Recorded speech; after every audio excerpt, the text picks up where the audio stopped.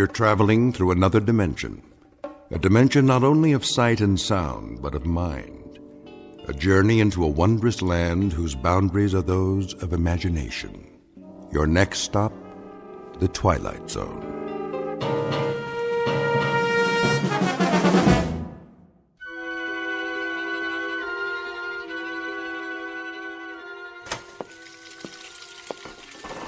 John, dear. John, your breakfast is ready. John? Didn't you hear me? I said... John? I heard you, Martha. You've worked hard, seen the good times and the hard times. What are you doing? Tying my shoes. Are you all right? Oh, yes, of course. Perhaps we should stay home. Give me a moment. And now, with the kids grown up, you're ready to retire and enjoy the good life. Shouldn't you make the most of your golden years? If you'd rather go another day. No. I'm sure they'll let us change the appointment. After waiting so long, I won't hear of it, Martha. A whole world out there, yours for the taking. A world of travel, adventure, all the things you've wanted to do. And now you have the time to do them together. Very well, then. I've made your breakfast. I'll be right there. So don't waste another minute. Call the New Life Corporation today for your illustrated brochure. The cost is surprisingly affordable for so much. Remember, this is your time in the sun. Shouldn't you make the most of it? The New Life Corporation, where we make all your dreams come true. Oh! Darling, be careful. I said... Give me a moment. Lie down. I'll bring you a tray. Martha, if you don't mind, I think I'll skip breakfast this morning. Is it the pain again? It's only angina. Nothing to worry about. But I do worry.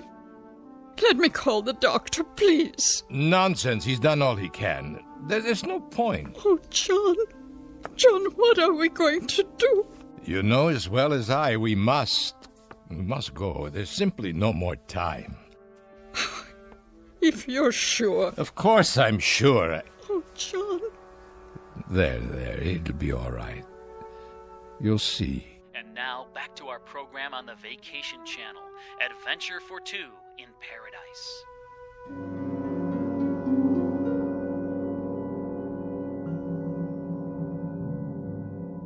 Mr. and Mrs. John Holt, two gentle aging people who slowly and with trembling fingers turn the last pages of the book of life, and hope against logic and the preordained that some magic printing press will add to this book another limited edition. But these two senior citizens happen to live in the future, only a few years from now, but a time when almost nothing is impossible. Mr. and Mrs. Holt in their twilight years, who are about to discover that they've entered a zone of the very same name.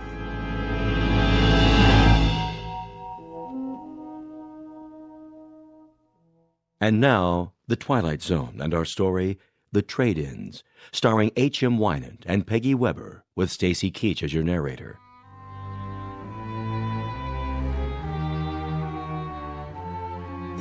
Which floor is it? Be patient, Martha. We'll soon be there. Morning, folks. Good morning. I wonder. Martha? Yes?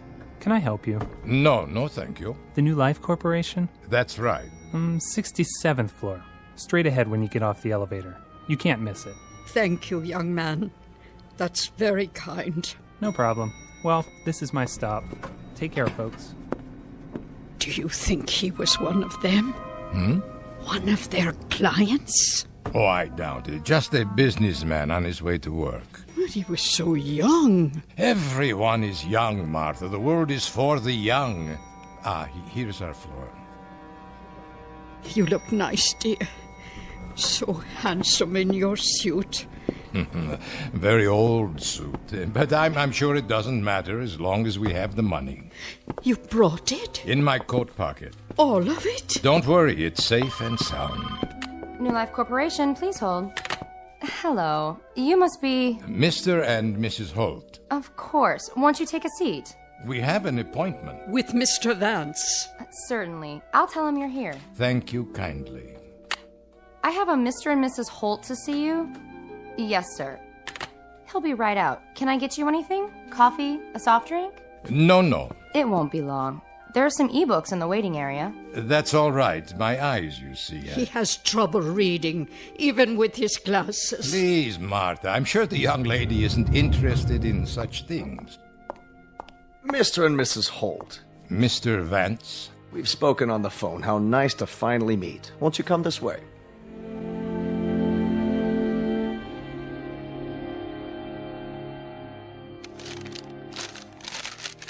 Now then, let me see. You're 79 years old, Mr. Holt? That's correct. And you, Mrs. Holt. Why, this must be a misprint. It says that you're... I'm 74. No. I was 74 last May. I find that hard to believe. I sent all the records, including our medical history, if you need anything else. Everything seems to be in order. You have a history of illness, Mr. Holt. Some. More than your fair share. A great deal of illness, I'd say. From time to time. I'm so sorry to hear that. And are you in pain now, Mr. Holt? Some. He's in great pain. It's fairly constant now. It doesn't seem to let up. I see. Which is one of the reasons that the New Life Corporation exists. But surely you can't remove pain. Only a doctor, or perhaps God, could do that. Not remove, alleviate, banish. We make it a thing of the past. After a while, our clients forget even the memory of pain. I wouldn't want any more drugs. No, we don't deal in pharmaceuticals. That's the province of the medical profession. What we deal in is youth, Mr. and Mrs. Holt. We deal in a resurrected life. Our stock in trade is simply, well, some call it rebirth. An apt word, and believe me, it's no exaggeration. Could you tell us what's involved? Easily. The process is quick, merely a matter of hours, and guaranteed painless. Guaranteed? But how? Precisely. We supply synthetic bodies. Bodies that are perfect in concept, composition, construction. Physiologically and psychologically, you'll find that you're just as you are now in every way, except in a different body. A younger body, in the prime of health, both materially and emotionally close to perfection. These bodies that you speak of... We construct them ourselves on the premises using only the finest components: plastic, flesh, bone, steel. Did you say flesh? For some of the interstitial connections, we grow specialized cells for that purpose. They're permanently nourished to remain self-repairing and self-regenerating, supported by completely inert, non-corrosive materials. The wiring and circuitry are designed to duplicate the human neurological system, and the joints, such as the hip bones and knees, are almost totally invulnerable to disease or damage. So you see... How long do they... The lifespan of our units is roughly 112 years. 100? You've been married for how long? 50 years. We had our golden anniversary just 2 months ago. That's sort of the reason we finally decided to come here. Isn't it, John? A rich life. A happy life. A full one, I'm sure. I can see it in your eyes. And quite naturally, you don't want this relationship to end. Oh, it can't end. Martha is all that I've got, all I care about. Of course. Well, why don't I show you some pictures of the models we have available? No pictures. Well, they're very lifelike, all three-dimensional photography. My eyes, they aren't very good. In that case, why don't we go directly to the display cases, so you can view the finished product? May we? As long as you don't mind a brief walk. Not at all. If you'll please follow me then. The showroom is just here in the hall behind my office. Oh, it's so beautiful. Would you like to take my arm, Mrs. Holt?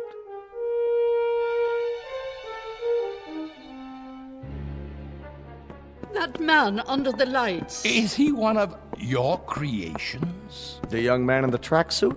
Why don't you ask him? Ask? But if he's only a mechanical device... Actually, he's programmed to answer with the aid of a voice chip, a temporary addition to make the display more lifelike. But as of now, he's still just a receptacle, a shell, waiting to be filled. There's no consciousness as such.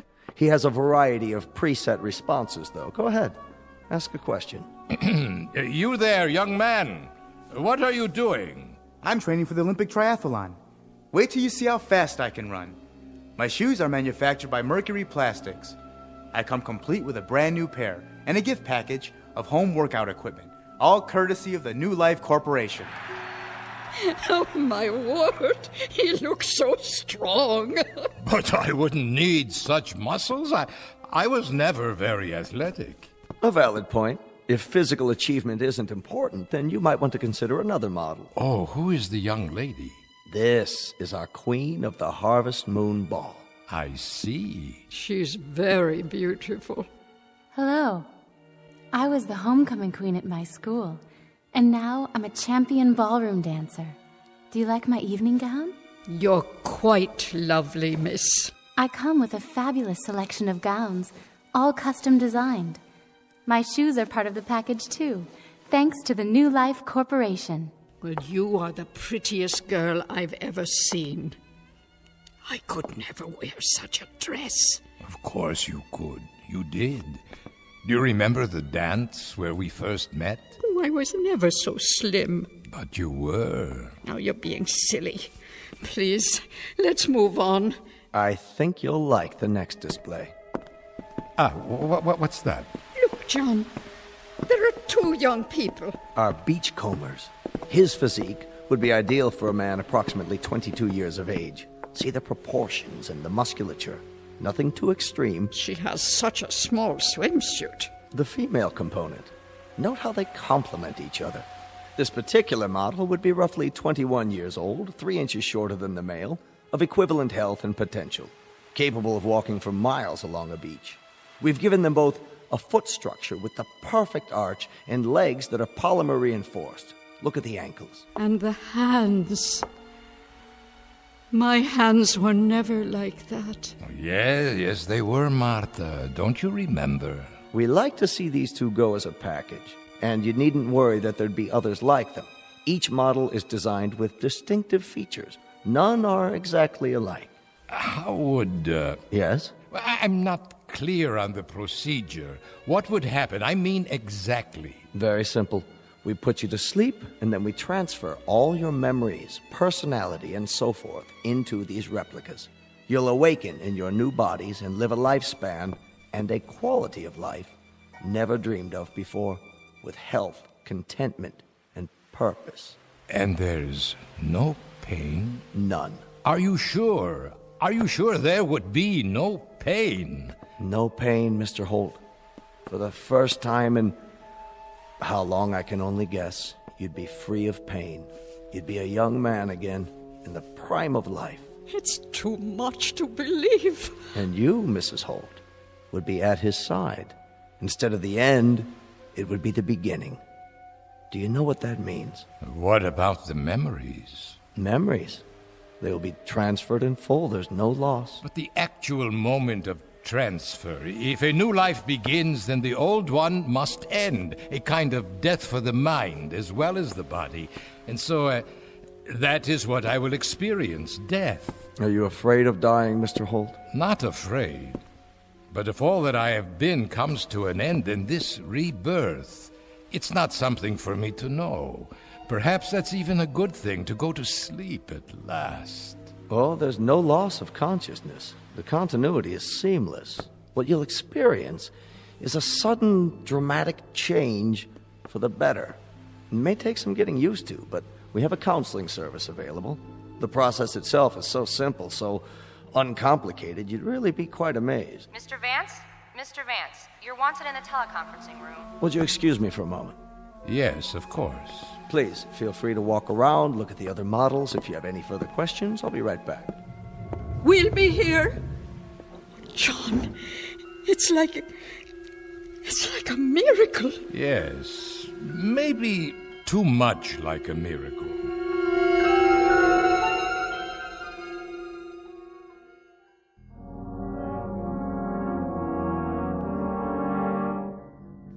What do you mean, John? Too much like a miracle. It just doesn't seem real somehow. But look, you can see what they've built. Not the technology, the thought of it. To live without pain, just the thought of that and nothing else. To be young again, to have it the way it was, Martha. Oh, yes, think of it. The second chance, the two of us. Yes. We'd have it to do all over again. You think you can stand me for another entire century? For a century or 10 centuries. Mwah. Till death do us part, John. Till death do us part.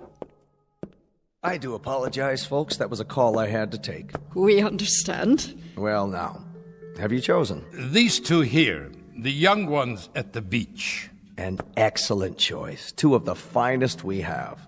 Now, we could begin any time. How about tomorrow morning? Tomorrow, you say? What about... Yes. She means what about, our present selves? Ah, I should have mentioned that. Your remains will, of course, be taken care of in any way you see fit. Whatever you've provided for in your wills, burial, cremation. We don't encroach on the business of funeral homes. So you are saying that, that if we make the arrangements today, then tomorrow morning... I'm an incredibly bad salesman. I forgot one of the most important points. The guarantee. Guarantee? But how? You can have the transformation on approval for 1 week. After the test period, if you're not fully satisfied, we can always exhume your old bodies. You mean our bodies will already have been... Not exhume in the usual sense. They will be held intact, preserved, if you will, in a precisely monitored, germ-free environment. If, for some reason, after the 7-day period, you decide against your new life, but you'd be surprised at how infrequently that occurs. Or rather, you wouldn't be surprised. We've had better than 98% satisfaction in the 12 years we've been operating. In that case, Mr. Vance, there is only one more question. How much will it cost? There is no price given in your brochure. Why don't we go back to my office, where we can be more comfortable? It's this way. Please excuse me. I think we'd better find out now. What is the price? The entire procedure, and that includes the guarantee and all services connected with the transfer, would be $25 per person. 25,000. So for the two of you, it would be only $50,000. That's correct. Quite reasonable, considering that there's nothing else like this on the market. By prorating it, Mr. Holt, in other words, figuring it on a basis of cost per year, I might say it's ridiculously low. I mean, $25,000 per 100 years of lifespan. Well, you can see how very economical it is.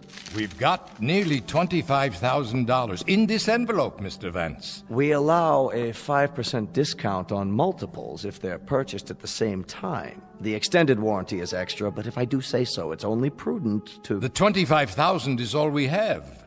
Can we make a partial payment? Partial. Well, we could pay this much in cash and then charge the rest. I'd be able to work again. You can take it out of my salary as much as you want until the balance is paid. I'm sorry, Mr. Holt, but my hands are tied. Government regulations prohibit any extension of credit in these matters. The transaction must be in cash. But that's all we have. It's all we have in the world. We've been saving and saving it. Why... We've done without practically everything. The doctor bills ate up almost all of our retirement account, but this money, this is pennies, nickels and dimes. Sometimes it was only one meal a day. No vacations, it was no movies, no going out for months. It was my wife wearing the same coat for years, the same dress over and over. I'm sorry, Mr. Holt. Believe me, I am. But these are the rules I have to follow. They don't allow me any leeway. There is, of course, one alternative. And what is that? We could perform the transference for just one of you. Yes. Yes, that's the way it should be. No. You have it done, John. Use the money for yourself and have it done. And I can wait. That's not possible. But I wouldn't mind waiting. Not in the least. No, Martha. It's out of the question. I couldn't do that, Mr. Vance. Are you married? No, I'm not. Then perhaps you can't understand, but I'm afraid it would have to be the both of us or neither of us. We cannot be separated. We have to be together. One is no good without the other. Of course. I understand. Perhaps some other time. I remember that poem by Browning. Grow old along with me. The best is yet to come. The last of life for which the first was made. Give me your hand, Martha. I'm all right. Give it to me, so I can kiss it. Don't worry, Martha. I'll find a way.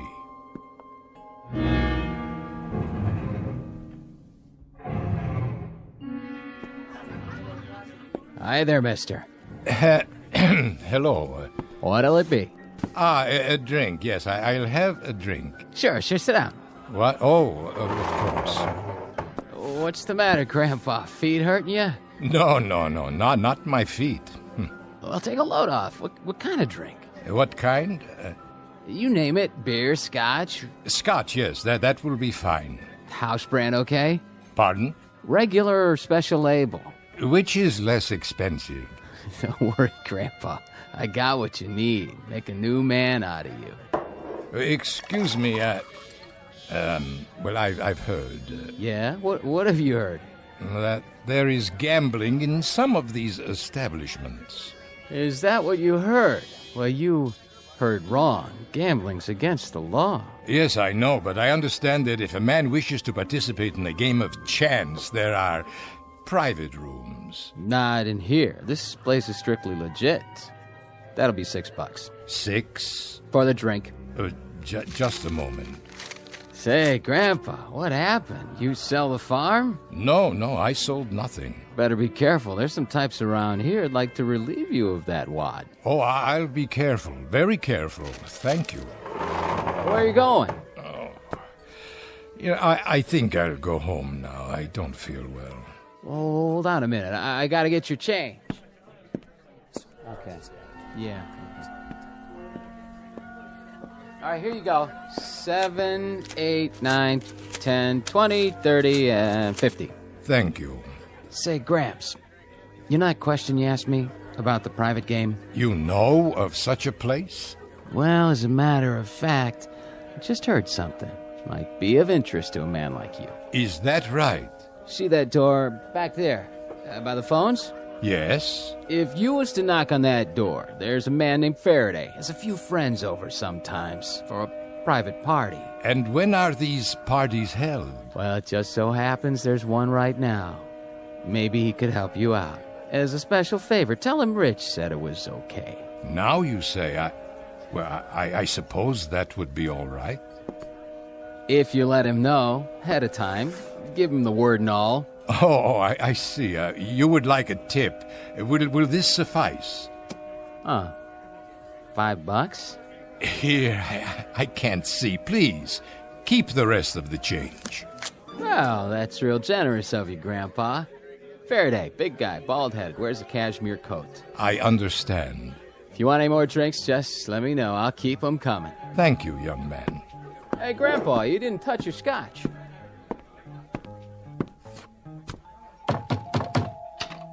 Yeah? Mr. Faraday, please?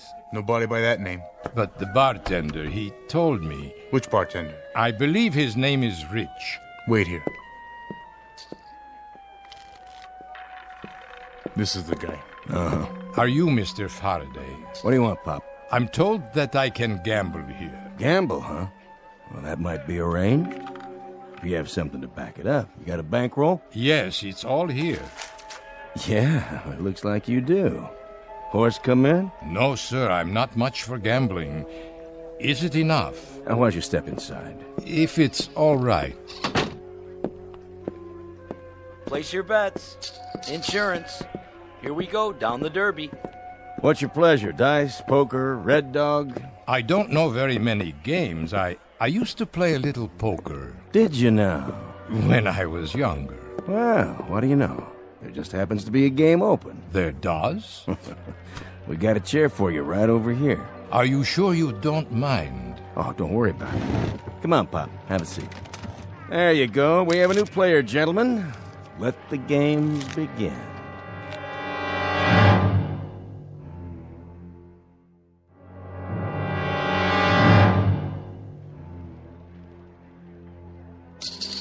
Should I buy some chips? Oh, that's okay, Pop. Money talks. You sitting in, Faraday? Don't mind if I do. Oh, unless the new player has an objection. Why, no, it's your establishment, is it not? I should introduce you around. This is Mickey. Hi there. And Steve-O. Hi there. And the Count. How do you do? You are royalty, sir? Nah, they just call me that because... Because he's the best card counter ever came in here. That's why we barred him from the blackjack table. But I let him stick around. He just loves cards. Yeah. Whose deal? All yours, Count. Shuffle them up real good now so Pop here has a square chance. You got it. Shouldn't we ante first? Listen to the man. Hey, we got a real poker player here. Yeah, sure looks like it. You comfortable, old man? Why, yes, perfectly. Because if you aren't, I can get you a pillow.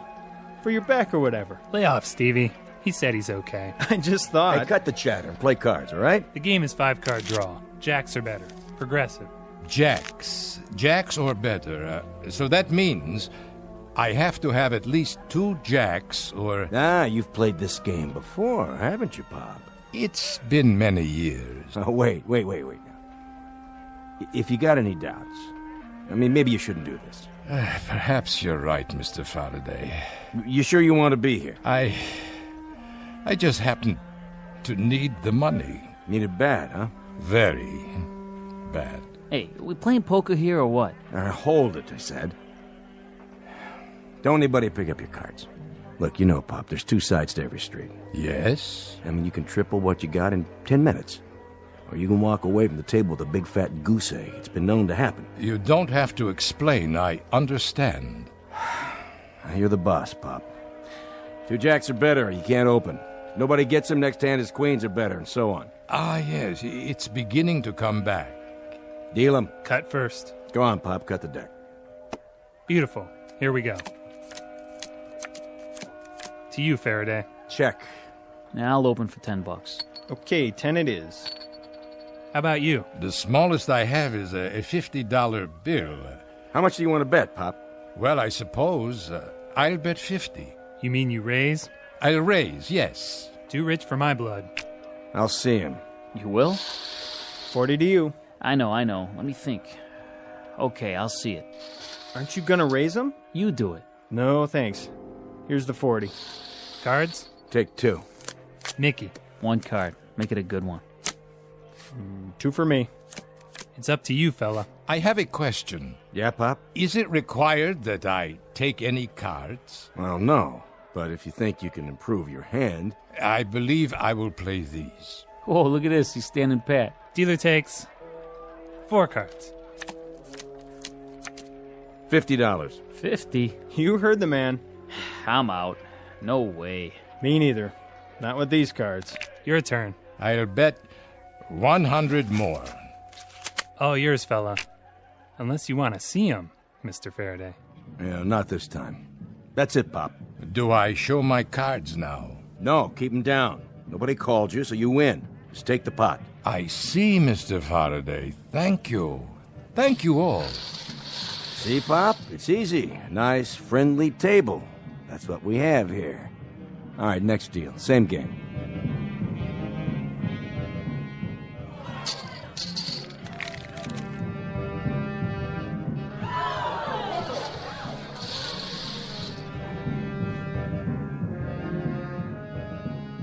To you, old man.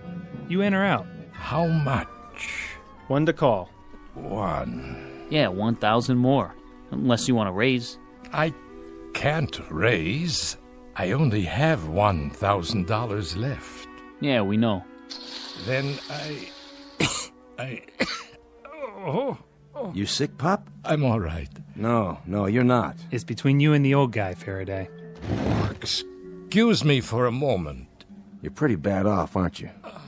Long time? The last several years. I'm about to clean you out. You know that, don't you? I'm sorry to hold up the game. I'll feel better in a minute. Why do you need the money, Pop? It doesn't matter now. No. Go ahead. I'm interested. My wife, Martha, and I wanted new bodies. It cost $50,000. I only had half of it, but I botched it up.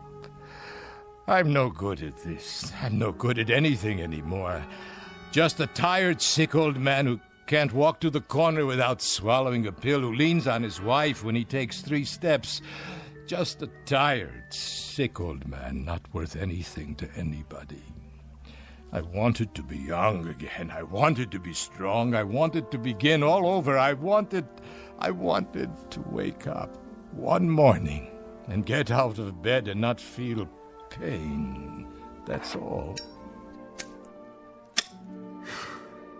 You're raised, Pop. Then I call you. Look at that pot. Must be 20 grand. 25. Show him what you got. Read him and weep, old man. Pop first. I have these. 3 big ones. Kings. At least he hit something this time. Are you able to beat that, Mr. Faraday? Nope. You don't mean it. Be my guest. Game's over, Pop. You walk away. You came with 25, you leave with 25. Then I still have enough for one. Martha will understand. I can't help it. I can't live like this, not with the pain. She'll understand. I don't have any choice. I don't have any choice at all. Go on, Pop. Get out of here. Yes, thank you. Thank you all, gentlemen, very much. What are you doing, Faraday? You know you had him beat. Let me see. Just like I thought. 3 aces. Why'd you let him walk away? I'm not sure. But look at it this way. I'm even. We're all even. There'll be other games. Plenty of other games. Only... not for him.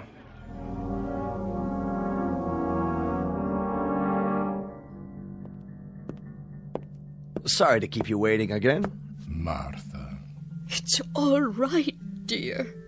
I understand. Do you? I told you before. You should be the one. This is the way it should be. Forgive me, Martha, please. Please forgive me. It was just I can't stand the pain anymore. Of course you can. Mr. Vance, John is ready now. Go ahead, my dear. They're waiting for you. Are you, Mr. Holt? Are you ready? Yes, I'm ready. Martha, I'll be waiting for you, my darling. Mwah.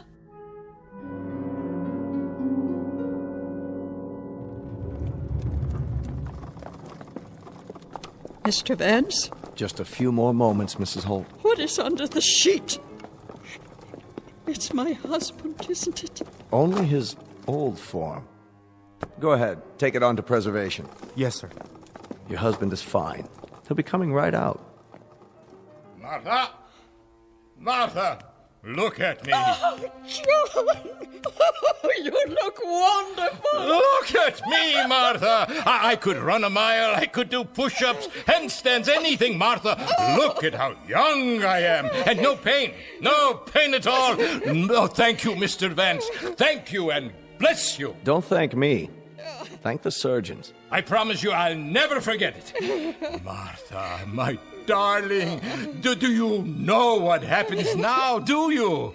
You and I, Martha, now we'll really begin to live. We're going to do everything on God's earth we haven't been able to do. The big things, little things, the wild things, the crazy, illogical things. The things we were too old or too sick or too tired to do. Oh, that'd be wonderful. Do you understand, Martha? Every day is going to be a wedding day for us. Every afternoon a reception, every evening a honeymoon, and every 7th day an anniversary. Yes, darling. If only it could be. Martha, my darling, you and I are going to live for years, decades. We are going to... You will, John. You will. But I Look at my hand next to yours. Look at it. It's old, John. So very old. Martha, no. I have some papers for you to sign, Mr. Holt. Would you come with me? No, what have I done? What have I done?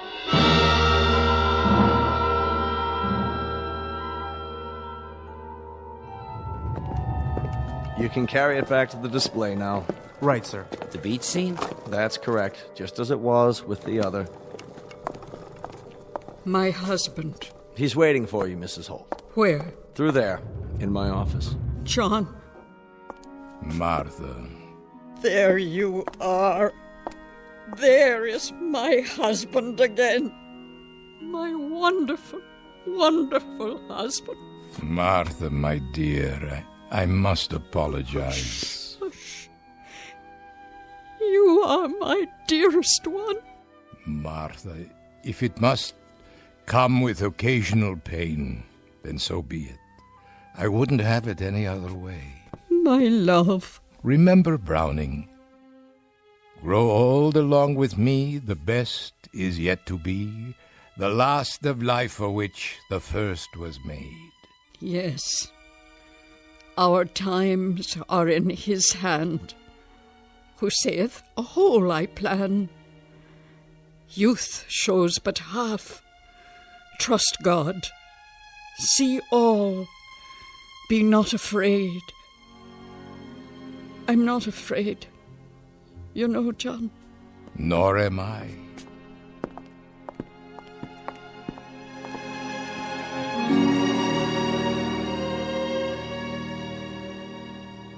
From Cahill Gibran's The Prophet. Love gives naught but itself, and takes naught from itself. Love possesses not, nor would it be possessed. For love is sufficient unto love.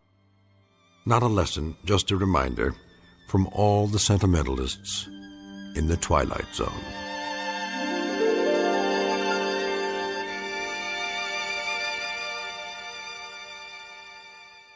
More from the Twilight Zone after this.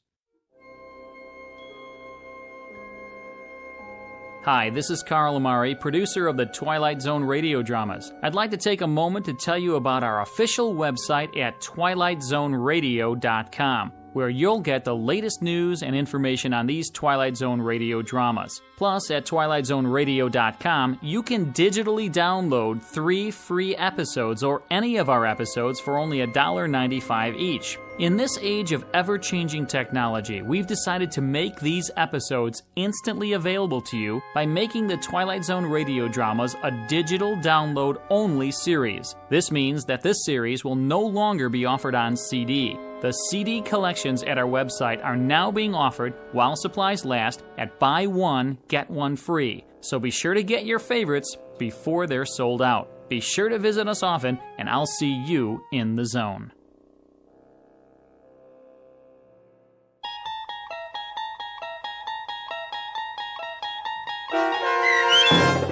The Trade-In, starring H.M. Wynant and Peggy Weber, with Stacy Keach as your narrator, was adapted for radio by Dennis Etchison and based on a script by Rod Serling. Heard in the cast were Christian Stolte, Doug James, Todd Manley, Andy Herman, Sarah Marks, Brooke Sanford, Rick Vargas, Vince Amari, Roger Wolski, and Carl Amari. To learn more about the Twilight Zone radio dramas and to obtain audio cassettes and CDs of these programs, visit our website at twilightzoneradio.com. The producers of The Twilight Zone wish to thank CBS Enterprises, Carol Serling, Dennis Etchison, Dick Brescia Associates, Claire Simon Casting, Terry Jennings, XM Satellite Radio, Sirius Satellite Radio, our sponsors, and our radio affiliates for helping make this series possible. This copyrighted radio series is produced and directed by Carl Amari and Roger Wolski for Falcon Picture Group. Doug James speaking.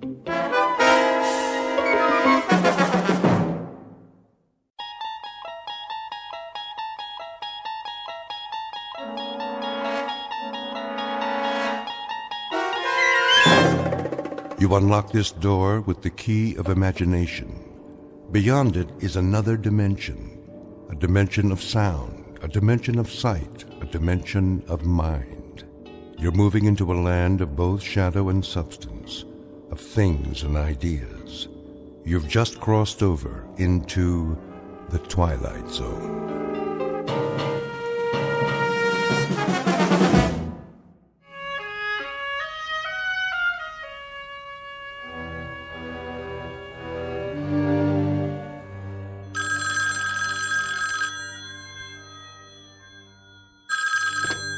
Yes? Oh, hello, Bill. Not really asleep, just sort of dozing, waiting. What time is it? 4:30 already. How is he? Mommy, who's that? Colonel Conacher, honey. Good. Well, Bill, tell him I wish him... But that's crazy, isn't it? That's gibberish. Just tell him we'll be waiting for him. Thanks, Bill. Yes. Yes, we'll be watching. That was Colonel Conacher, honey. He said Daddy's just fine. Is he going up soon? Probably within an hour, honey. That's what Colonel Conacher said. Do you want to go back to bed? No. I don't blame you. I can't sleep either. I'll tell you what. I'll make some coffee for me and some cocoa for you, and you get dressed in the meantime, okay? Then we'll turn on the television set. Okay, Mommy. And in this morning's news, all is set at the Cape for the big launch. Astronaut Robert Gaines will orbit the Earth alone, gathering vital information for the President's stepped-up space program. So far, Be safe, Bob. are clear, Be safe, darling. looks like a go. And come back In to world us. News, the stock exchange in London reports an opening gain, despite concern over yesterday's devaluation.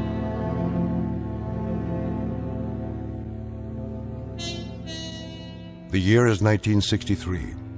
In the vernacular of spaceflight, this is T-minus 1 hour, 60 minutes before a human being named Major Robert Gaines is lifted off from Mother Earth and rocketed into the sky, farther and longer than any man ahead of him.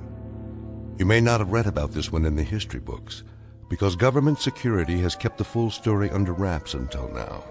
But to set the record straight, officially or unofficially, let's call this one of the first faltering steps of man to sever the umbilical cord of gravity and stretch out a fingertip toward the unknown. In a moment, we'll join this astronaut named Gaines and embark on an unscheduled adventure, because the environs overhead, the stars, the sky, the infinity of space, are all part of a vast question mark known as the Twilight Zone. We now continue with The Twilight Zone and our story, The Parallel, starring Lou Diamond Phillips, with Stacy Keach as your narrator.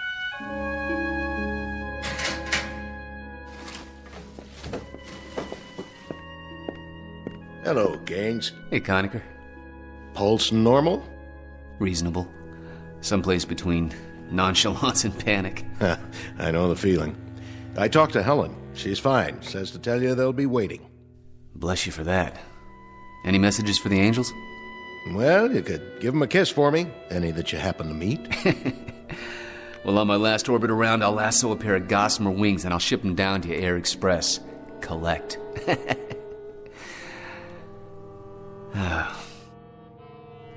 It's kind of an odd feeling to know that I'll be off the Earth for a week. Well, that's progress. Gus Grissom went 302 miles. John Glenn made 3 orbits. Wally Schirra handled 6. You're going to go round and round. And when you come back down, Bobby, we'll be that much closer to filing a claim on some more sky. Good luck, buddy. Thanks, Bill. Thanks a lot.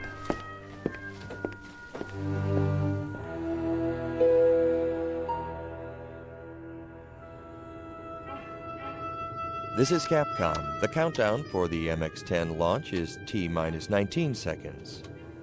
T-minus 19 seconds and holding.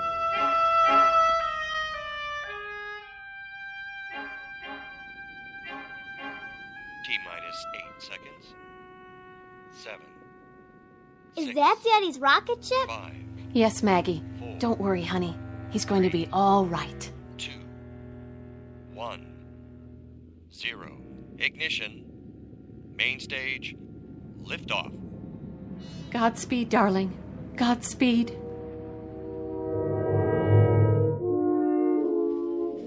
The MX-10 liftoff time is 5:30 a.m. Eastern Standard Time. All systems go. Astronaut Gaines reports his fuel and oxygen quantity steady, the cabin pressure decreasing on schedule. How's he feel up there?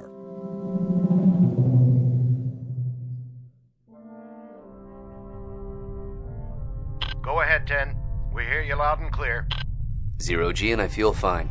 Spacecraft is turning around. The view is tremendous. Roger. Turnaround has started. Roger. The spacecraft is turning around, and I can see the booster just a couple of yards behind me. It's beautiful. Roger, 10. You have a go. At least 40 orbits. Roger, this is Phoebus 10. Understand, go for 40 orbits. Can see clear back across the Cape. Quite a sight. Roger. Still reading you loud and clear. Next transmission, Bermuda. Roger, understand, next transmission, Bermuda. Spacecraft did damp okay and turned around. Scoping is extended okay. Phoebus 10, Bermuda. Capcom Tech on HF. Phoebus 10, Phoebus 10. This is Canary, Capcom. Read you loud and clear. Over. Phoebus 10, this is Zanzibar Captech. We have solid telemetry contact. Report your status. Over. Phoebus 10, this is Kano, Capcom. I read you loud and clear. How do you read me?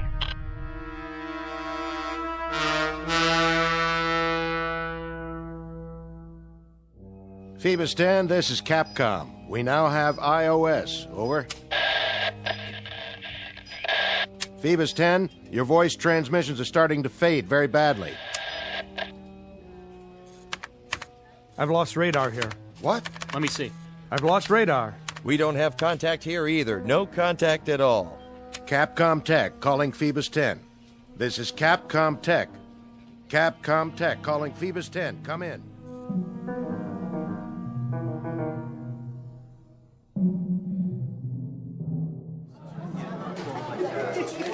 General Eaton, is there anything new to report?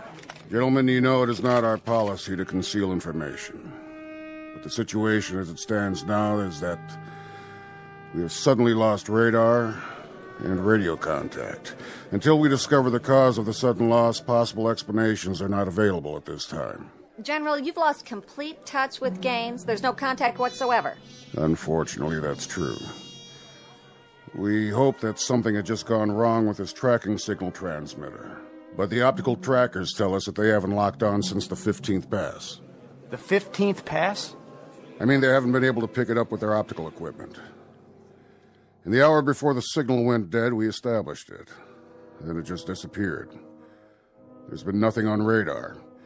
And even the solar cells, which should supply power for tracking for years, if necessary, have failed somehow.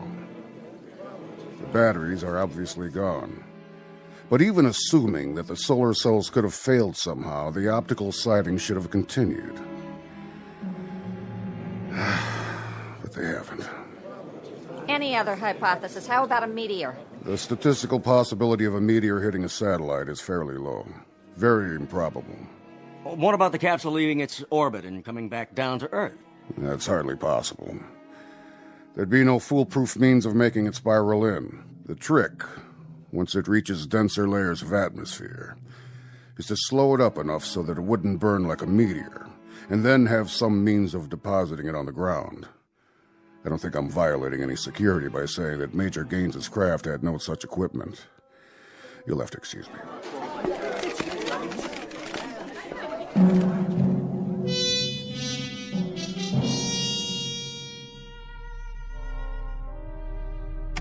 Capcom? Capcom, this is Phoebus 10. I've lost contact with you. Capcom, this is Phoebus 10.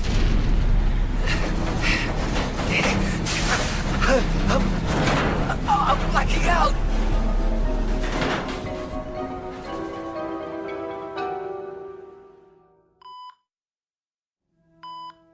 How about it, Gaines? Can you talk? Sure, General. Yeah, sure, I can talk. Oh. Hey, Billy, what happened? We were waiting for you to wake up, Bob, and tell us. I don't know what to tell you. blacked out. We lost you on radar and radio. We had no contact at all. It boils down to this, Gaines. You're the only one who can explain it. I can't explain anything. I had an odd, sensation. The last thing I remember is a 15th orbit. Then I don't remember anything except this bed. I couldn't reach the Cape at all. I kept trying. Why don't you let him sleep? I think he'll be a little clearer later on. I won't be any clearer than I am right now. Bill, how could you lose me on radar? You mean to say that every single tracking station blacked out? Really, gentlemen, I think he ought Just one last question, Bob. There was only one way you could head back toward Earth. That was simply to spiral in and head for water. Your spacecraft was found intact 46 miles from where you were launched. Intact, Bob. On the ground. No evidence of any damage, not even a dent. Somehow, some way, you brought that spacecraft in and you landed her. How, Bob? Explain to me how you did an absolutely impossible act. I didn't. I had nothing to do with it. I blacked out, General. I simply blacked out. There was some factor up there, something that I had no control over, something that must have taken over for me. We'll talk about it later on. This entire thing is temporarily classified, gentlemen. I mean everything about it. Simply say that he regained entry and landed. That he's shaken up, but not seriously hurt. That's the feed. No enlargements, no extensions beyond that simple statement. After we probe this thing a little while, we may come up with some answers that we can let out. But for the time being, it's a one-sentence release. Quote, he came back down. Unquote. Yes, sir. Yes, sir. Now get some rest, Gaines. Sleep it off, buddy. There's an explanation for everything. Oh, I've called Helen. Told her you were all right, so there's no worry there. Yeah, well, you've talked to her more than I have in the past week. Hmm? Yeah, 2 phone calls. That's 2 more than I've made. What do you mean, 2? Well, you talked to her once before the blast, and then now. You know, I feel like you're my proxy. I didn't call her before, Bob. I didn't have a chance. But I'm sure that she knows that you're all right.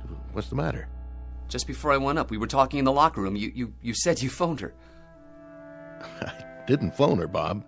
I never told you I did. I guess you dreamed it. No, I didn't dream it. I remember you telling me that, okay? That's just part of a delusion. Maybe it's part of the whole pattern here. But why worry about it now? You're all doped up and you're also dead tired. Sleep it off, and I'll see what I can do about getting you a leave to go home.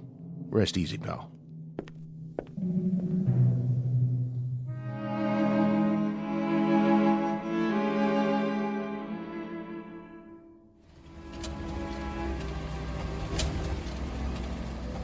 Need a hand with your bag?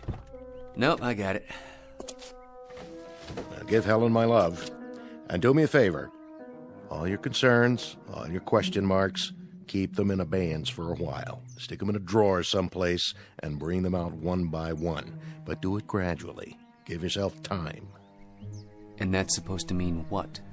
It's supposed to mean that all the mysteries of the universe don't have to get settled by one man in one morning. Those stars have been up there for a long time.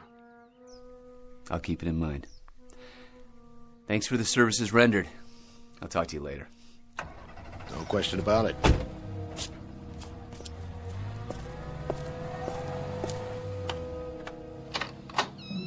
Daddy! Hi, sweetie. Guess who? Welcome home.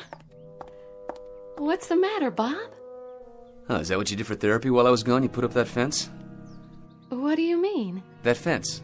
It wasn't there when I left last week. Are you kidding me? That fence was there when we bought the house. I guess outer space does things to memories, huh? Yeah, I guess so.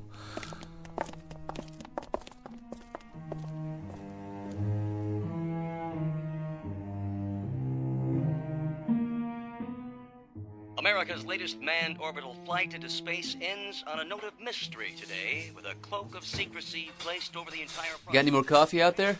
I'm making some. Be done in a minute. The Space Administration announced late this afternoon that the flight was a success, but admitted contact was lost at one point. Gaines landed safely, but as to where and how, that is what the Space Administration censored, and no further information has been forthcoming. I'm going to go up and put on a bathrobe, okay? I'll be right down. Do you want Maggie to get it? Both of you have been treating me like a cross between a millionaire eccentric and a piece of Dresden china, okay? I'll be right back. Millions of Americans watched the orbital flight when suddenly the pictures were interrupted and all major networks went back to their regular broadcasting schedules with an announcement that there would be no further coverage of the historic flight. General Stanley Eaton announced late this afternoon that for the moment all aspects of astronaut Gaines's flight would continue to be. Bob, your coffee's ready. Want us to bring you a cup? I'll be right down. Look at that. What? Here's your coffee. Thanks. What are you laughing about? Oh, there's gonna be a chicken colonel back at the base running around in his undershirt. What do you mean? Look at this collar. The insignia. I walked off with somebody's shirt. A full colonel's, no less. But Bob, you are a full colonel. Helen? What, darling? What's the matter? All right, honey, tell me the truth. The absolute truth. No games. When I left, when I walked out of here, what was my rank? Your rank? Wasn't I a major? Haven't I been a major for 13 months? Bob, don't. You're scaring me. Well, without trying to scare you, honey, and without trying to make you wonder whether I still have all my marbles, I'd like you to answer my question. Are you serious? I'm not playing games, Helen, please. You've been a full colonel since last March. Last March? March. I want to say something to you now. I don't know what happened up there. I know you don't want to talk about it yet, and that's why we haven't said anything. But something must have happened, Bob. That's just it. I don't know what happened. Believe me, Helen, I have no idea at all.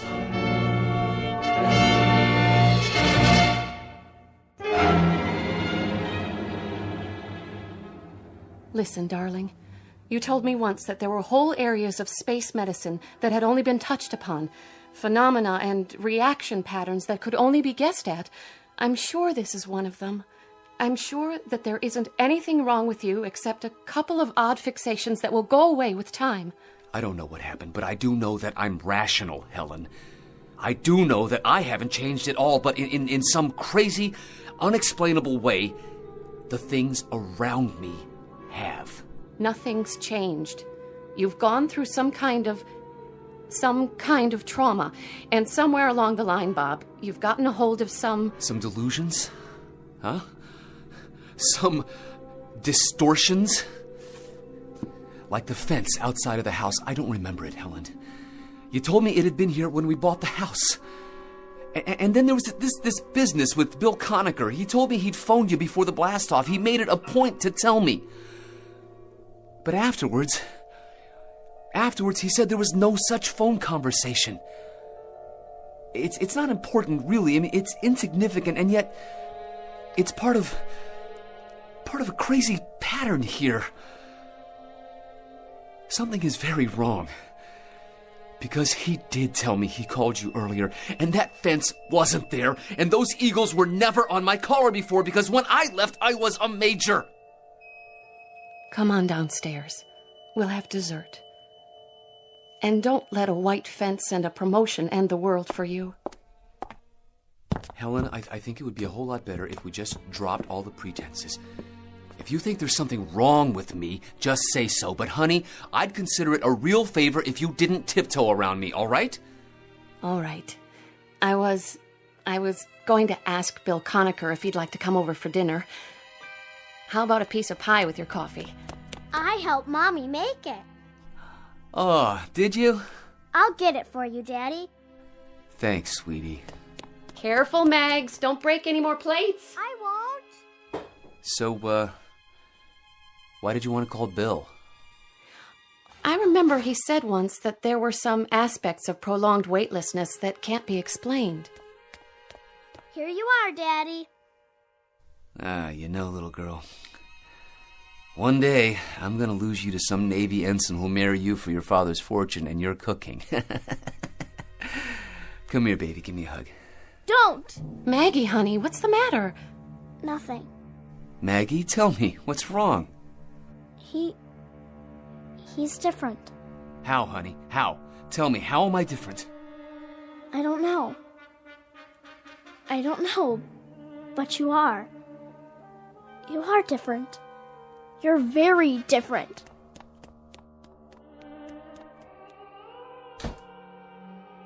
What does she mean?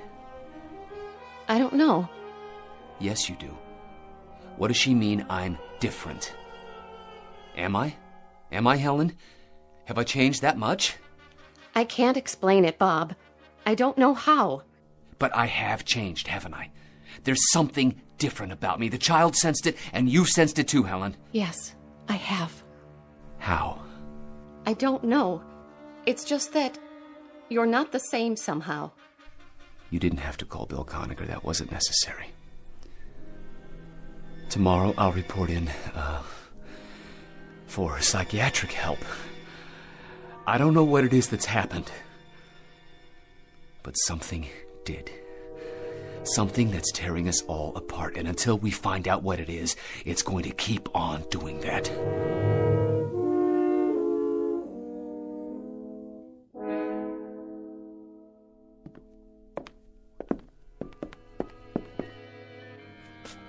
Helen, how is he? How do you do, Mrs. Gaines? Bob's still in with the doctor. They should be about finished. Well, Doctor? If you're looking for a very specific label, I'm afraid I'll have to disappoint you, sir. We're looking, Doctor, for some memory that might explain a re-entry and landing of a spacecraft that absolutely defies physical laws. I can't help you there, sir. That's physics. This is psychiatry. Mrs. Gaines. Yes? Your husband is suffering from a collection of very odd fixations. I say odd because there seems to be no pattern. The conversations he recollects that never occurred. The idea that he's a major and not a colonel. The fence around the house that he claims was never built. You put all these things together and they don't add up. They're totally unrelated, at least after a fairly perfunctory examination. I'll need more time with the patient, General. There was nothing he could tell you about what happened up there? Nothing that he could relate to me. Then we're back to where we started. I don't mean to sound callous, Mrs. Gaines. He's an exceptional officer, that husband of yours. I think he'll be out of the woods in no time. My concern happens to be the space program. I understand, sir. Come on, Helen. I'll walk you out. Mrs. Gaines, what about that fence? It was there when we bought the house. And when did he seem surprised that it was there? The moment he came back. Yesterday morning. Really? A very strange collection of delusions. A white picket fence, his rank, and the last thing he said was he doubted very much if President Kennedy would pin any medals on him. President who? Someone named John Kennedy. Who's John Kennedy? Someone who Colonel Gaines has decided is the President of the United States. And I share your bewilderment. I never heard of him either.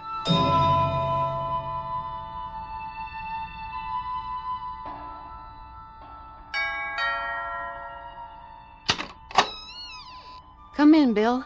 How is he? He's fine. He's perfect. A picture of health except for a couple of almost invisible flaws. In fact, he's upstairs right now, studying a set of encyclopedias and taking notes as if he were cramming for an exam. He says they've got some of the facts wrong. Names and dates and world events. Either they do or he does. Still the fixations. More of them now. This afternoon, he got into an argument with Lieutenant Hempstead's wife. About what? Not an argument, really. Just a mild exchange. He claimed that Joe was Air Force. Said he'd flown with him at Wright-Patterson Air Force Base. Joe Hempstead has always been armored infantry. Bob met him at Fort Riley at command school.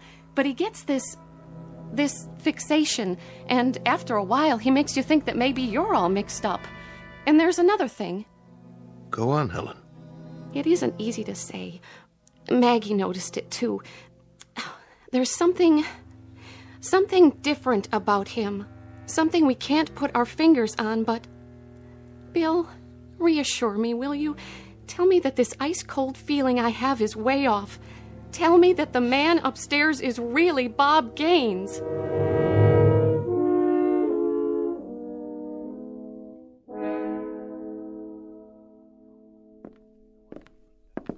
I'm sorry, General, but that's what we came up with. And you expect me to believe it? What you've told me is fantastic, incredible. How in the name of... I can't answer you how, General. This hypothesis will have to come from someone else. I'm only the project manager. But I can tell you what we've just seen. And it's not the same capsule that we sent off. It's almost a twin to it, down to the very last nut and bolt. But it's simply not the same spacecraft. It's a different vehicle. It's made as if it came out of the same mold. But every now and then in the wiring, in the control panel, in the structure, you come up with one very irrevocable fact. Colonel Gaines went up in one spacecraft, but he came back in another. Which leaves us with two alternatives. One, Colonel Gaines actually blacked out and has no knowledge of what occurred. Or two, that Colonel Gaines is not who we think he is. Then, General, who is he?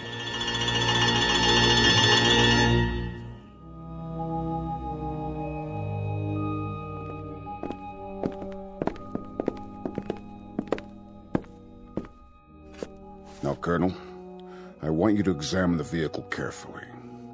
I want you to be able to say to me without one single shred of doubt that this is the same Astro 7 spacecraft you were sent up in and came down in. This is extremely important. I'll try, General. Phoebus 10. Phoebus 10. Good. Phoebus 10. I trust I've made my point. Well, have I? I'm sorry, what? What's the matter? Bob, what the General is getting at... Phoebus 10. Phoebus 10. We're not sure whether or not your landing bag is deployed. We feel it is possible to re-enter with the retro package on. We see no I don't... I can't. Bob, what's the matter with you? I said I'll try, okay? Just a minute. This is California CapTech. The weather in the recovery area is excellent. 3-foot waves, 10 miles visibility. Don't you hear that voice? Gaines, what's going on? What voice? Phoebus 10. Phoebus 10. This is California CapTech. Do you read? Over. Phoebus 10. We're recommending that you leave the retro package on during re-entry. Override the 0.05G switch. Expected at 044353. Retract the scope manually. Do you read? Phoebus 10, recommend you go to re-entry attitude and retract your scope manually at this time.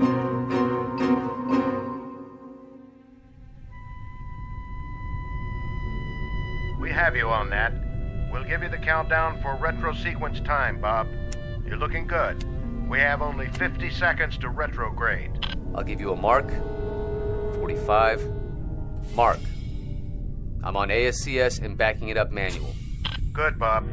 Leave your retro pack on through your pass over Texas. Do you read? Roger. 15 seconds to sequence. 5, 4, 3, 2, 1, fire. Roger, retros are firing. I am starting my re-entry now. I'm going to fly by wire, down to about 50% on manual. There's a real fireball outside. How are you doing? What's your condition? I'm feeling fine. Condition is good. But listen, there's a lot of fire out there, an awful lot. Capcom, just one question. Go ahead, Bob. Who is the President of the United States? Say again, Bob. We don't think we got that. Who is the President of the United States? Sounds like you're asking who the President is. Roger, that's the question. Bob, the President of the United States is... I sure hope you said Kennedy.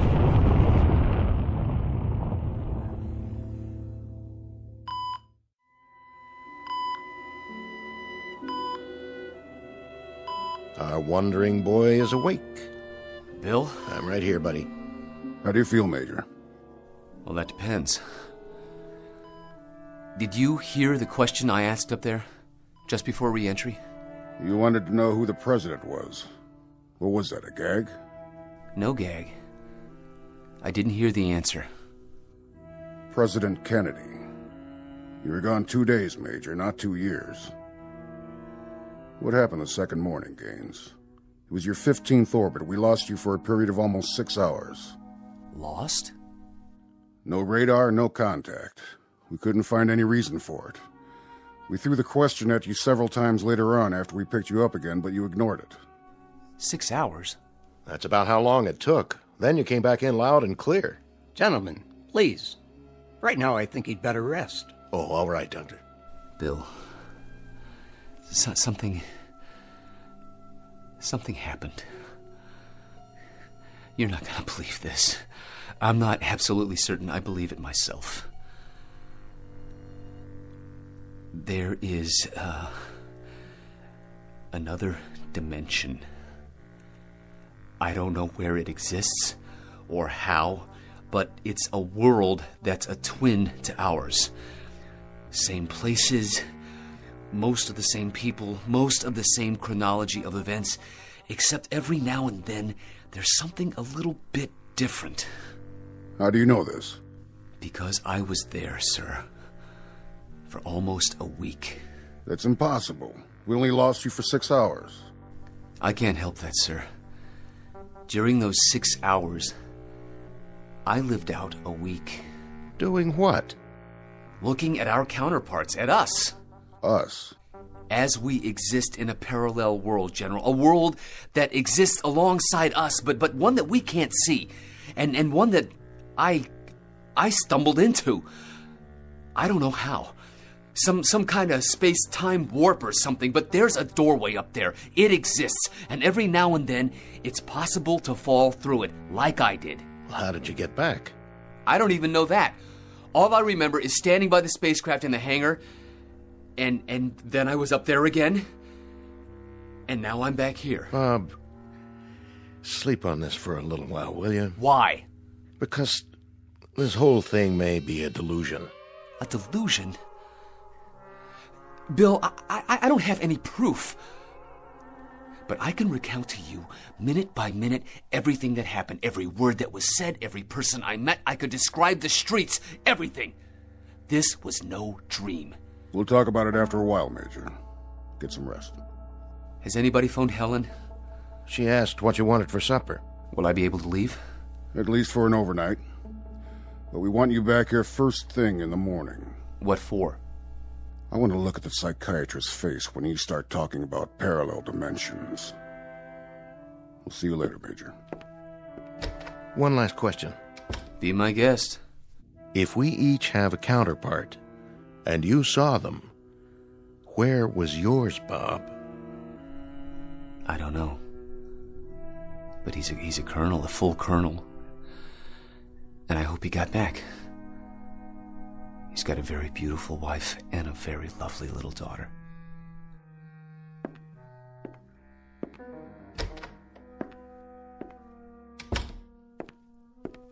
What do you think? I don't think. Not on this one, sir. Some kind of trauma. What else? Another dimension? Another world that's parallel to ours? Does that sound rational to you? Up there, who knows what's rational and what isn't? We don't even know the rules, sir, let alone the facts. We're little ants that have just made it to the desert, and now we say we've conquered the Sahara. But we haven't conquered anything. We're only starting to find the mysteries, General. We haven't even begun to solve them. We're going to do a lot of groping through a lot of dark nights, through a lot of space, before we find the answers. We've got a long way to go, sir. Sir. Yes? There's a message from Capcom, sir. It doesn't make much sense. I'll judge that. Capcom reports telemetry with an unidentified space vehicle. What? They had voice communication for about a minute and a half. The spacecraft identified itself as the Astro 7, and the person in it said... Said what? He identified himself as a Colonel Robert Gaines. He asked for re-entry data. Colonel Robert Gaines? Yes, sir. Then we got some garbled stuff, and then nothing. Then what? Well, then nothing, sir. We lost the visual sighting, and we lost all voice. The thing just disappeared. Get a transcript of everything that was said. Have it brought over to my office. Keep trying to raise whoever it was. Yes, sir. We're still trying, sir. All right. Keep me in touch. Yes, sir. You're so right, Colonel Conacher, when you say that we've got a long way to go. A lot of questions to answer. And you are so right when you say that we haven't even begun. Anything on your mind? One thing. I'd like to tell astronaut Gaines that his proof just showed up on a radar screen, however briefly. Be my guest. Yes, sir.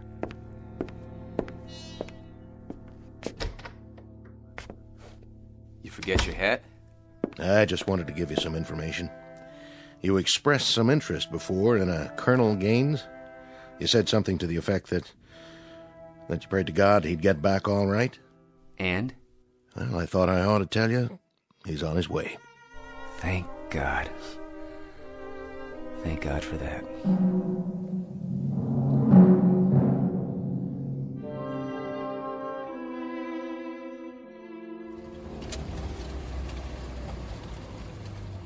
Hey, thanks for the ride.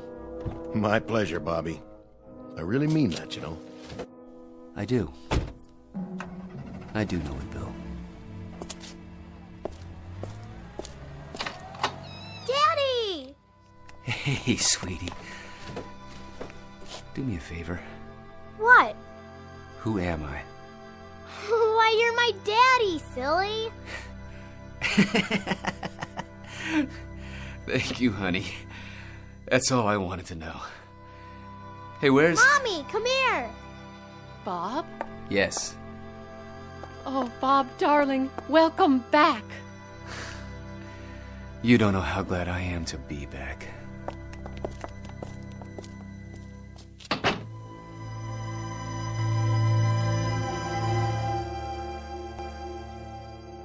Major Robert Gaines, a latter-day Voyager just returned from an adventure. Submitted to you without any recommendations as to belief or disbelief. You can accept or reject. He pays your money and takes your choice. But credulous or incredulous, don't bother to ask anyone for proof that it happened. The obligation is a reverse challenge. Because NASA, try as they might, has never been able to prove that it didn't. At least, not in the Twilight Zone.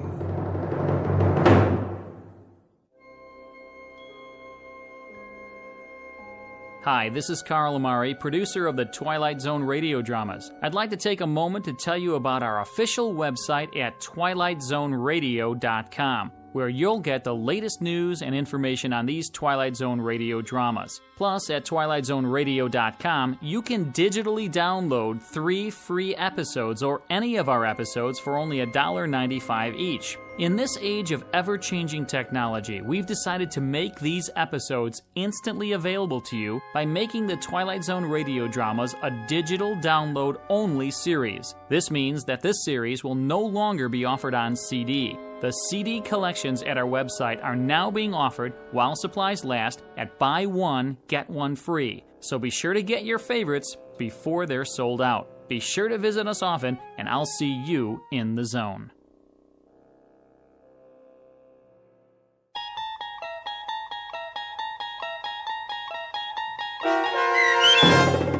The Parallel, starring Lou Diamond Phillips with Stacy Keach as your narrator, was adapted for radio by Dennis Etchison and based on a script by Rod Serling.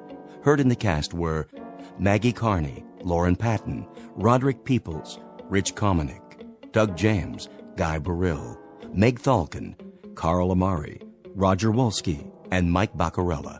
To learn more about the Twilight Zone radio dramas and to obtain audio cassettes and CDs of these programs, visit our website at twilightzoneradio.com. This copyrighted radio series is produced and directed by Carl Amari and Roger Wolski for Falcon Picture Group. Doug James speaking.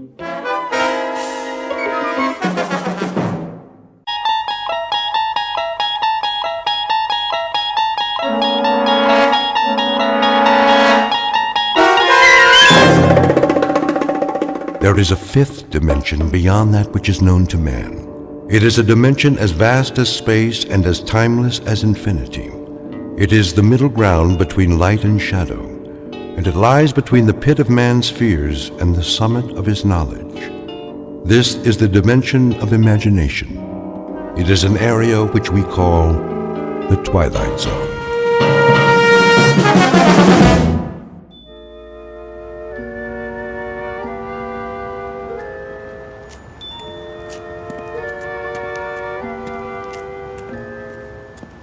This must be the place.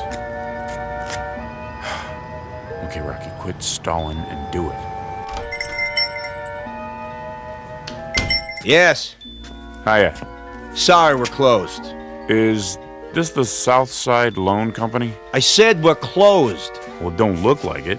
Well, I was about to turn the sign around. This'll just take a minute. Come back tomorrow.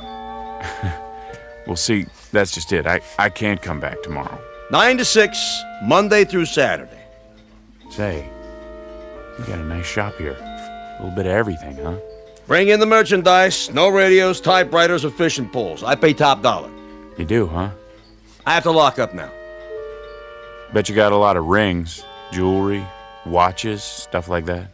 All in the safe. Bye now. The safe, huh? What about this vase? Worth plenty, I bet. I told you. I'm closed for the night. What do you want, anyway? Just this.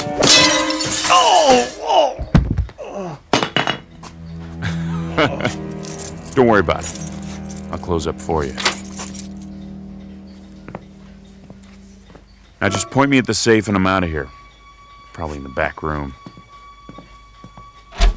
Didn't even lock it yet. What a loser. Now you're talking. Diamonds, gold, this is worth a fortune. 911. Police, I'm being robbed.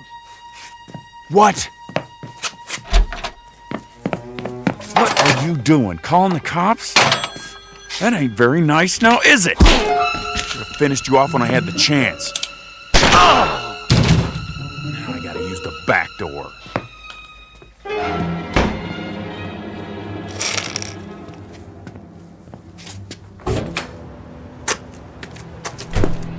Hold it right there. Put your gun down and throw your hands over your head. Not this time, screw. I ain't going back in the joint. Stop! Stop or I'll shoot! Missed me! Eat lead, copper! The alley's a dead end. You ain't going anywhere. We'll see about that. Oh!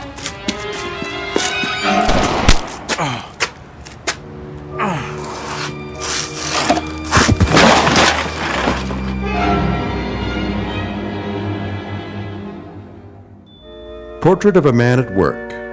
The only work he's ever done. The only work he knows. His name is Henry Francis Valentine, but he calls himself Rocky because that's the way his life has been. Rocky and perilous and uphill, at a dead run all the way. A thin, pale, stubby fox of a man who has eluded the hunter until tonight. He's tired of running, of wanting, of waiting for the breaks that came to others but never to him. Now he thinks it's all over, but he's wrong. For Rocky Valentine, a new career is just beginning in the Twilight Zone.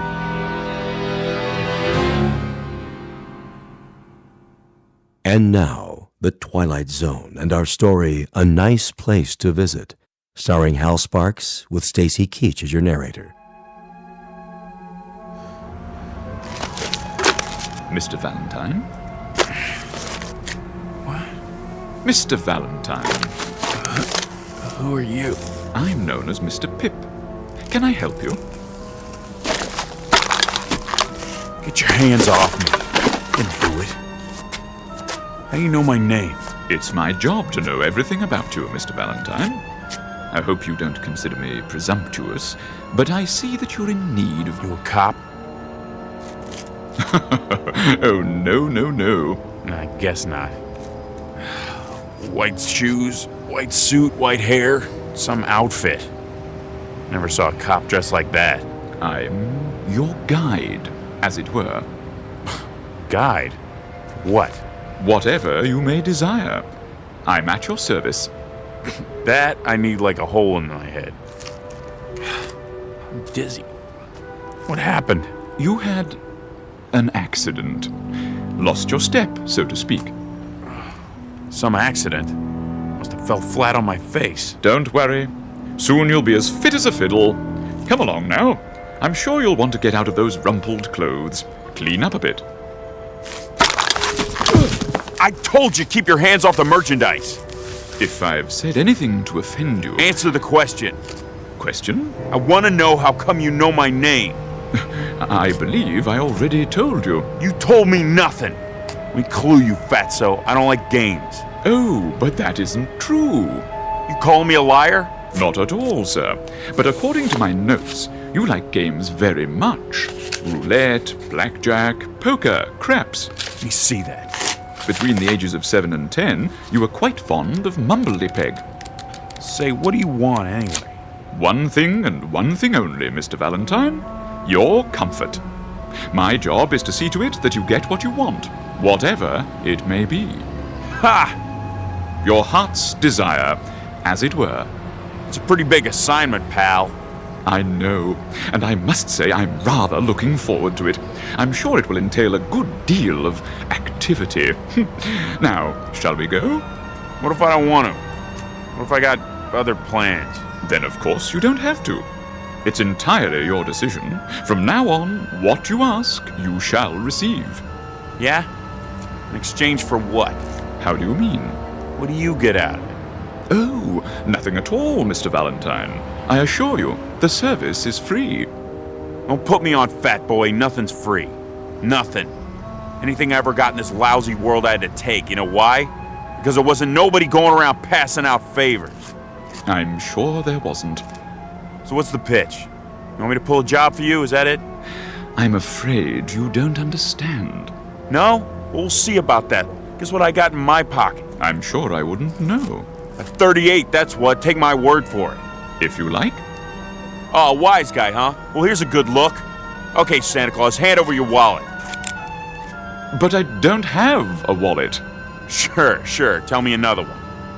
Honestly, wait, Mr. Valentine. It isn't really a wallet you want, is it? I do carry petty cash. Take it out. Real slow. Certainly. Here you are. Give me that. 3, 4, 5, $700. Will that be enough for now? You got more where that came from? Oh dear, yes. As much as you want. I don't believe this. Now, shall we go? Yeah. Oh, and Fats. Yes? Don't try nothing funny. I wouldn't think of it.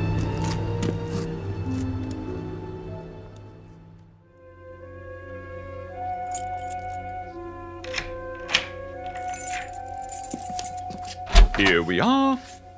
The penthouse. Hey now. You like it? Sure I do.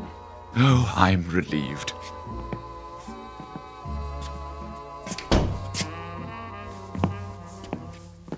Some pad, all right. Lots of mirrors, a bar. Look at that stereo. This is class, man. Real class. Chinese modern, I believe they call it. I was afraid you might find the red velvet walls a bit much. Not on your life. Who's it belong to? Some crooked politician? Why, it belongs to you, Mr. Valentine. That is, if you approve. You kidding? This is to die for. Of course, we can make any changes you wish. I wasn't sure about the pool table, but I thought we'd give it a try. Mr. Valentine, are you all right? You mean all this gets thrown into the deal? There's no need to negotiate. It's already in the deal. Look here. What? Didn't you notice what it says outside the door? Read the nameplate. Henry Francis Valentine. You see? This is now your residence. No kidding. Now, if you'll please follow me. And this is the master bedroom. Wow! That's a real king-size bed, huh? Emperor size. I dig the mirrors in the ceiling. Bathroom in there. Now then, I'm sure you'd like a change of clothes, freshen up a bit. Yeah, sure, but first you gotta give me the pitch. I thought I explained. Come on! The gimmick, the angle, the catch! What do I gotta do for all this? Nothing. I can't tell you any more than I already have, honestly. All right, I get it. You're just a goon. I am? A messenger boy, servant. You work for somebody, right? Well, yes, in a way. When do I get to see him? See? Mr. Big, your boss. Oh, I really couldn't say. Okay, goon. That's fine by me. I can wait. So what's next? As I was saying, this is your wardrobe. I hope you'll find something that suits you. That's pretty funny. Suits. Regular comedian. How many you got in here? Oh, dozens, hundreds perhaps. I haven't counted them. Something for every occasion. Any particular color or style? Nah, I don't care. You pick it. Oh, I could hardly presume to do that, sir. However, keeping in mind your taste, let me see. Perhaps a nice pinstripe, if the lapel's at your liking. It'll do. And to go with the dark material, a nice tie. I believe your favorite color is yellow. Mm-hmm. Splendid.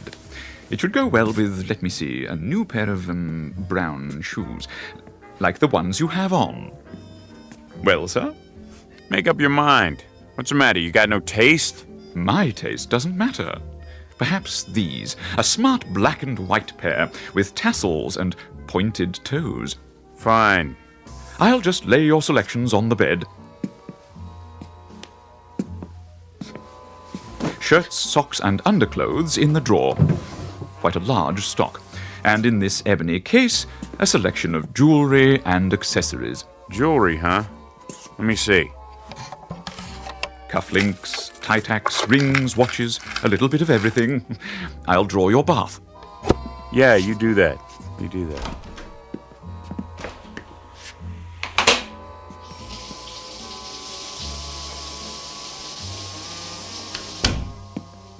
All ready, Mr. Valentine.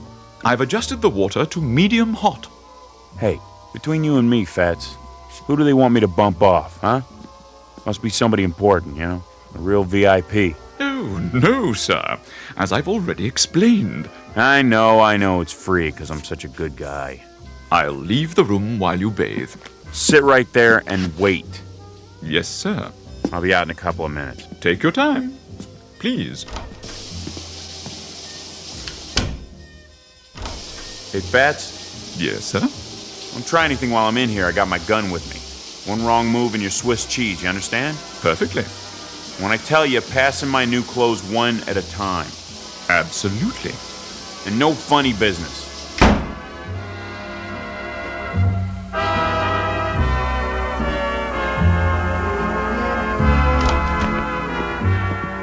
Hey, check out the new duds. Very impressive, sir. Everything fits. Of course.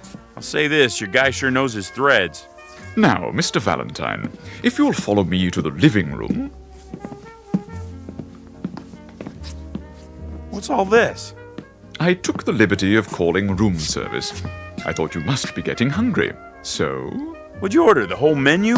A little bit of everything. All your favorites. Steak, potatoes, spaghetti with meatballs, a hero sandwich, French fries, ketchup, chicken noodle soup, peanut butter and jelly, fried chicken strips, donuts, and a banana split. Won't you have a seat? You first. No, thank you. I'm not asking, I'm telling. I want to see you taste everything.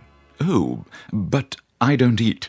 So I was right. You're in on it. I haven't eaten in... why, it must be 2 or 3 centuries. That's a good one. Eat! Or is there something wrong with it? No. Then chow down. I can't. I've forgotten how. Pretty slick. You give me a bath, some clothes, then poison me. I'll tell you something. You gotta get up pretty early to put one over on Rocky Valentine. You think you're smart, don't you, Fats? Yeah, you're smart, all right, but you're not smart enough. What are you doing? Just this. If you won't eat the food, you're gonna eat lead, big boy, because this here is the final course.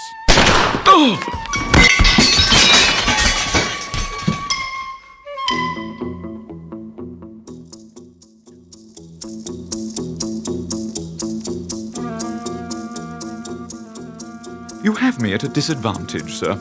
I didn't expect the bullets to have such impact. I'll clean up the broken dishes. You got a bulletproof vest under that white suit, huh? Pretty slick. Okay, let's see how your head holds up right between the eyes. Mr. Valentine, please. Huh? I couldn't have missed, not at this range. That's just it. You didn't miss. Maybe there's something wrong with the bullets. Try that mirror over there. Mr. Valentine, perhaps you'd like a drink. Yeah, good idea. Where's the scotch? Here. Hold on. Where'd this whiskey come from? It wasn't here a minute ago. I know. I provided it in case. What do you mean you provided it? What are you, a magician? What's going on? This ain't no regular apartment. Where am I? You might want to sit down. Yeah. Okay. Mr. Valentine, do you remember when we met earlier this evening? I told you I was, in a sense, your guide. And you said you needed a guide like a hole in the head? Yeah. Well, as a matter of strict fact, you had a hole in your head only a short time ago. What are you talking about? A bullet hole. The policeman, remember? In the alley. They yelled for me to stop. And I didn't, but they... You mean I'm dead? Why, yes! By Jove, you've got it! Then if I'm dead, all this stuff, the penthouse, the booze, the free clothes... I must be in heaven. You're my guardian angel, right? Something like that? Yes, Mr. Valentine, something like that. But... And I can have anything I want? Anything. Big talk, Fatso. Let's see some proof. Proof? Real proof. Right now. I want money, moolah, simoleons, cold hard cash. I gave you what I had in my pocket. Chump change. I'm talking about real money. Make it $1 million. $1 million? And 5G bills. As you wish. Okay, where is it? Look in that drawer, under the desk.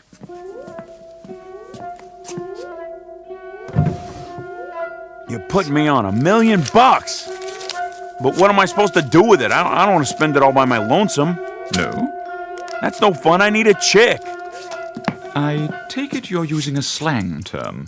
A broad, a dame, make sure she's stacked. Curves all over the place, you dig? I'm not sure. Let me spell it out for you. Beautiful. Oh, now I understand. So, when does she get here? Hi. Hi. Who are you? I mean... My name's Lita. What's yours? You did good, Fats. Real good. Thank you, sir. Do you mind if I dance? Go right ahead. When I hear music like this, I don't know. I get this feeling and I have to move my body. Me too. May I have this dance? I thought you'd never ask. Hiya, doll. Hi, yourself. Call me Rocky. Now I know I'm in heaven. Will there be anything else? Not right now, Jeeves. Very good, sir. But hang around. I might need you later in case I want more. Of course, Mr. Valentine.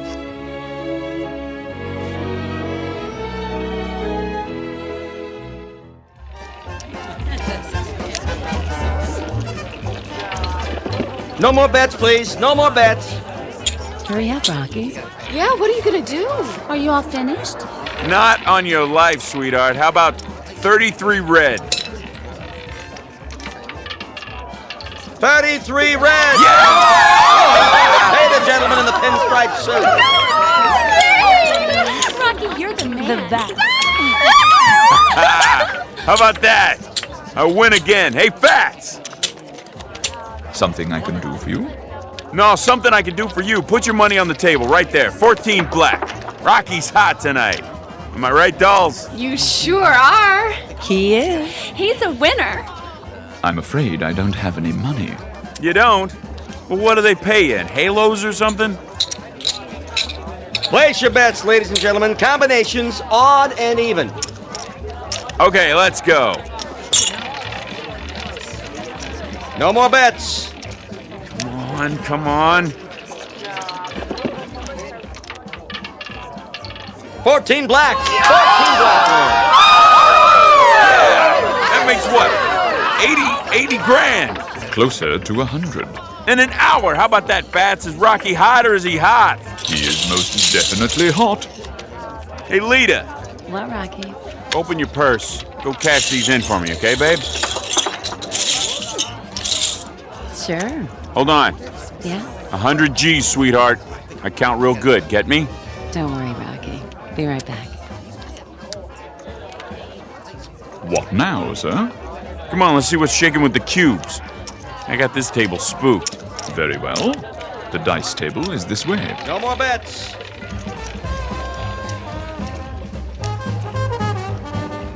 Oh, there's a slot machine. You want to play, doll? Can I? Sure. Here's a silver dollar. Wait a minute. I'll put it in for you. I got the magic.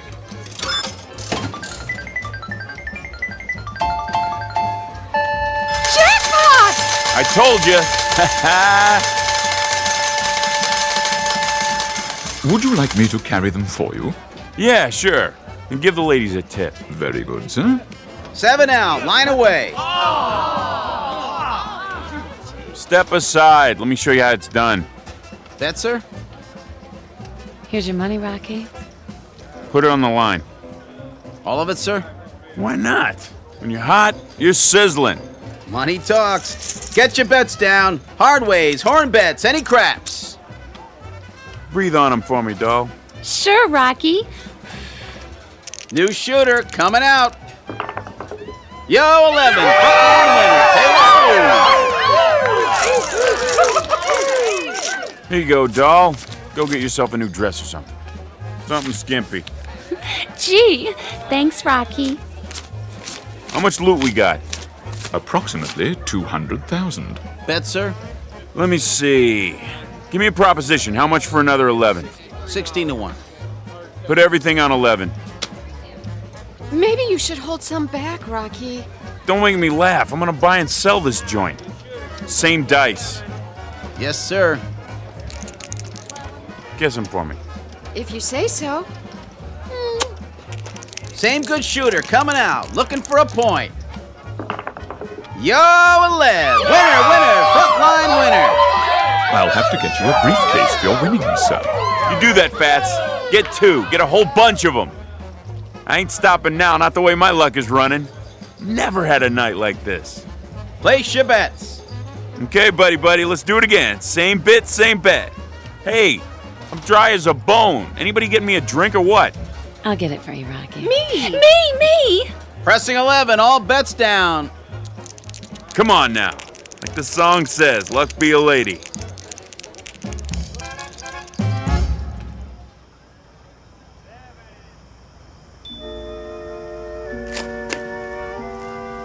Move your car, please. This is a no parking zone. Whew! Making money really takes it out of you. Where's the loot? I have 2 briefcases, sir, and the ladies each have 1. Good, my arm's sore. They're heavy. I don't mind. Where are we going now? Get your car, sir? Yeah, big convertible, pink and white.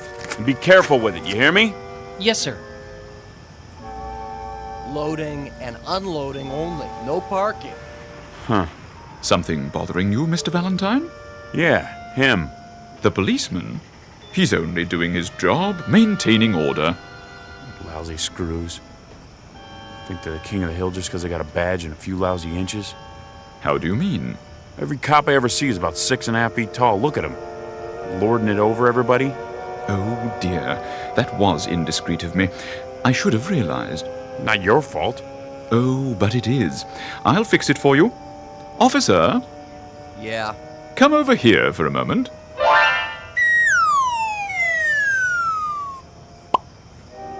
Yeah, what do you want, mister? Better? Sure is. Hey, Screw! May I help you? Your hat's on, crooked trooper. Now get out of my sight, your mother's calling you. Here's a kick in the pants to get you moving. I'm going. I'm going. Look at him running on those little legs. I sure showed him, didn't I?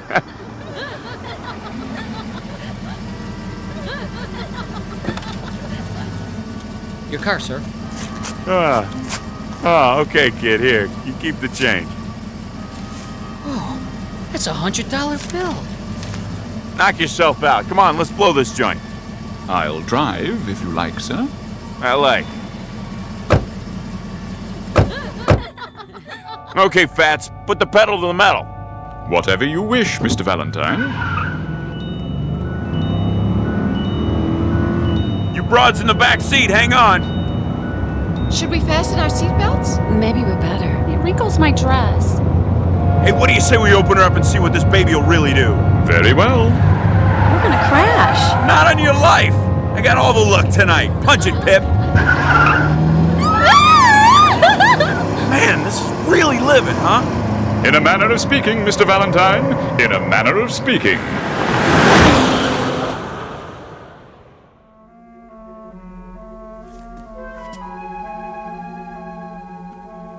Where's my pad?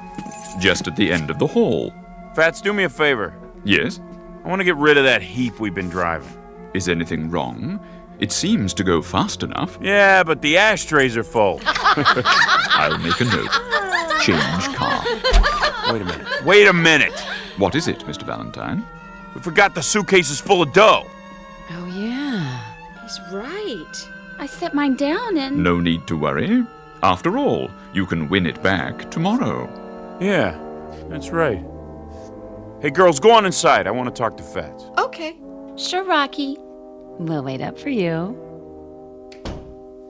What's on your mind? How about tomorrow we look up some of my old buddies, like Mike Fink and Matt Gorman and Silky Armstrong? What's the matter?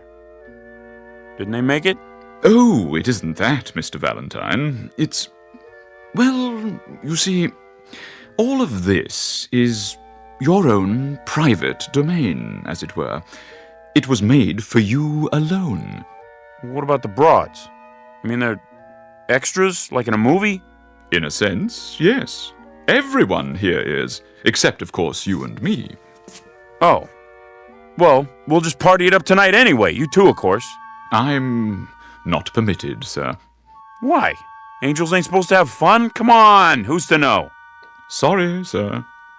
Man, you really pulled rough duty with this job, didn't you? It has its compensations. Hey, Fatso, let me ask you a question. Go ahead. Something's been kind of bugging me. Don't get me wrong. I ain't ashamed of my life. You know, anything I did, well, I did it because I had to. You understand? Perfectly. Of course, I ain't saying I was the greatest guy in the world. Maybe I made a few wrong moves, but, you know, like a shrink said one time, I'm sort of a victim of my environment, you know? Can't get away from that, right? Whatever you say. I never got a break, you know, never. Old man a drunk, old lady a tramp, no lousy dough in the house. I mean, what do they expect? I should grow up to be president? The thing I want to know is, how come they let me in here? I thought this place was for school teachers and like that. Oh, we have some school teachers here, Mr. Valentine. Well, must have been something real good I did once, something that made up for everything else, huh? Yeah, maybe that's it, but what was it? What'd I ever do that was good? So, how do I find out? We have a hall of records. It isn't far. Perhaps you would like me to take you there. They open now? They're always open. Let's go. Wait, what about the dolls? Don't worry, sir. Something tells me they'll fend for themselves till you get back. Right this way. I'll ring for the elevator. Will you look at this? The files are over here, sir. It's the biggest room I've ever been in. You can't even see the ceiling. Strictly speaking, there isn't one. Valentine. The V's should be in one of these cabinets. How'd they get all the fog on the floor, like some kind of movie? I'm afraid the movies are only a pale imitation. Here, this should be the one. V. Ah, here it is. Henry Francis Valentine. That's me. Born Brooklyn, New York, cried a lot as a baby. I did? At age 6, tortured small dog. Well, why not? It bit me. At age 7, began stealing toys from dime store. Age 8, organized street gang known as the Angels. How about that? Great bunch of kids. That's what we called ourselves, the Angels. Can you believe it? Age 9, broke into bicycle store. Age 10, beat up smaller child, hospitalized with injuries. Hey, what is this anyway? Your permanent record, sir. But it goes on for pages and pages. It's nothing but all the bad things I ever did. It's thick as a book. I don't get it. Get what? You don't think there was a mistake, do you? Not likely. Then don't figure. Where's the good stuff? I wouldn't worry, sir. I'm sure the record is quite complete. Well, hey, if it don't bother him, then I guess I ain't gonna let it bother me. You know what I mean? I believe I do.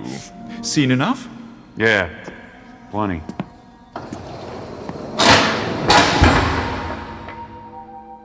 What now, Mr. Valentine? I don't know. Maybe fool around with the dolls, maybe go and shoot some craps first. I'll bring the car around. Nah, I can catch a cab. I got some thinking to do anyway. Very good. If you need me, just pick up any phone. Dial 1-800-PIP. Sure thing. I'll see you, Fats.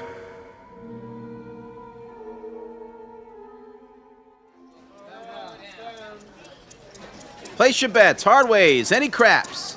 Put it all on double sixes. All of it? You heard me. Yes, sir. All bets down. Same good shooter coming out.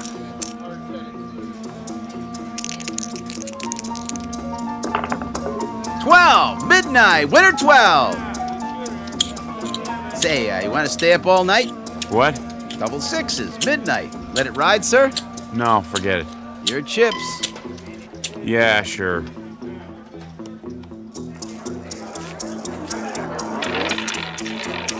Lucky 13. 13 it is. No more bets. 13 red. Pay the gentleman with the yellow tie. Don't you want your chips, sir? Mail them to me.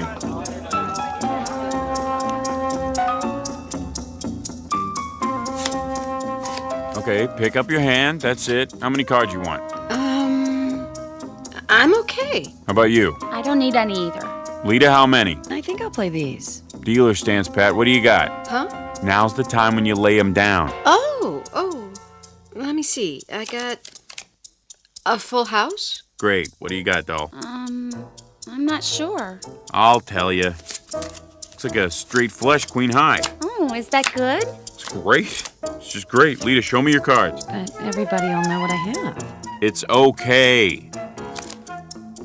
Yep, you got her beat. Straight flush king high. I win. Not so fast. Any other game you could bet the farm. But here, read 'em and weep. I got a royal flush. You win again, Mr. Valentine. Yeah, I know already. That's all I ever do in this nutty place. Win, win, win. Is there anything else you'd like us to do? There must be something. Nah, get out of here, all of yous. Sick of looking at you. Can we come back later? Don't call us, we'll call you. Go on, scram. Now what am I supposed to do? Play tiddlywinks? Maybe a game of 8-ball. Nah, straight pool.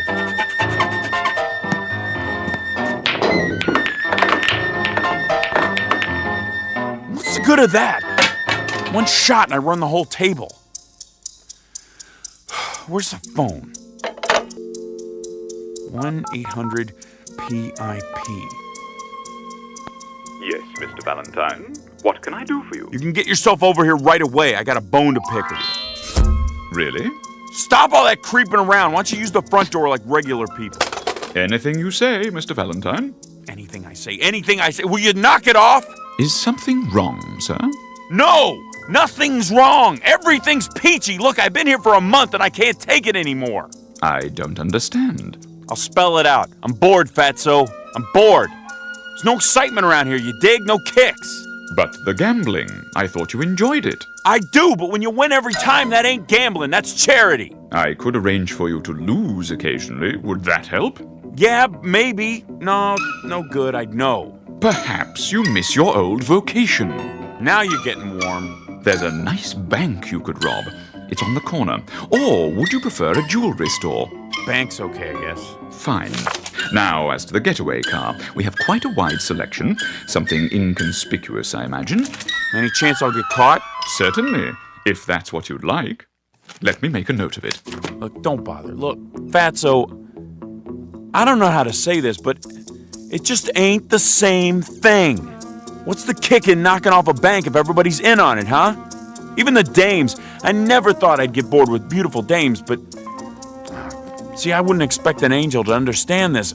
Scoring with the chick doesn't mean anything if she's set up in advance.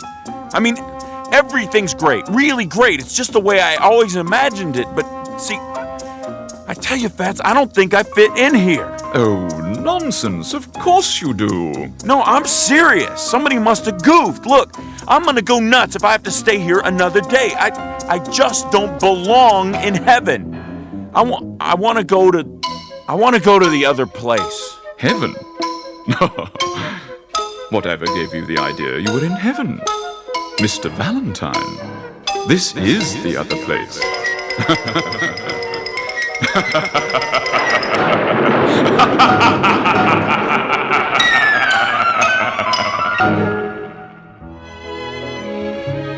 Portrait of Henry Francis Valentine. Small-time crook, grifter, thief, and worse. A scared, angry little man who never got the breaks he thought he deserved. Now he has everything he ever wanted, and he's going to have to live with it for all eternity in a place called the Twilight Zone.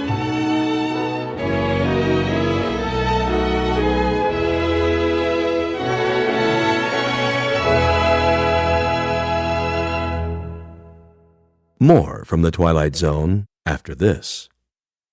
Hi, this is Carl Amari, producer of the Twilight Zone radio dramas, and I'd like to take a moment to thank you for tuning into our show. We've been producing these radio versions of the classic Twilight Zone TV series since 2002, and if you're a regular listener, you know that our radio versions are based on the original TV shows we've all come to know and love. But I'm excited to announce that very soon you'll start to hear brand new stories that are not based on the original TV shows. We're commissioning writers to produce fresh, new story ideas that will star many of your favorite Hollywood stars, so be sure to stay tuned for them. Also, I want to stay in closer contact with you, so I've started a producer's blog on our website at www.twilightzoneradio.com. On my blog, you'll get weekly updates and the latest news and information on our Twilight Zone radio dramas, the stars we've recently signed, the new story ideas you can look forward to hearing, when your favorite episode will be aired, and much, much more. Plus, at twilightzoneradio.com, you can download 3 free shows or any of our past shows for only $1.95 each. Plus, you can purchase CDs of all of our shows in our Twilight Zone store. Find a radio station in your area playing our broadcasts, ways to contact me, and much, much more. So be sure to log on to www.twilightzoneradio.com, and I'll see you in the zone. A Nice Place to Visit, starring Hal Sparks with Stacy Keach as your narrator, was adapted for radio by Dennis Etchison and written for the Twilight Zone by Charles Beaumont. Heard in the cast were Nick Sandys, Doug James, Laura Russell, Fernette Lebo, Amber Lake, Jeff Lupetin, Vince Amari, Kurt Nabig, Rosalind Alexander, and Carl Amari. To learn more about the Twilight Zone radio dramas and to obtain audio cassettes and CDs of these programs, visit our website at twilightzoneradio.com. The producers of The Twilight Zone wish to thank CBS Enterprises, Carol Serling, Dennis Etchison, Dick Brescia Associates, Claire Simon Casting, Terry Jennings, XM Satellite Radio, Sirius Satellite Radio, our sponsors, and our radio affiliates for helping make this series possible. This copyrighted radio series is produced and directed by Carl Amari and Jason Mallow for Falcon Picture Group. Doug James speaking.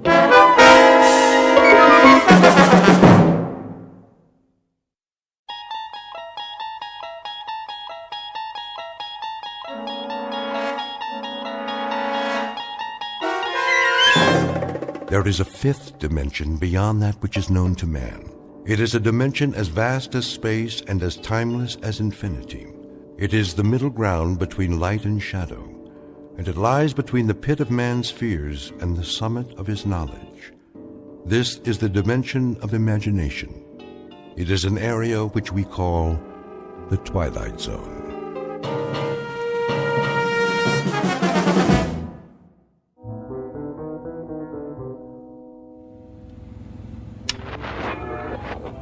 Finally. Darn this radio.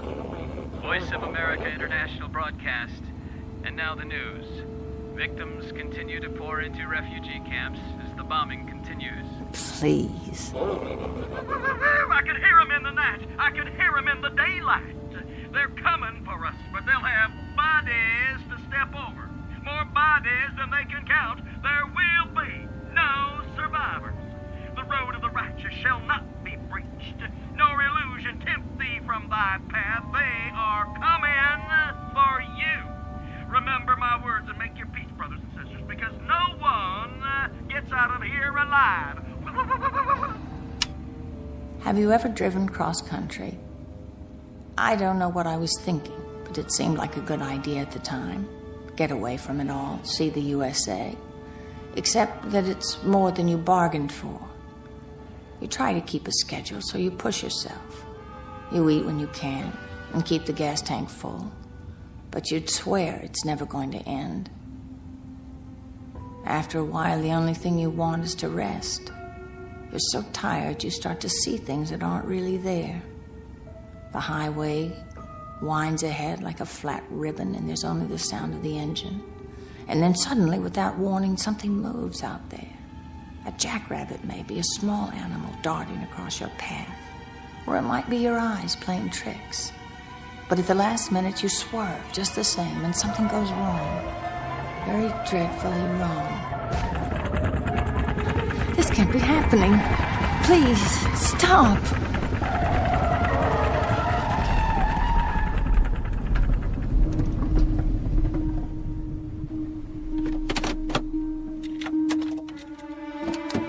Help! Somebody help!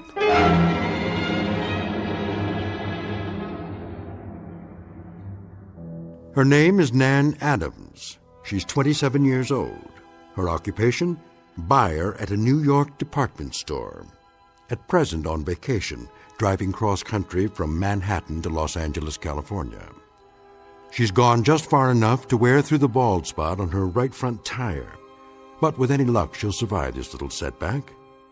Minor incident on Highway 11 in Pennsylvania. Perhaps to be filed under accidents you walk away from.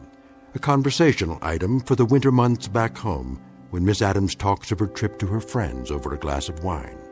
What she doesn't know yet is that from this moment on, she won't be alone. For the remainder of the trip, her companion will be terror, her route, fear, her destination, quite unknown. Because Miss Adams has just crossed an invisible line not on any map, one that leads directly into the Twilight Zone. And now, The Twilight Zone and our story, The Hitchhiker, starring Kate Jackson with Stacy Keach as your narrator. How's it coming? Almost finished. I'm so sorry to trouble you. Hey, that's my job. Good thing I drove by. Yes, it is. There are no phones for miles. I don't know what I would have done. No real damage. At least you didn't flip the car. Thank God. Just let me tighten these lug nuts here and you're on your way. I should know how to do that. Would you believe I've never changed a tire in my life? You're not the only one. That's why I stay in business. Lots of flats out here. That, vapor lock, cars that overheat, run out of gas. Keep a 5-gallon can in the truck. I don't know what happened exactly. How fast were you going, lady? 60, 65, something like that. Oh, that all? I guess I wasn't paying attention. It happens. Gotta keep your eyes on the road, though. I thought I saw something. Like what? I don't know. Something moving. you think it could have been a mirage? A what? A mirage. Some sort of optical illusion with the sun on the windshield, or... You want my advice? Check into a motel and get some sleep. Too long behind the wheel, you start to lose it. But I'm behind schedule. It ain't worth it. You see those skid marks? 65 miles an hour and you had a blowout and hit the shoulder? Soft as pudding. Lady, you're on the side of the angels. By rights, you shouldn't need a mechanic. Somebody should have called for a hearse. I take your point. How's that bump on your forehead? Oh, fine. Got a first aid kit if you need it. No. It's just a scratch. There you go. Spare's ready to roll. How much do I owe you? Just follow me into town. I'll see if I can fix you up with another tire. You don't want to run the rest of the way without a backup. No, I suppose I don't.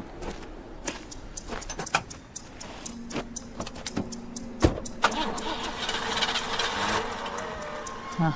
Oh, great. Something wrong? What? Not out of gas, are you? I don't think so. Pump the pedal a few times. Careful not to flood it. I won't. It's just that I was wondering... Yeah? That man. Man? Over there. I don't know where he came from, but shouldn't one of us give him a ride? He looks like he needs it. What man? Behind us, about 50 yards. I can see him in my rearview mirror. He's watching us. I don't see anything. Oh. Well, neither do I now. I could have sworn somebody was standing there by the side of the road. You see what happens when you try to drive straight through? Come on, we'll get you fixed up at the station. Yes, of course.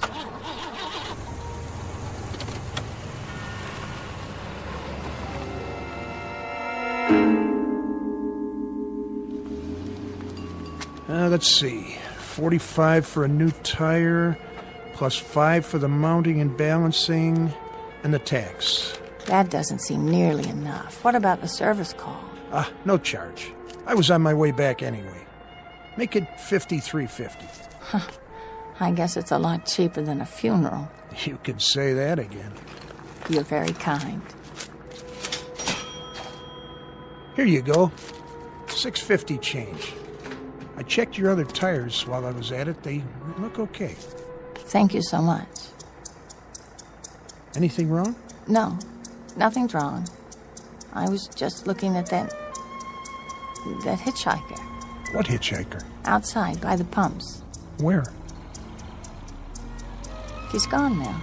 Yep, that he is. Somebody must have picked him up. One of the truckers, most likely. Strange. I saw him before, too. When you were changing the tire. Out on the highway. Uh-huh.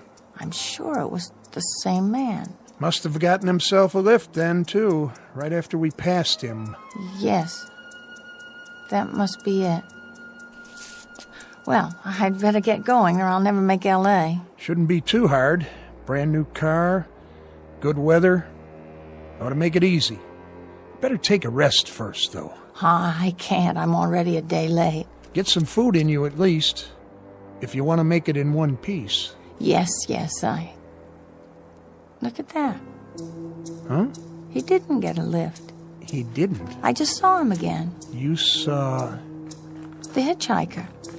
Oh, well, it's no business of mine. That's the truth. Thanks very much for all your help. Okay, miss. Have a nice, safe trip. Thank you, I will. Hitchhiker. What's she talking about anyway? I didn't see no hitchhiker.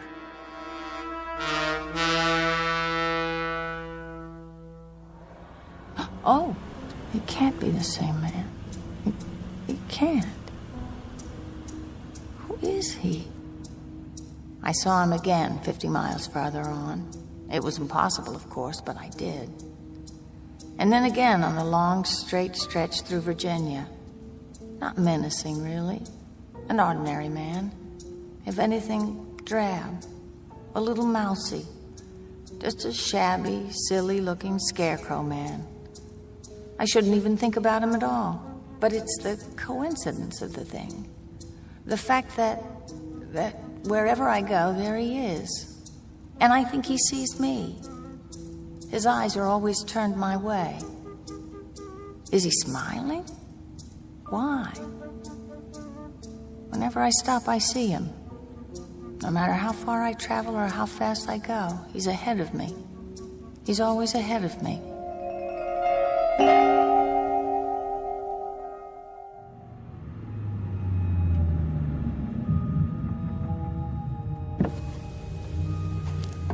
Yes, officer? Hold up, miss. Is something the matter? I can't let you pass just yet. Why not? Roadblock ahead. A roadblock? What for?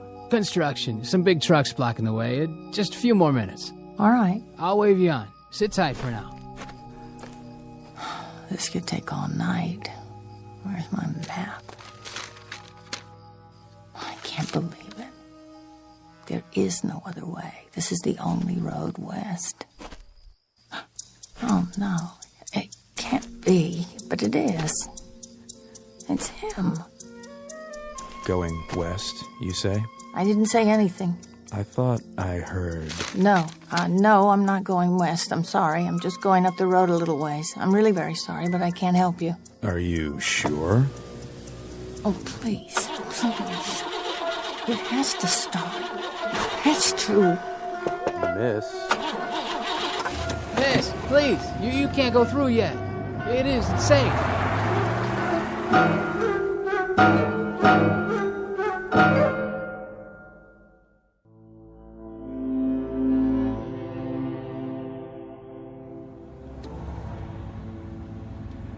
I'm on the turnpike now, a more secure feeling. And yet, I don't know why it is, but I'm frightened. A funny thing, fear. I've never known it before, not really, not like this. But now here it is, there's no denying it.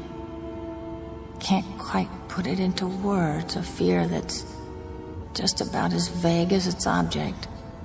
And that's the trouble. It isn't really a fear, not exactly. That may be the wrong term, but I feel something. What should I call it? A sense of disquiet. The feeling that things are a little tilted, a little off somehow. The feeling you get when something's wrong, but you don't quite know what it is yet. It's vague because that's what that hitchhiker is. He's vague. Like a charcoal sketch that somebody's made and then half rubbed off the paper, leaving only a kind of indistinct outline. I wonder why it is he's always there. I wonder why I can't shake him. But most of all, I wonder why I can't stop thinking about him.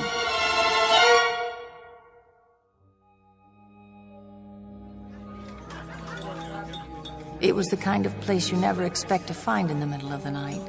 Bright lights, people, ordinary people, talking about ordinary things, even making jokes. I felt safe again for a time. Part of me didn't want to leave. Dessert, miss? What did you say? Still got some pie left. Apple, blueberry, lemon meringue. Well, let me check on the apple. Trucker came through a little while ago, ordered 3 pieces with ice cream. I'm sorry, No, thank you. Sure? It's mighty good. More coffee? Sure. Ought to have more than coffee, though. I guess I don't have much of an appetite. Driving alone? Yes, I am. Where to? All the way to California. Whew, no kidding.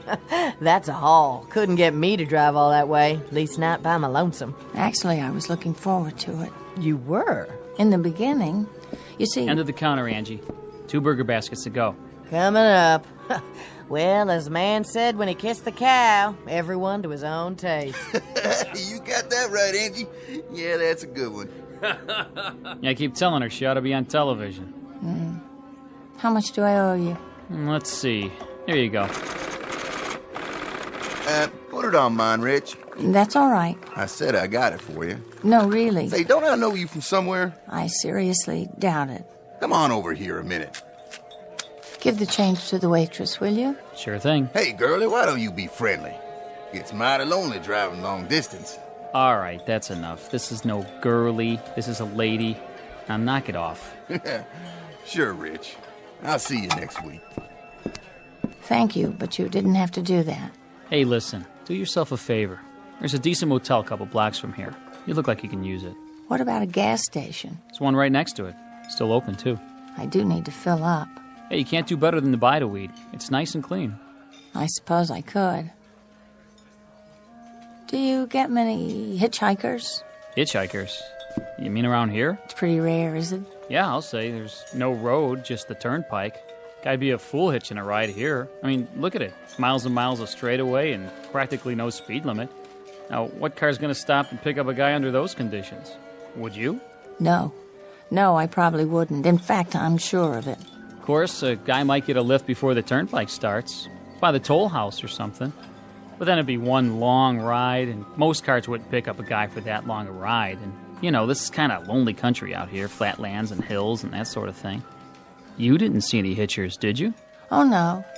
No, I haven't seen anyone like that. I was just wondering, that's all.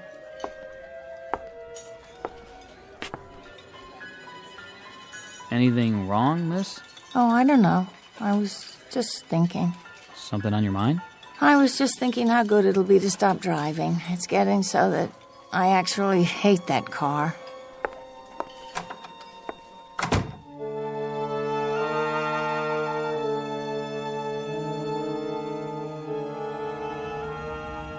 I was in no hurry to get back on the turnpike. The all-night gas station was just where he said it was, a couple of blocks south, near the railroad tracks.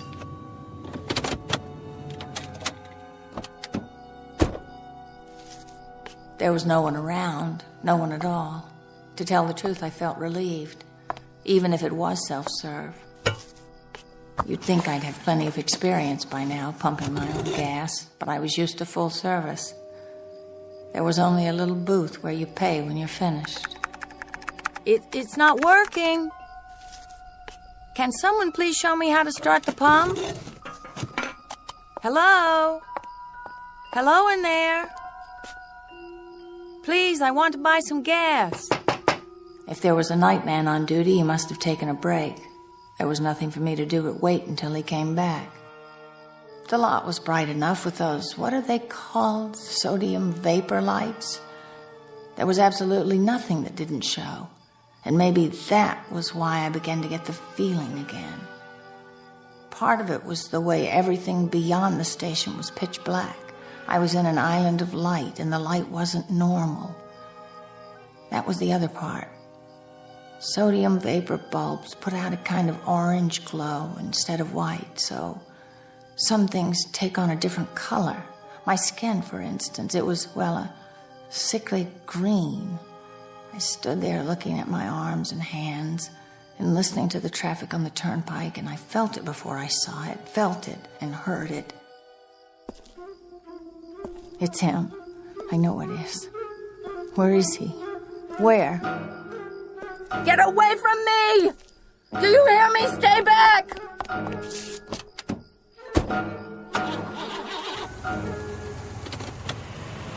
I couldn't see him, but I didn't have to. I knew who it was.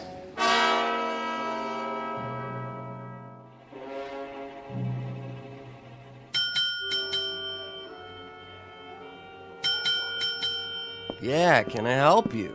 I need a room. For how long? Till morning. Just you? That's right. Fill out this card. I wonder, could I see the room? Huh? What for? They're all the same. If you don't mind. Come on, then.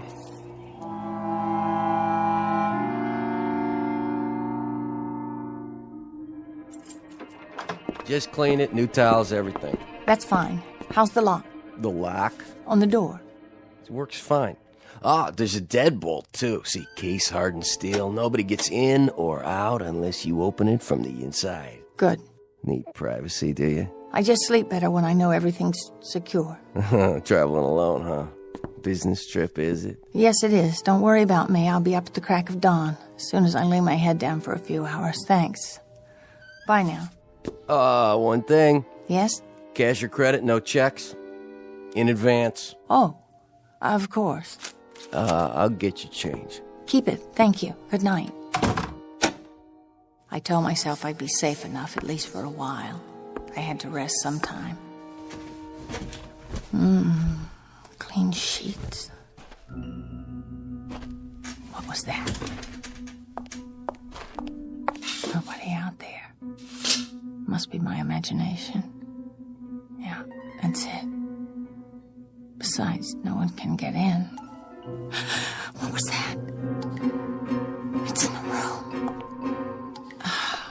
A leaky shower head. But I knew. Already I knew, even if I hadn't thought it through. Something the desk clerk said about nothing getting in or out. I imagined myself lying in bed in the dark, waiting for another sound, and me trapped with it here in this room. No, that wasn't acceptable. Not acceptable at all. I had to go back to the turnpike where I belong.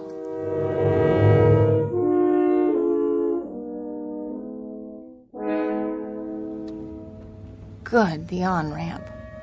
All I have to do is cross the tracks.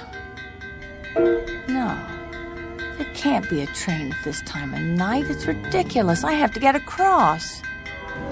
Come on, I can make it. There's plenty of time.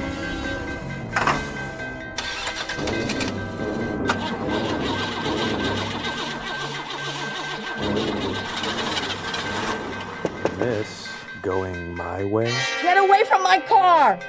It has to start. It has to. This can't be happening.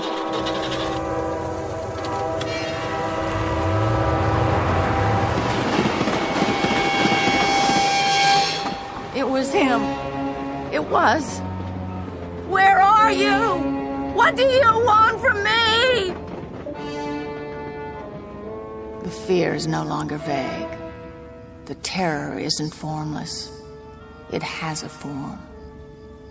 He was beckoning, that drab, skinny man in the cheap, shabby suit. He was beckoning me. He wanted me to start across the tracks, for the car to stall. He wanted me to die. Now I don't know what to do. Whether I should turn around and go back to New York or go on. Thoughts stab at my brain. Ugly, frightened thoughts. Projections of tomorrow and the next day, driving through plains, driving through the desert, unspeakably, nightmarishly alone. And I know I'll see him again. I'll see him at detours, at other railroad crossings. He'll be looking at me at stoplights. If I stay at another motel, I'll glance through the window and see him outside, waiting. I don't know what to do now. I just don't know.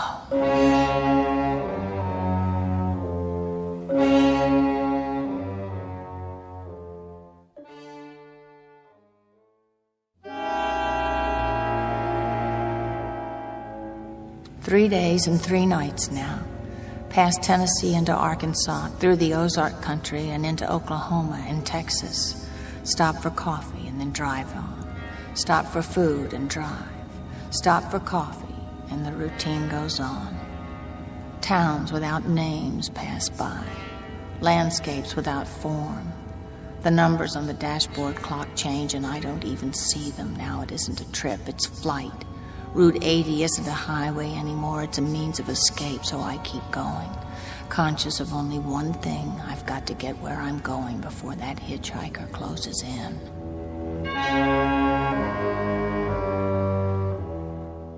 Halfway across Texas, 10 o'clock at night, the 4th day. The engine stops, and I sit there in the front seat chilled with fear. And I can hardly believe it. Out of gas.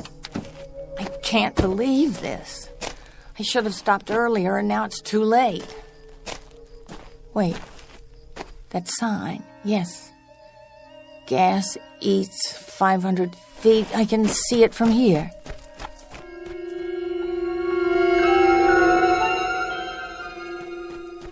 Please, someone. You can't be closed. Yeah, what is it? What do you want? I ran out of gas. I'm just a quarter of a mile down the road. Come back in the morning. Please, I can't stay here till then. It must be past midnight. No, it isn't. It's not even 11 o'clock. Well, we close up here at 9. I'm sorry. Try the Honeysuckle Lodge. They got a gas pump there. It's about a mile or so away. Please, I can't walk any farther. Little lady, I'd like to help you, but I've been up since 5 this morning, and I'm just dead. Now, like I told you, it's only a mile or so to the Honeysuckle Lodge. But I've got to have a can of gas. I can't stay out here by myself. You see, there's a man. There's a very suspicious-looking man. Henry? Henry, who is it, Henry? Come on. It's nobody, Mother. Just a gal in a fancy suit. Go back to bed. Now, what about this man? What was he doing? Nothing. Nothing, huh? Well, then what of it? That's not something to wake a man in the middle of his sleep about. I'm trying to tell you. Now, listen, young woman. You must have taken a nip or something. If you haven't got anything better to do than wake decent folks out of their hard-earned sleep. But he looked as if he was going to rob me. Well, if he does, you come back and I'll call the sheriff for you. Who's there? Come out into the light so I can see you. You have to stop following me. Stop right now or I'll scream. There are people inside. They'll hear and... Lady? What did you say? I said, what's the matter, lady? Yes, that's what I am. That's exactly what I am. A lady. What are you doing out so late? What am I? You work here? This your place? No. My car's just up the road. You see, I ran out of gas. The man won't give me any. I saw the car. You left your keys in it. I turned the lights off, though, so the battery wouldn't run down. Do you live around here? Nope. I'm coming back from leave. Leave? Of course. The uniform. Are you in the Navy? Sure am. Ever see a fella in a sailor suit that wasn't? No, I guess I haven't. Where are you headed? Going back to my ship. She's in San Diego. That's where I'm heading. San Diego, California. Would you like a ride? You kidding? No, I mean it. I'll take you all the way to San Diego. Will you drive with me? You don't have to ask me twice, lady. You've got yourself a rider. I don't have any gas, though. We'll fix that. You tried already? The man's in bed. He can't be bothered. Well, let's get him out of bed. All he needs a couple of gallons. I seen some all-night gas station signs. There must be plenty up ahead. Let's go, Pop. You got some customers out here.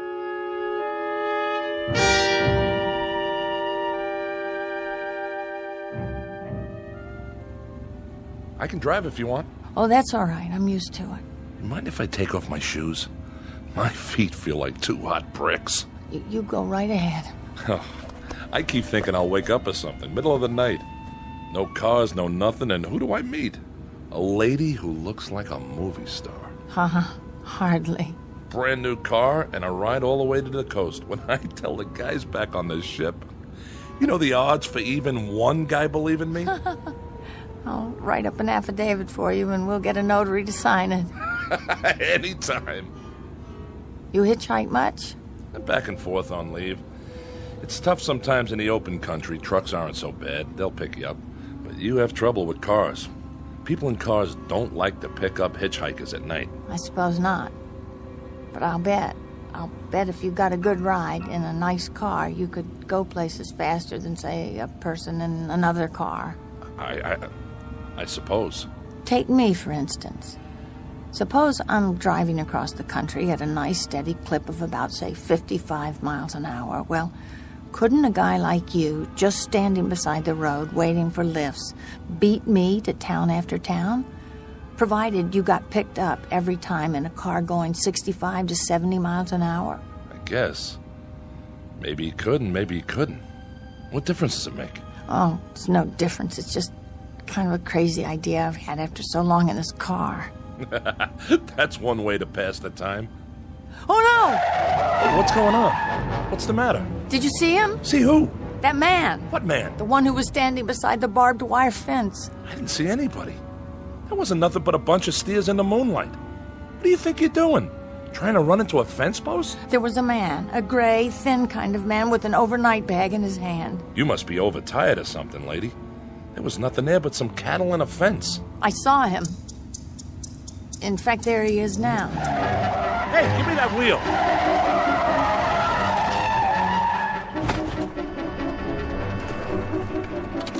Lady, I'm taking charge of the keys. Maybe you'd better let me drive after all. You must have seen him that time. I didn't see anybody. What were you trying to do? Hit him. Huh? That's right, I was trying to hit him. Maybe if I could kill him, I could make him stop. You see, what are you doing? What does it look like? Where are you going? No place in particular, lady. Just out of plain sight. Any place that puts some distance between me and this automobile. Please don't get out. I'll drive more carefully from now on, I promise. No way, baby. I'd kind of like to get back to my ship in one piece. And driving with you? That's a pretty lousy guarantee I'd ever make it. Please, I'm sorry. I don't know what came over me. Please don't go. I'm sorry, lady. You'll have to excuse me. You can't go. You don't understand. You can't. Look, I'll take you right into San Diego. I'll take you to the docks. I give you my word. Sure. Seeing elephants, skyscrapers, and make-believe people all the way. Thanks, but no thanks. Look, I like you. I like you very much. That's the reason I picked you up. We could be friends. Good friends. I'd like you to take me out. Really. Please. Sorry, lady. Believe me, you'll never know how sorry. Listen, I know you think I'm out of my mind or something, but this man, I've been seeing this man all the way across the country. He's been following me. If you could only help me, stay with me until I reach the coast. Honey, what you need is a good night's sleep. You don't need a boyfriend, just a good night's sleep. Here's your keys. See you around. Please, come back!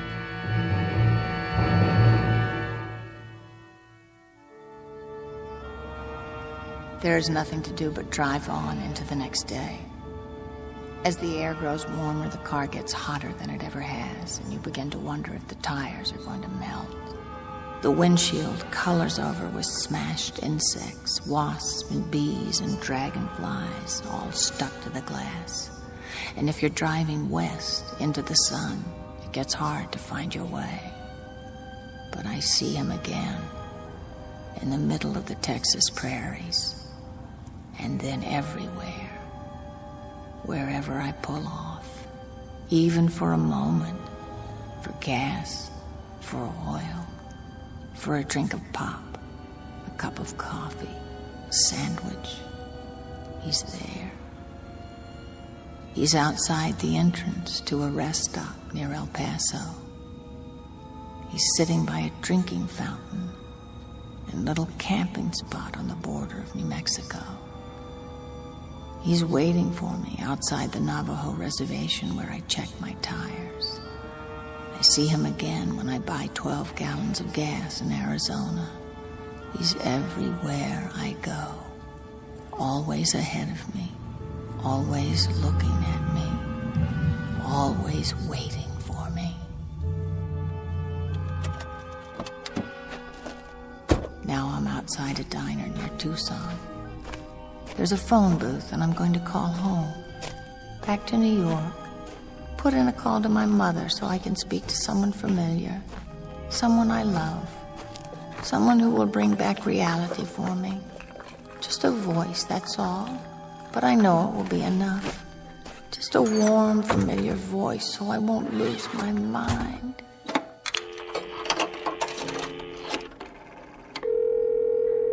Operator. I'd like to make a call to my home in New York City. What is the number, please? Trafalgar 41098. Thank you. That'll be $3.60 for the first 3 minutes. Oh, I seem to be short. I thought I had enough. $3 and... I could go inside and get change. Look, can't you put it through? I have to talk to my mother. Would you like to call collect? Yes, that's it. Thank you, operator. What number are you calling from? Wait.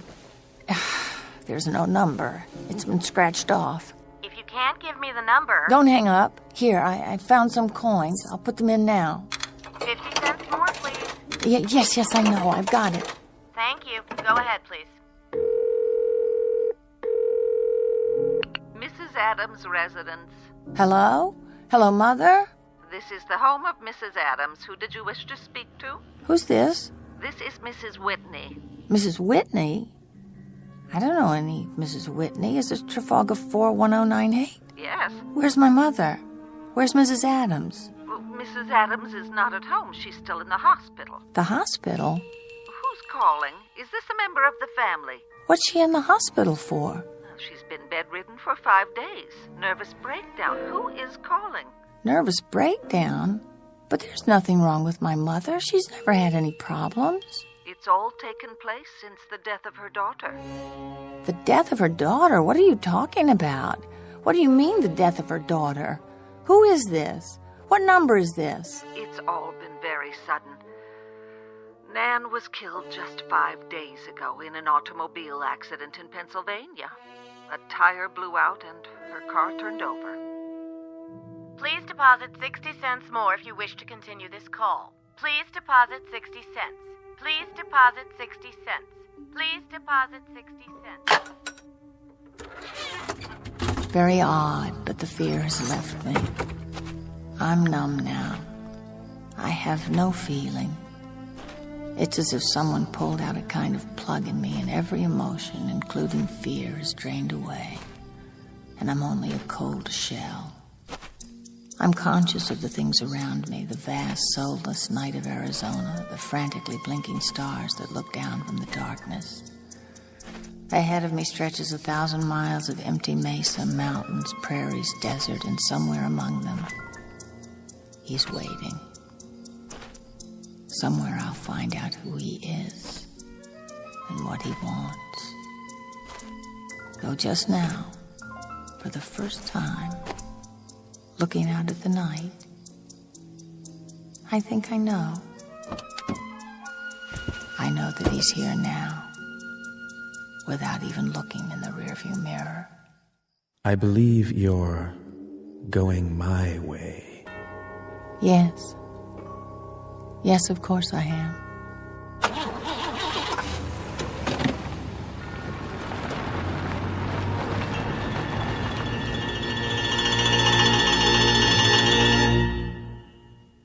Nan Adams, age 27.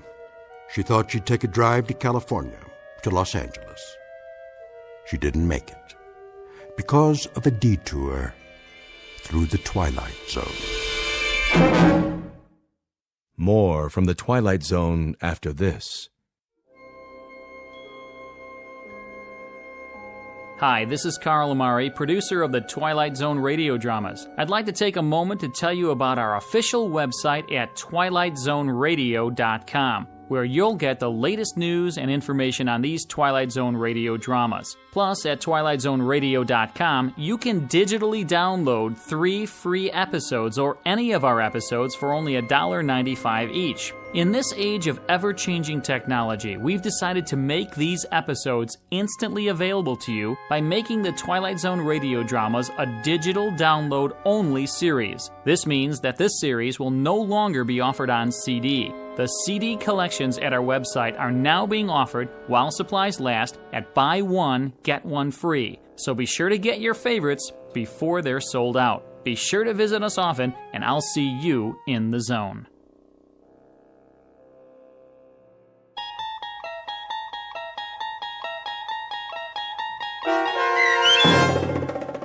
The Hitchhiker, starring Kate Jackson, with Stacy Keach as your narrator, was adapted for radio by Dennis Etchison and based on a script by Rod Serling from a story by Lucille Fletcher.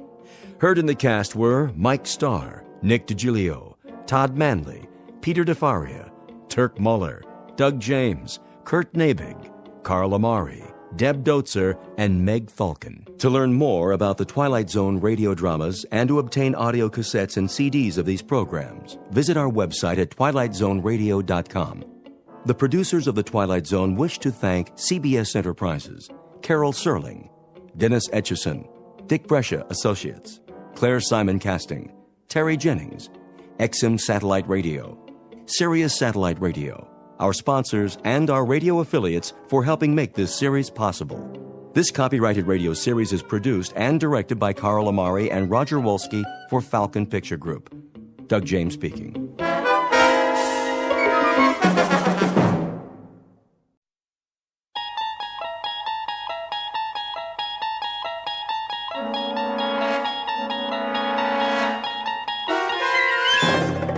You unlock this door with the key of imagination. Beyond it is another dimension, a dimension of sound, a dimension of sight, a dimension of mind. You're moving into a land of both shadow and substance, of things and ideas. You've just crossed over into the Twilight Zone.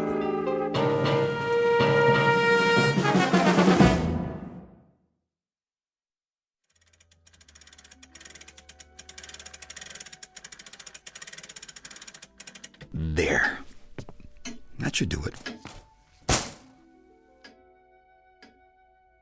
Alex? In the living room, honey.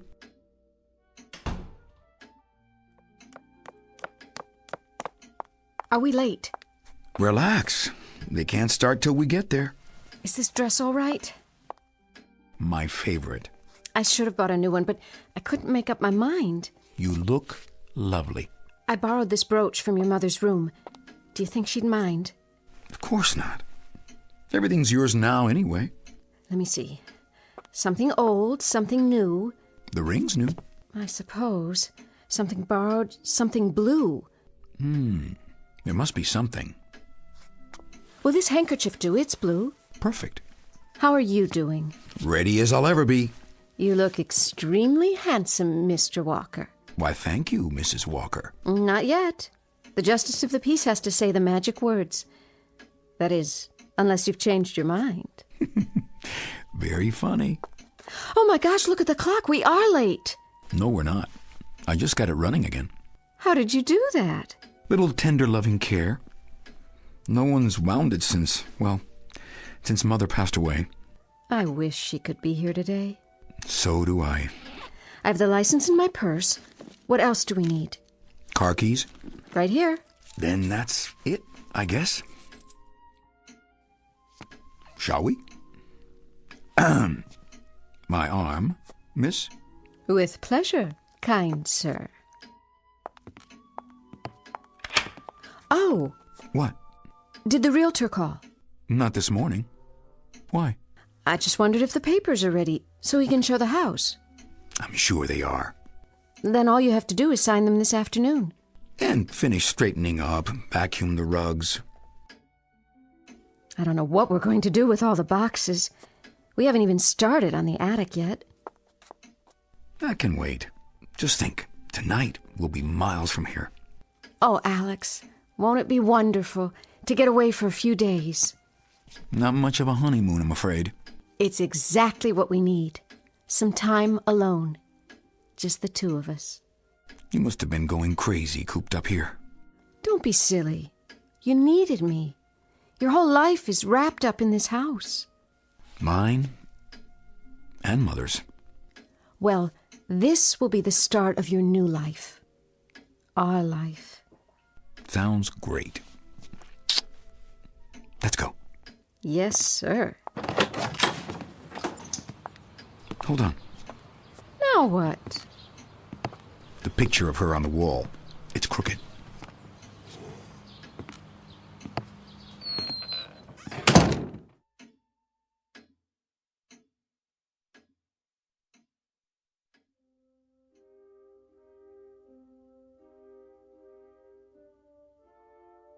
This is the house of the late Henrietta Walker. The picture is of Mrs. Walker herself as she appeared 25 years ago. And the living room is, except for a few isolated objects, also exactly as it appeared then. The other rooms, upstairs and down, are much the same. The house is, you see, one that belongs almost entirely to the past. A house which, like Mrs. Walker's clock, has ceased to recognize the passage of time. Only one element is missing at the moment, one remaining item in the estate of the late Henrietta Walker. Her son, Alex. He is 34 years of age, and for a few minutes more, the so-called perennial bachelor. The young woman is his bride-to-be, Miss Virginia Lane. Soon they will return from City Hall to get Mr. Walker's clothes packed, make final arrangements for the sale of the house, and depart for their honeymoon. Not a complicated set of tasks, and yet the new Mrs. Walker is about to discover just how complicated they can be. She is, in fact, about to face the most difficult hour of her life, an hour that will lead her step by step inexorably to a point of blinding terror.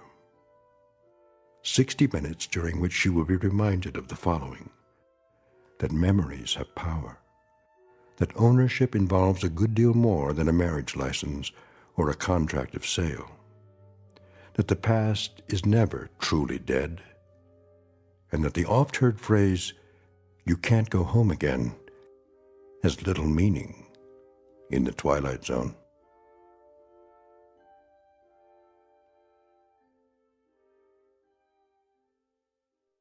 And now, The Twilight Zone, and our story, Young Man's Fancy, starring Tony Plana, with Stacy Keach as your narrator.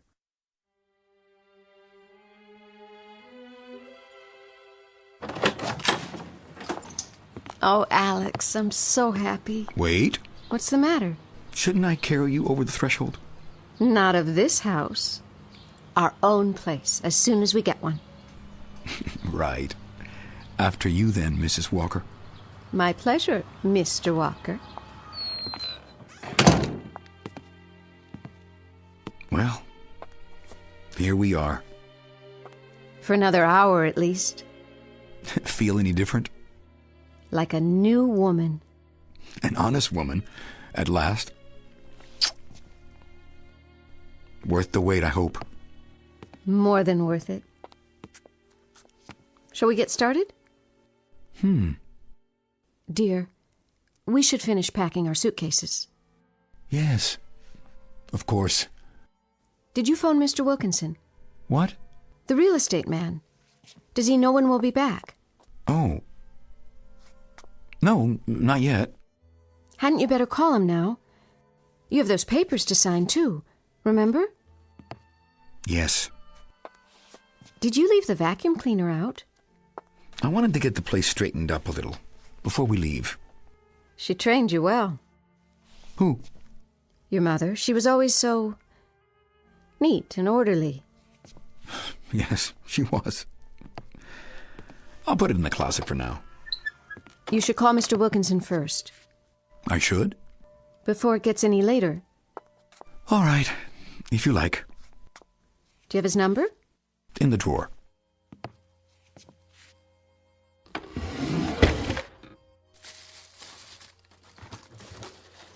Is it there? I was sure. Check your pockets. Not in this suit. Maybe upstairs. Well, don't let that stop you. Get the number from information. Oh, right. Tell you what. You go upstairs and start to pack, and I'll call Mr. Wilkinson, okay? It's not your responsibility. No, but we're a team now. You'd better get used to it. I guess we are. We have been for a long time, or didn't you notice? Now it's official. Oh, Alex, darling, you look so lost. It's going to be all right, you'll see. I am so happy to be Mrs. Walker after all these years. I know. Aren't you? Absolutely. Go on upstairs and pack.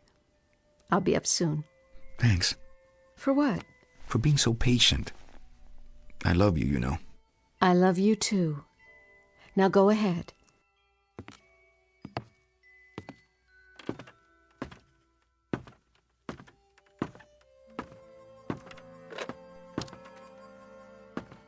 Operator? Yes. Would you give me the number of Wilkinson Realty, please? Thanks.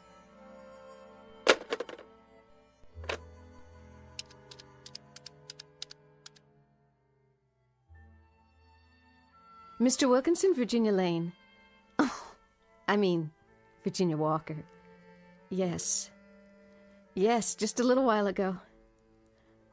Thank you, Mr. Wilkinson. I am. We both are. Very happy. Yes, we're back now. We were wondering if you'll bring the papers over. Mr. Walker will sign them. That's right. So you can show the house while we're gone. As soon as possible. We'll be leaving soon. Fine. We'll see you in a few minutes then. Goodbye.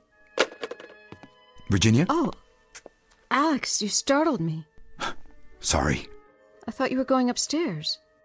There's plenty of time. I wanted to ask you a question. Yes? What do you think we should take with us? Take... When we move? We don't need to decide that now, do we? The television set, I guess. It's only a few years old.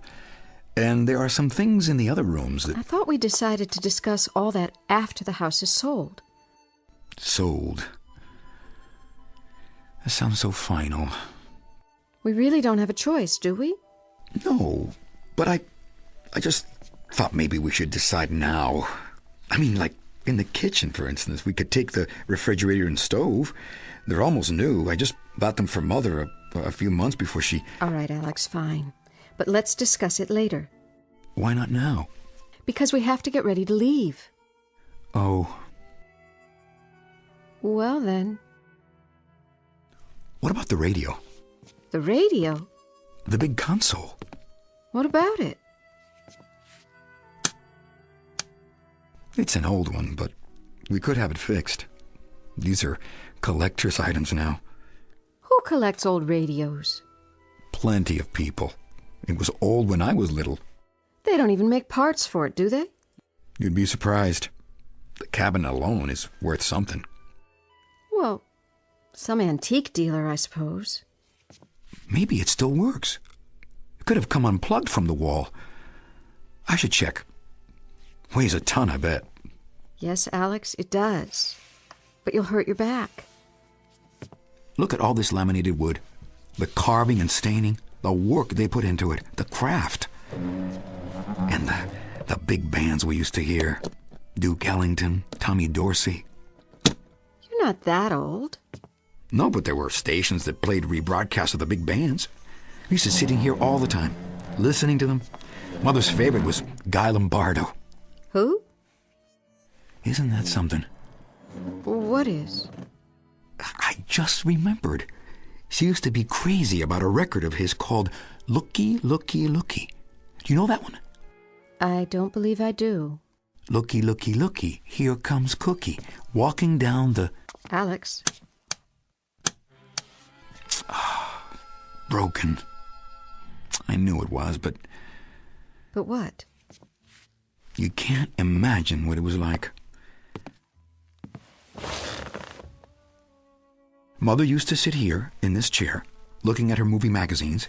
She saved them all. Photoplay, motion picture. Funny I should remember that. She gave it up a long time ago. You must have been very small. I was. Sometimes she'd make us a pan of fudge and we sit in here, just the two of us. And... Alex. What? It's getting late. Is it? Please go up and pack now. Would you do that for me? We want to leave right after Mr. Wilkinson comes. Isn't that right, dear? Yes. Sorry. Otherwise it'll be so late in the day we'll never get there. That's true. I'll wait for you down here. Be careful. Of what? Of her things. I haven't put it all away yet. Don't worry. We'll work on it together when we get back. Some of it is very fragile. You know, maybe I can find someone to fix the grandfather clock, too. Did you notice? It stopped again. We'll talk about it later, Alex. All right, then. Later.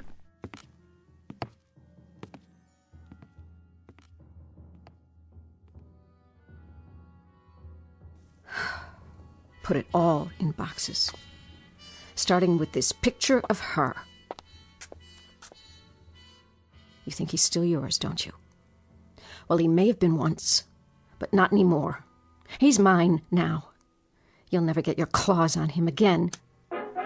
What in the...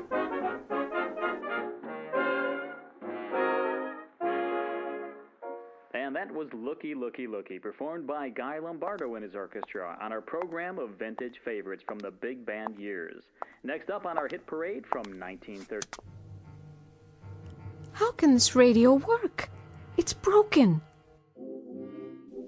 No, where... Alex? Alex, what's going on up there? Are you playing records? That man, we're never going to get out of here.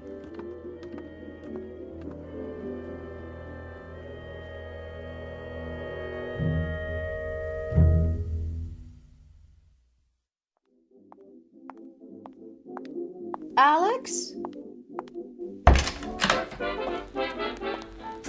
What are you doing? I found it. Found what? That Guy Lombardo record. It was in the stack of Mother's old 78s. I knew I was right. That's enough. We don't have time for this. Why are you sitting up here listening to records? This used to be my room. I know, but Alex, really... I was just looking at some of my old things that Mother kept. She saved it all for me, just as I left it. Isn't that amazing?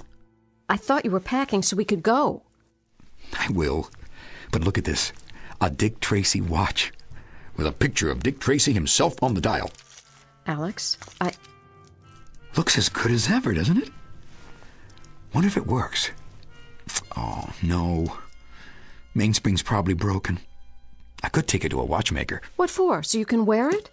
I got you a watch last year for Christmas. I know, but it's special, don't you think? See this cigar box? It's got everything she ever bought me.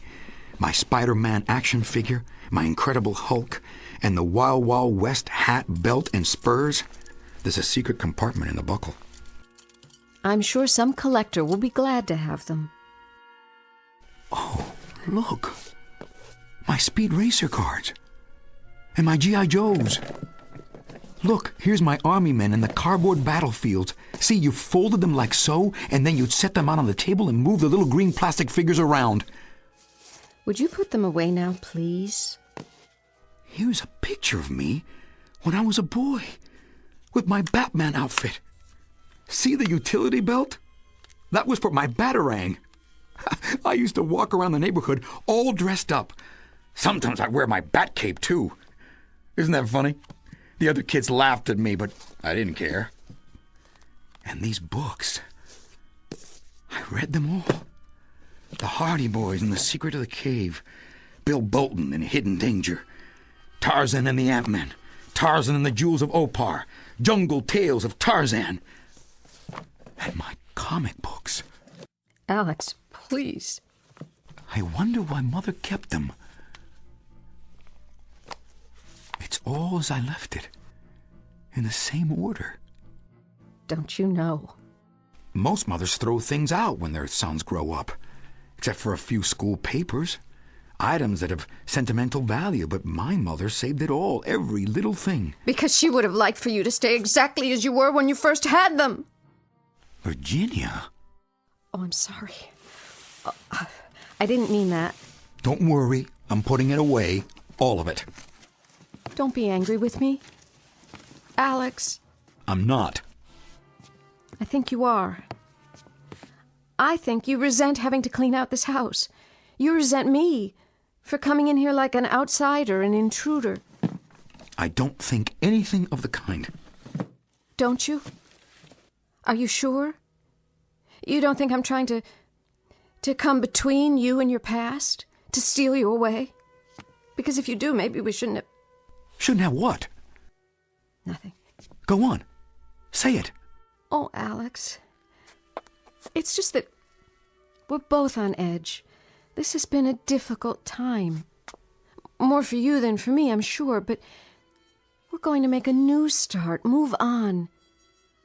You do want that, don't you? What do you think? I don't know sometimes.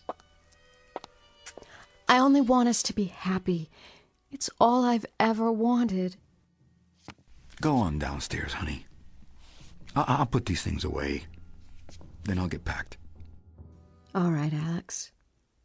Let's forget about it. I left your suitcase on the bed in the other bedroom. Thanks. You want me to help you? I can manage. I know you can. I only thought... Sure you're not angry with me? No. I'll make you happy, Alex. You'll see. You won't be sorry. I know. I'll wait downstairs for Mr. Wilkinson then. He should be here any minute now. You do that.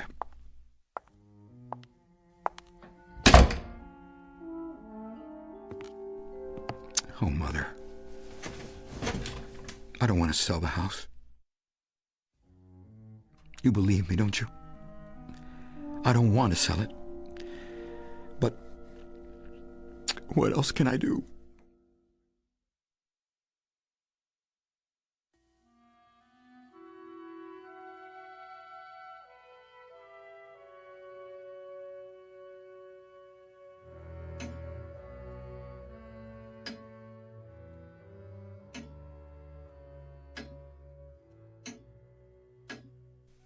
Clock.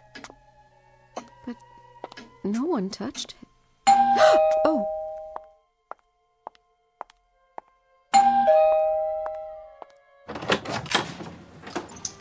Oh, Mr. Wilkinson. Afternoon, Mrs. Walker. Come in, please. Thank you kindly. I appreciate your making the trip. Oh, no problem. It's only a few blocks. Would you mind waiting in the living room? Mr. Walker will be right down. Fine and dandy, ma'am. Is everything in order? Ma'am? The papers about the house. Oh, yes. All drawn up. I have them right here. Good, that's good. So there won't be any delay.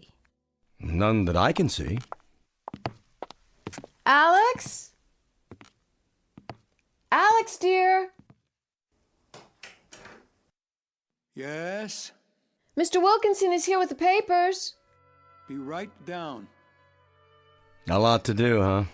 You wouldn't believe what to save, what to get rid of. Oh, it's always that way. But it'll get done. Shouldn't be too hard, in this case. Why? The house. It's neat as a pin. Mrs. Walker was like that. The other Mrs. Walker, I mean. Everything in its place. Yes, that's certainly true. Ah, here's the man of the house. Mr. Wilkinson. Afternoon, Mr. Walker. I understand congratulations are in order. Thank you. Won't you sit down? Mr. Wilkinson has everything in his briefcase. That I do. But first, I wonder if I could trouble you for something. What's that? The use of your telephone. Sure. You see, I forgot to tell my secretary where I'd be, and I'm expecting a pretty important call from out of town. Phone's right over there. I can call for you. I'll tell her where you are. Would you do that? Meanwhile, why don't you use the dining room table? Fine and dandy. Right this way. After you, sir. Make it as quick as possible if you can, dear. We really have to leave. Now then, as you can see right here, we're going to be signing this person here. Where? That ridiculous clock. But this isn't the phone. It can't be.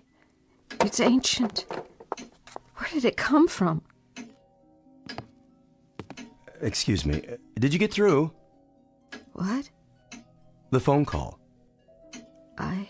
Maybe I'd better do it after all. I have to tell my secretary something else anyway. I'm sorry, but the phone... Something wrong? No. I mean... Let me try. What did you do? Do? That phone. Just a minute ago, it was... Hello, Maggie? Jim. I'm over at Henrietta Walker's house. That's right. I just wanted you to know. If that call comes through in the next 10 minutes, would you forward it to me here? Alex? The phone. What about it? Describe it to me. What?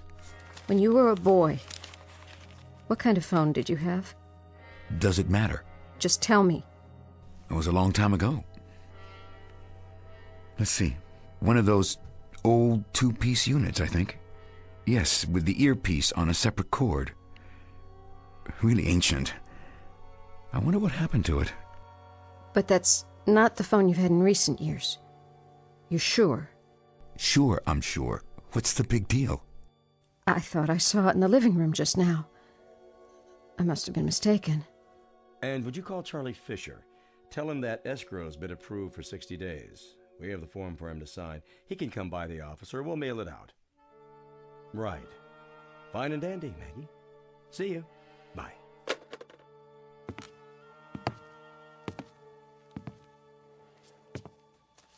Here, Mr. Wilkinson. We're almost finished. Quite a place, isn't it? Quite a place.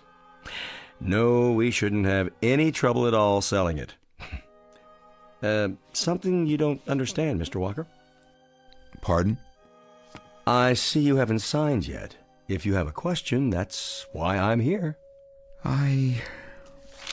Yes? I think I'd like to wait. How's that? Until we get back. But, Alex... I want to think about it. Oh? Think about what? You decided... No, not yet. I need more time. But you already... I said I want to think about it, Verge. If that's your preference, you have the right. I'm sorry to put you to all this trouble, Mr. Wilkinson. I'm not quite ready yet. I understand. Do you? My mother said never to rush into anything. Always think it through. Good advice. You're positive? I could line up a buyer right away, you know. Alex, please. I'm positive. Uh-huh. I'll get in touch with you on your return, then. Please. I think that would be better. Well, have a nice honeymoon, and don't bother to show me to the door, Miss Lane. Mrs. Walker.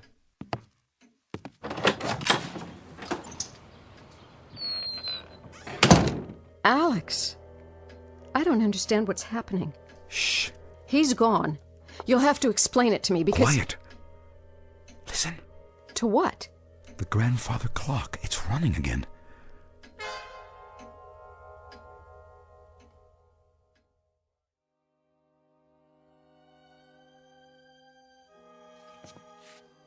I'll go finish packing. Alex? What? Alex, you promised. What do you mean? You know what I mean. You promised to sell this house. Yes, I did. And now you're backing down? I'm not backing down from anything, Verge. I just want a little time to think, that's all. I must be missing something. Can you explain it to me? What's there to think about? Well, I just don't like the idea of... Of what? You know, people tramping in and out when I'm not here. Touching things, handling them, stealing them. With a real estate agent standing right there. It could happen. That's an excuse, not a reason. Maybe it is, Verge. What do you want me to say? Never mind. No more talk, just pack and we'll get out of here. All right. Virginia? What is it now? I was thinking, couldn't we... Couldn't we what? Couldn't we live here? What did you say? I know how it sounds, but it's a perfectly good house. Plenty of space, new roof, new appliances in the kitchen. We could... No. No, Alex, no. Don't say no like that without even considering. I don't have to consider it. It's out of the question. We could do whatever you want with it. Even redecorate the rooms to a degree, if that would make you happy. I want to leave, Alex. Do you hear what I'm saying? I want to leave right now. But Virginia... You promised me you'd sell this house after your mother died. Well, she's dead, Alex. Dead. Don't. I've waited for you. All these years. Long years, Alex. Now I want my own home. I have a right to it, don't you think? Or am I being unreasonable? I hate it when you talk this way. And I hate it when you look at me this way. How? As if you don't even know me. I'm sorry. I don't mean to hurt you. Then don't. Oh, Alex, please. Don't do this to us. I'm not doing anything. I'm only trying to figure it all out, but there are so many considerations. Like what? I'm not sure anymore. I only know... Do you know how much I love you? I want to take care of you, make a home for you. But our home, not hers. We've waited so long, darling. So very long. It wasn't my fault. I thought you understood. I do. Your mother was sick, and you couldn't... She lost her health raising me, taking care of me in this house for more than 20 years. And now you feel guilty?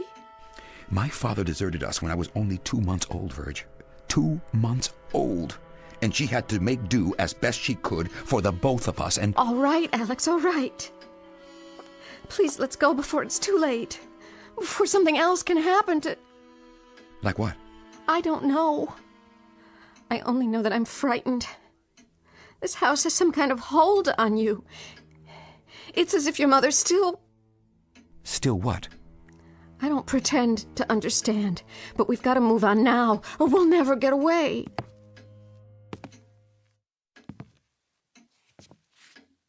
Virg? Yes? I've made my decision. Oh, Alex, I knew you would. I never doubted it. Now can we... I'm not going to sell this house. I can't. Alex. We'll have it redecorated. Get some new furniture and... And what? You think that will solve everything? We'll talk about it later.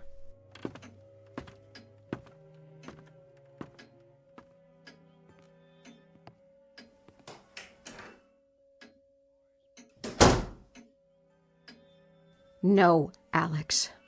I won't let you throw your life away like this. I won't. We'll get out of here now. I'll drive, and you're coming with me. Where's my purse?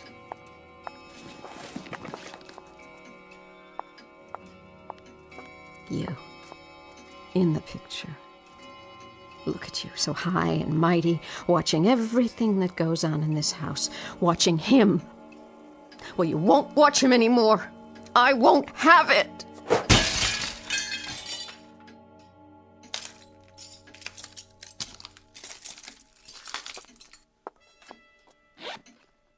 The keys. They're not in my purse. Where? Oh, on the table. Who put this magazine here? Movie World, March 1936? Special Shirley Temple issue.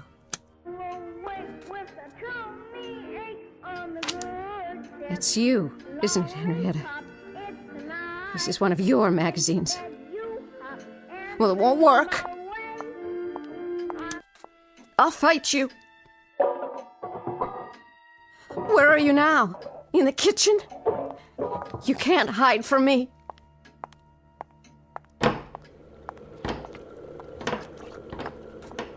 Where did this old stove come from? What are you cooking, fudge? Well, forget it. He doesn't need it anymore.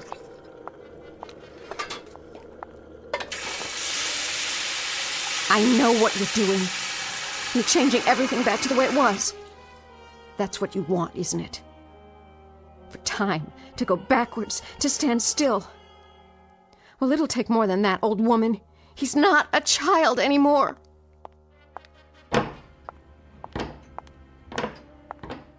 And now the living room? Is that your plan? I see what you've done. Musty furniture, no television set, everything old. Old, like you. What's next? You think you can change everything back? Alex. Alex! No. You. Get out of my house. Get out of my way. You can't come up here. No. No.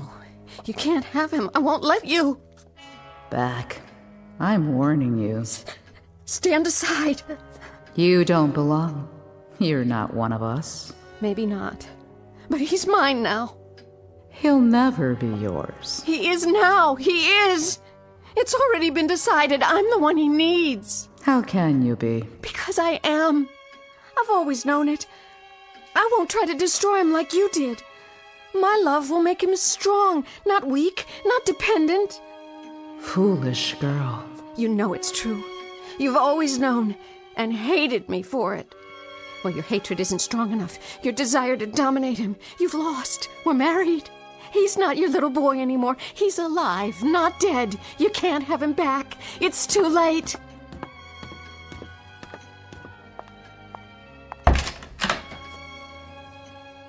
Alex? What do you want? Alex. Mother, come back. Are you sure?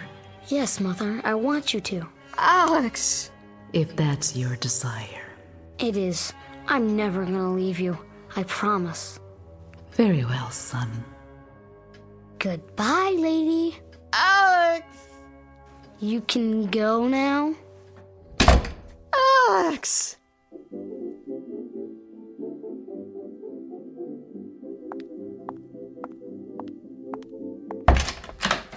Alex! Alex, where are you? Your records, your toys. There's nothing here now. Where did it go? Where did you go? Where? Alex! Alex! Alex!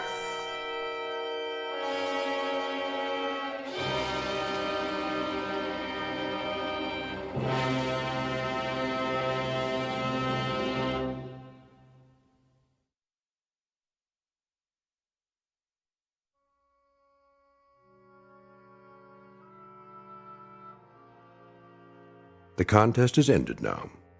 A contest fought not only in space, but in time. Mr. Alex Walker is gone, no longer in this house as it exists today.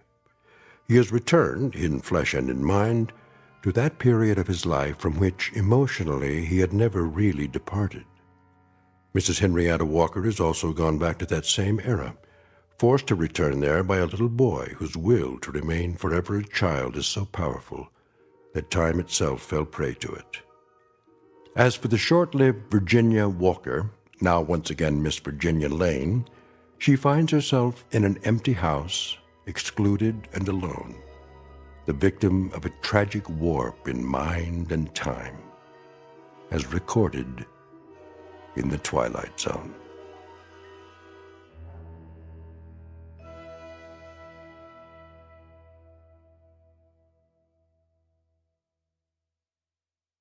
More from the Twilight Zone after this.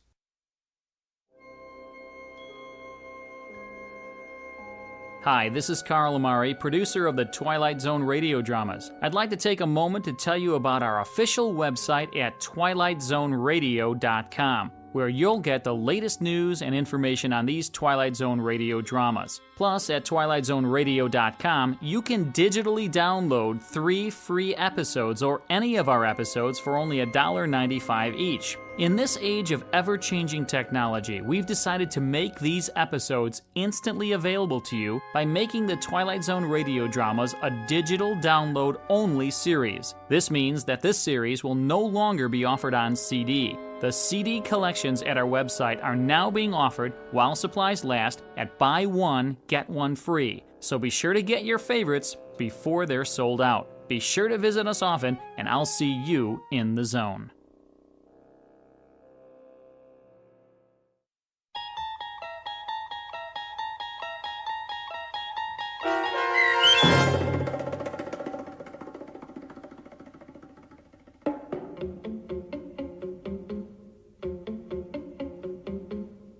Young Man's Fancy, starring Tony Plana with Stacy Keach as your narrator, was adapted for radio by Dennis Etchison and written for The Twilight Zone by Rod Serling, based on a story by Richard Matheson.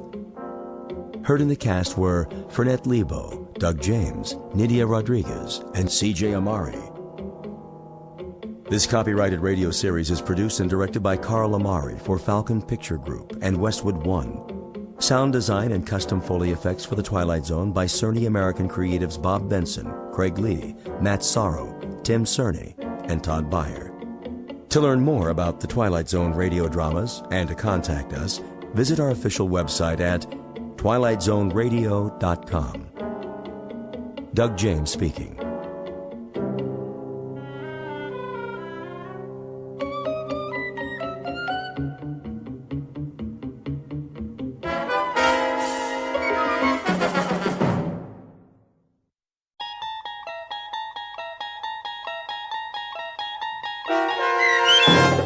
The Jeopardy Room with Stacy Keach as your narrator was adapted for radio by Dennis Etchison and written for The Twilight Zone by Rod Serling.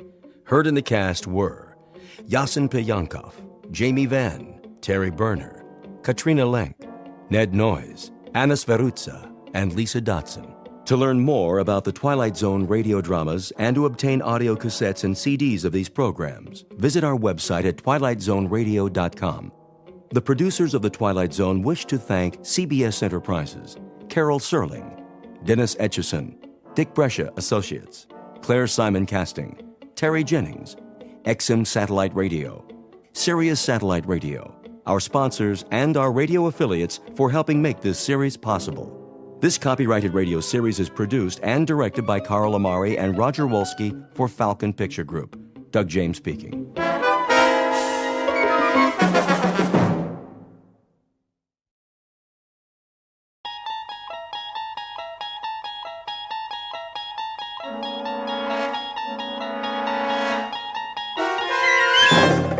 You unlock this door with the key of imagination.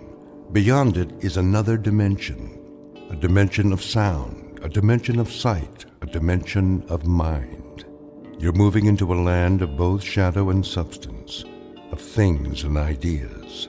You've just crossed over into the Twilight Zone.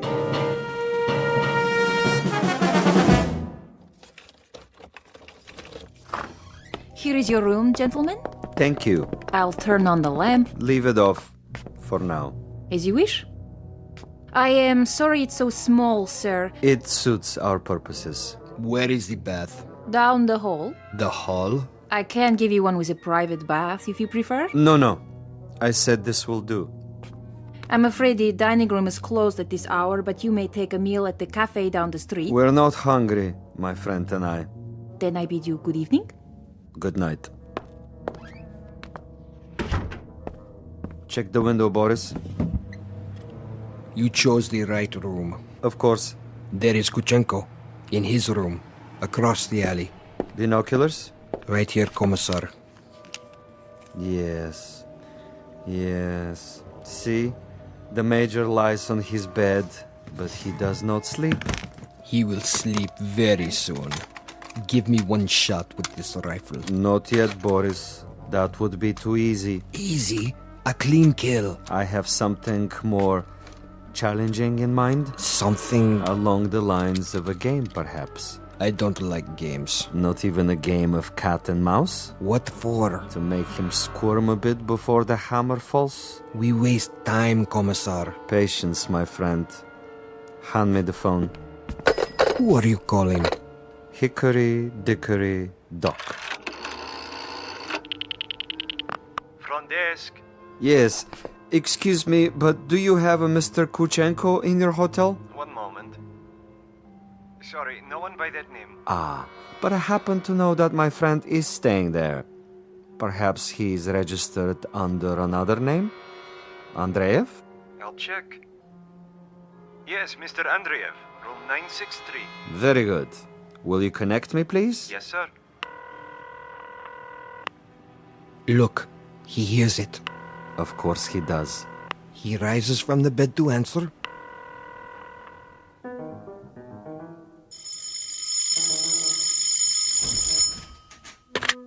Yes? This is Major Kuchenko. Hello?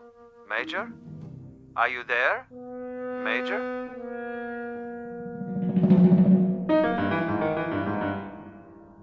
The cast of characters in our drama: a cat's assistant, and a mouse.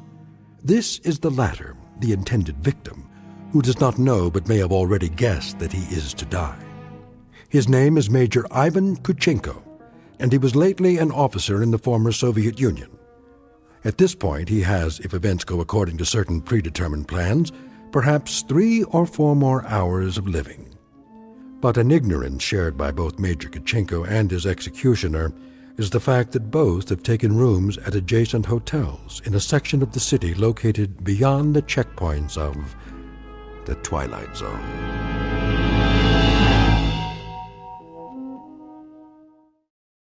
And now, The Twilight Zone and our story, The Jeopardy Room, with Stacy Keach as your narrator. This is Major Kuchenko. Who is calling? Major Kuchenko, you don't know me. Who is this? But I have heard of your recent arrival here. You have the wrong number. And I wanted you to know that you have friends in this city. Friends, you say? And they would be... Good friends, Major. Staunch friends. I know no one in this city. May I impose upon you to remain in your room for a little bit? Your friends will make themselves known. And who is this speaking? Is this a friend also? A good friend, Major. Not known to you yet, perhaps, but soon to become acquainted. And why must I stay in my room? We'll be making contact with you very shortly. For what purpose? Your welfare. Your well-being is our deepest concern, Major. Now, Commissar. Not yet, Boris. May I count on you to show some sense, Major? For your own safety, I urge you to remain in your room. You'll be seeing your friends before long. The mouse is in the trap. He stands at the window. Now, Commissar? Patience. But I have him in the crosshairs. I could make his head leave his shoulders at this range. That would give you pleasure, wouldn't it? A great deal of pleasure, Commissar. Just say the word. Even when he lies down, I can still see his head. I believe it, Boris. I know of your prowess, but put the gun away. Put it away? Lay it aside. For a bit. We're not going to kill him? Ah, the eagerness of the young. They do not sip wine. They gulp it down like a soft drink. They do not fondle women. They devour them. They do not sniff at the essence of a perfume. They try to jam it into their nostrils. But now, consider the window across the way. The gentleman will die without question. But I want him to die, Boris, with finesse, with subtlety, with a degree of thought and care. A killing is a killing. And if a man is to die, what does it matter how he dies? Ever been to a bullfight, Boris? A bullfight? No, Commissar. I've never had that pleasure. A bullfight might serve to make the distinction. In such a contest, if the matador kills with grace, that is considered a good death. So, there are good deaths and bad deaths, are there? Precisely. There is death with art, and there is the death of the butcher. You, Boris, are a butcher. Now, that is an honorable profession of great usefulness, but I'm an artist. Oh, you will have a death tonight, within a few hours. But when it is over, we will have killed with artistry, Boris. Not with a meat cleaver or an explosive bullet or any other of the butcher's tools. This death will be like a ballet.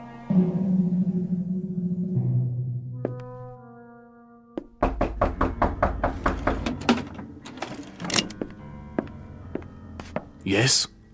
Major Kuchenko? Who is it? A friend, Major. If you prefer, you can turn off the lights and find a hiding place. I'll come in with my hands up, palms open. Major Kuchenko? And you are? I am a friend. May I? For a moment. I would prefer that you put the gun away. Not a chance. Were you the one on the telephone? We had a brief chat earlier. Quite a place you have here. Who occupied it before you? A rat? I have no luxury of choices. Indeed not. In this respect, you are a very poor man of late. However, you have a bed, you have some pictures on the wall, and the floor without so much as a throw rug. An adequate accommodation, and a view of a brick building alongside. I suppose there are worse places to spend an evening, Major? I know. I've been to many of them. Indeed. Indeed you have. Siberia is cold this time of year, is it not, Major? I'm told it's a most uncomfortable climate. You've been told quite correctly. It's a freezing jungle. A freezing jungle. Marvelous. Lovely imagery. Siberia is a freezing jungle. It was. When it was part of the Union. You make reference, of course, to the people who inhabited it. I make reference to some people. Those who were in charge of that private resort. It must have been unpleasant for you?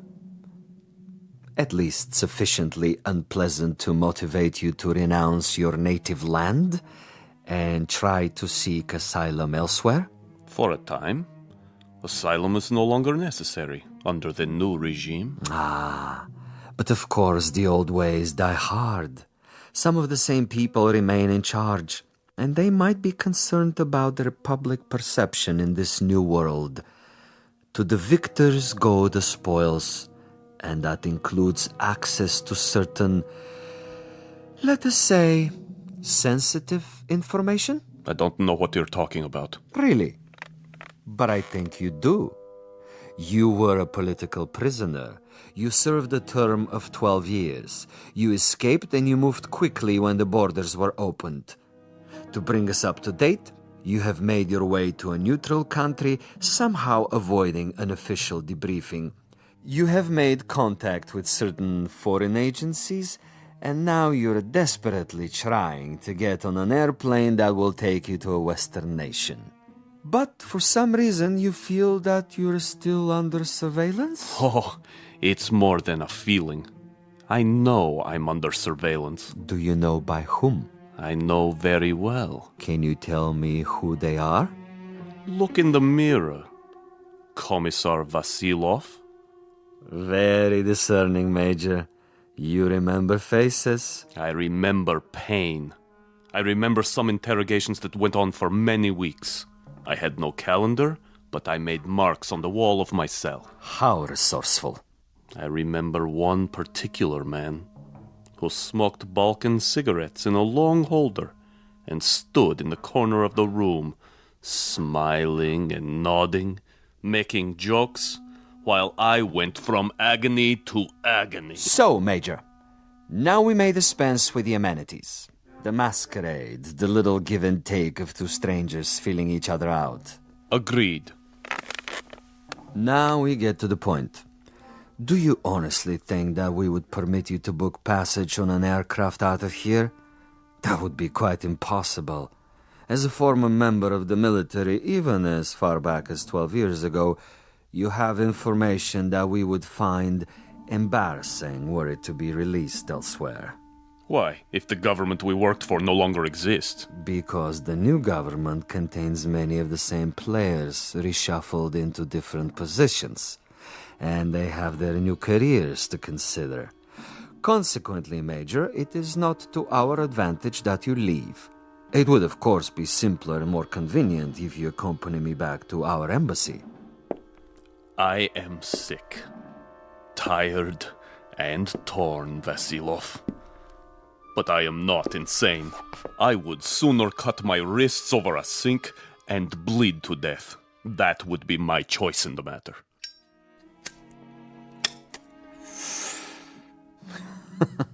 You surely can't be serious, Major.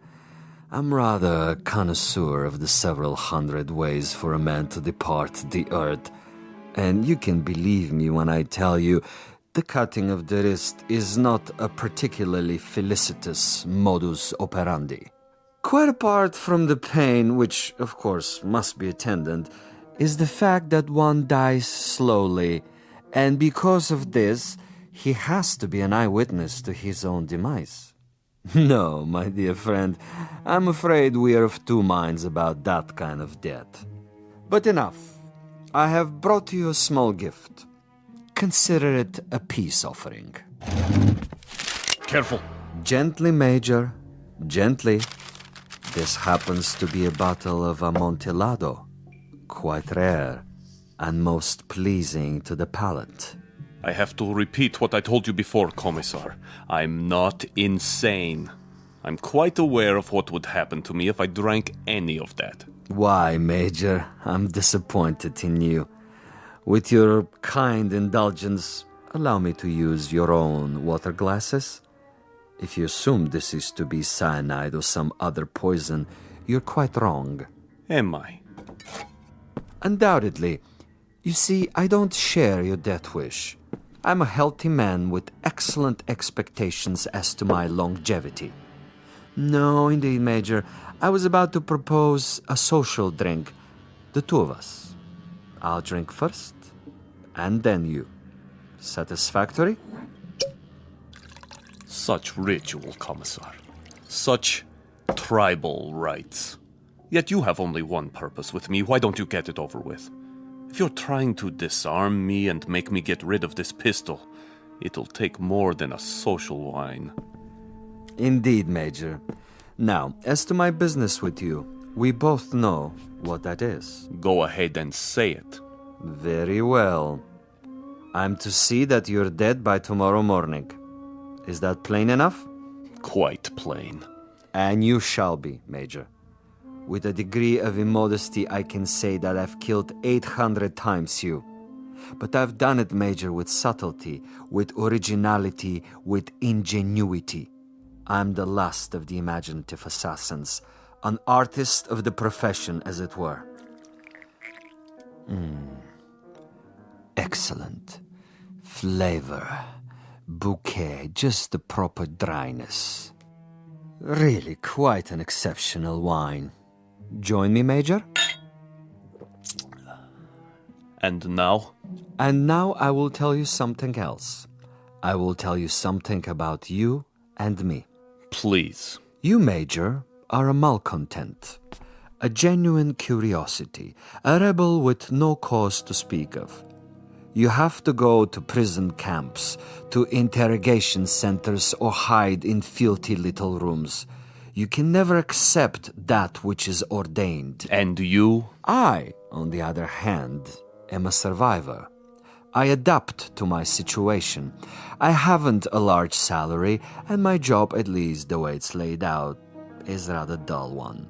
Finding defectors and traitors and subversives and doing away with them. Now, I could do that with a high-powered rifle. I could do it with a homemade bomb. But I choose to exercise imagination and taste. In your case... In my case? In your case, I choose to prolong the game. And in the process of this prolongation, I've come up with what I think is a most bizarre and novel method of execution. One designed especially to challenge your talents. For we are worthy adversaries, you and I. I feel weak. I feel... Tell me what you feel, Major. Exactly. I want to know. Why, you monster. You drugged me after all. Indeed I have. And that poses an interesting question, doesn't it? How is it that we both can drink of the same wine, and yet I'm unaffected? Isn't that an interesting question, Major? Major?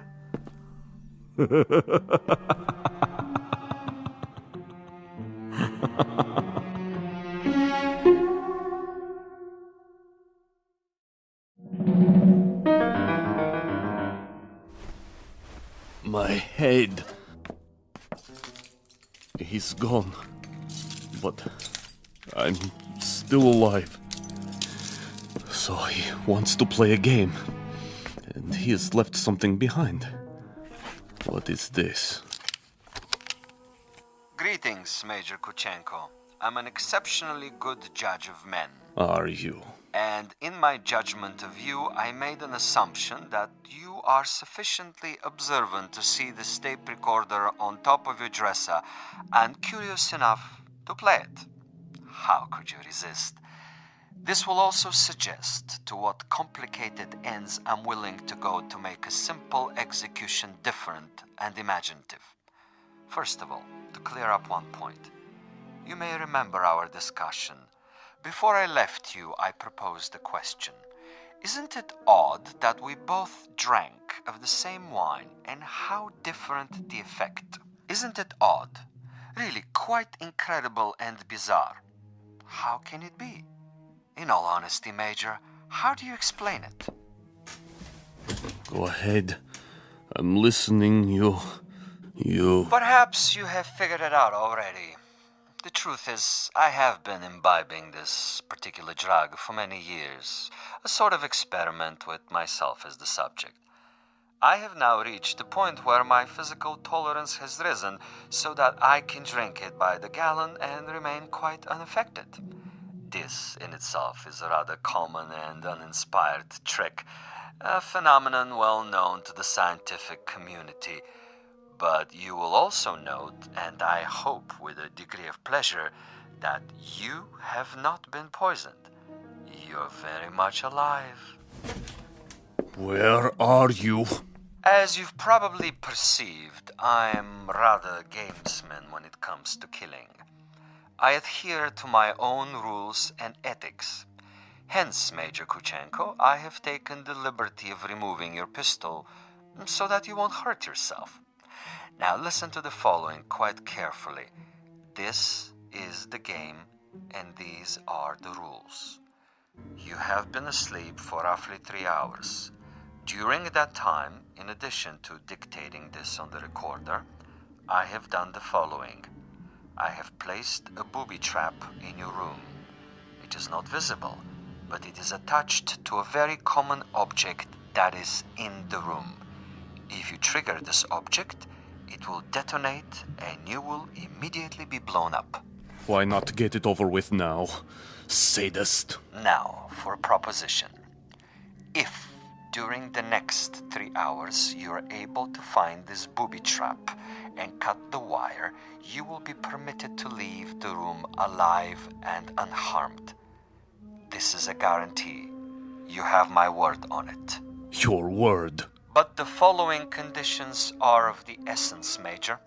You must actively search for this booby trap and you must find it and render it inactive.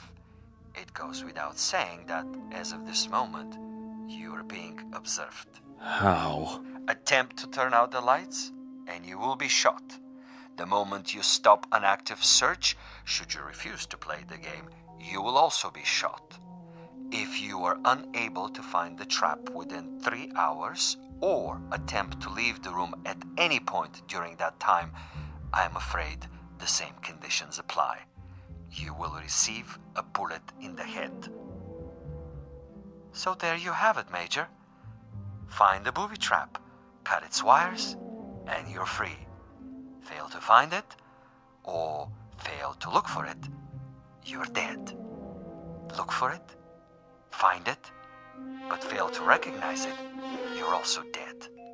Needless to say, Major Kuchenko, it is this latter occurrence that I rather expect and look forward to. As a fellow expert in tricks and deception, I think you will admit this situation has its own special imaginative quality.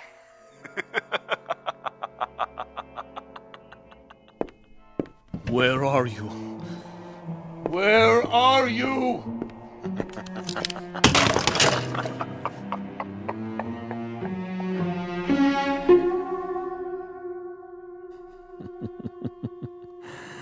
Over here, Major. Just across the way. So near and yet so far. Can't you see me? Doesn't the light reflect in my binoculars? Look, Major. Please look. Try, I implore you. Where have you been, Boris? I brought food from the cafe. Food is of no consequence. Quickly, he's awake. Don't worry, Commissar. I have a clear shot anywhere in the room. Hold your fire until I tell you. But why? Such an easy target. Too easy. That is the difference between us, Boris. You are a marksman, but I am a gamesman. And the game is afoot. The picture frame? No. Too obvious. The ceiling. The light fixture. Possibility. Nothing. Oh, you think you are so clever, Commissar. So clever. The bed, then. Under the mattress. The bed springs? It might be. Not the chair, though. Still possible. Where? Ah, that would be telling. Go ahead and eat, Boris, before it gets cold. He's busy with the hunt for now.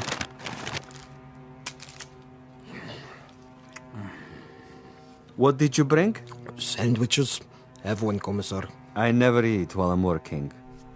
I'm like an athlete, Boris. Food is a distraction. Food is good. It makes one sluggish, affects the concentration. The morning will come soon enough. Over here, Kuchenko, just across the alley. Don't you see? He sees nothing. But surely a fragment of light, a stray reflection. Perhaps he has seen us. Yes, he must know, but he refuses to acknowledge. He is too proud.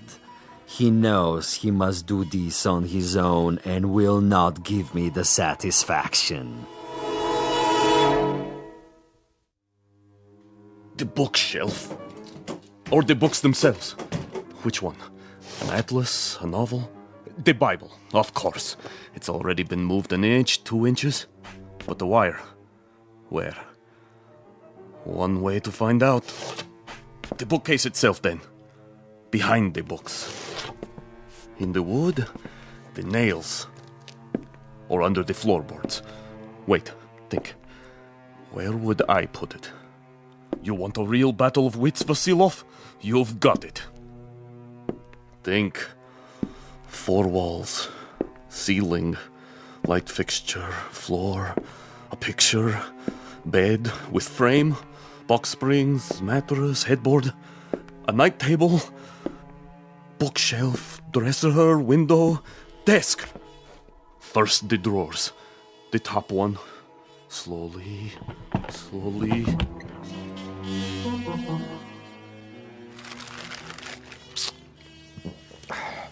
What is he doing now?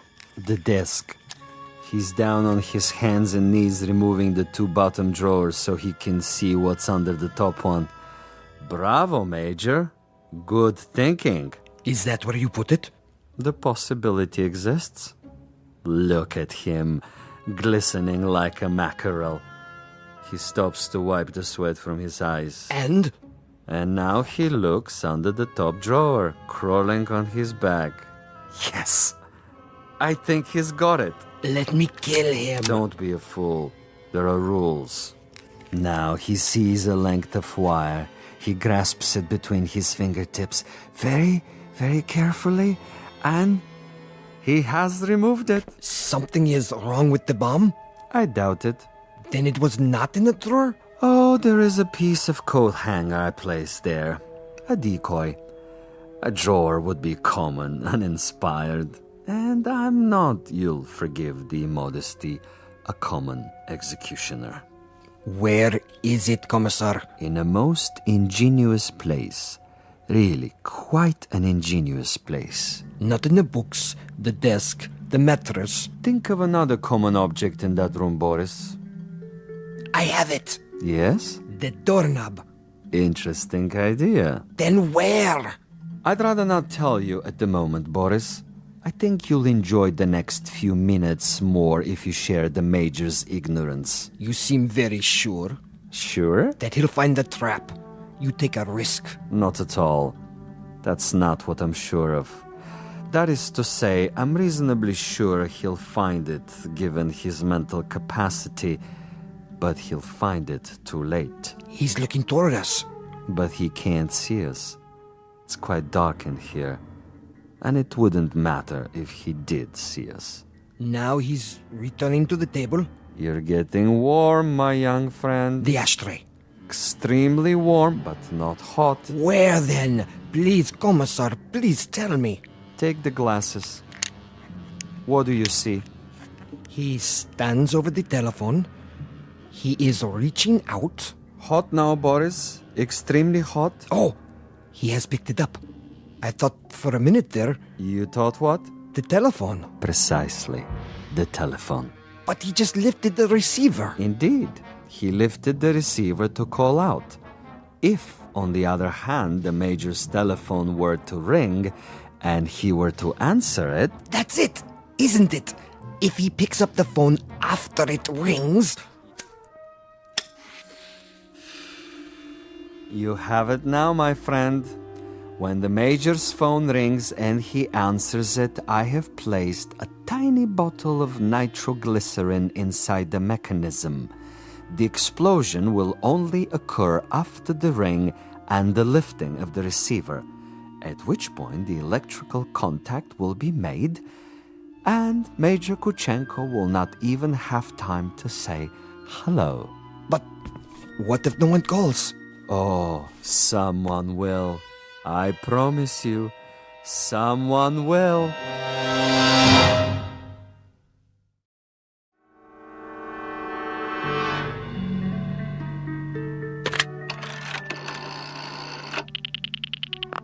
Front desk. This is the party in 963. I was wondering... Yes, sir? I was wondering if you might have the number of another hotel. Another hotel? The one next door, across the alley. That would be the Grand. You can find it in the directory, in the table by your bed. Dial 9 first, then the number. I see. Thank you. Vasilov? I know you're there, Vasilov. The game is not over yet. Do you have the time, Boris? What? The time. 10 minutes to 5. Almost done, Commissar. He's tried almost everything. He has 10 more minutes. Hadn't I best go over there now and finish it? No, my young friend. That would be impetuous. It would also be a bit embarrassing if someone were to see you. At this hour, the streets are empty. Quite apart from the fact that I wanted this to be imaginative, I also wanted subtlety. I should like our quarry to die in his room without our being there. Opportunity is running out. Then I do believe that it's time to, shall we say, accelerate the process?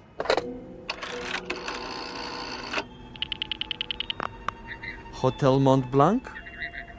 Would you dial room 963, please? Thank you. I'll wait. There it goes. He's walking toward it. What's the fool doing? Why doesn't he answer it? I can't tell. He has his back to the window. Turn around so I can see. Now, Commissar? No. Would you dial 963 one more time, please? Yes, I know it didn't answer.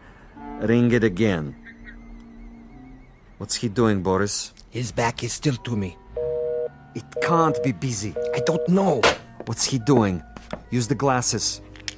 He's turning around, lighting a cigarette. He's mocking me. Now, he suddenly dropped from sight. Kill him. I can only see the top of his head. He's moving across the room. Do it! You missed, you fool. He's at the door. Again. He's gone out of the room. And you missed him.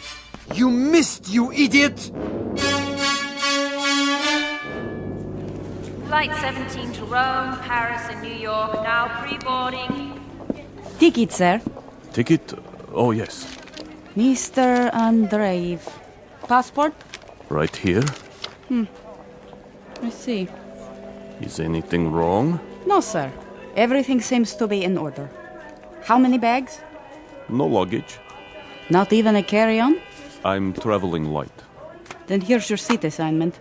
Please go to gate 17. How much time do I have?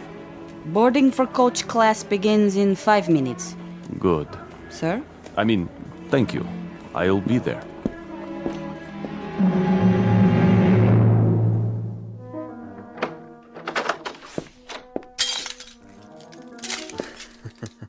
What a mess he left behind. Like a pigsty. He tore the bed apart. And the furniture. Oh, just look. Oh, even my poor little tape recorder. Commissar? Yes, Boris? It would have been better, wouldn't it? What would? If I had taken his head off in the first place. You mean if we had slaughtered him like an animal? I love your style, Boris. You should have been a pig farmer. Our man would have been dead by now. He would have been dead if we had beaten him to death with mallets too. But anyone can die that way. And any stupid, insensitive fool can kill that way. No, this is a man of quality, with a resourceful mind, similar, you might say, to his executioner. He deserves a better ending, as do I. But that's all right. I have time. I'll get him in the next city, now that I know my adversary. We will be able to track him? Most certainly. The old network still functions, though in a much different way. I have the same contacts, no matter what they now call themselves. Importers, exporters, businessmen of various stripes, here and abroad. It's marvelous, you know? Really marvelous. Think of the possibilities. Other, even more ingenious methods of doing away with Kuchenko and his kind. I still think we should have chased him. Not at all. He would have gotten away. And even if he hadn't, it would mean that a thick-headed clod like you is more efficient than I. And this I reject, Boris. This I reject in toto. Look at this. A bottle of wine. I can only find one glass. Throw it away. One drink, Commissar. I said no. But there is more than half left. This is not for you. But why? Do you know much about Amontillado? I know about vodka. Of course, you and all the other potato growers. Give me the glass. Here. Believe me, it wouldn't agree with you. It's an acquired taste. Yes, Commissar.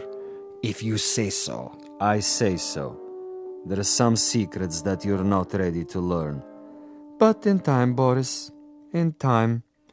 For now, I need you awake and alert. That's right. I do what you say, as always. But so far, your methods are not very effective. The men who pay us, they will not be impressed. And you will make a report?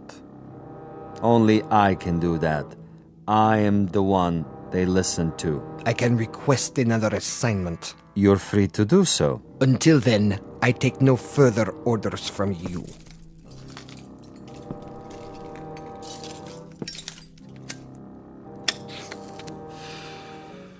As you wish. You might want to reconsider, though. The resort in Siberia may be closed, but there are others. We have allies. All it would take is a single phone call. Comrade Boris, uncooperative, recalcitrant, unwilling to follow instructions. In this new order, there are not many positions for the uneducated, the blockheads with families. Yes? Well, You want to say something? I withdraw my complaint. What's that? I didn't hear you. I am tired, Commissar. I say many things when I am tired. You wish to apologize? Yes. Very well. I will take it under advisement. In the meanwhile, see if Major Kuchenko left anything behind. Check the closet, the drawers. Yes, Commissar. And life goes on. The sun comes up and we arise to meet another day, to prevail by our wits and our wits alone. I'll get it, Commissar. No, Boris! I don't want... You fool, no! I'm sorry, sir. Your party doesn't answer. No? It doesn't ring at all now. You're sure? Mont Blanc Hotel, room 963. Strange. The line is suddenly dead. Thank you, operator. That means my message got through. Flight 17 Transocean Airways now departing for New York City via Belgrade, Paris, Rome, London, final call.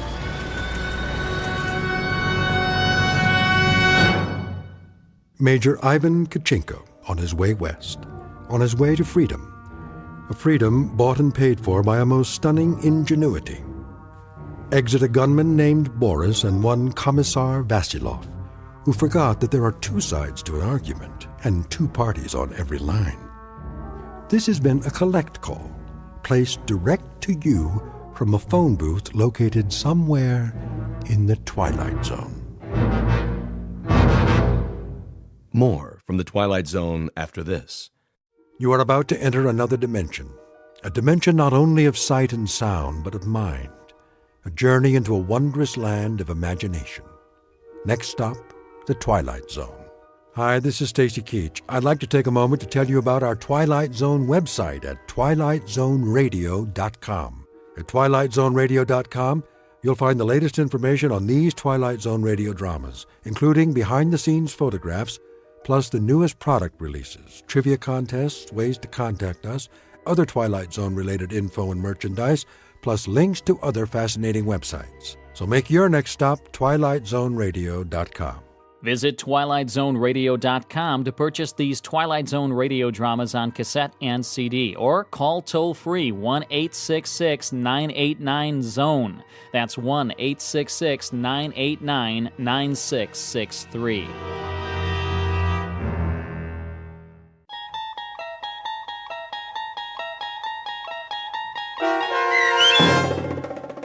Long Distance Call, starring Hal Sparks with Stacy Keach as your narrator, was adapted for radio by Dennis Etchison and written for The Twilight Zone by Charles Beaumont and William Idelson. Heard in the cast were C.J. Amari, Fernette Lebo, Rosalind Alexander, Nick Sandys, Jeff Lupetin, Laura Russell, Kurt Nabig, Christina Verba, Doug James, Karen Olson, and Amber Lake. This copyrighted radio series is produced and directed by Carl Amari and Jason Mallow for Falcon Picture Group. Doug James speaking.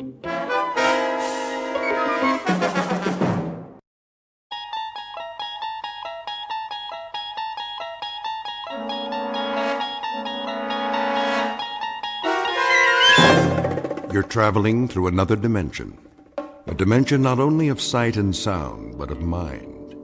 A journey into a wondrous land whose boundaries are those of imagination. Your next stop, the Twilight Zone.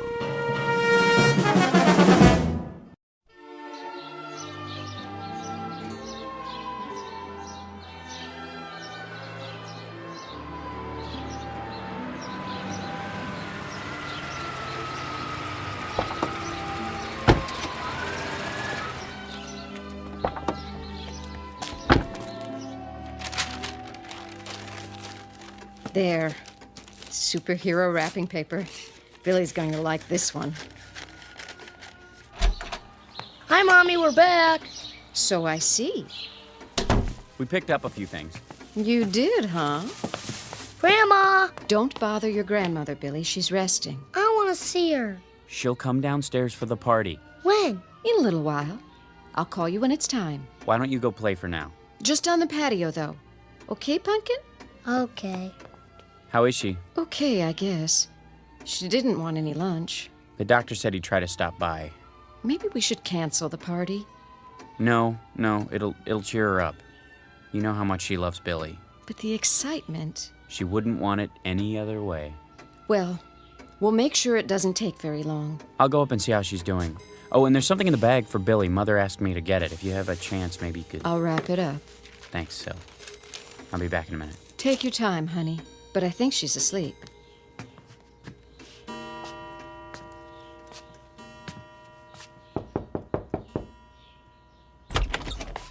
Mother? Is that you, Chris? How you doing? Oh, fine. Just resting my eyes. Well, you go right ahead. We've got everything under control. Where's Billy? In the yard, playing. Oh, such a big boy. And today, another birthday. I can hardly believe it. Neither can I. Did you get him a present for me? I sure did. The one you asked for. Sil's wrapping it up. Good. Take the money from my purse. No, don't worry about that. It's all taken care of. I insist. And I insist that you relax. Dr. Unger's coming in a little while. You want to look pretty for him, don't you? Oh, Chris, you're such a teaser. Well, who do you think I learned it from, Mama? Just like Billy. He's so much like you. in so many ways. Oh, I don't know about that. He's got Sylvia's nose and mouth. And your eyes. When I look into those eyes, I see you at that age. I don't know where he gets so much energy. From his daddy, of course. Now, hold on. I was the quiet type. Oh, you were a ball of fire. Running this way and that, full of curiosity. I find that hard to believe. But it's true. Billy's the spitting image of you. If you say so, Mother. Take your nap now. Can I get you anything? Nothing at all. Just remember to call me when it's time for Billy's party. He can come upstairs if you like. Oh, nonsense. I wouldn't miss it for the world. All right, Mother, you win. Just don't try to walk on your own. I'll let you know when it's time. You do that, dear. Tell Billy I'll be there. I will. Now get some rest.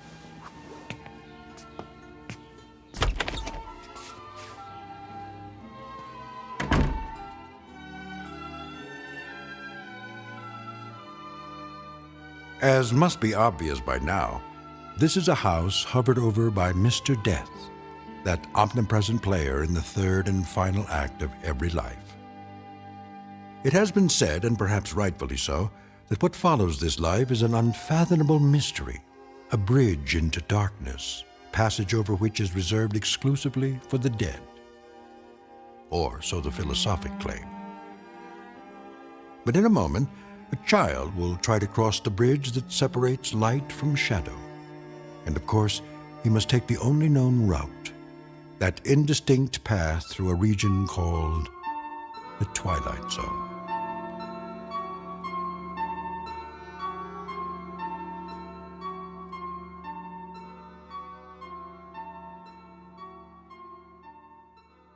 And now, The Twilight Zone and our story, Long Distance Call, starring Hal Sparks, with Stacy Keach as your narrator. That's enough for now, Billy. I like the way it sounds. Can you help me set the table for dessert? Is it time yet? Almost. Where's Grandma? Well, you know, she wanted to come down, but she's awfully tired. You understand, don't you? You're a big boy now. But I want to see her. Maybe in a few minutes. Daddy's just gone up to... There she is. Chris, watch your step, honey. Why is Daddy carrying you, Grandma? Because she's light as a feather. I've got your chair ready. You go to so much trouble. Mother, you've got to follow the rules of the house. And today, the rule is, the moment Billy opens his presents, you're going back upstairs. That's fine, Chris. I always follow the rules. Except when I don't agree with them. Hi, Grandma. There's my little angel. Mother, the doctor told you not to exert yourself. I don't exert. Billy is a feather to me. Everybody get ready. Time for the candles. I'll turn off the light. Happy birthday to you. Happy birthday to you. Happy birthday, dear Billy. Happy birthday to you. Go on, son, blow them out. Here it goes. Wait now. You've got to blow out all the candles, or it is no good. Take a big breath, Billy. All of them. Okay. You did it! Did you make a wish? Yes. What was it? I can only tell Grandma. Well, then, tell me. I wish for his... Don't you think we should all hear your wish? That's not the way it works, honey. You know that. It is a secret between the two of us. Isn't that so, Billy? Mm-hmm. And now we cut the cake. Mother, let Syl do that. What? You think I'm too old to hold the knife? He didn't mean it that way. When I am that old, you get the shovel and dig a hole. I have a shovel and a pail. Billy. Yes, my angel. I know you do. To play with. We had some good times at the beach, didn't we, Mama? All of us together? Lovely times. Like tonight. I'm so happy. My heart is so full. I would like to say something. May I? Sure. Oh, my little Billy. My wonderful little boy. He gave me life again. An old woman, good for nothing but to complain. He held out his hands to me and made me alive. Why are you crying, Grandma? I don't know, Angel. You don't? Maybe it is because I won't be here with you for very long. Now, Mama. Why not? I am going away.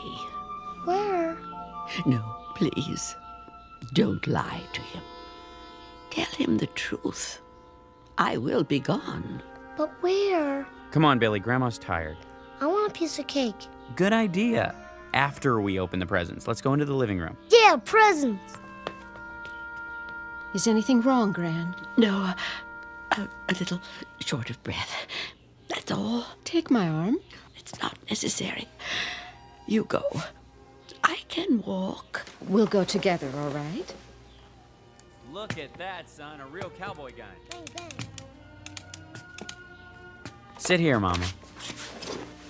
Open this one next. Okay. Wait. Billy, do you want to see what Grandma got you? Yeah. Which one is it? Right here, I think. Yes. Wow, cool. Well, you know what it is? Yeah, telephone. Why, that's a nice toy, isn't it? Grandma picked it out for you. For us, Billy. For you and me. So you can always talk to Grandma. Anytime. Even when she is not here. Can you say thank you? Thanks. See, Mama, he loves it. I'm so glad. I want to talk to Grandma now. You may. You know how to work it, son? Yeah. Hello? Hello? Who is it, please? Guess. Is there someone who wants to talk to Grandma? Yes. What is his name? It's me. And who are you? Billy. Oh, Billy. It's so good to talk to you. What's the matter, Mama? You'd better take me upstairs. Now, Chris. Of course. Don't you want to play? I want to, Billy. In a little while. When?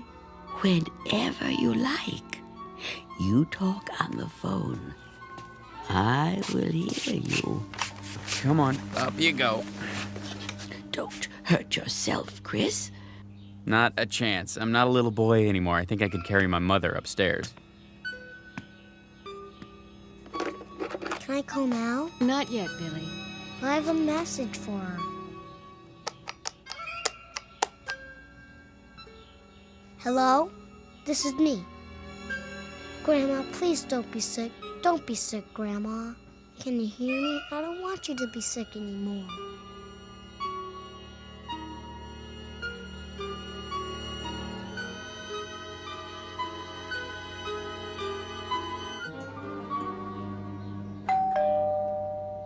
Someone's at the door. I'll get it. You stay with Mom. Come sit next to me, Billy. Dr. Unger. Chris, Thanks for coming by. how is she? The same. Sylvia, Hello, Doctor. how are you holding up? Oh, don't worry about me. Grandma? Billy, stay here. Is Grandma okay? Of course she is. I'll just look in on her. Let me walk you upstairs. I know the way. Can I go too? Later, Billy. Sit here with us. But I want to tell her something. Oh, darling, we can't see her right now. Why not? She's not feeling very well. Is she gonna get better? I hope so, sweetie. I really do.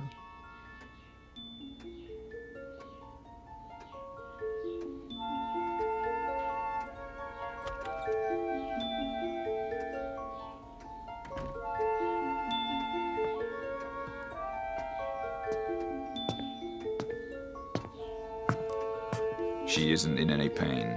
Can we see her? I wouldn't advise it. Not that it would hurt her, but... Well, I doubt that she would recognize you. Oh. We'd recognize her. All right, Chris. Just don't stay long. Me too. Isn't it your bedtime? I want to say goodnight to Grandma. Billy, try to understand. Grandma's sick. Why don't you wait until she's well? I want to see her now. Billy, don't. If I may make a suggestion. Yes? If he wants to see her, this might be the time. Come with me then, but only for a couple of minutes. And Billy, listen to me. If Grandma acts a little different, that's only because of the medicine, okay? Okay. Then let's go. Sylvia? Now? Do you think... I think we'd better.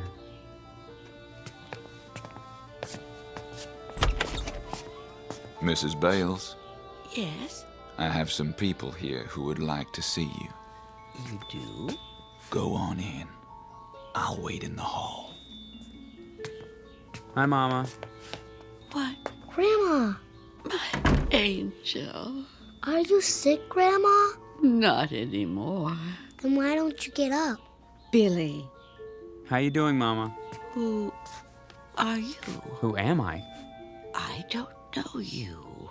It's Christopher, your son. My son was taken from me by a woman. This is my son now. My only son. Little Billy. Does it hurt, Grandma? No. There is no pain. Then what's the matter? It will be so lonely. Oh, Billy. I wish you could go with Grandma. Go where? Away. Far away. Together. The two of us, Billy. I want to go. You and me, Billy. No one else. Just you and me. Grandma? Grandma? Grandma? Oh, Mama. Goodbye, Gertrude. Goodbye. I want Grandma. I want to talk to her. I have to. I need her. I want to talk to her.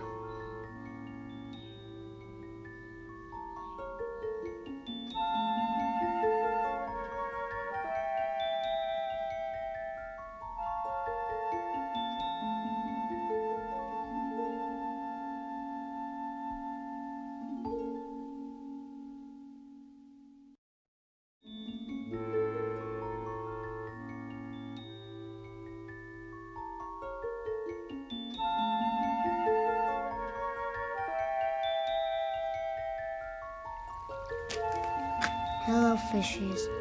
Do you want to play with me? Billy? Billy, where are you? There you are. Didn't you hear me calling you? No. You know you're not supposed to be playing out here all alone. Why not? I don't want you so close to the pond. What were you doing? Nothing. Billy? Looking at the fishies. It's getting cold. No, it's not. I think you'd better come in now. Don't you want some lunch? I'll make you a cheese sandwich and some hot soup. Come on. I want a hot dog. All right. A hot dog, then. Why don't you wait in the dining room? Can I go upstairs? Why? I want to go in my room. Okay. I'll call you when it's ready. Oh, Chris. What's the matter? Billy. I heard you calling him. Where is he? In his room. You all right? I hope so. What do you mean? He's been walking around in a trance all day. He misses her already. You know how close they were. Yes, I do. Why do you say it like that? Like what? Come on, Sil. Well, why don't you admit it? They were too close. She was his grandmother. You and I know that. But you heard what she said. What? She called him her son. Her son, Chris. She didn't mean it. Didn't she? No, of course not. For heaven's sake, Sylvia. She was full of sedatives. She was dying. I'm sorry, darling. I'm sure you're right. It's just that... I guess we're all upset. We'll get over it. I know you will. Because you're strong. I do understand how hard it must be for you. I don't have a choice. But how strong is Billy?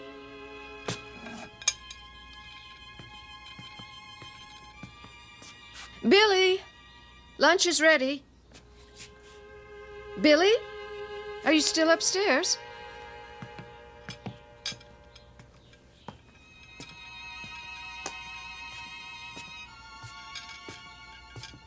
Hey, Grandma, won't you come and play with me?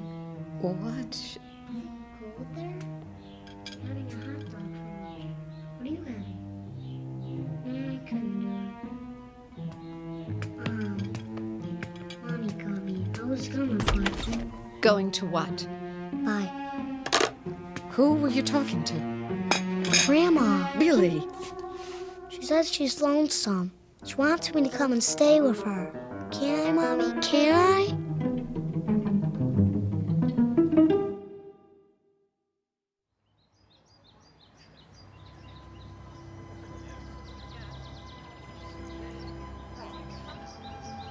I just wanted to say, well, how much we all liked your mother. She was a fine woman.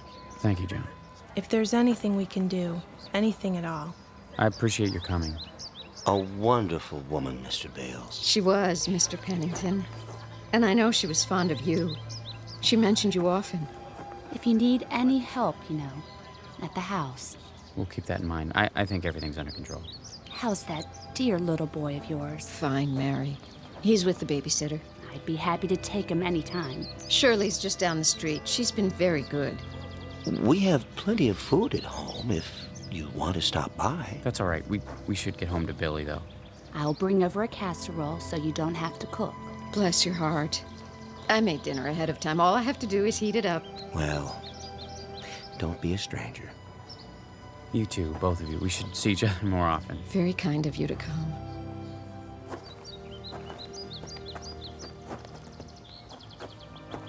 I'm glad that's over. She had so many friends. It was a lovely service, don't you think? You know what I really think? Funerals stink. I know. But it's a way of remembering her. I wanted to remember her the way she was, the way she used to be when she was healthy. Now I'll always think of her like this. How she was at the end. Come on, honey. Let's go home. Billy needs us. Yes, he does. More than ever.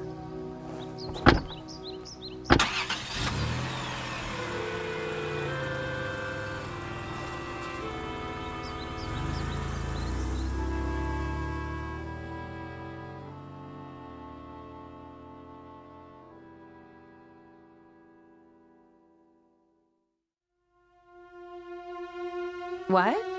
I'm not sure. They went to the funeral. I don't know when they'll be back.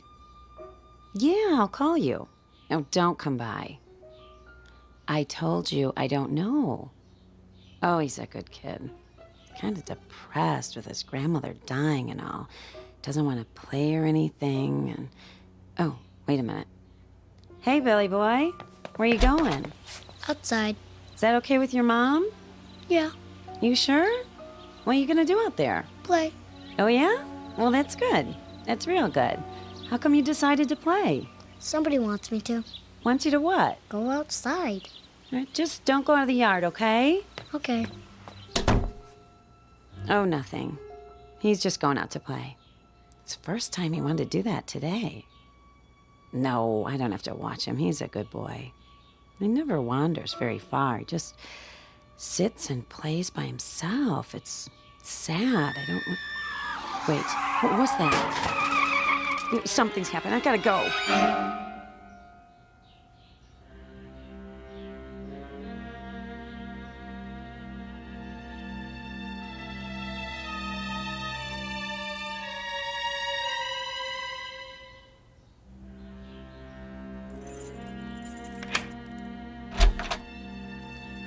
It's good to be home. I can take care of things for a while. Why? Wouldn't you rather be alone? That's the last thing I want. Oh, okay then. I'll make us some coffee. Sounds good. Billy? Shirley? We're back. Mrs. Bales? Hi, Shirley. Are you in the living room? Is there anything I should... Oh, Mrs. Bales, Who's this? Mrs. Bales, my name's Peterson, Jeff Peterson. I live down the block. Where's Billy? Sorry to bother you at a time like this. I mean, the girl told me about your mother-in-law's funeral. I'm very sorry, but, What's happened? Well, it's about your boy. Billy? What about him? He's all right, Mr. Bales. I put him down for a nap about a half an hour ago. Then what? What about Billy, Mr. Peterson? Well, now, I sure hate to say this, but, your son almost got himself killed this afternoon. What? He ran right out in front of my car, from nowhere. Lucky thing I'm a cautious driver, Mr. Bales. If I wasn't, he might have... Billy! Billy never plays in the street. He never leaves the yard. I know. That's why I didn't mind when he wanted to go out. What happened? Well, there wasn't any sense in putting on the brakes. It was too close, so I cut the wheel as sharp as I could. Just in time, too. Couldn't have missed him by more than a few inches. Not a scratch on him, I'm glad to say. It wasn't my fault, Mr. Bales. Honest. All right, Shirley. Apparently it wasn't anyone's fault. Anyway, Mr. Bales, if I do say so, I think you better have a talk with your boy. He's sleeping. Oh, he's fine, just like I told you. A talk? Why? Well, when I saw that he was all right, I asked him, why'd he do a crazy thing like that, running out in the middle of a busy street? He said, somebody told him to. Somebody told him to? Who? He didn't say. You know I wouldn't tell Billy to do a thing like that. Who else did he talk to, Shirley? No one. All day long, he just sat in his room playing with the telephone. Chris? You believe me, don't you? Yes, I do. Chris. I'm sorry it happened, Mr. Peterson. Don't be sorry. Be glad. The boy's safe.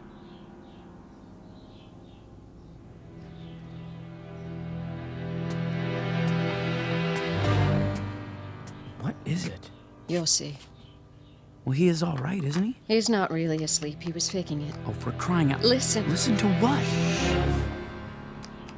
He's talking to... That's enough. Hi, Daddy. Hey, Pumpkin, we're back. Would you tell me something? Sure. What's this running in the street business? Billy, you know you worried us. I'm sorry, Daddy. Well, why'd you do it? I don't know. Billy? Who were you talking to on the phone just now? Nobody. I asked you a question, young man. Don't fib to me. Who were you talking to? Nobody. You'll tell me, you hear? Oh, no. Sylvia, let go of him. All right. Let's see what you can accomplish, which so far is nothing. Mommy hurt me. She didn't mean it. She doesn't like Grandma, does she? Of course she does. She's just upset. Why? Billy, I've got to tell you something. I want you to try to understand, okay? You're a big boy now. What? You won't be seeing Grandma anymore. She didn't go away like we said. She died, Billy. Do you know what that means? Yes. Now, I know you're only pretending to talk to her on your telephone. I know it's a game you made up, but please, will you do me a favor, Billy? Okay. Don't do it around Mommy anymore. Why? Because... Well, just because. I'll explain it to you someday. Deal? Deal. Okay, I'm gonna go talk to Mommy now. See you in a little while, okay? Okay, Daddy.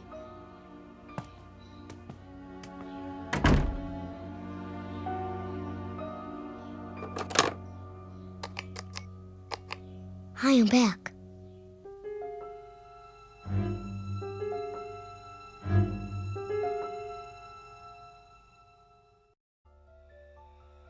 All finished in the bathroom? Shall I turn out the lamp? What? The light. Do you want it off, or do you want to read for a while? Yes. Yes, which? Whatever you like. Oh, Chris. It's not what I want, it's what you want. I don't care. Please, don't shut me out. Sorry, I was just thinking. I know. Sil, Yes? I know how hard it was for you. What you went through these last weeks and months, you did more than anyone. But I hope you understand. Understand what? My mother didn't mean any harm. I suppose not. It's the truth. She had 2 other children before me, and she lost them, and she couldn't let go. I was all she had. Except for Billy. Billy was me again. At least as far as she was concerned. A chance to go back, to pretend that none of the years had happened after Dad died. I know it wasn't right or fair to you, but honey, believe me, whatever she did out of love. Love for whom? What does that mean? I'm sorry, I didn't mean it the way it sounds. Really, I didn't, Chris. You're trembling. It's cold. Pull up a blanket. Let's get some sleep. Yes. It's been a long day. The longest.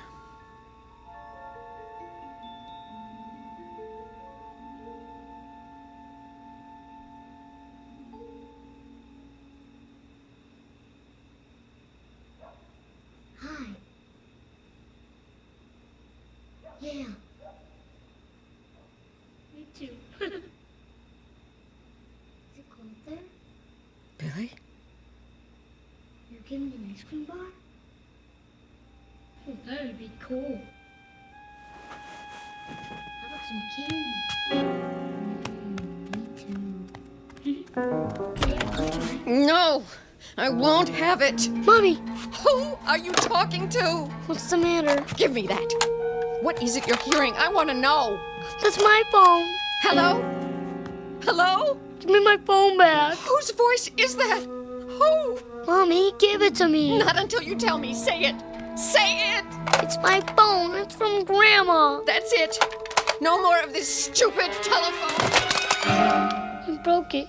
You broke it! Yes, and I'll break it even more into little pieces. You will never play with this telephone again. It is gone. Do you understand? Gone and never coming back. I don't want it. I don't want it. Why? I want Grandma. Billy? Billy! What did you do? What did I do? What happened here? It was that stupid toy.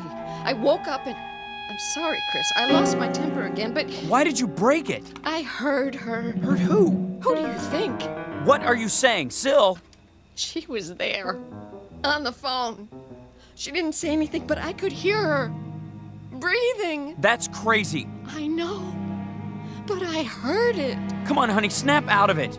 He was so upset. Of course he was. Where did he go? Downstairs. I'll go after him. We both will. That's the back door. He's gone outside. Billy! Billy! Where is he? In the patio. Billy, come here, son. The fish pond. Billy! Oh, no. He's not breathing. I'll give him CPR. Go inside and call 911. Dr. Unger, too, now!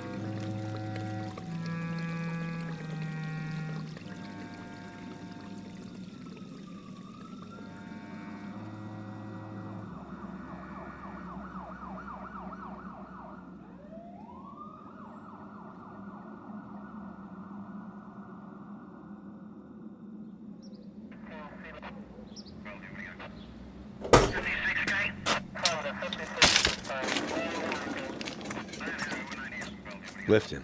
Careful. I got him. How is he?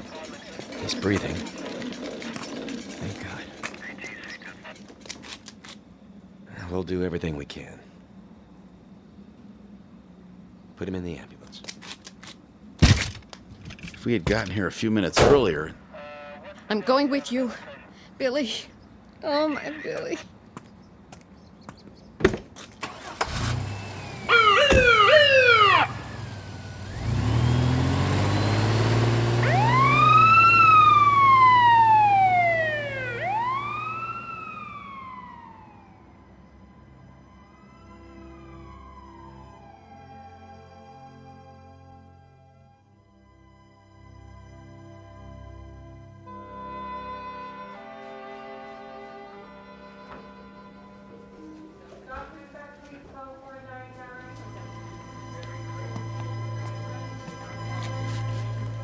Excuse me. Yes? My son, the little boy. Oh, yes, Mr. Bales. How is he? He's out of IC. They're moving him to a private room. Is he conscious yet? I'm afraid not. I brought some of his things. He's gonna come out of it, isn't he? We're doing everything we can. My wife's having a hard time. The doctor will be here in a minute. He'll give her something. Please tell him to hurry. Now, if you'll wait over there. Yes, of course.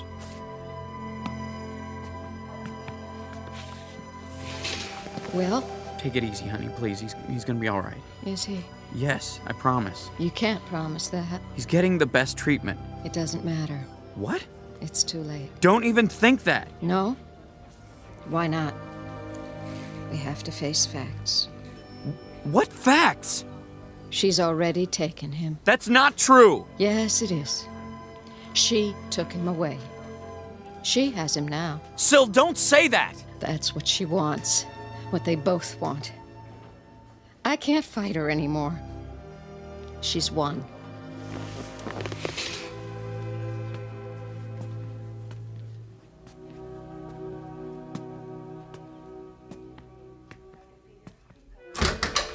Just a minute, sir. Is this room 511? Yes, but no visitors are allowed. I'm his father. I brought some of his things. You can leave him with me. Give me a minute with him. Well, just a minute, until Dr. Unger gets here. Hi, Pumpkin. It's Daddy. Can you hear me? You're gonna be alright, you know, I swear you are. Why did you do such a crazy thing? Going in the fishing pond. Mommy and I will take care of you from now on, you'll see.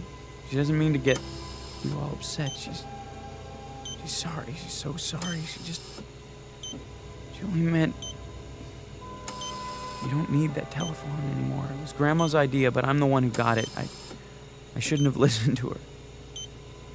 Grandma's at peace now. You have to accept that. Please, Billy, try. She didn't want you to do anything like that, I'm sure of it. Anyway, I brought your telephone so that I can use it one more time, okay? Just once, and that's it. I have to try. You hear me? I know it's silly, but I have to. It's the most important call I've ever made.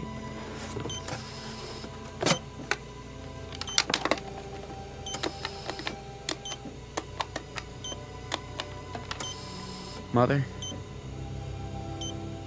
if you can hear me, by some miracle you can hear me at all, please listen to me now. You said you loved Billy, remember? On his birthday, you picked him up on your lap and hugged him and said that he gave you life again. I know you meant it. You did, didn't you, Mama? Well, if you did, if you really meant it, I'm asking you now to prove it. Give him back to us. He's 5 years old. Do you know how young that is? He hasn't even started. He doesn't know anything about school or girlfriends or wearing long pants or pitching a baseball. He doesn't know anything yet. He hasn't been anywhere. He's hardly been out of our house. There's a whole world he hasn't seen or heard or tasted or smelled or touched. Remember what you said. You said Billy gave you life again. Well, now you can give him life. If you really love him, let him live. Give him back, Mama. Give him back!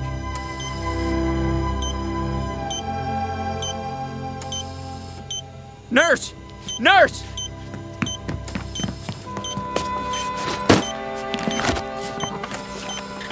What's happened here? I don't know, Doctor. His heart! It's not stopping after all. It's stronger. And his breathing. Blood pressure's rising. Heart rate's up. Thank you. Something's happened here. What? His vital signs are stabilizing, Doctor. Take a deep breath, Mr. Bales. Then go tell your wife. He's come back to us. I don't know how or why, but we've got him. He's going to be okay.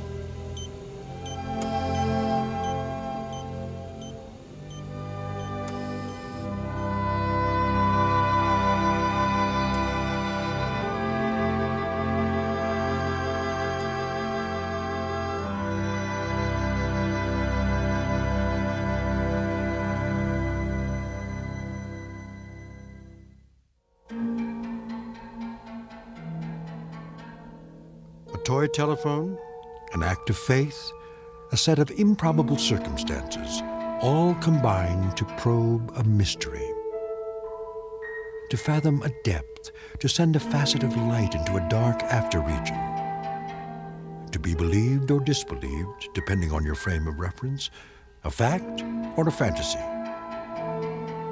A substance or a shadow. But all of it very much a part of the Twilight Zone.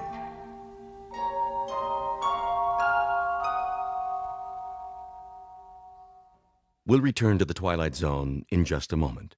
You are about to enter another dimension, a dimension not only of sight and sound, but of mind, a journey into a wondrous land of imagination.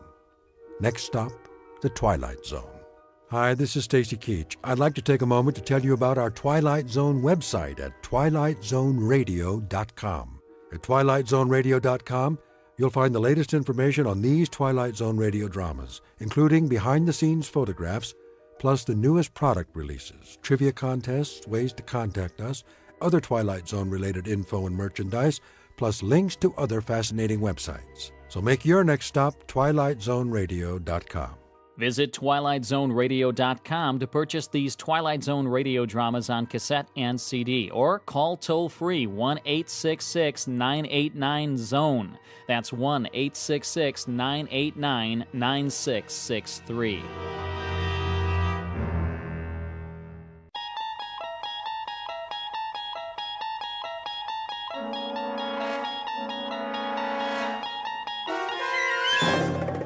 You unlock this door with the key of imagination. Beyond it is another dimension, a dimension of sound, a dimension of sight, a dimension of mind. You're moving into a land of both shadow and substance, of things and ideas. You've just crossed over into the Twilight Zone.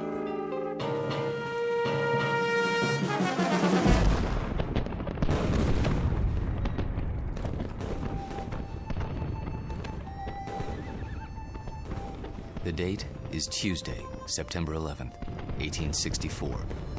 We are encamped outside Atlanta, and the destruction goes on. I know not what history will make of this conflagration, but I have witnessed it at close range. I feel it my duty to set down these observations before the prism of time colors them in a different light. As to the present battle, then my words may seem harsh, but I assure you, this is how it was. We charged the enemy's works and carried them with the bayonet. The earth ran red. The air was filled with the screams of the wounded and dying. But we were many, and they were few. And so we triumphed. Nonetheless, and despite urgings to the contrary, the battle raged on. The city was ours. There was no need to destroy save that which could be of use in the fight against us, but Sherman was drunk with victory. He himself started the fires, the flames which annihilated that great citadel of grace and beauty. One of us should have sent a ball into Sherman's brain. It would have been so easy. But somehow we couldn't, and that devil knew it. He knew it, and he mocked us for our cowardice. The good die young, I've heard him remark. If you're evil enough, you'll live forever. And with that, the entry from Major Skelton's diary ends. So it was that the Union soldiers burned Atlanta. Questions? Professor Jameson? Yes. The books I've read don't describe the Battle of Atlanta that way. Oh, I know. Confusing, isn't it? But as someone once said, history is bunk. Who was it now? I should know that. Henry Ford. Yes, of course. That's it. Mr. Ford. Thank you, Professor Kittredge. Helps when a Nobel Prize winner sits in on your class. You should drop by more often, Sam. You seem to do quite well without me. I could always use a good teaching assistant. So, to sum up today's lecture, the Union soldiers did indeed burn Atlanta for no good reason after the battle was won. You may have seen a more pictorial version in the motion picture Gone with the Wind, but I assure you, the conquering troops took no pleasure in their work. They were forced to it by a man they hated more than they could ever hate the rebels. An ugly, sullen, appallingly brutal general named William Tecumseh Sherman. The history books have glorified this monster, attributing to him qualities of courage and integrity. Trust me, he had no such qualities. He was just a small, evil man. with tiny red eyes and a dirty beard, and a way of talking that made you quietly want to slit his throat. What a great lecture. I really like this class. Professor Jameson makes it so real. I forgot to take notes. Oh, you can borrow mine. When's the test? I don't know. I think it's next Tuesday.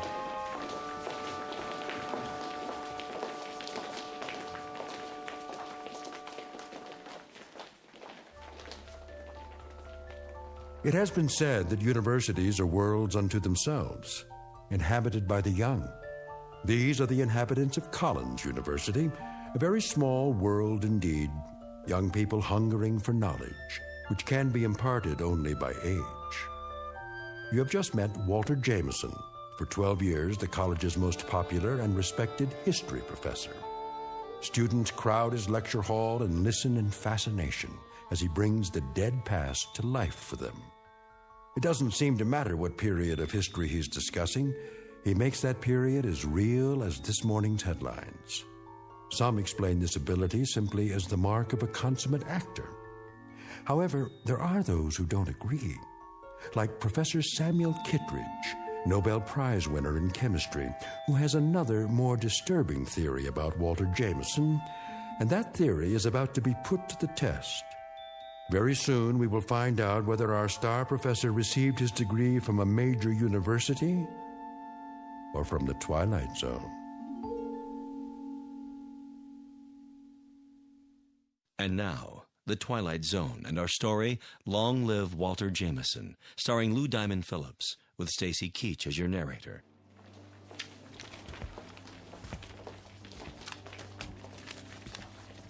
Very vivid, Walter. You had me on the edge of my chair. Thank you, Sam. Coming from you, that means a great deal. Now I see why these lectures of yours are so popular. Is that why you sat in today? Partially. Tell me something, if you have a moment. Certainly. Who was this Major Skelton? Oh, no one important. Just a lawyer who happened to enlist. And you acquired his diary? Yeah, lucky break. As I recall, an auction of Civil War memorabilia a few years back. What regiment? 123rd Illinois Infantry. Remarkable. American history is a hobby of mine, but I must say I've never heard of him. His diary's never been published. A fascinating document. May I see it? Surely.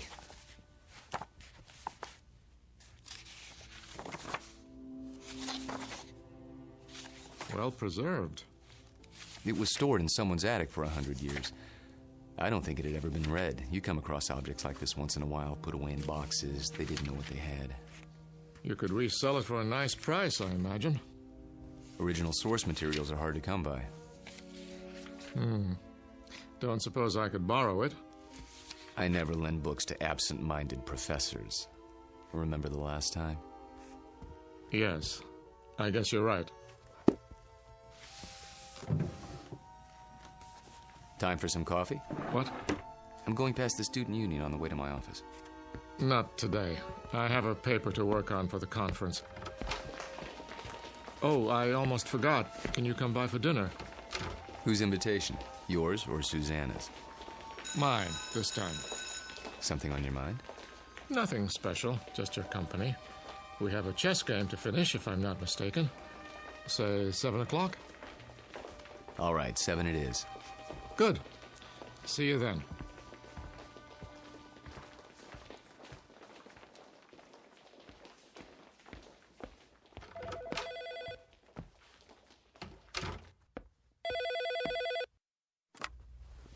Hello? There you are. Where else? I keep regular office hours. I know. A chance to counsel all those co-eds. Oh, please, Mr. Jameson. I just have to talk to you. It's about my term paper. It's Professor Jameson to you, young lady. Excuse me, Professor. I might have an hour this afternoon. Then we'll have to work fast. You see, I have a bad case of writer's block. I need someone to, well, loosen me up. You don't need me. You need a cold shower and a massage. Speak for yourself. Daddy told me he invited you for dinner. He did. You mind? Not if you don't mind my getting some work done afterwards. My thesis is due in 10 days. How's it coming? Oh, it's coming. I'm just not sure I've said enough. Want me to look at it? Absolutely not. I have to know that I can do it on my own without help from you or Daddy. You will. Don't worry about it. I miss you. Me too. Only a few more days. Then we can spend more time together. We'll paint the town red. Oh, there's my 2 o'clock. I gotta go. Let me guess. Female, age 19, about 5'2", with eyes for her handsome professor. Be right there. Actually, this one's a little old lady. Wants to finish her degree before she kicks the bucket. I'll bet. See you in a few hours, darling. It's a date.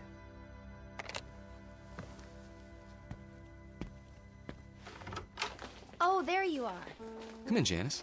I was afraid I was late. Someone else is waiting for you. You're my only appointment this afternoon. She asked if this was your office. A student?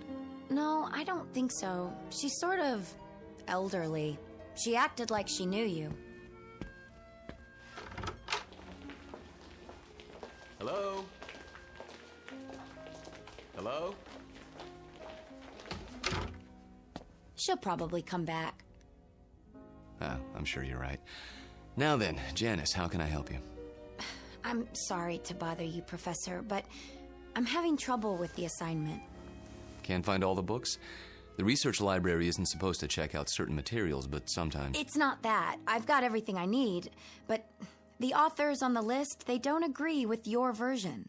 So my question is, which version should I use, yours or theirs? Remember what Ford said. What? Never mind. Start with the basic events. Everyone's in agreement there. As to interpretation, that's up to you. Just tell me what you think happened and why, based on all the accounts. Original thought is what counts. But how can I be sure if I wasn't there? That's always the problem, isn't it? There's an old adage. Those who were there know more than those who weren't. The problem is getting people to believe you. Nonetheless, you know what you know, so you learn to keep some things to yourself. But that doesn't affect you, Janice. We deal with truth in my class. Nothing but the truth, for better or worse. They say it can set you free.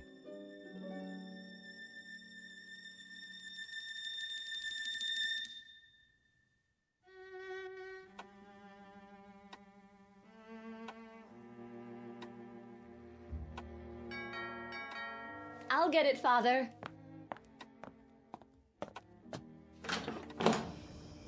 Hello there, miss. I've got a great deal on a set of encyclopedias. Sorry, we don't want any. Just let me get my foot in the door. Oh, really? You know what's wrong with you, Professor?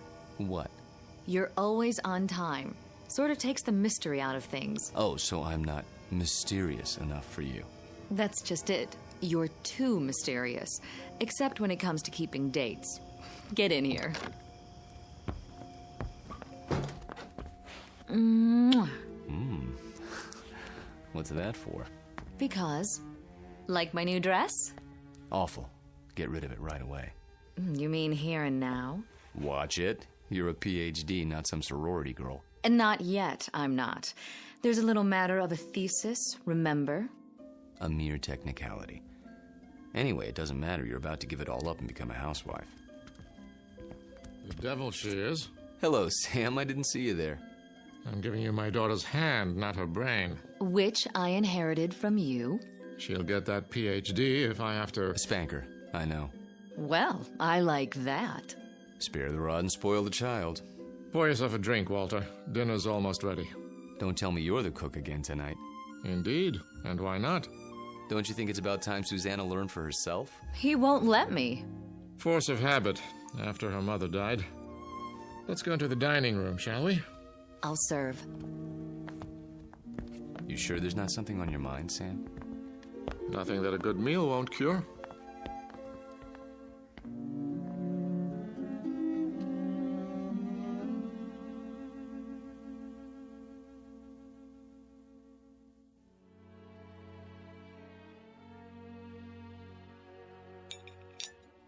Had enough to eat?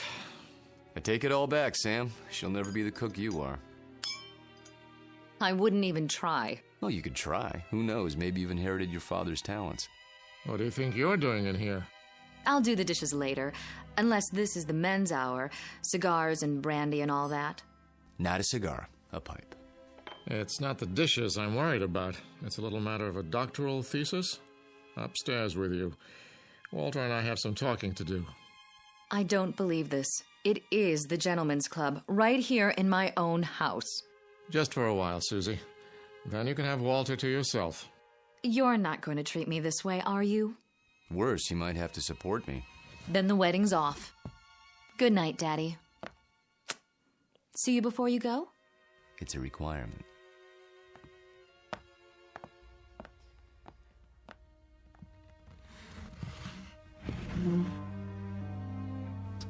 Brandy?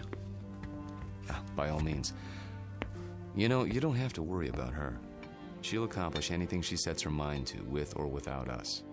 Oh, I know that. But she's wasted a lot of time. She's almost 30, and I'm almost 70.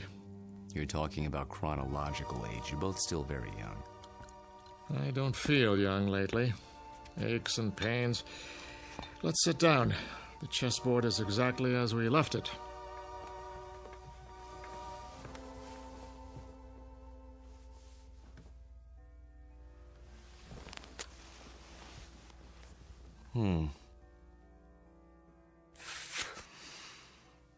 My move, isn't it? Do your worst.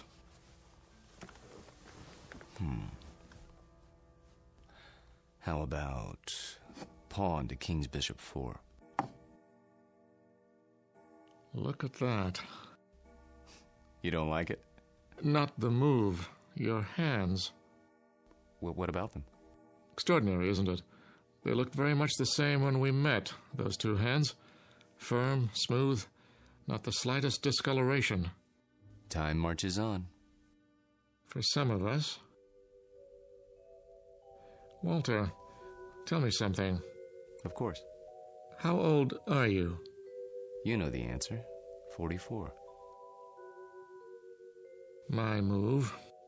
I seem to recall that when you applied for a position at the university, you listed your age as 39. That was, 12 years ago, which would make you 51 now. Come on, Sam. So I'm 51.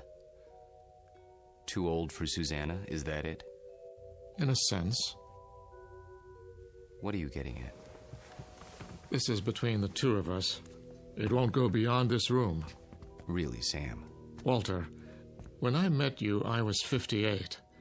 I had most of my hair, all of my teeth, and hardly a wrinkle. Look at me now. In 12 short years, I've turned into an old man. But you haven't. It happens that way sometimes. I know. But why? Clean living? Don't ask me, Sam. You're the chemist. I'm just a history teacher. Yes, and you teach it very well. Do you know what your students say? They say it's almost as if you witnessed history firsthand. I try to make it interesting. Fake it, you mean? You could call it that. Yes, that's what I thought. But somehow it didn't seem like you. You're such an honest, precise man. Ah, here it is.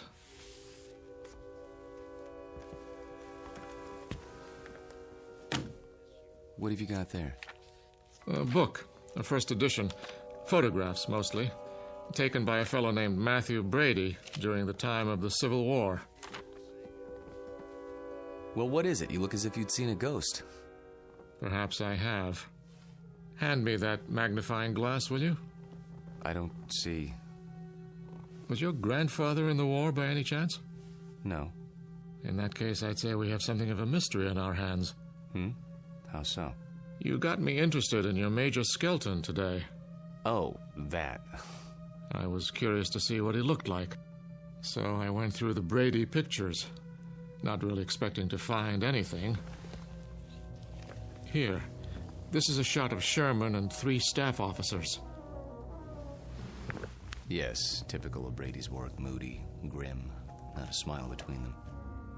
Look closely. The one with a pistol in his belt is identified as Major Hugh Skelton. This photograph was taken in the 19th century, and yet it looks exactly like you. I'd know those eyes anywhere. In fact, Walter, I'd have to say, it is you.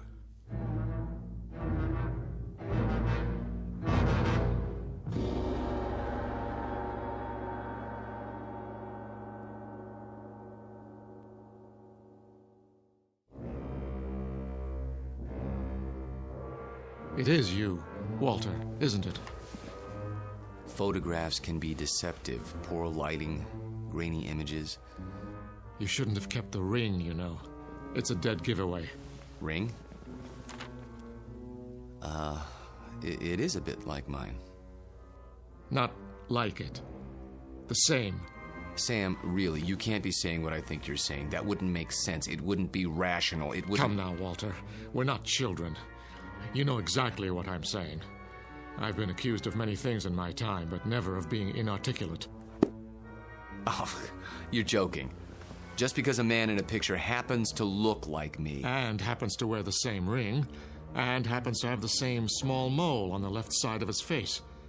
Did you keep the pistol? Or is it in a Civil War museum somewhere? Oh, Sam. Tell me the truth. You know what the truth is, don't you? You are the man in the photograph, aren't you? Yes. I knew it. I've suspected for a long time. But, of course, it seemed so fantastic. It is. Yes. So, now we're on equal footing at last. The time for lies is over, Walter. Wouldn't you agree? Yes. So tell me, how old are you? You won't believe me. I can believe anything now.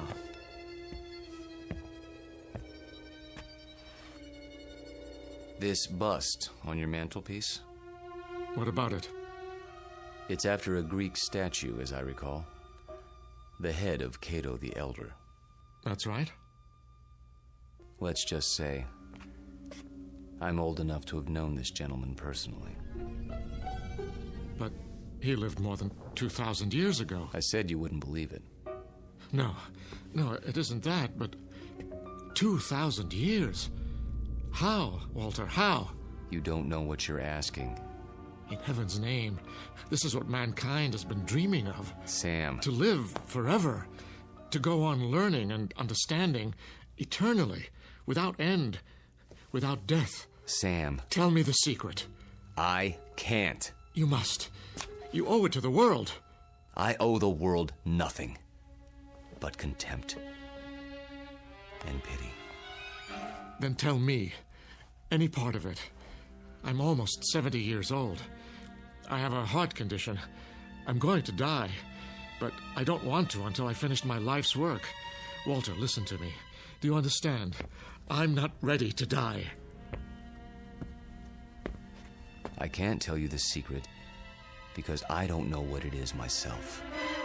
What? I was like you, Sam. Afraid of death. Too afraid to face the concept head on.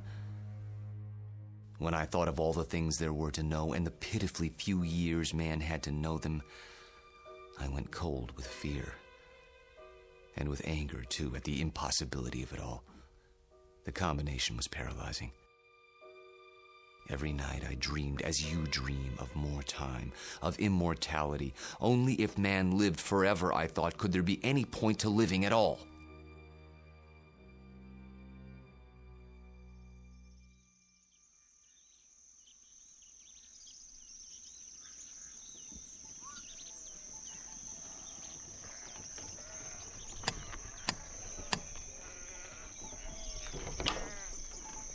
I'm thirsty. You have water? Come in, traveler. Thank you. You're very kind.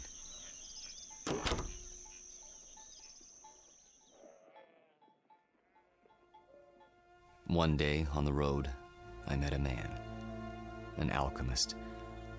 I told him these things and more as I rested with him. He said that he could grant my wish. only it would cost money. A great deal of money. So I sold everything I had and paid him his money and submitted to his experiments. Drink this, young man. You may remain here until you recover.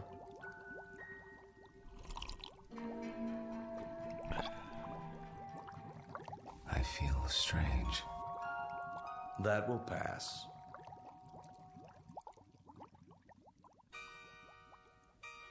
I remember very little of what followed, except that I was in a coma for many weeks. When I revived, I learned that the alchemist had been burned for blasphemy. You're not serious? An alchemist? The only legitimate one that I've ever known. You're asking me to believe something that goes against everything I know. Not without proof. But an alchemist? I'm a man of science. They knew nothing of chemistry. Lead into gold. Just as I thought. You won't believe it. Smoke and mirrors. Their methods were based on superstition. Magic. What did he use? Bat's blood and eye of toad? And once upon a time, germs were unknown, and blood cells, and pasteurization, and human growth hormone, and... Sam, all those things and more would have been called magic once. It's a matter of knowing what to measure and how. Do you realize that most of today's medicines come from plants? Witch doctors discovered a long time ago that they worked, even if they couldn't explain the reason. Don't lecture me. All right. But you'll grant that certain phenomena exist before we know why. Science is like history in that respect. A detective story, working backwards from known facts until we understand the cause. And I'm the most undeniable of facts. Unless you can come up with another explanation. Go on. There isn't much more to tell, really. I thought the experiment had failed, of course, because I didn't feel any different. But then, when I saw my wife and my children and my friends aging and growing old, this was a problem I hadn't considered, you see. But surely there's a way to get around that paradox. Such as? There must be. Is there? Think about it. If I tell you that somehow I can stop you from aging, where do you want to be stopped? At 30? Then you watch everyone around you turning old. At 70? Would you want to live forever the way you are now? Sick and weak? It's better than dying. No, Sam. You're wrong. I was wrong. It's death that gives this world its point. We love a rose because we know it will soon be gone. Who ever loved a stone?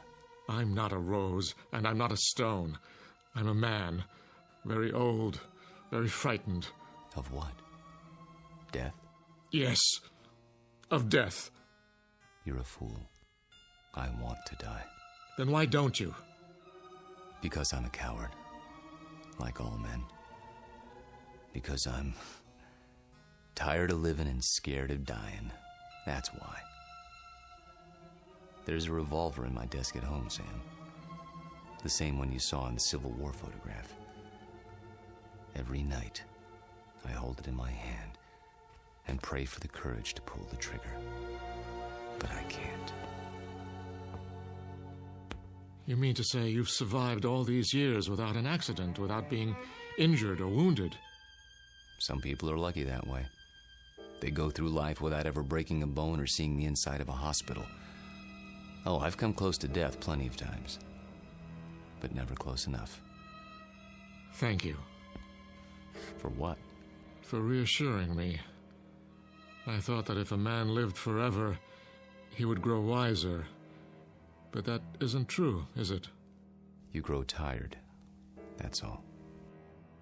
It must be lonely. That's a word that comes to mind. You say it as if you think it's a word I don't know anything about. I suppose you married more than once? Yes. How long with each woman, Walter? 10 years? 15? I take your point. Now you know why I attended your lecture. Why I asked you here tonight. It wasn't idle curiosity. I suspected as much. Sam, this isn't a situation of my choosing, not any longer. I tried to resign 6 months ago, but you talked me out of it. Do you remember? Yes. Do you know why? I knew that Susanna was falling in love with me. And I knew what would happen, because it had happened before.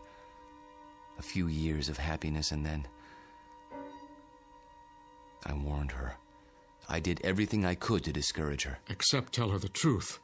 How could I do that? She'd have thought I was mad. Then why didn't you leave? Because it was too late. I was in love with her. Everything was against it, all my reason and experience. But that didn't matter. And God help me, it doesn't matter now. It does to me. Walter, I can't let you marry my daughter. And why not? Susie. Well, go ahead. I asked a question, Father. We were just having a conversation. So I gather. How long were you standing at the top of the stairs? Long enough to hear that there's some sort of disagreement over me. Don't you think it would have been considerate to include me in the negotiation? It's not a negotiation. Please, don't misunderstand. Your father seems to think I'm too old for you, darling. Susanna, let me explain. That's the silliest thing I've ever heard. Good. In that case, you will marry me? I thought that's already been decided. You asked, and I accepted. Unless you're having second thoughts. Nonsense. If I had my way, we'd do it tonight. Are you serious? I've never been more serious in my life. I think you mean it. There's a justice of the peace in the next county. Go upstairs and get your prettiest dress. I'll go back to my place and pick you up in an hour. But... Go. Go. Daddy? I can't very well ground you, can I? You're of legal age. Oh, Walter, I do love you. Though your timing is a bit of a surprise. Life is a surprise. If we're not ready now, when will we be? Next week? Next year? We have to seize happiness when it comes, and it's here now. 1 hour, darling.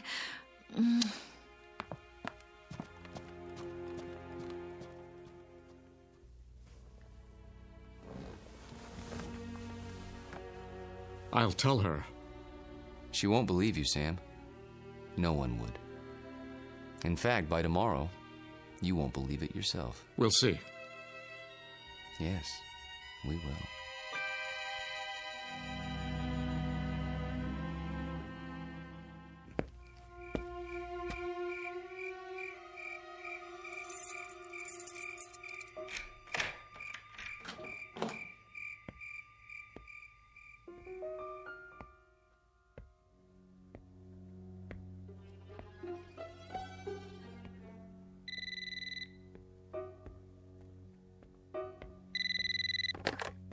Yes?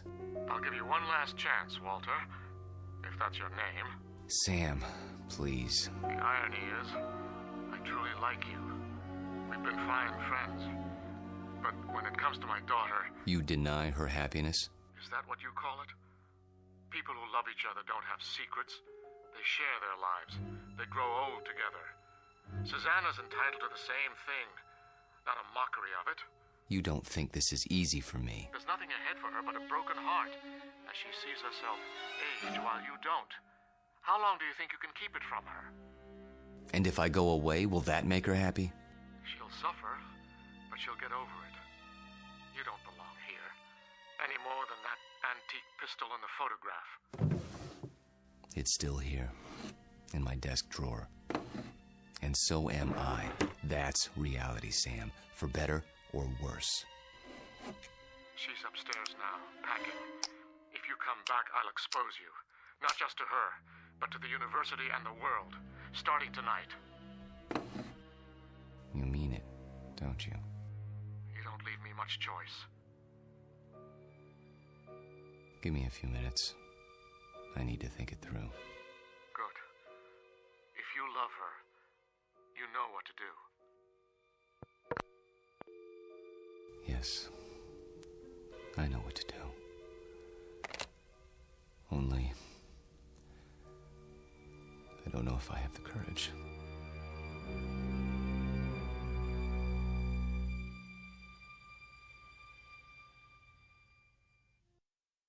Hello, Tommy. Who are... You needn't stand up. How did you get in? You left the front door open. Who are you? Don't you recognize me, Tommy? No, I don't think I... Look hard into my eyes. You called them the most beautiful you'd ever seen once. A long time ago. I think you've made a mistake. No. It's you, Tommy. My name is Jameson. Professor Jameson. And if you don't leave my house at once, I'll be forced to call campus security. Don't pretend with me. I know who you are. And who is that? Tom Bowen. Tom?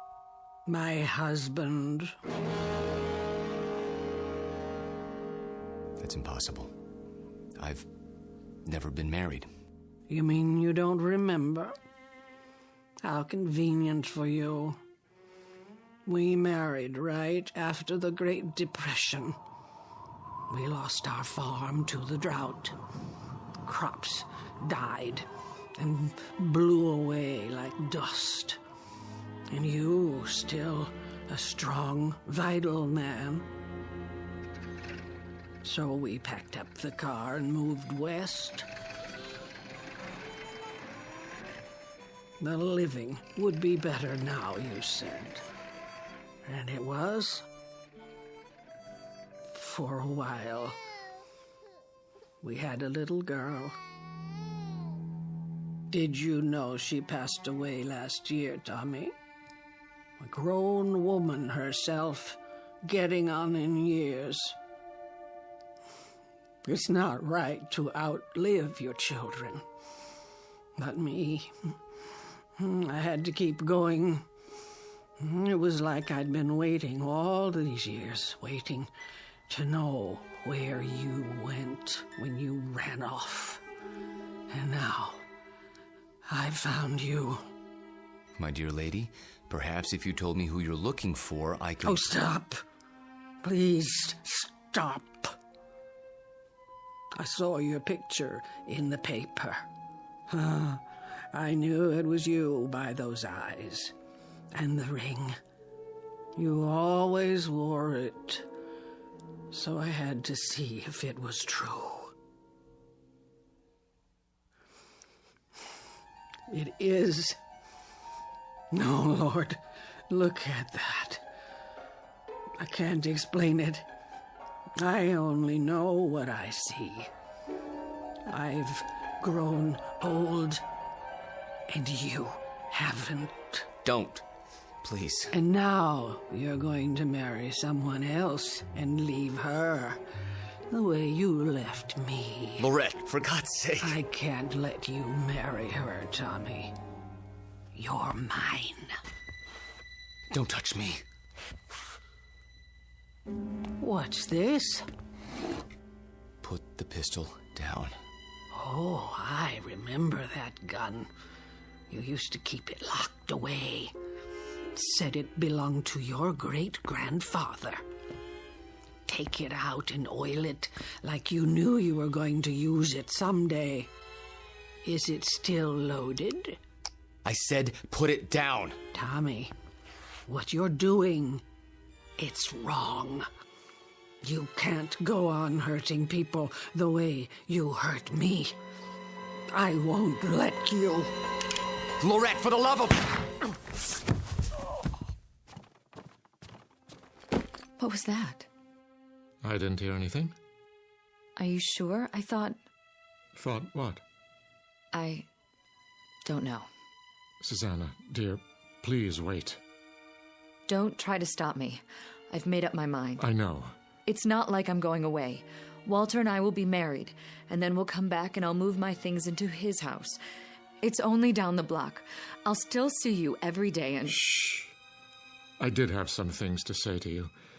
Very important things. But now, I don't know where to start. Please don't. I'm nervous enough as it is. Can't you be happy for me? I know it's a change, a big change, but surely you're not surprised. You must have seen it coming. I know we haven't talked much about it, but... Do one thing for me, sweetheart. What? Bring me my reading glasses. I shan't be able to sleep while you're off eloping. At least I can get some reading done. Oh, Daddy, thank you. Where did you leave them? Upstairs in my bedroom, as I recall. Would you mind getting them for me? Of course I will. If Walter comes to the door, tell him... I know what to tell him. Don't expect him just yet. There's still time. Wait right here. I'll find them.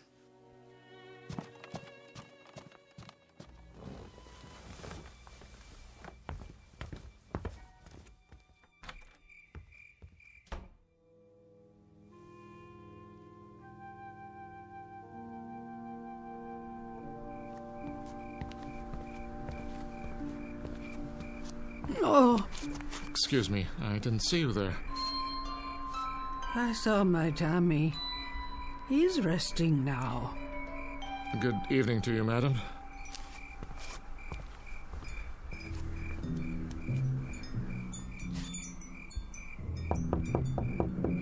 Walter.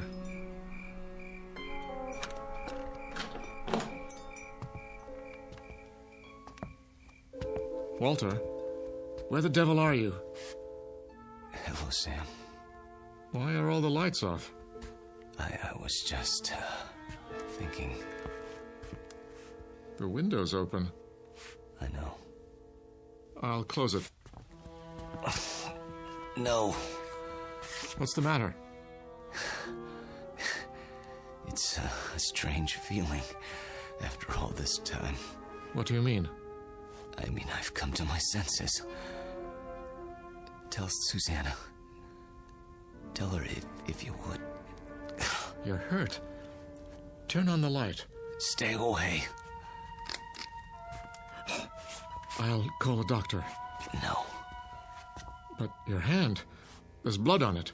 Hard to avoid that when you've been shot. It's dripping all over everything. I'm leaking, Sam. Everything that's been held inside for so long, it's running out. I feel light as a feather. Take my arm. Sit down. Quickly. A little late for that. I'm sinking, Sam. Right into the rug. It'll be quite a mess to clean up. What's happening to you? It's happening. At last. Your hair. Your skin. Sorry to fall apart on you. Oh. But nothing lasts forever. Thank God, Sam. Thank God in his wisdom. Oh, Walter. Walter. Tell her. I'll try to think of something. Don't let her see me.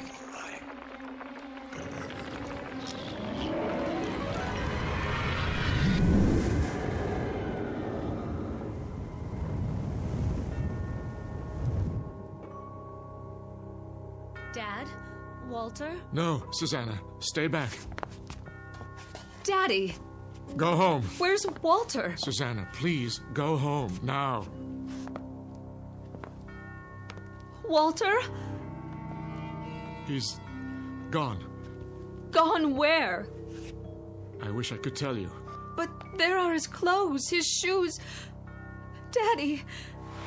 Daddy, what else is on the floor? Dust, my dear. Only dust.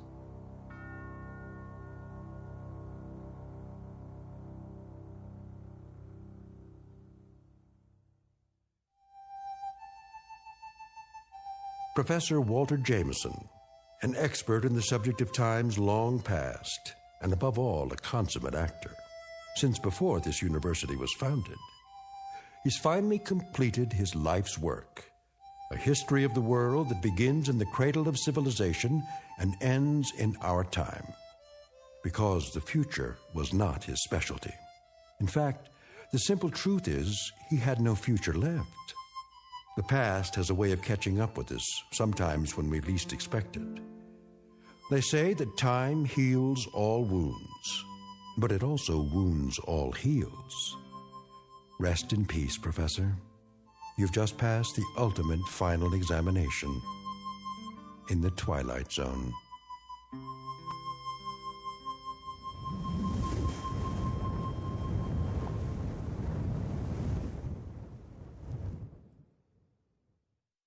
More from the Twilight Zone after this. You are about to enter another dimension. A dimension not only of sight and sound, but of mind. A journey into a wondrous land of imagination. Next stop, the Twilight Zone. Hi, this is Stacy Keach. I'd like to take a moment to tell you about our Twilight Zone website at twilightzoneradio.com. At twilightzoneradio.com, you'll find the latest information on these Twilight Zone radio dramas, including behind-the-scenes photographs, plus the newest product releases, trivia contests, ways to contact us, other Twilight Zone-related info and merchandise, plus links to other fascinating websites. So make your next stop twilightzoneradio.com. Visit twilightzoneradio.com to purchase these Twilight Zone radio dramas on cassette and CD, or call toll-free 1-866-989-ZONE. That's 1-866-989-9663.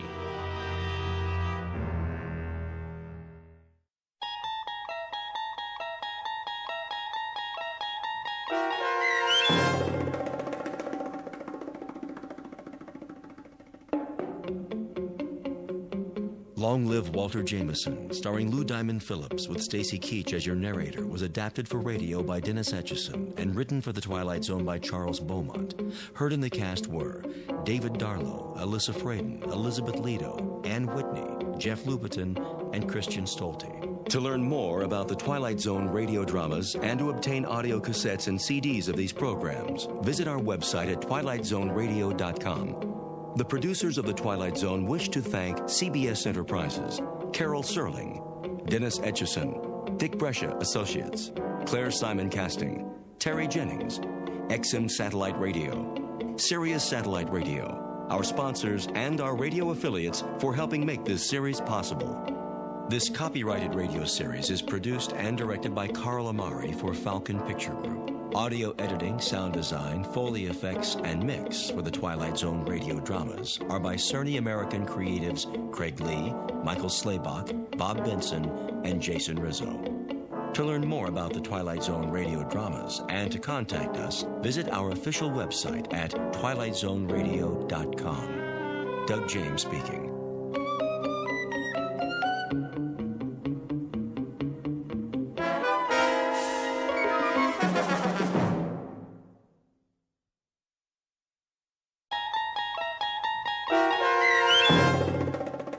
In Praise of Pip, starring Fred Willard with Stacy Keach as your narrator, was adapted for radio by Dennis Etchison and written for The Twilight Zone by Rod Serling.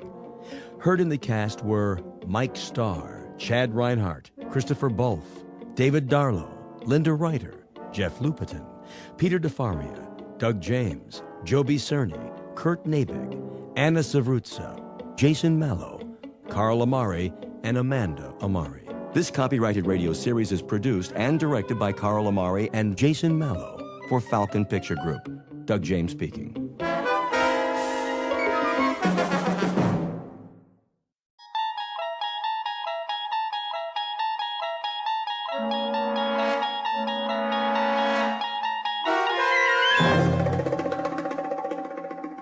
You unlock this door with the key of imagination.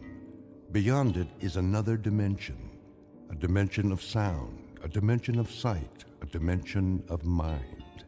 You're moving into a land of both shadow and substance, of things and ideas. You've just crossed over into the Twilight Zone.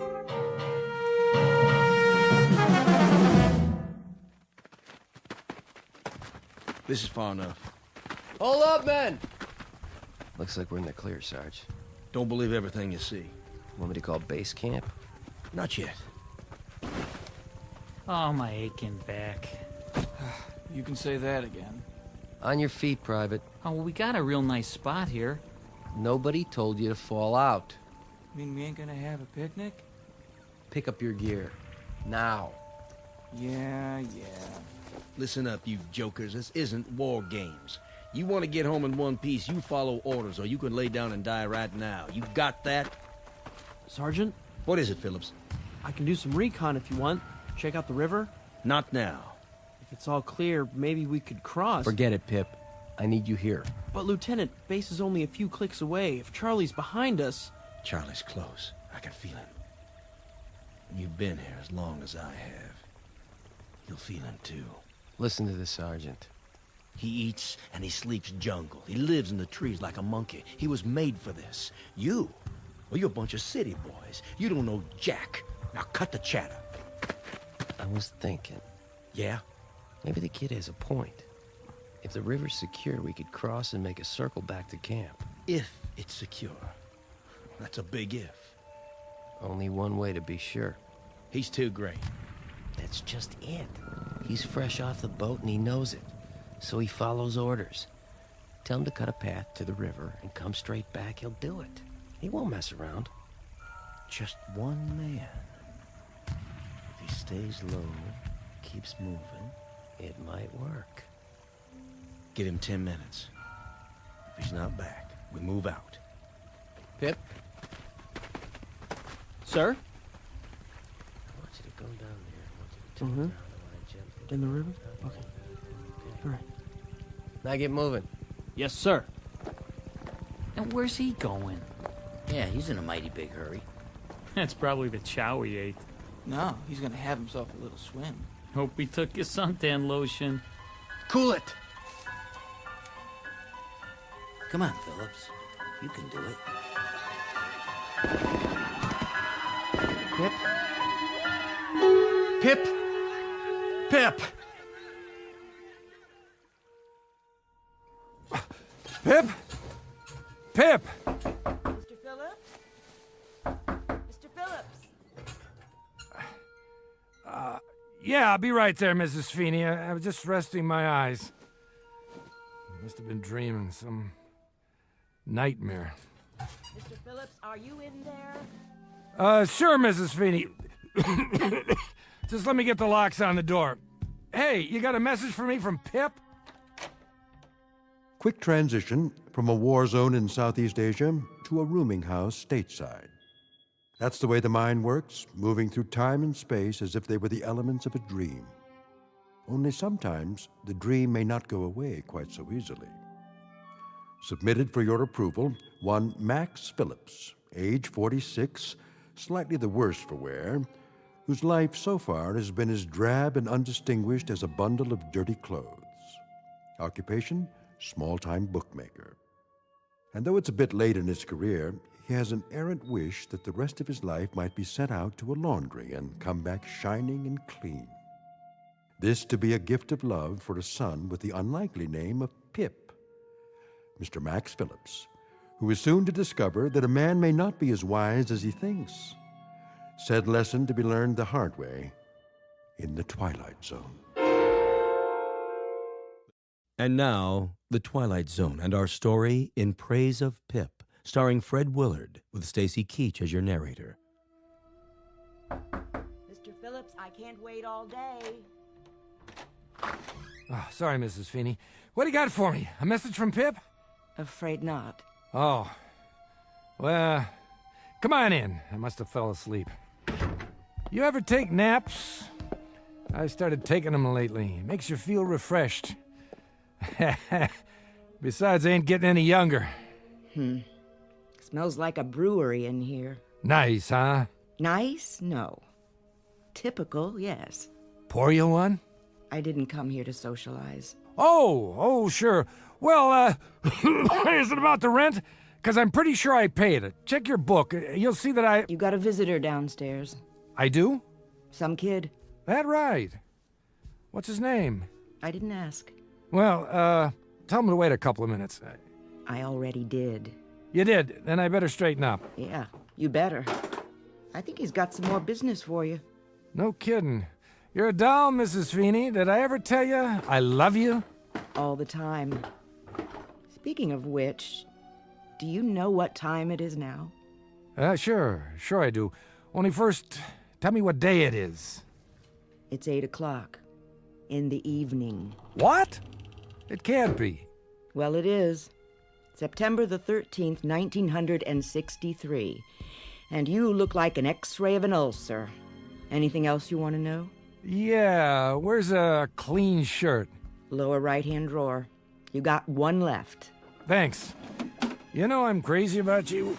You're the queen of women. Mailman come yet? Come and gone. Anything for me? Nope. Nothing for my boy, huh? You ask me that every day. Well, sometimes he writes, when he's got time. He must be awfully busy over there. Place called Vietnam. Don't worry about him. He's a good boy. He'll be all right. He better be. Look at him in this picture. I ever show you his picture? Every time I come up here. Just look at him, in his uniform. Takes after his dad, don't you think? You want me to throw away these empty bottles? Would you? That'd be great. You ain't doing yourself any good living this way.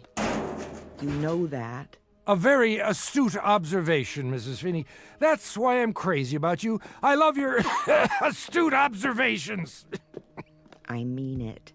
I know you do. There, good as new.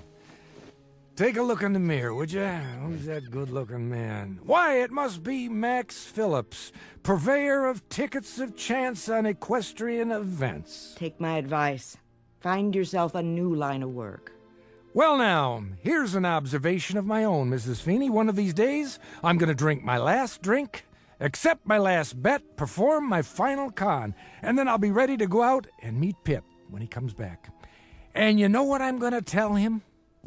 I'm going to tell him that his old man finally wised up. And when will that great day happen?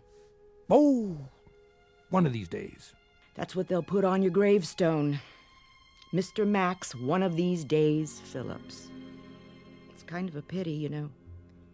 You're not such a bad guy. And you are the paragon of all virtue. I'm nuts about you, Mrs. Feeney. Let's dance. Keep your hands to yourself now.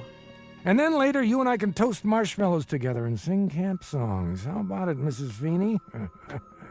It'll be to laugh, won't it? Won't it be to laugh? I'll send up your visitor.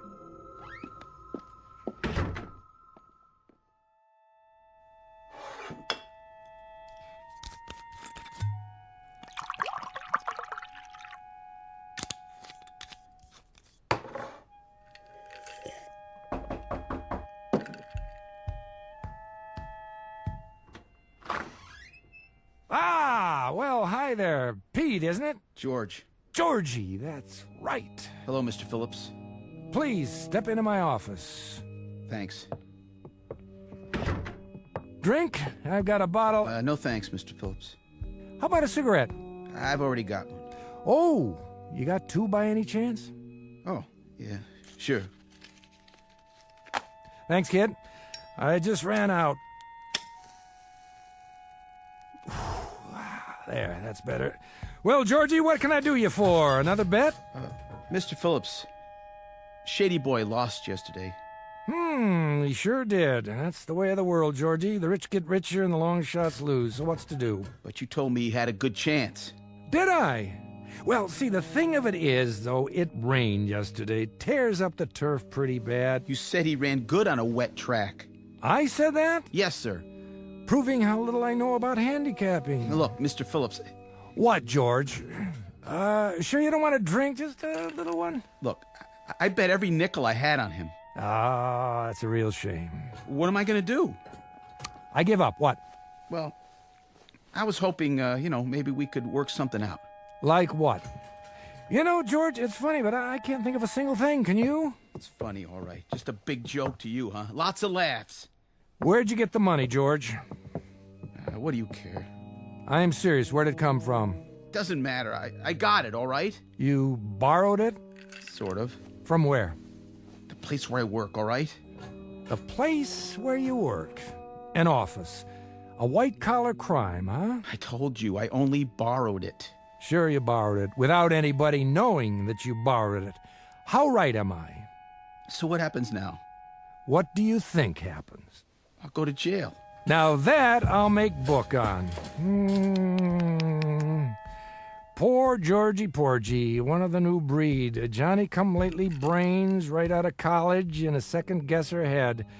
What a shame. So I ask you again, Georgie, what's to do? Well, that's why I came to see you. I have to put the money back by tomorrow morning. If I don't, they'll know I did it. Make a note of this, George. I'm about to slip you a real tip. Guaranteed the truth of the day. What's that? My name is Max Phillips. I'm a bookie. That's my profession. I accept wagers and give out ticket stubs on horses. I do not accept sad stories and give out advice. Comprende? Yeah.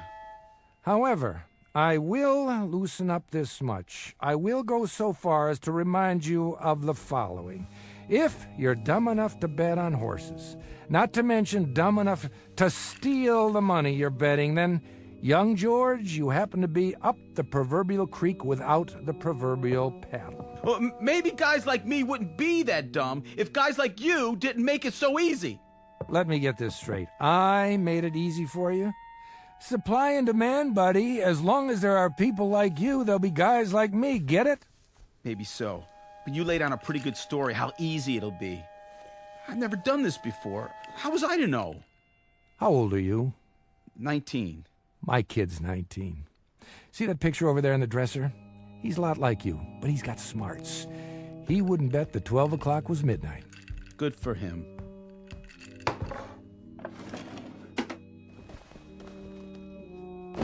Here. What's this? Your dough, all of it. But how can... I didn't even send it over to Moran. You want to know why? Mr. Phillips... I'll tell you why. 2 reasons. 1, I have fleeced 12 kids like you this week, cleaned them out, and left them to bleach. You'd make number 13. I'm superstitious. And the other reason, that boy in the picture there, if he ever did anything as dumb as you, I'd count it as a favor if somebody straightened him out. So, why don't you run along now before I change my mind? Man, Mr. Phillips, what about Moran? You're referring to the gentleman who employs me. What'll he say? I mean, I hear he's a pretty tough character. Wrong. He's an angel, a kindly, sensitive man. Salt of the earth. If he finds out that you gave me back my money, he'll say it was a welch. Oh, no doubt. But it'll be my problem, not yours. Thanks, Mr. Phillips. Thanks a lot. Let me tell you something, George. You can welch on a bet. That's S.O.P. But don't get like me. Don't welch on your soul. Then you wind up hating what you see in the mirror, and that can make it rough when you shave. Good night, Mr. Phillips. Good night, Georgie Porgy. Sleep tight. You saved my life. God bless you. This one's for you, Pip. Oh, and Pip, can you hear me, son? Please take care of yourself. Take real good care.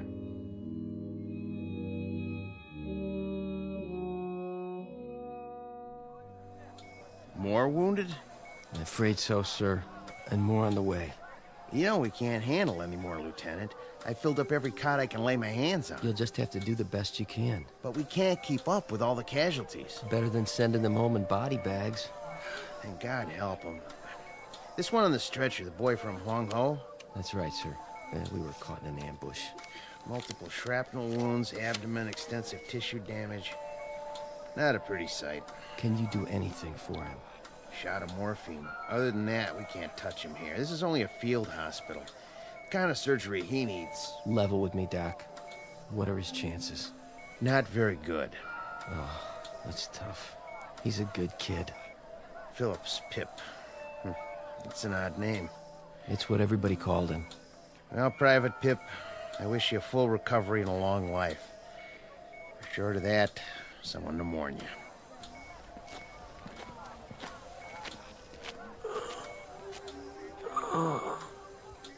Dad?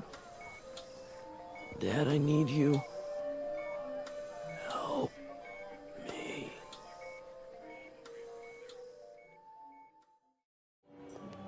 Ice cream, cotton candy, saltwater taffy. How about you, mister?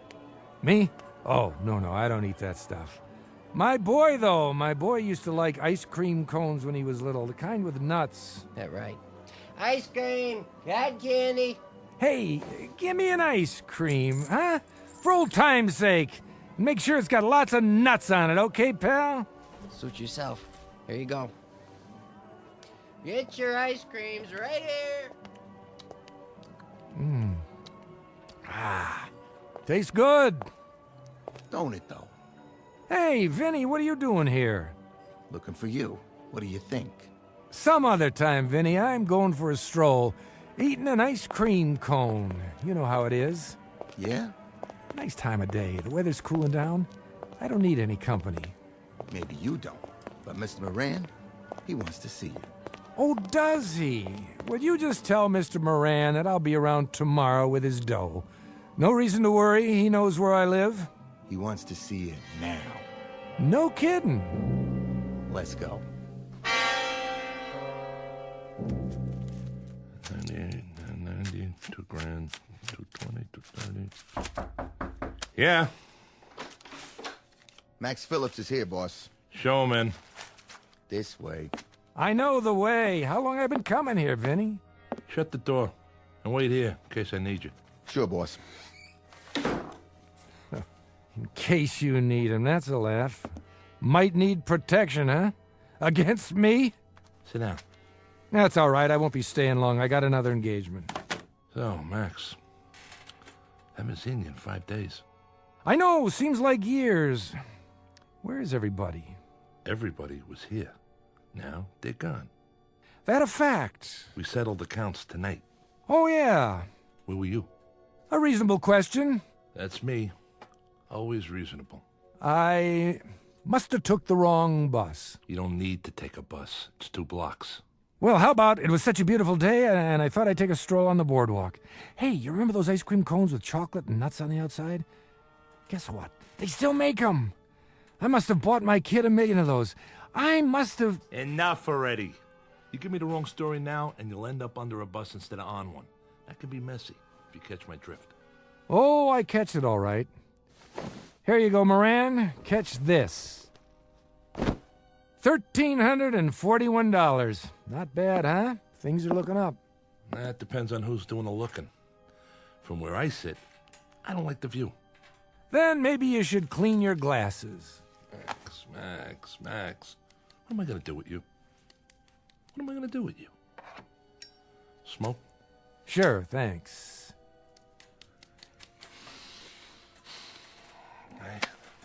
I don't understand you, Maxie. Don't worry about it. I don't understand myself sometimes. But you know, I don't worry about it anymore. I just take it the way it comes. That's my motto now. I treat you like a favorite uncle, and then what do? You double-cross me. Me? I don't see nobody else here, do you? I don't know what you're talking about. No? Kid by the name of George Reynolds placed a bet with you, $300. His horse didn't place. But somehow, the dough never got to me. Uh-oh. Busted. Why, Maxie? I'll bite. Why? Vinny. Something, boss? Bring the kid in now. Sure thing. I want you to see what happened. See what? You mean he's here? No, he's taking a vacation in Miami Beach. Of course he's here. Nobody gets past me. No, because you gave it back. You welched on me. I had to go out and find the kid and get my money. My money, Max. But he got stubborn, so I had to rough him up. That was a lot of trouble to go through. Sit down in the chair. All right, sitting. Yeah, looks like an awful lot of trouble. For me and him both. And you did this for $300 lousy dollars? A little attitude adjustment. Please, Mr. Phillips, don't let him hit me anymore. All right, I get the point. Let him go. No can do, Maxie. You know what happened if I give him a free pass? This would be the first of a long line. And inside of 3 months, I wouldn't have a shirt on my back. The kid must have persuaded you pretty good. He didn't do anything. Just placed a bet. Ask him. Look at his face. He's already been asked. Nice black eye, if I do say so. One I should make it a pair, boss. If I don't put the money back, I'll go to jail. Don't you understand, Mr. Moran? I'll go to jail. Well, you're tearing me to pieces, kid. It's me right here. You know what your trouble is? You listen to people like Maxie. That's mistake number one. He never gave anything away in his life. How right am I, Maxie? Very right. Guess I'm just a heel with a Robin Hood complex. He's got a complex. But a short-lived one, Georgie Porgy. Remember that. Next time somebody hands you something for free, consider the source. Nothing from nothing equals nothing. You want I should answer it, boss? No, I want you to eat it. Get it for me. It's giving me a migraine. Talk to me. Who? Yeah. He's busy right now. All right, I'll tell him. It's your landlady. Mrs. Feeney? Says there's a telegram for you. A telegram? Probably from Georgie's horse, saying he's just coming into the stretch and he'll be home for Easter. Give me that. Yeah? Well, open it up, would you, Mrs. Feeney? From the Defense Department? Go ahead, read it to me.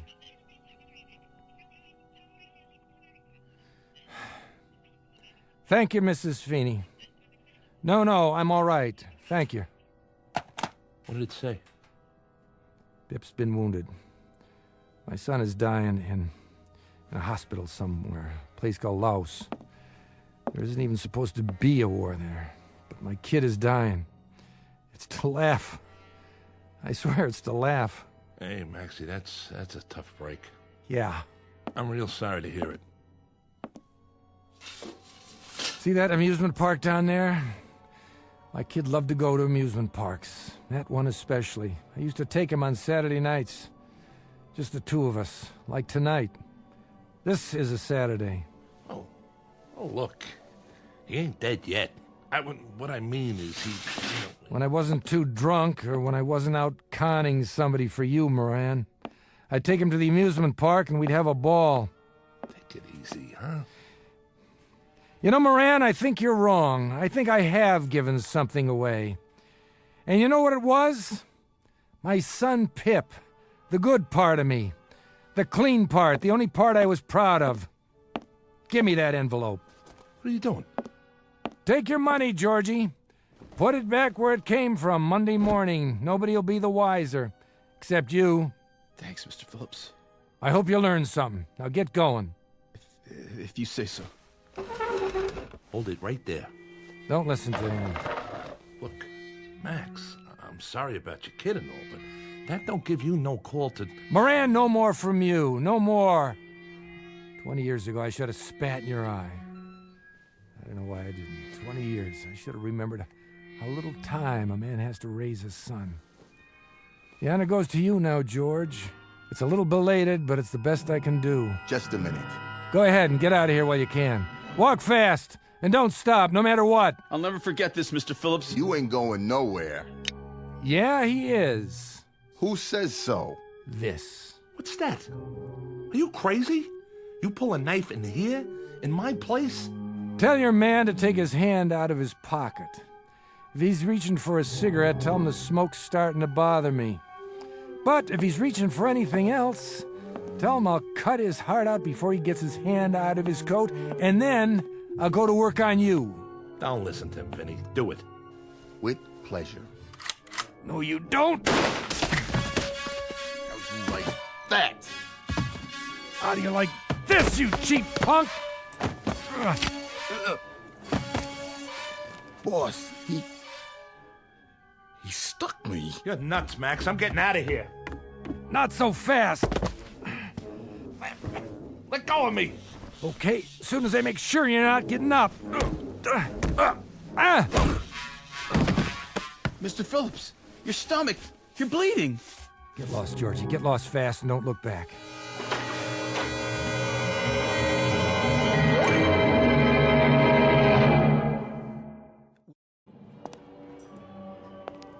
Can't get my breath. Now I'm having trouble seeing and hearing. What's going on? Maybe it's too late. I was gonna change, that's a fact. I was gonna change. No more bets, no more bottles. And I was gonna meet Pip when he got off the boat. So now there's no more bets, no more bottles. But there's no more Pip either. Best laid plans of mice and men and me. God, if I could only see him. If I could only talk to him. If I could only tell him. Pip! Pip, where are you? Where? Sutures. Yes, Doctor. How's his blood pressure? Holding. But if it drops any lower... Reduce the anesthetic. Yes, sir. I'm almost out. As soon as I finish, move him to IC. I'll tell them to prepare a bed. All right, my friends. That'll have to do. There's still some shrapnel in the abdominal cavity. We may have to go back in, but this boy can't take any more today. His heart's strong. Good. That's good. I can close for you. Thank you, Doctor. Oh, and nurse, Yes? watch him closely. It's still touch and go. See if he survives the next hour. If he can hang on for that long, he might just make it home. You know, he might. He's young. Well, good luck to... What's his name? They call him Pip. Then good luck to you, Pip. Godspeed.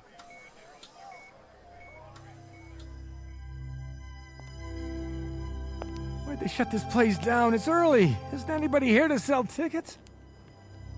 Wait a minute. Who's that? It can't be. Hi, Pop. Pip? Hey, Pip! Hurry up. What are you... You slowpoke. What took you so long? Pip, I can't believe it. Where were you? I've been waiting a long time. Pip, is it really you? Your hair, your face. Let me touch you. Quit with the mushy stuff, okay? Hey, Pip, you still got your freckles. But how old are you? 10. What do you think? How come, Pip? How can you be? That's what I am, Pop. I'm 10 years old. And it's Saturday night, and you said to meet you on the boardwalk. I was worried you wouldn't come. Pip, I don't understand. Explain it to me, will you? Well, sometimes you don't show up, Pop. Sometimes you're sick or something. Yeah. Sometimes I'm... Yeah, sometimes I am. Hey! Pip, remember what I used to say to you? I used to say, "Hey, Pip, who's your best buddy?" Yeah.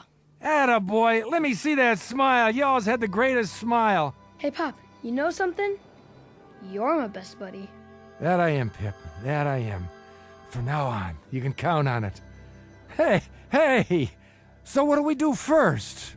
Well, how about some rides and some cotton candy? Sure, anything you want, anything at all, Pip, just like old times, but you're 10 years old again. How can that be?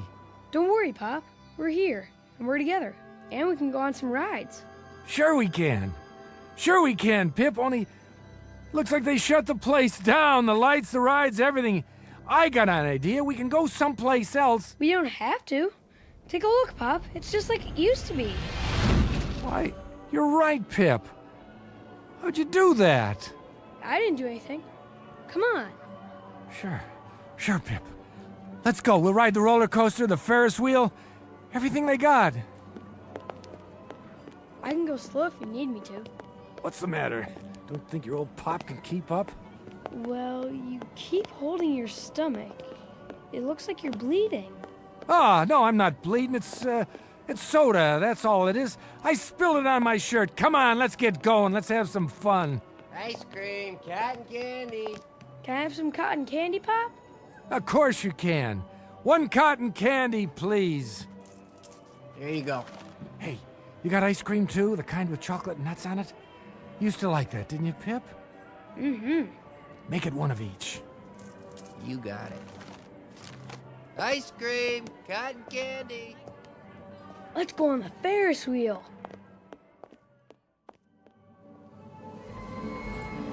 Look down there, Pip. What a sight, huh? You can see the whole boardwalk from up here. Yeah. Whoa! Hold on, Pip. This is one fast roller coaster. Faster. I want to go faster. That was a good hot dog. The best. Hey, Pip, I got a question for you. What? Who's your best buddy? You are. That's right. That's right, Pip. I always have been and I always will be. Don't ever forget it, no matter what. All right? Oh, all right. Hey, slow down. What's the big rush? I gotta go. Go where? What's the matter? There's not much more time, Pop. Sure there is. What are you talking about? There's... Pip? Where'd you go? What's happening? Gotta keep up. Oh. Where'd he go? Pip. Pip, don't go in there, okay? It's a hall of mirrors. You'll get lost. Going in, mister? What? No. Come on, it's fun. I know. Screwy Louie's room. Mirrors all over the place. I've been in there lots of times. Pip! Pip! Yeah, better go get him. Here's a ticket. Yeah, okay. Pip! Wait up!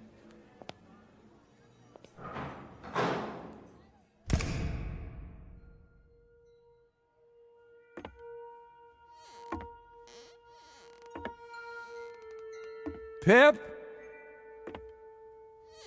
Pip, please, what's the matter? Did I do something? It's late, Pop. What do you mean? There you are. Hold up, Pip, I want to tell you something. Didn't see the glass. I thought you were... Is that you, Pip?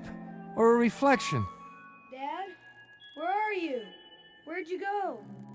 I can't find you. Where are you, Dad? It doesn't matter. Pip, you have to understand. You have to listen to me and understand. All those times I wasn't around, when I was out doing business, when I was running a con, when I was drunk, when I dragged you from one rooming house to another. It doesn't make any difference now. It does make a difference. It makes a difference because I want you to know that no man... Listen to me, son. No man ever loved a boy any more than I loved you. Do you hear me? All that stuff, it was... because I was weak. Because I was always dreaming instead of doing. I always wished, but I never tried hard enough.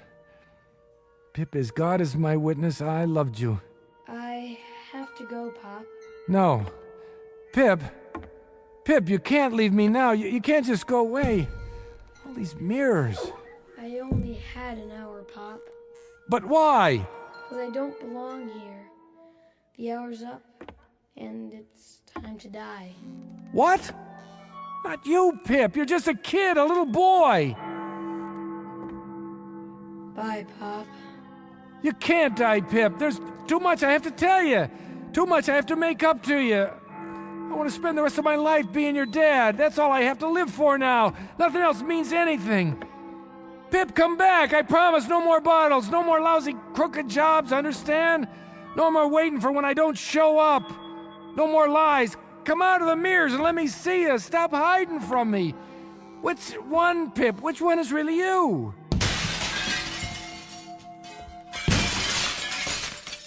I can't, Pop. I'm sorry, but I have to go back.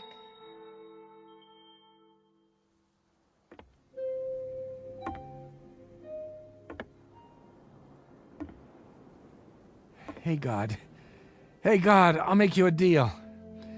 I give you the carcass of a weak old idiot. I give you me. All you have to do is give Pip back. Please, God, don't take my boy. Don't take Pip. Take me.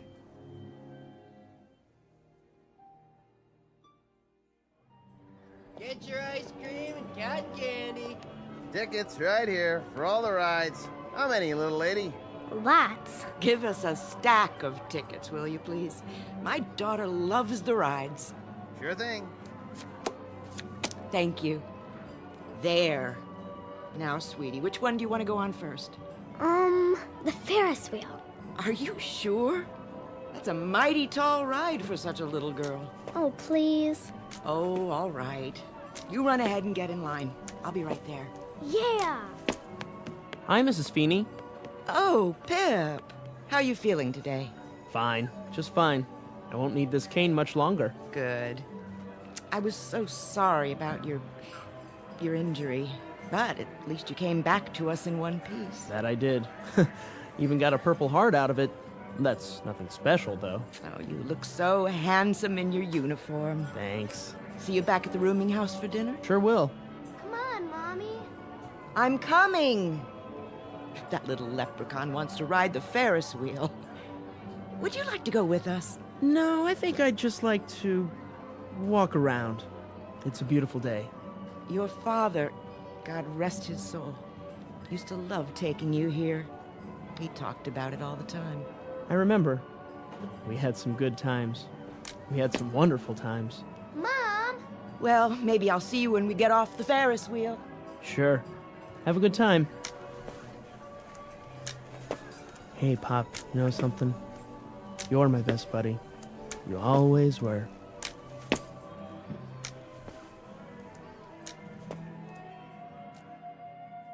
Very little comment here, save for this small aside, that the ties of the flesh are deep and strong, that the capacity to love is a vital, rich, and all-consuming function of the human animal, and that you can find nobility and sacrifice and love wherever you seek it out, down the block, in the heart, or in the Twilight Zone. The Twilight Zone continues in just a moment. You are about to enter another dimension, a dimension not only of sight and sound, but of mind, a journey into a wondrous land of imagination. Next stop, the Twilight Zone. Hi, this is Stacy Keach. I'd like to take a moment to tell you about our Twilight Zone website at twilightzoneradio.com. At twilightzoneradio.com, you'll find the latest information on these Twilight Zone radio dramas, including behind-the-scenes photographs, plus the newest product releases, trivia contests, ways to contact us, other Twilight Zone-related info and merchandise, plus links to other fascinating websites. So make your next stop twilightzoneradio.com. Visit twilightzoneradio.com to purchase these Twilight Zone radio dramas on cassette and CD, or call toll-free 1-866-989-ZONE. That's 1-866-989-9663.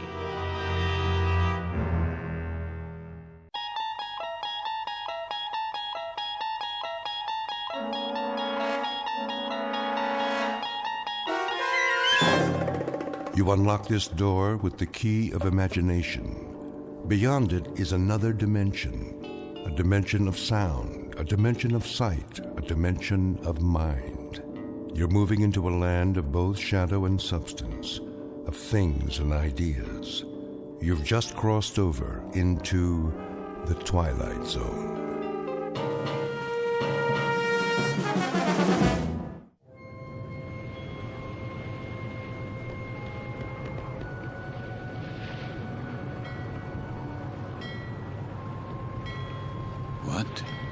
What is this place? The time. It must be late. Very late. Light in the salon. Let's blackout down there. Who?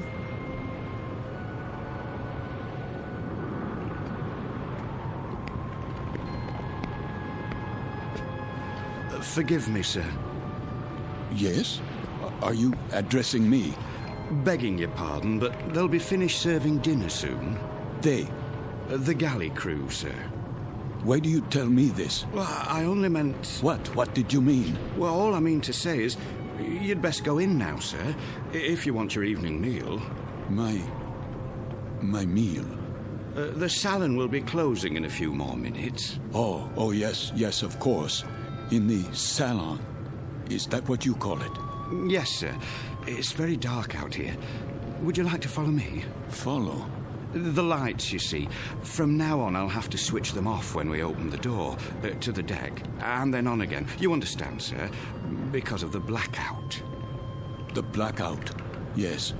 This way, sir. Are you all right? Why wouldn't I be? Is something wrong with my appearance? Why, no, sir. It's only that... Is this your first time? My what? Your first passage. It can take a bit of getting used to, sea legs and all that. I'm quite used to being at sea. Thank you. I was just... Yes, sir? Listening. To the engines? Don't worry, sir. The diesels were checked thoroughly before we left port, and Captain Willoughby's top drawer. He'll get us there safe and sound, you can be sure of that. No, not the engines. What then? I was listening to the water. The cold ocean water out there. And the night.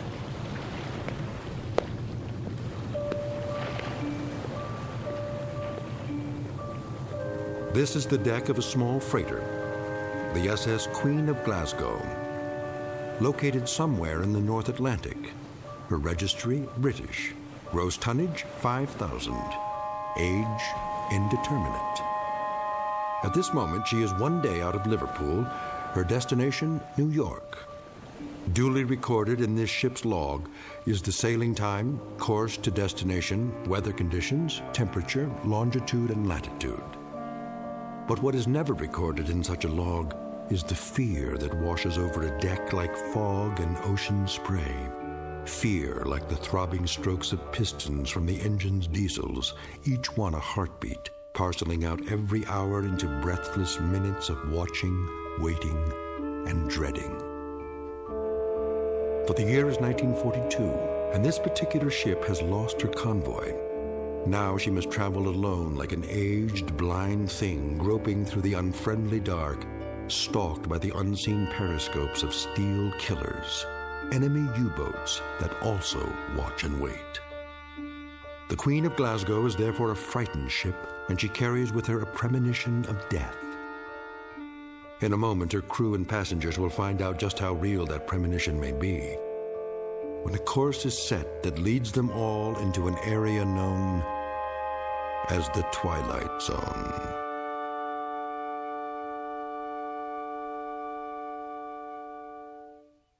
And now, The Twilight Zone and our story, Judgment Night, starring Chelsea Ross, with Stacy Keach as your narrator.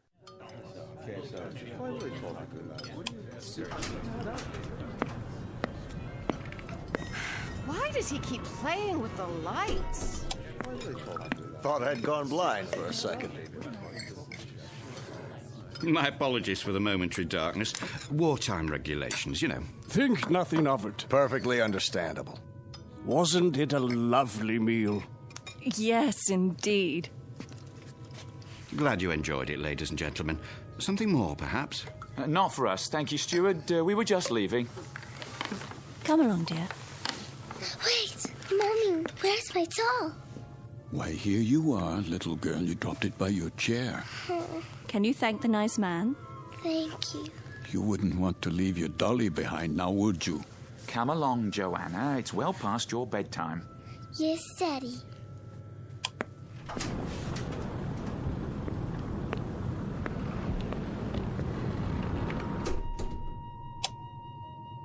Who's this? Mr.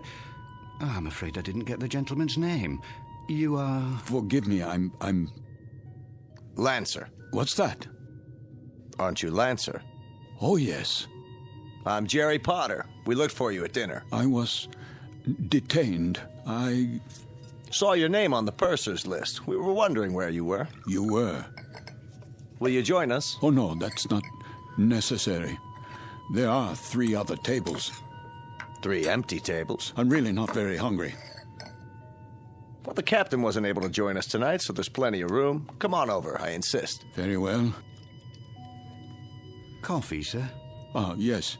Thank you. I believe I would like some coffee. Here's your seat, Mr. Lancer. The more the merrier, I always say. The coiner of phrases. We could do with a bit of merriment. Let me help you, sir. I'll get the coffee. Wait. Do I know you from somewhere? I don't think so, sir. But your face, I'm sure. It might well be. I've travelled this line for a number of years. Perhaps it was on another ship before the war. Before the war? Seems like a long time ago, doesn't it, sir? Are you quite certain about the food? What? The cook can still prepare something. No, I don't have much of an appetite. Not even with all this salt air? Makes me hungry enough to eat a horse. Jerry! Would that be a seahorse, Mr. Potter? How about it, Lancer? Have some chow. Not tonight. Something happened tonight? Nothing unpleasant, I trust? Why, I don't know. I honestly don't know. Mr. Lancer, are you ill? As a matter of fact... You do look pale. A bit of the old mal de mer, perhaps. You might do well to take the meal in your cabin. My cabin? Your quarters, Mr. Lancer. This is all rather disorienting, isn't it? But a good night's sleep can do wonders. I could prepare a tray, sir. No. I'd recommend a cup of hot broth at the very least. I'm fine, I tell you. It was just a temporary dizziness. You're all very kind. I shouldn't intrude. Nonsense. Then let me do the honors. This is my wife. Madame. Hello. And across the table are our dinner companions, Major Devereaux. How do you do? And his secretary, Miss Stanley. Are you going home, Mr. Lancer? Home? Or away from home? Why, I'm heading away from home. We are as well, I'm afraid. The Major is heading up a military mission in Washington. No, Barbara, loose lips. Oh, sorry. I was just telling them that I took this trip once before, when my wife was alive. Spring of '38. How different it was. The Queen Mary, most elegant. Where do you suppose they dredged up this one? She looks to be 300 years old. The Queen of Glasgow. Long live the Queen. Oh, hear, hear. What do you do, Lancer? Me? When I saw your name on the list, I tried to figure out what you'd look like. It's a game I play. Try to connect a face with a name. I thought you were probably an old language professor from Oxford or something. A regular barrel of laughs. Well, I'm... There goes the light again. Well, good evening, Captain Willoughby. No, please. Remain seated. I don't have much time. I thought I'd just stop for a cup of tea and say hello to those who are still here. Don't worry on our account. I'll get you tea, sir. Thank you, steward. We did miss you, though, Captain. I must apologize. We have a miserable fog out there. No kidding. And I thought I'd best take my meal on the bridge. And the rest of the convoy, Captain, are they in sight? They'd have to be 3 feet off the bow to be in sight, Major. That fog is quite thick. Oh, dear. However, we do hope to have some sort of contact by tomorrow. But I wouldn't worry. She's a good stout ship, and this isn't her maiden voyage. She's made this passage often. I suppose misery loves company, though, doesn't it? I'd feel a lot safer if we were in a convoy. I can almost see those wolf packs converging on us. There would be no wolf pack converging on a single ship, Major Devereaux. Sorry? The principle of the submarine pack is based on the convoy attack. The gentleman is quite correct. Our primary danger would lie in a single submarine. Well, that's reassuring. I guess we stand a better chance against one than against 20, don't we? Just ask Admiral Potter here. He fought with Dewey at Manila. He knows everything. Still, it only takes one torpedo. They can do such dreadful damage. And I must tell you, I've had a miserably uncomfortable feeling ever since we've left. What kind of feeling? Of being followed. Isn't that something? I've had the same feeling. I'll tell you, I'd rather they go after us with a pocket battleship. That you can see, not a skulking, crummy tin fish a couple of miles underwater. If we're being followed, you will see the sub, Mr. Potter. It will surface. They won't waste all their torpedoes on us. Not when they can sit back 1,000 yards and shell us with impunity and sink us at will. You forgive me. This is Mr. Lancer, Captain. Mr. Lancer? But you sound like a U-boat commander. My apologies. That was clumsy of me. Oh, please, sit down. Let me clean it up, sir. I hope I didn't spill any coffee on you, Miss Stanley. No, but you did quite a job on yourself. That's quite all right. I'll get you a towel. I said it was all right. Yes, of course. Sit down, Mr. Lancer, please. Another cup of coffee, sir? No. Thank you. That won't be necessary. I think we might start by getting better acquainted. First of all, I trust everyone's comfortable. Oh, yes, quite. This ship, you know, wasn't designed to carry passengers. I hope you'll bear with some of the inconveniences. I suppose they're worth living with to get to the States, aren't they? You can say that again. Mr. Potter, I understand you're with the American government. War Production Board. And where is your home, Mrs. Potter? Good old Chicago. Windy City. Oh, how interesting. I do hope to travel farther west one day. I tell you, I'll be mighty glad to see it again, wind or no wind. And you, Mr. Lancer? Yes? Where's home for you? Home? I was born in Frankfurt. Frankfurt? Like in Germany? Yes, Germany. Well, how long had you been in England, Mr. Lancer? How long? Not very long, not long at all. Please accept my apologies. I think I'll go to my quarters now. Too bad. I was hoping we'd get a poker game going. Whoop-de-doo. Perhaps another time. Good night. There goes an odd one, huh? I had him pegged as a German the minute he came in. What do you suppose he's traveling on this ship for? You don't think he's a spy, do you? I rather doubt it, Mr. Potter. All the passengers are well screened. I am a bit concerned about him, however. He doesn't look at all well. Actually, I'm feeling a bit tired myself. I think I'll be off to bed. Good night, everyone. Sleep well. Watch your step, Barbara. I will. It's very dark out there. Would you like a torch? Oh, don't worry about me. I can have the steward escort you. I wouldn't think of it.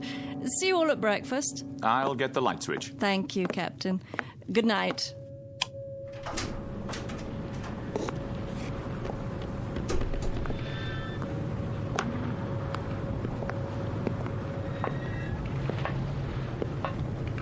Hello?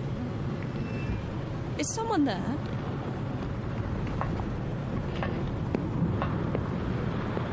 I say, is anyone...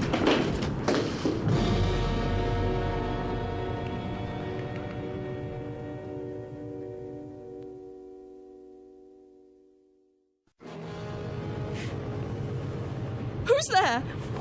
Watch your step, Miss Stanley. Oh, Mr. Lancer. The stairs are quite slippery from the fog. So I see. I was afraid you'd lose your footing. Thank you for your help. The fog can be treacherous at sea. And it carries quite a chill, doesn't it? Yes. Yes, it does. It's best to stay off the deck at night. Why are you here, Mr. Lancer? What? I thought you'd be in your cabin. I'm still a bit unsettled. Not quite ready to sleep yet. Miss Stanley? Yes. May I ask a question? Please. Have we met before? I don't think so. Why? You'll forgive me, but you look so familiar. They all did, for that matter. Are you sure you're well, Mr. Lancer? Yes, I seem to be. It's just this feeling. What sort of feeling? Oh, it will sound crazy to you. Go on, please. Just that I'm doing things, saying things. That you've done before. How do you know that? I know the feeling. I've had it occasionally. Have you? Walking into a room and being able to swear that you've been there before. Even the conversations. They seem identical to ones you've had at some other time. Yes, but what other time and where? That's always the question, isn't it? And the people? Yes, and the people, too. Yes. That's extraordinary. What is? I don't recall. I don't seem to recall boarding this ship. Don't you? Or anything else for that matter. How I got here, or why I'm here. There was a film about that. Pardon? In the cinema, a few years ago. With Leslie Howard. Oh, was it that American? What's his name? Garfield. John Garfield. I believe the title was Outward Bound, something like that. I don't have time to see many films. I don't either. But in this one, the people all found themselves on an ocean liner. Of course, it was a cruise ship, not a freighter. But none of them could remember anything. There was a man and a woman, and they met and began talking, much as we are right now, I suppose. And it turned out they were... Go on. Well, they were all dead, you see, and on their way to the other side. Isn't that absolute rubbish? It is indeed. You don't suppose we're dead, do you? And about to cross the River Styx or some such? No, that's ridiculous. I, for one, remember everything. The cab to the docks, and carrying my bags, my passport, the security clearance. My passport? Of course. It must be in my cabin. If we were dead, I'm sure the meal would have been followed by a lovely dessert. Mr. Lancer, may I make a suggestion?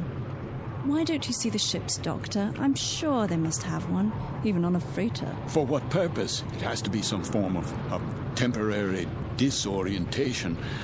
I was standing on deck, and it was as if I suddenly woke from a deep sleep. I heard your voices from the salon. Amnesia? Not really. I know who I am. I'm Karl Lancer. I was born in Frankfurt, Germany. I'm in the... In the what? In the... You were going to tell me. You were in the something or other. Was I? I don't remember now. Mr. Lancer, perhaps if you got some sleep, that might be all it takes. It wouldn't help. I don't think I could get to sleep. I feel as if this were a nightmare.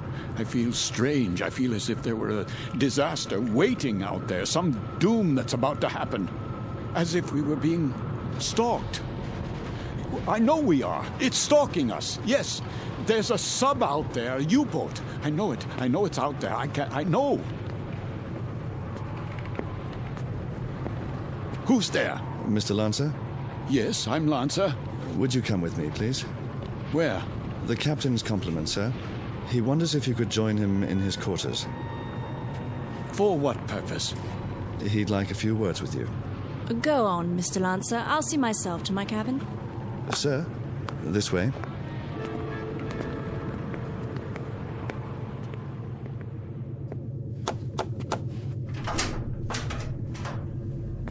Mr. Lancer, sir. You wish to see me, Captain? Thank you for coming, Mr. Lancer. You've met my first officer, Mr. Danbury. Yes. What is this about? I wonder if you'd mind answering a few questions. No, not at all. First, would you mind showing us your passport? My passport? If you don't mind. Just routine, Mr. Lancer. On our passenger manifest, it seems that your passport number was somehow not included. Yes, of course. Oh, I'm afraid I don't have my wallet in my pocket. It must be down in my cabin. That's perfectly all right. Sometime during the next few days, if you think of it, say tomorrow. You can show it to me whenever it's convenient. Are you feeling better, Mr. Lancer? Yes, much better. Is there anything I can get you? No. Then, is there anything you'd care to talk about? How do you mean? Anything on your mind? Something you'd care to tell us, perhaps? There's very little I can tell you. And why is that? Because I don't remember very much. No? Actually, to tell the truth, I don't know how I got here. I don't recall anything about it. Is that right? I seem to remember only a few odd disjointed things. I know, for example, that my name is Karl Lancer. I know I was born in Frankfurt. So you said. Please continue. Continue where? That's it. At this moment, that's all I know. Mr. Lancer. Yes? At the table, you exhibited a rather unusual working knowledge of German submarines. Could that, perhaps, stir your memory? I wish it could, but it doesn't. I see. In that case, why don't you go on to bed for now? Have a good night's rest. We'll talk tomorrow, you and I. Very well. That will be all for now, Mr. Lancer. Good night. Good night.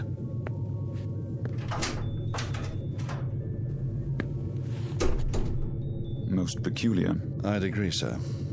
I'd say he bears watching. Then watching is what he'll get. I told you what he said at the table. What do you make of it? That's hard to say. But as I was going to get him on deck, he was talking to one of the passengers, Miss Stanley. And? He was speaking quite excitedly, in a very loud voice. I couldn't help but overhear. He was saying something about how he knew there was a U-boat out there. It's stalking us. That's what he said. You heard him say that? Those were his exact words. Thank you, Danbury. I thought you'd want to know, sir. Danbury. Sir? Let's keep this between ourselves for the time being, shall we? Yes, sir. And see that a steward is sent down to his room. I want to have a look at that passport as soon as possible. Right away, sir.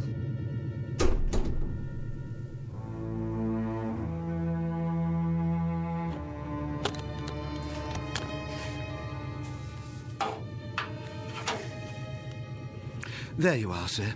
All your clothing hung up, I believe that's it. Anything else I can help you with? No, that will be all. Ah, your shoes. I'll just put them in the closet. Hold on, what's this? Where? In your bag. Looks like an officer's cap, but not one of ours. War souvenir. What are you talking about? This, sir. I was wondering if it was a war souvenir. Let me see that. Yes, sir. It's a naval officer's cap. Foreign by the style of it. Don't touch things that don't concern you. I only thought I'd put it away for you. That won't be necessary. I'll put it away myself. Yes, sir. That will be all.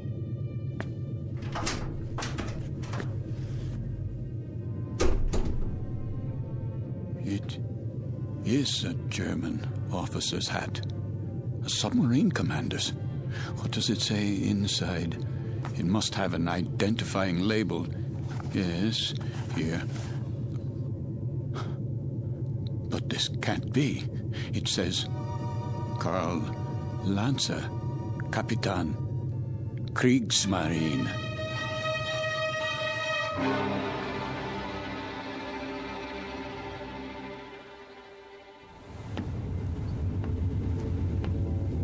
Mr. Danbury? Yes, sir?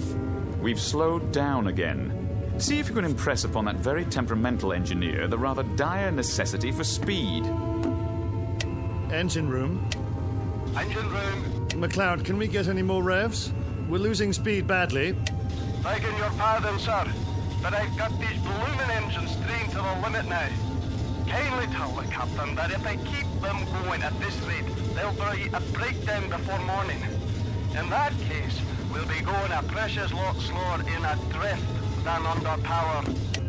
McLeod, we simply have no more revs. If you can give me maximum speed for another 12 hours... Captain! These engines needed to be overhauled a month ago, and instead of an overhaul, they're getting worked to death. Well, do what you can, man. Aye, aye, sir.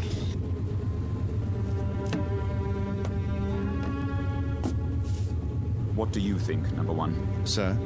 Cheery predicament we have here. If we reduce speed and give those engines a break, we don't stand a chance. And if we keep them going at maximum, they'll break down inside of 2 hours. I don't know what to say, Captain. It's a dangerous call either way. If we could only see through this bloody fog. If they're out there, it won't make any difference. And they're out there, let me tell you.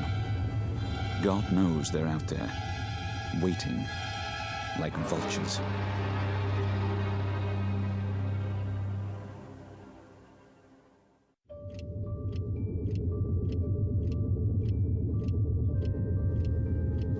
Another drink, please. Begging your pardon, sir, but it's very late. Don't beg my pardon. Just put the bottle on the bar. Go to bed if you're tired, but leave the bottle.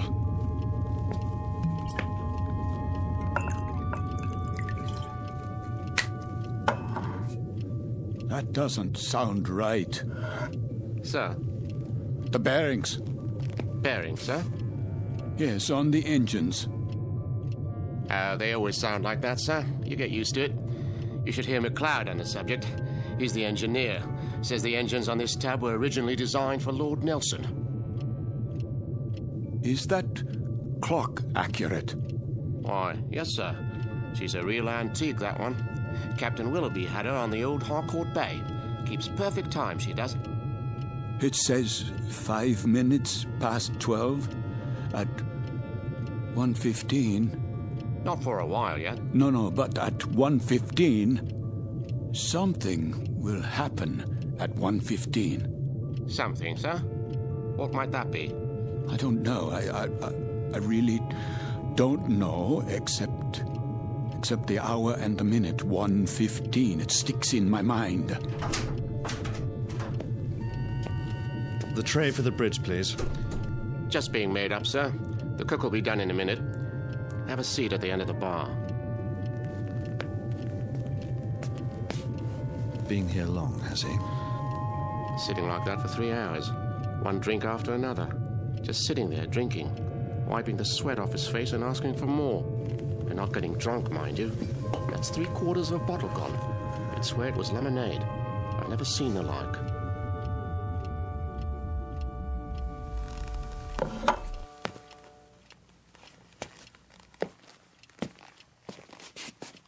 Why have the engines stopped? Probably just routine maintenance, sir. Don't give me that. They've broken down. I don't think it's serious, sir. You don't think it's serious? Adrift in waters like these without any power, you don't think that's serious? We're defenseless here. Now we are absolutely defenseless. They'll be repaired, Mr. Lancer. We'll be underway again soon. No, we won't be underway soon. We'll drift until 1:15. That's what he's been saying all night long. You know, of course, how easy it would be for a submarine to... You're a nervous man, Mr. Lancer. I'd suggest you call it a night. I'm a nervous man. I can assure you that I am suffering from something a little more serious than nerves. I'm suffering from knowledge. I'm suffering from knowing what's going to happen. Really? Now? My affliction comes from waiting and knowing that inside of an hour, a U-boat will surface off our bow with searchlights and a deck gun.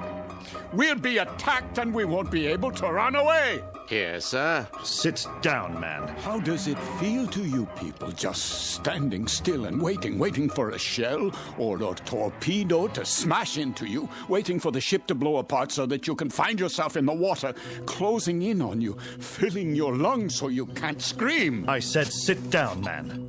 Mr. Lancer, this kind of talk won't do you or anyone else any good.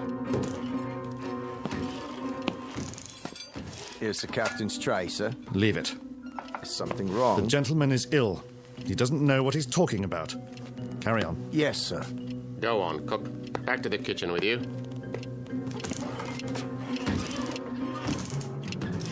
The U-boat's coming.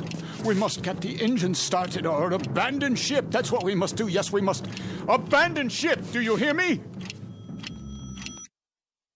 Why has the clock stopped? Where did you go? Where have you all gone? Why have you left me alone like this? Where is everyone?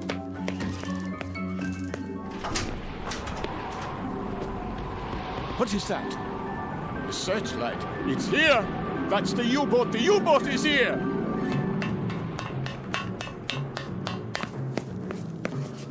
We've got to get out. Off the ship, everybody! There you are. All you passengers, out of your rooms. Listen to me. There's a U-boat. I just saw it. She's going to sink us. Can't you hear me? Why don't you move? Are you all out of your minds? What do I have to do? Do I have to grab you and carry you up on deck? Do I have to throw you bodily into the lifeboats? Do I have to knock you unconscious? They're gone. But where? Is the entire ship empty? Or have I gone mad? A life preserver, yes. SS Queen of Glasgow. Wait. I remember that name. Queen of Glasgow. Queen of Glasgow. Potter? Major Devereaux! Miss Stanley, where are you? Captain, steward, we must abandon ship.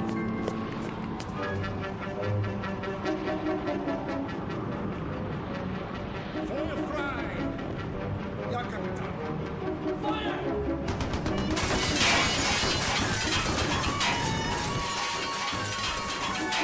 They are shelling us. We're hit, I tell you. Miss Stanley, we must get out. The lifeboat. I can, Mr. Lancer. The roof's collapsed. The door won't open. Climb through the porthole, quickly. I'll try. Where are the lifeboats? Over here, Mr. Devereaux. I'll have to climb down. Help us, please, my wife. I'm coming, Mr. Potter.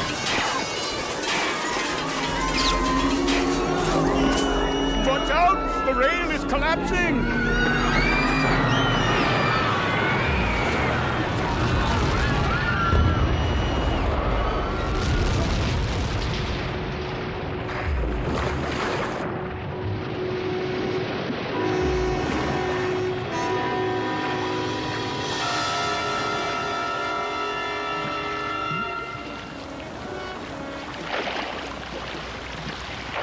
Family, the little girl. Where? The doll. Here, I have it. Who could do such a thing? Who? Who?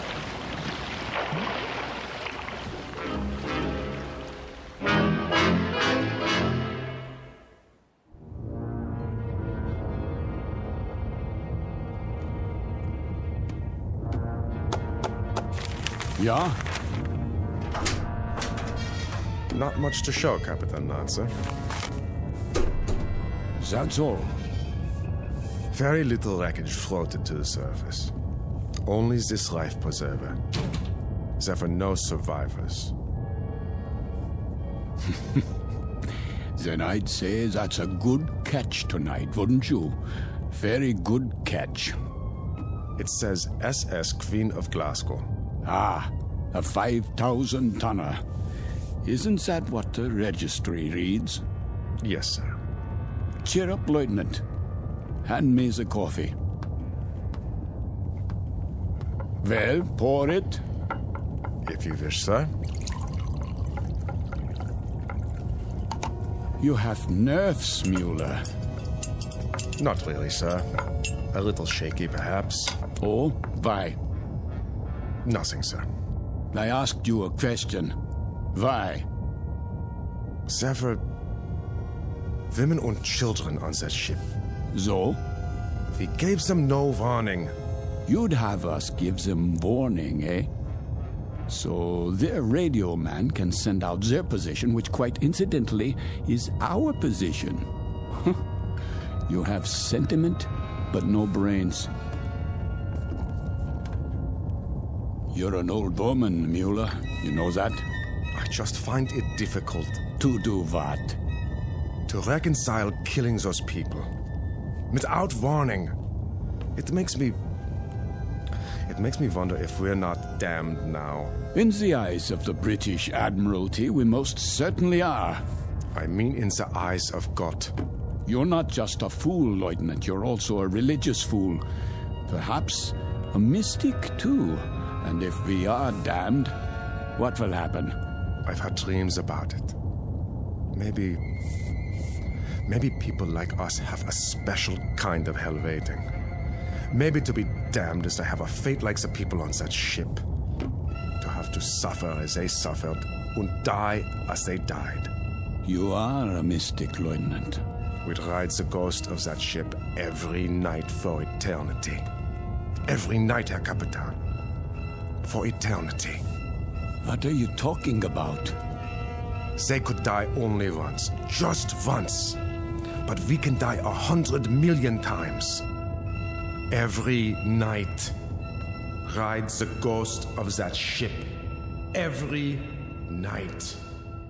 Every night.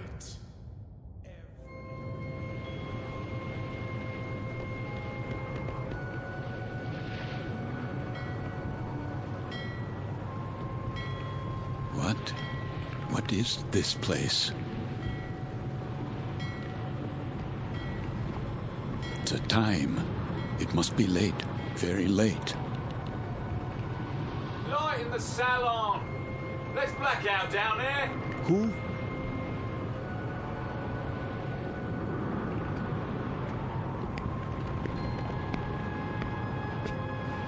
Forgive me, sir. Yes? Are you addressing me? Begging your pardon, but they'll be finished serving dinner soon. They? The galley crew, sir. Why do you tell me this? I only meant... What? What did you mean? All I mean to say is, you'd best go in now, sir, if you want your evening meal. My meal? The salon will be closing in a few more minutes. Oh, yes, of course. In the salon. Is that what you call it? Yes, sir. It's very dark out here. Would you like to follow me? Follow? The lights, you see. From now on, I'll have to switch them off when we open the door to the deck and then on again. You understand, sir? Because of the blackout. The blackout, yes. This way, sir. Are you all right? Why wouldn't I be? Is something wrong with my appearance? Why, no, sir. It's only that... Is this your first time? My what? Your first passage. It can take a bit of getting used to. Sea legs and all that. I'm quite used to being at sea. Thank you. I was just... A special kind of hell waiting. Maybe to be damned is to have a fate like the people on that ship. To have to suffer as they suffered and die as they died. We'd ride the ghost of that ship every night for eternity. For eternity. For eternity. For eternity. Yes, sir? Just listening. To the engines? No, not the engines. I was listening to the water. The cold ocean water out there. And the night.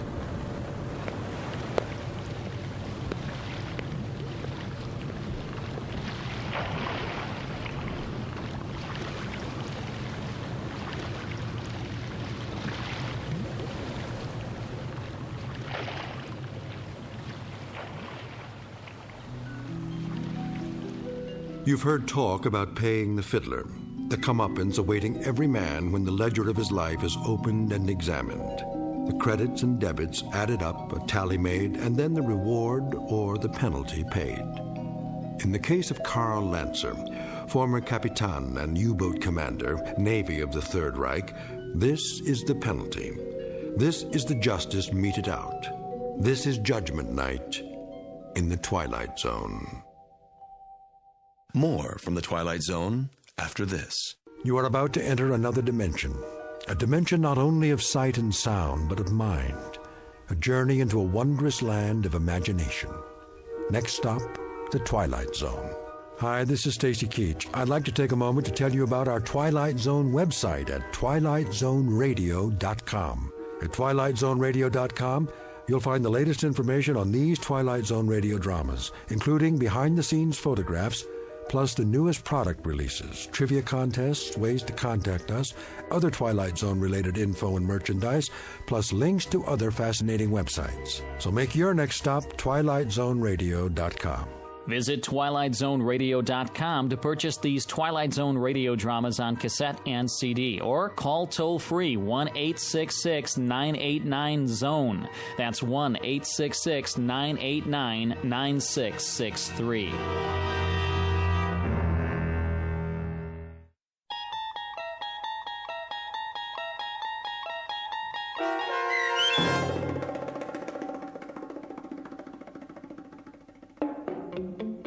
Judgment Night, starring Chelsea Ross with Stacy Keach as your narrator, was adapted for radio by Dennis Etchison and written for The Twilight Zone by Rod Serling.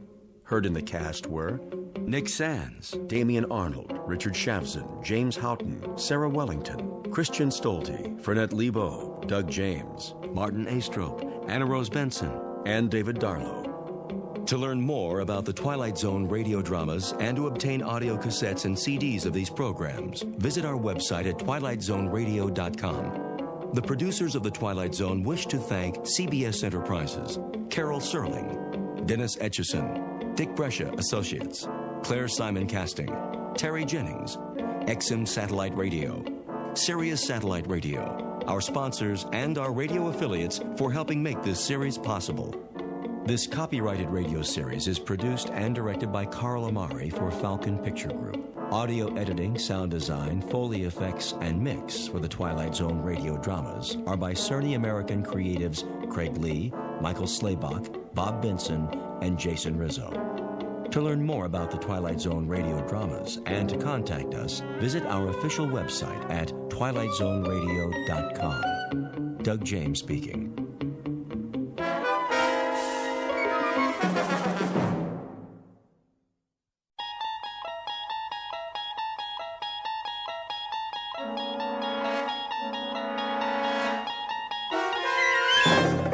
You unlock this door with the key of imagination. Beyond it is another dimension, a dimension of sound, a dimension of sight, a dimension of mind. You're moving into a land of both shadow and substance, of things and ideas. You've just crossed over into the Twilight Zone.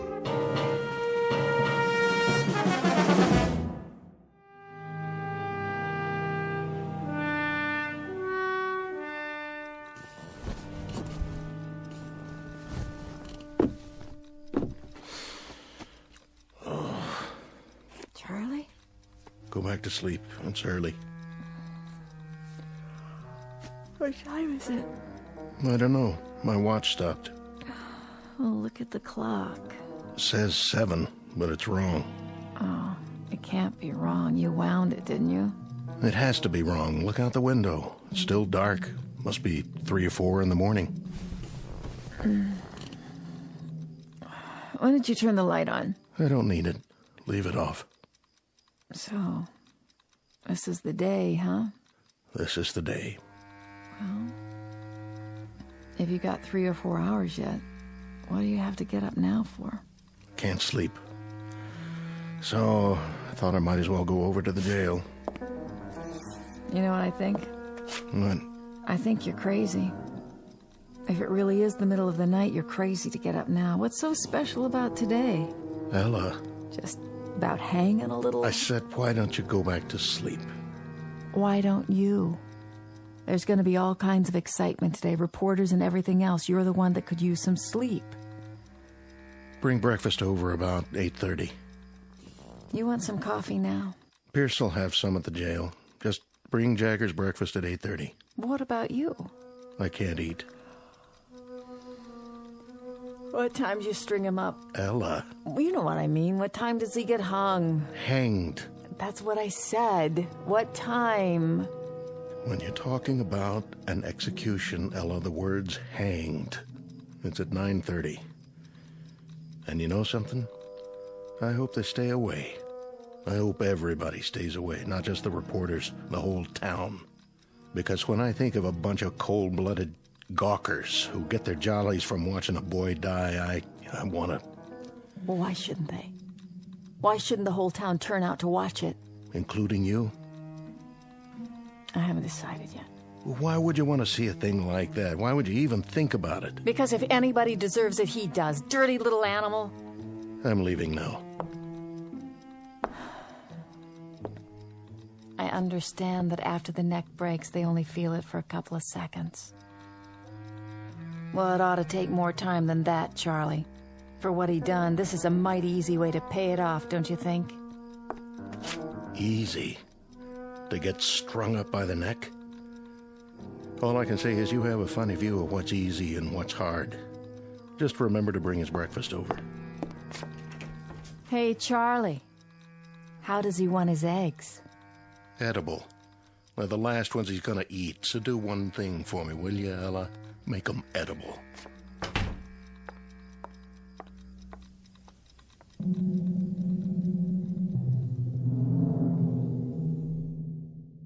Sheriff Charlie Koch on the morning of an execution. For the record, and as a matter of absolute fact, it is a little after 7 a.m. Now, logic and natural laws dictate that at this hour there should indeed be daylight. It is a simple rule of physical science that the sun should rise at a certain moment and take away the darkness. But at this given moment, Sheriff Charlie Koch, his wife Ella, a condemned man named Jagger, and everyone else in this small, inconsequential town are about to find out that there are some causes and effects that have no precedent, except in the Twilight Zone. And now, back to our story from the Twilight Zone. I Am the Night, Color Me Black, starring John Ratzenberger with Stacy Keach as your narrator.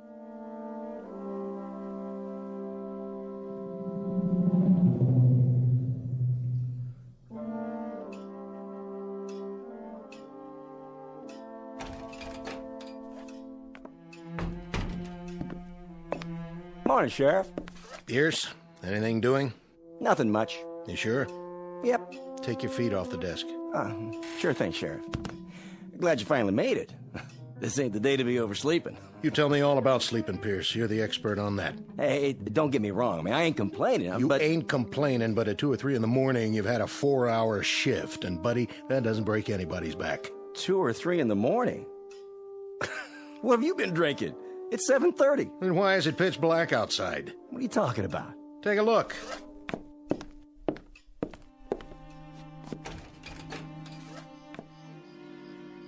I don't get it. What don't you get, Deputy? That some men can't sleep and get up early? I suppose that doesn't make much sense to a guy who could put in 12 solid hours on a mattress and then wake up and complain about... Sheriff. You got a problem, Pierce? Sheriff, it is 7:30 in the morning. Take a look at the clock. And you're right, it's black as a coal mine outside. I never seen it blacker. What's going on? You're right. It's 7:30, and the sun's not up yet. And to tell you the truth, Deputy, I don't know why. I don't know why at all. Who's coming? I can't see yet. Everything out there looks the same. Black as the ace of spades. Morning, Colby. Sheriff? How about that? You see it out there? Of course I saw it. Any sign of the sun? Not a speck. You gonna run an extra in that paper of yours? If I get the time. I've been answering the phone since 6 in the morning. One fella says that the electricity's gone off in the whole town. Well, I can see that's not true. Another one says it's already tomorrow night. I like that. Well, what do you think? Well, hold on, there's more. The president of the January graduating class of our local school, who majors in physics, tells me it's a phenomenon caused by sunspots. Now, you're well versed in law and order, Sheriff Koch, keeping the peace, in other words. So I'm here to ask you, what's your theory? I wish I had one. It's almost 7:45 in the morning. Daylight should have come 2 hours ago. Maybe a storm's on the way. Big whopping storm, the kind that covers up the whole sky. Possible, I suppose. Storms don't bring this kind of darkness. Anybody call the state capitol? Oh, yeah. In between reassuring people that this is neither an interplanetary invasion nor the end of the world, I placed said call myself. And? Oh, things are normal there. It's daylight, just as it should be. But if you'll forgive the pun, they're as much in the dark as we are. You mean it ain't black up there? It appears that all up and down the state, and across the face of the earth for that matter, we are the only ones who are groping around in total darkness. So, the phenomenon is quite localized, which means we'll have to seek elsewhere for company to share our misery. How's Jagger doing this morning? I seen him. Brought him in a cup of coffee to make sure he was awake. Thoughtful of you. To remind him about what day it is. I'll bet you did. I wonder, how did you occupy yourself as a lad there, Deputy? Torture small animals or just pull the wings off flies? Say, what do you mean by that? Nothing. I don't mean anything by it. So, Koch, can I talk to him? Go right on in. I'm not saying he'll talk to you, but That's the privilege of the press, to try. So he's got an hour and 45 minutes left. What about a priest or a minister? He doesn't want either.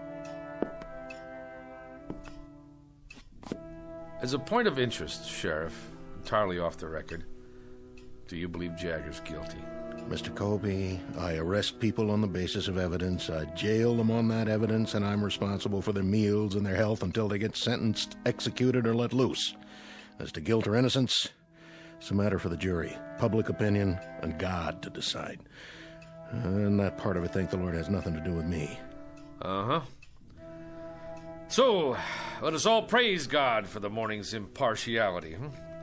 You just keep them alive until their moment of death. I see. And as for my part, I follow fate around with a small pencil and a notebook and make a record for posterity of how he died and why he died. But neither one of us has any guilt to share for the fact that he does die. How perfectly convenient for us. He's guilty as hell. He fired buckshot into a man's head. A real decent, upstanding man. And today, he's going to pay the price. He's going to hang for it. And man, oh man, his justice going to be served up deluxe style this time. Pierce, why don't you shut your mouth? I got a right to an opinion. Oh, you do, Deputy. Indeed you do. There are just a couple of disturbing facets to this particular case. Like what? First, that the murder victim was not a decent man by any stretch of the imagination. Hey, you're talking about the dead. He was a crossburner and a psychopathic bully who attacked the man you've got locked up in there. Well, that don't matter. Go on, Colby. I want to hear this. Second, Deputy Pierce here saw it happen and then perjured himself. Now, wait a minute. Let him finish. That's the word, all right, Deputy. Perjured. You said that Jagger shot him from across the room. Well, no such thing could have happened according to the records I saw. The murdered man had powder burns all over him. So what? Oh, you tell me how a man can get shot from 10 feet away and still have powder burns on his skin. By itself, that might not have proved self-defense, but it would have supported Jagger's story. It would have at least raised some doubts in the jury room. If they had heard it. I wondered about that myself. Did you, Sheriff Koch? Well, you saw the body, didn't you? I saw it. But I didn't hear any comment on those powder burns when you gave your testimony, or did I miss that? I answered the questions they asked me. Oh, don't feel singled out now, because your courageous editor who covered the trial from start to finish, he just didn't see fit to include that insignificant little detail in any of his news stories either, now did he? Even though for some reason he knew at the time that he was being very, very selective about what he wrote and what he didn't write, about the truth, in other words. Which is what a trial is supposed to be, a search for the truth. So, when you get right down to it, you're quite right, Deputy. Justice is being served on a platter with its tongue cut out, just like the carcass of any dead animal.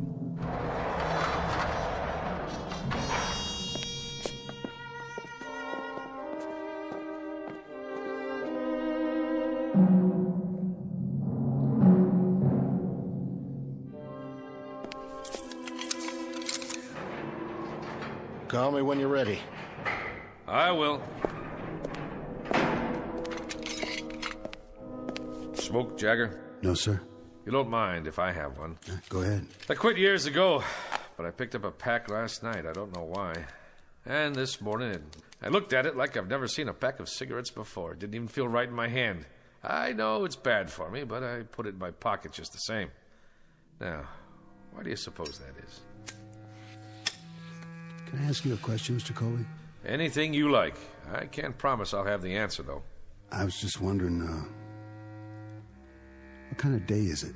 Oh, you're not going to believe me, even if I tell you. Rainy, huh? No, it's not bad. A little chilly. The main thing is, it's still dark. How do you mean? It's still black as night outside. The sun never came up. Close to 8 in the morning, and not even a little bit of daylight. God, come on. Don't kid me. I'm not. Why would I? What reason would I have to lie to you? Well, this place doesn't have any windows, so I guess it could be Christmas Eve or the 4th of July, and I wouldn't know the difference. Jagger, do you have a religious affiliation? No. Anybody you want to see? Nobody. Anything you'd like to say? Anything at all? Nothing. No priest, no friends, no comment. What do you have? What do you think, Mr. Colby? Not much, that's what. I mean, I've got a little over an hour, and I've been thinking that I'd like to rip these bars apart and get out, same as you would. Or maybe, just save everybody the trouble and hang myself in here. But I haven't got the strength for one or the guts for the other, so I'm just sitting here and waiting. What else is there? That being the case, would you care to make a statement? You want a statement? Is that what you came here for? Look at it this way. I don't think anybody should leave the Earth without a comment. You, me, or anyone else. Oh, well, now that sounds like a reasonable request. Considering that you're not the one who's leaving. I'm serious. I'm giving you the chance to say anything you want. All right, then. I'm guilty, Mr. Colby. How's that? That should let you off the hook. And that's supposed to mean what? That's supposed to mean that you're on the side of the good guys. There have to be good guys and bad guys. That's the nature of man. Well, I'm the bad guy, okay? Worse than that, I'm the troublemaker in town. The one with the causes and the banners. I'm the idiot. The fool. I tried to be his brother's keeper. You understand now, Mr. Colby? It doesn't matter whether I do or not. I want to hear what you think, on or off the record. Anything I say, you're going to write it down and put it in that little newspaper of yours, aren't you? Not if you don't want me to. How would I know if you did or you didn't? I don't have a tape recorder on me. See? My notebook's in my pocket, and so is my pencil. If I did put it in my paper, what good would that do me? As a matter of fact, it would do me some damage. Because I didn't speak out about the case. I kept silent. Not even an editorial. So I can't very well change my stripes now, can I? I said all I had to say in court. But nobody listened. Well, I'm listening. We're two men talking here. If you say it's private, that's how it stays. What difference can it possibly make to you now? I have to know. Can you understand that? I have to. You think I know? You were there. You got one of those cigarettes? Right here.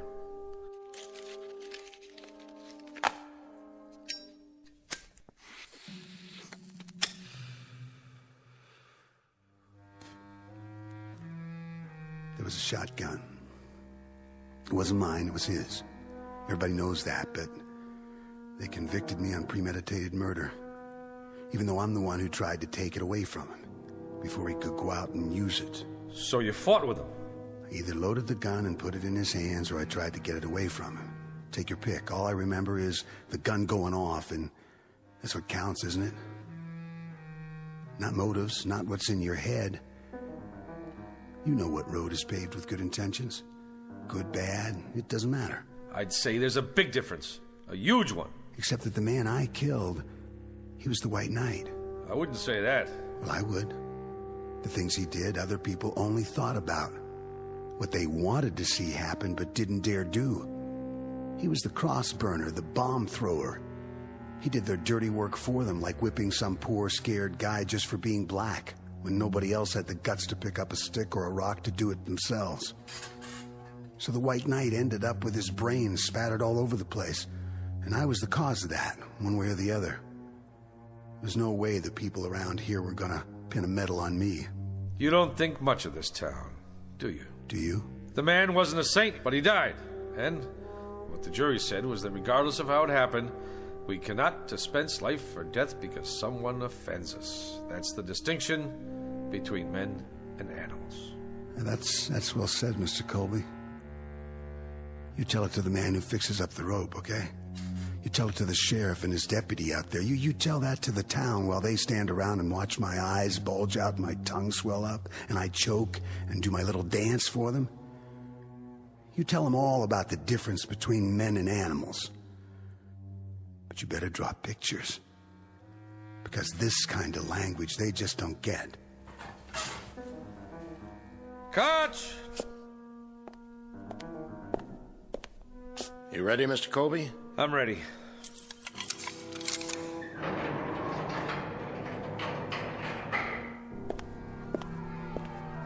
A lot of commotion out there. I guess they just can't wait. That's not it. It's because nobody can see where they're going. Why's that? I told you, it's dark out. For real? The darkest I've ever seen it.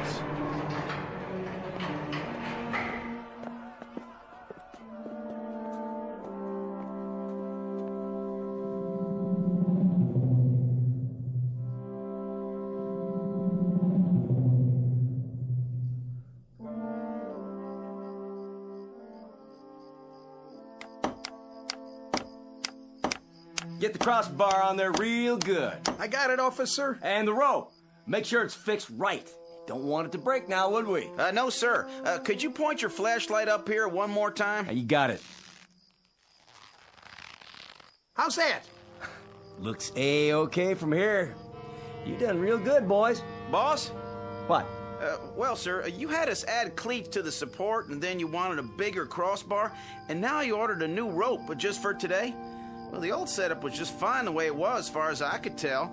So how come you went and spent all that extra money? Because this one's gonna go off without a hitch. Right, boys? Well, if it don't, it sure won't be your fault. Yeah, that's the truth. All right. I guess you can come on down. We gotta test it one time. Sure thing, boss. Now, when I say pull, you drop the sandbag. Yo. All right, then. Pull! That got her. That got her good, didn't it, boys? Yeah, boss. It sure did. Who's there? Easy, Pierce. Looks like everything's in working order. Yep. That'll take care of him. Sure it will. But I'm still worried about one thing. What's that? Exactly who or what is going to take care of us. There it goes, 9 bells. Why is it so dark then? Is it an eclipse? Can't be. I've been listening on the radio. This ain't no eclipse. It's weird. It's just plain weird. Word of the darkness that has suddenly and inexplicably engulfed this remote Midwestern town. Turn up that radio so we can hear. It is now 9 a.m. Eastern Standard Time, but latest reports indicate that the darkness blanketing the specific location is virtually total. So far, there is no sign whatever of any daylight on the horizon. A spokesman for the Meteorological Service says that the event is without precedent, according to records covering the past 150 years. Who's that? Turn on your headlights. Why, it's Sheriff Koch's wife. Morning, Ella. Is that you, June? It's me. What you got on the tray? Breakfast. Oh, aren't you the one? Fixing a nice hot meal for your man. Well, it's not for Charlie. Who's it for, then? For him. You don't mean... Afraid so. For Jagger. What did you go and waste good food for? He don't have no right. He don't even have time to eat it. It's the law. The law? That's what my husband says. Anyway, I can help carry out the letter of the law. I'm glad to. It's my duty. Ella? Over here, Charlie. Just bring it on inside. I'll be right there. Excuse me.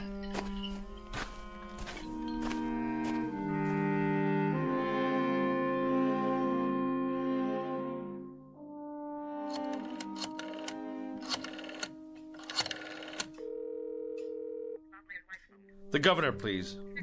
Yes, I'll wait, but please tell him it's urgent. Mr. Colby? Hi, Ella.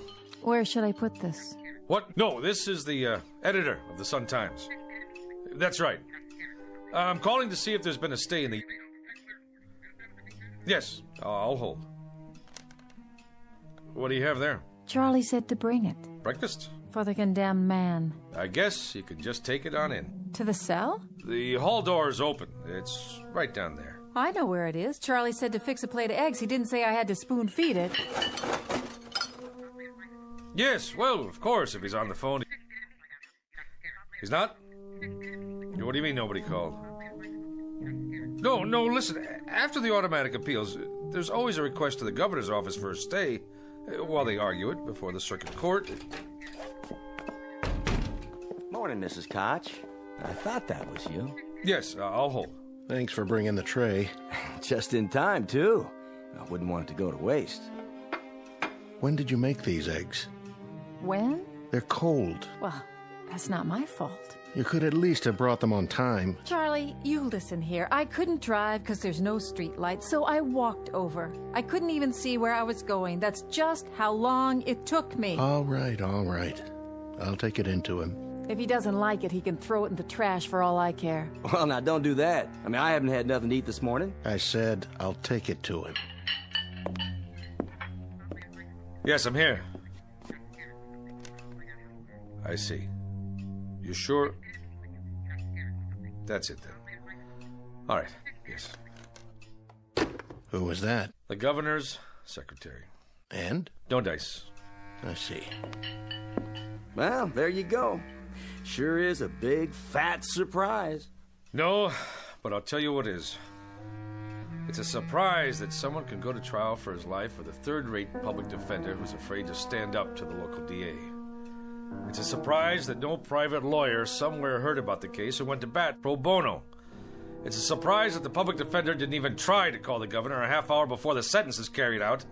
And it's a surprise that I didn't give up the ghost on this place a long time ago. But it's not a surprise that you, Pierce, and this whole town are out of your minds with glee over the cold-blooded taking of a life that's about to occur.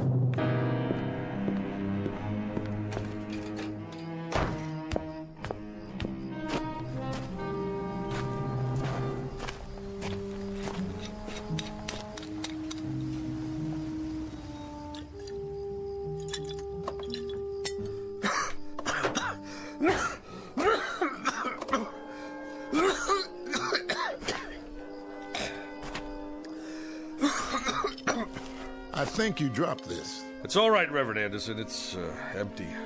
Whiskey helps, does it, Mr. Colby? It doesn't hurt. Helps you see things more clearly? Or does it keep you from seeing? You suppose, Reverend, that there's some theological explanation for this morning? Theology? That's for divinity schools. This is a time for faith. Faith in death or in darkness? Maybe if we thought there was a divine act going on here, we could find a way to live with it. God is always with us, whether we know it or not. Is he? Even now. This isn't the first gallows ever built, Reverend, or the last.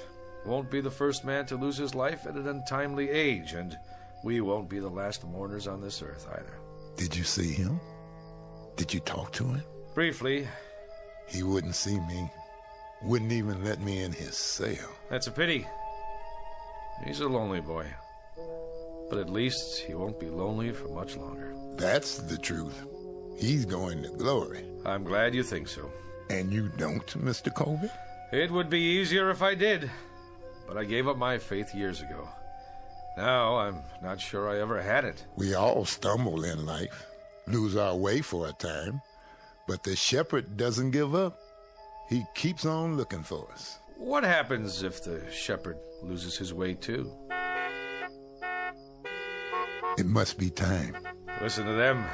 Oh, they want blood. Reminds me of sports fans in an arena somewhere. Yes, a Roman one. How's it look out there? Hard to tell. When they light their torches and storm the jail, I'll let you know. Well, I'd better get the prisoner ready. You're going through with it? Unless something happens in the next 10 minutes, I have no choice. Then I suggest we use this time wisely. And how do we do that, Reverend? There's only one thing left to do. We pray.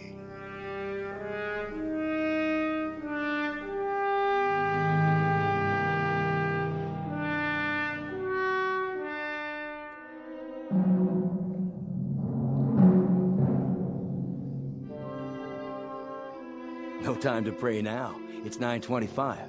That's right, ain't it? 9:25? 5 more minutes. I can't believe Koch's doing this. The sun's not up yet. Law says May 25th at 9:30 in the morning. Well, that's what it is. May 25th, and it's pretty near 9:30 already. Quite apart from the fact, Mr. Pierce, that you're not the most sensitive of men, doesn't this morning suggest to you that there's something odd going on, and that perhaps we'd better dispense with business as usual until we find out exactly what it is?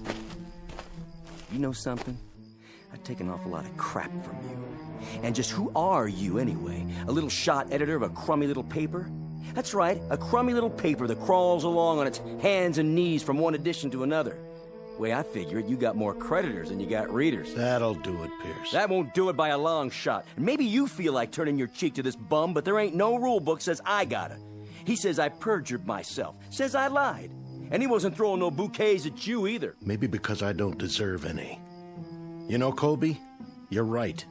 I saw the victim. He did have powder burns. And when a committee of townspeople came to me and said there'd be no autopsy, I just bent my head and shuffled my feet and nodded. We've all got little axes to grind, don't we? I'd like to be re-elected sheriff. And you, Colby, you'd like to keep that newspaper going. And Deputy Pierce over here, he likes to feel important. He likes to be popular. He likes to stay on the side of the majority. So here we are, gentlemen. All of us treading water in a sewer. I don't take it from him, and I don't take it from you neither. Watch who you put your hands on, Pierce. Oh, what? You better unravel it right now, or I'll spread you all over the yard. It's 9:27, Koch. Then we better go get the prisoner. At last, Mr. Pierce. A labor of love, huh? You coming, Pierce? Yeah, I'm coming. I wouldn't miss it for the world. I want to see Jagger's face when he gets a look at that gallows. You won't be able to see anything, and neither will anybody else as long as it stays dark out. And maybe that's just as well. Come on! Let's get this show on the road. Hurry it up, Sheriff. Can't wait all morning. There he is. Dirty little murderer. I want to see him choke.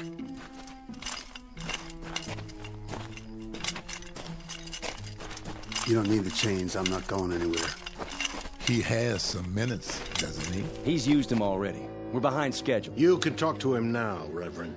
Take your time. It's my time. I got nothing to talk about. Then let's go. Let's get on with it. Don't waste your last minutes, Jagger. We're a different color, and I know we have different faiths, but you've stood up for me and mine. You've spoken for us. And God help you, you've killed for us. I think we owe you some peace, and I'd like to try to give you some. That rope over there give me peace. I don't need any words, Reverend. No quotations, nothing in the Bible or any other book. Get it over with. Yeah, let's go. Yeah. Patience, everybody! I'm gonna give you what y'all came here for.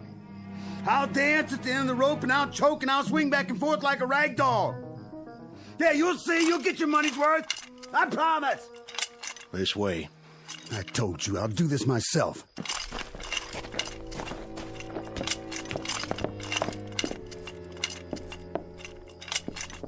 Any last words? Not on your life. That's one thing I won't give you people. I won't give you the satisfaction of saying, I'm sorry. Yeah! Yeah!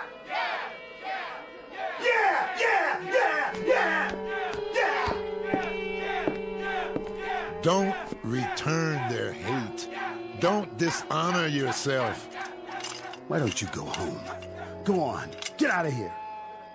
Just tell me one thing. When he came at you, Jagger, did it feel good then?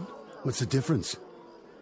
And when you aimed that gun at his head, that wasn't such a bad moment, was it? Good or bad, who cares? If I wanted him dead or not, it ended the same. What was in my heart didn't matter, because it's what you do that counts, isn't it? Not what you wish for. So, when you killed him, Jagger, when you blew his head off, there were no regrets then, were there? If I told you I didn't mean it, would you let me go? The law's the law. It's what I did in this life. The same as for him, and I hated his kind. You enjoyed seeing him dead, didn't you? You know it. Now I know it too. I know it only too well. This man is guilty. We're all guilty. Guilty as sin. It's important to get with the majority, isn't it? That's the big thing. That's what really matters to you. We're all the majority. The minority died on the cross 2,000 years ago. You want a statement? I'll give you a statement. Tell everybody that. Tell them they're no better than me. Who wants to put the rope around my neck, huh? You, lady! You want to put it on, mister? Yea, though I walk through the valley of the shadow of death. And who wants to pull the lever, huh? You, Reverend? But you know we're all murderers. I'll do it.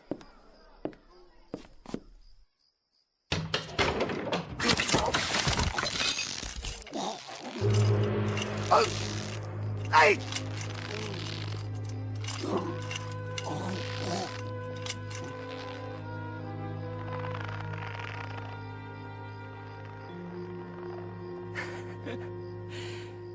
You seen the light, Reverend?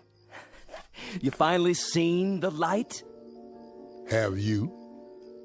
Have any of you? In all this darkness, can anyone make out the truth? Look at what's hanging from that gallows. He hated. He killed. Now he dies. You hated. You killed. And not one of you isn't doomed. Not one.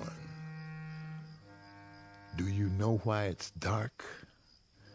Do you know why there's night all around us? Do you know now what the blackness really is? It's the hate he felt. The hate you've felt. The hate all of us felt. There was too much. There was way too much, and we had to vomit it up, and now it's surrounding us and choking us. So much hate. So much miserable hate.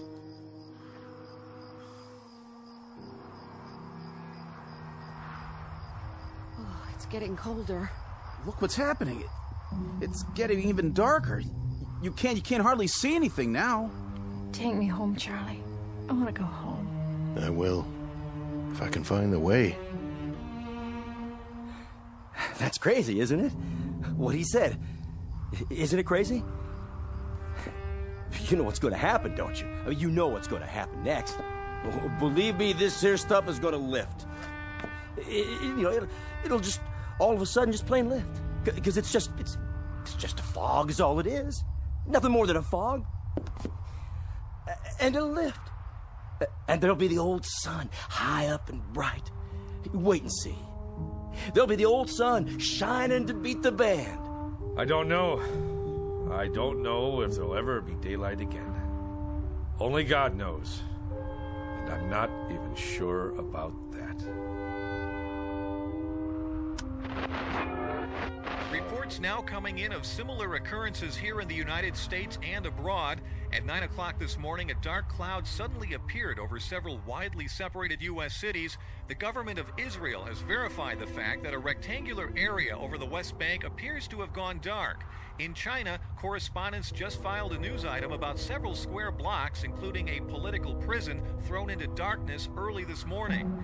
In Iran, an area in Southeast Asia, in Central and South America, the African continent, the darkness continues to spread.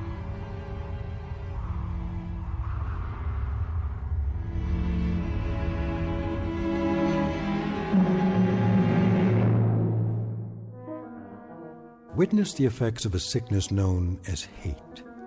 Not a virus, not a microbe, not a germ, but a very real sickness just the same. Universal and not easily contained. The diagnosis? Highly contagious and unfortunately quite deadly in its effects. Consider yourself forewarned. Don't look for this one in the realm of science fiction, but rather right in front of you, in the mirror. As a matter of survival, you'd be well advised to eradicate it now, right now, before the light goes out, somewhere in the vicinity of your town. A prescription prepared for all within listening range of the Twilight Zone.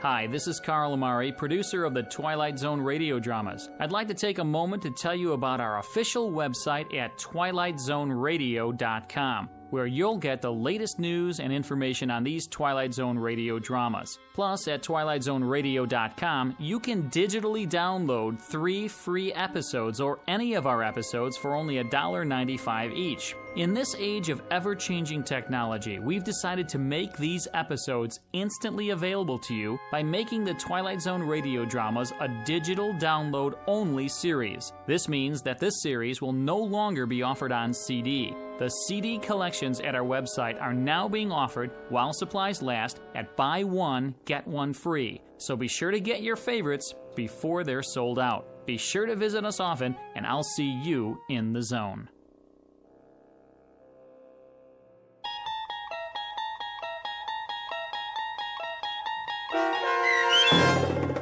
I Am the Night, Color Me Black, starring John Ratzenberger with Stacy Keach as your narrator, was adapted for radio by Dennis Etchison and based on a script by Rod Serling. Heard in the cast were Taylor Miller, Rick Peoples, Doug James, Norm Waddell, John Watson Sr., Turk Muller, Jeff Lupetin, Paul Patch, Maggie Carney, Lynn Foley, Carl Amari, and Irene Olson. To learn more about the Twilight Zone radio dramas and to obtain audio cassettes and CDs of these programs, visit our website at twilightzoneradio.com. This copyrighted radio series is produced and directed by Carl Amari and Roger Wolski for Falcon Picture Group. Doug James speaking.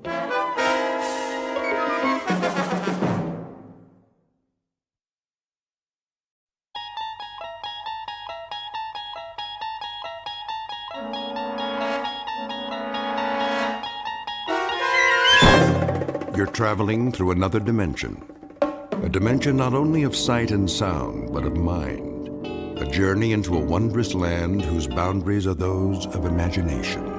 Your next stop, the Twilight Zone.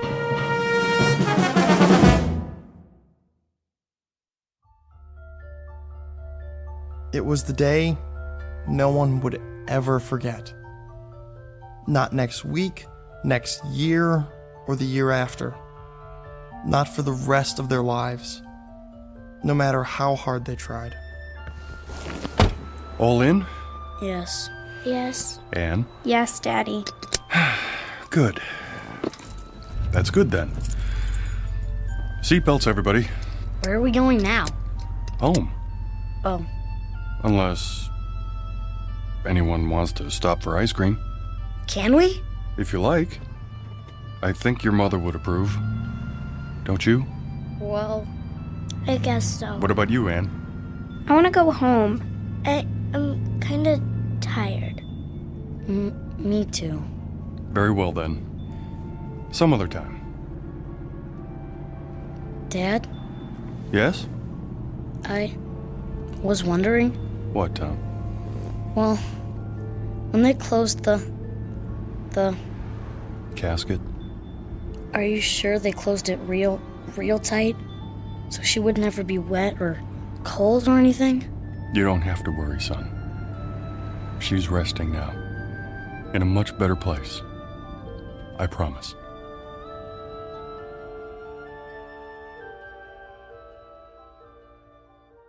It was the week the world ended.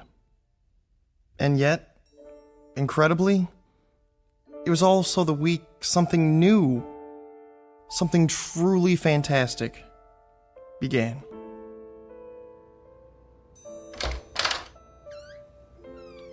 Anne, are you in here? You're supposed to knock. This is my room, too. I'm going to bed. In the middle of the day? It's cold. Tell Daddy to turn on the heater. It is on. It's warmer downstairs. Who's that? Thank you for stopping by. The children need me. Come in. Nice of you to take the time. It's Aunt Clara. We know. Is she here to take us away? Let's go listen. I'll see about a sitter first thing tomorrow. They need more than that. A maid as well. And when you work late? They'll be in school most of the day. And what about after school? And who will see that they're dressed and fed every morning? A live-in maid, then. Ugh, maids and sitters never work out. Beyond intolerable, everyone. I'll do everything I can for them, Clara. It's not enough. They need a woman's touch. George, I'm going to tell you this once. Babysitters and nursemaids are not the same as parental care. It's been a week since their mother died, and little Anne is more withdrawn every day. Can't you see she's miserably unhappy?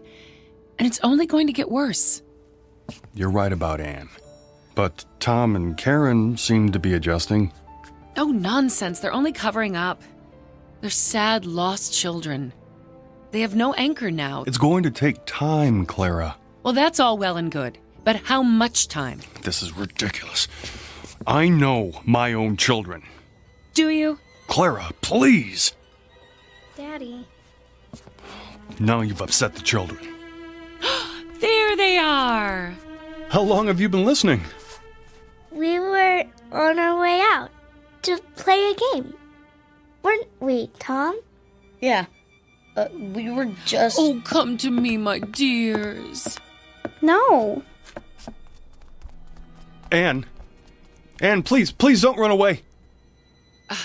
I should explain. Your father and I were having a talk. A very important one. And I told him I'm not pleased with the way things have been in this house since your mother died. But I have some good news. How would you like to come and live with me for a while? Well, how does that sound? We're okay here. School starts next week and everything. Let us talk it over among ourselves. In private. Is that your final word? I'm afraid it has to be. In that case, you'll hear from me, George. You can rely on that, and the next time it may be in the form of legal papers. No doubt. My only concern is what's best for the children. Goodbye for now. Oh, you precious dears. She wants to take us away. Does she, Daddy? She doesn't approve. She says I'm too busy to bring you up properly. That's not true. Perhaps it is. I can't stay home from work forever. She says you're unhappy here. Are you? No. Well, if love were enough, you'd have all you need because I couldn't love you more. Perhaps I can find the right help, the right guidance. Someone who'll be here all the time, someone who cares. But where? Where do I advertise for that? Wanted. One loyal, gentle soul will always... Dad. Look at this. What do you have there? Modern Science magazine? It came in the mail. There's an ad in the back. It says... Let me see. There. I sing the body electric. What does that mean? A line from a poem by Walt Whitman, as I recall. Keep reading. Fantoccini Limited. Huh? It's the name of the company. Inventors and makers of electrical shadows, effigies, mimics, and mannequins. We bring you the answer to all your needs. That's stupid. The first perfect micro-circuited auto-recharging Model Mark V electronic data processing device in humanoid form. Like a robot. Built with precision, designed to accommodate any problem, large or small. Worried about finding the right housekeeper, personal assistant, secretary? Whether you require a teacher, friend, or companion, the Model Mark V will listen, interact, and learn, adapting perfectly to your requirements. A lifetime warranty. It never breaks down. There's no such thing. In male or female form, fully customized, satisfaction guaranteed. Did you hear that? Satisfaction guaranteed. It's a crazy idea. Let's not talk about it now. Well, we need to do something. I said that's enough. Besides, anything they build has gotta be better than Aunt Clara. Doesn't it? Sure does. Oh, that was a good one, Tom. I don't know how long it's been since we laughed. It even says there's a free trial period. Well? Well, what? It sounds okay, but can they really make a machine that looks like a person? I don't know. It doesn't sound okay to me. I suppose it wouldn't hurt to pay them a visit. See what they're up to. No harm in that. I sing the body electric. It has a nice ring to it. They make a fairly convincing pitch in the pages of a magazine called Modern Science. The revelation is just how modern, for robots, androids, and the like aren't science fiction anymore. They are products designed to help people, to make life easier. It doesn't seem possible, though, to find a woman who can fill the needs of this particular family, who must be 10 times better than mother in order to be half as good. Except, of course, in the Twilight Zone.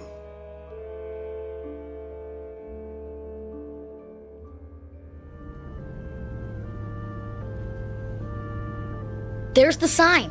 Then Fantoccini. Why do they call it that? Who cares? We'll have to ask. As soon as I find a parking space.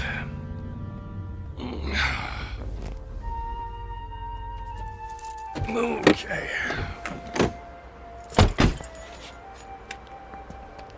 Can I ring the doorbell? You always get to do everything. Now, your brother found the ad. Wow, some bell, huh? Won't you come in, Mr. Simmons? We've been expecting you. You have? I called ahead for an appointment. Feel free to browse the showroom. I'll be right with you. Wow, this is incredible. Look. What's that supposed to be? A whole table full of marbles? I don't think so, son. More like glass eyes. Wow. Blue and brown and hazel and green. I want her to have eyes like this. Well, careful, just don't touch them. Oh, please do. Guido Fantoccini at your service. An unusual name. It's Italian. It means, roughly, dream people. Or, as I prefer, shadow puppets. This is my daughter, Karen. Hello. And, Don't tell me. Tom. And you must be Miss Ann Simmons. Age 11? Or is it 12? She's only... I'm going to be 11 next month. In that case, allow me to present you with this golden key. It's awful big. What's it for? To wind her up, of course. To wind what up? Why, your new, let me guess, nanny?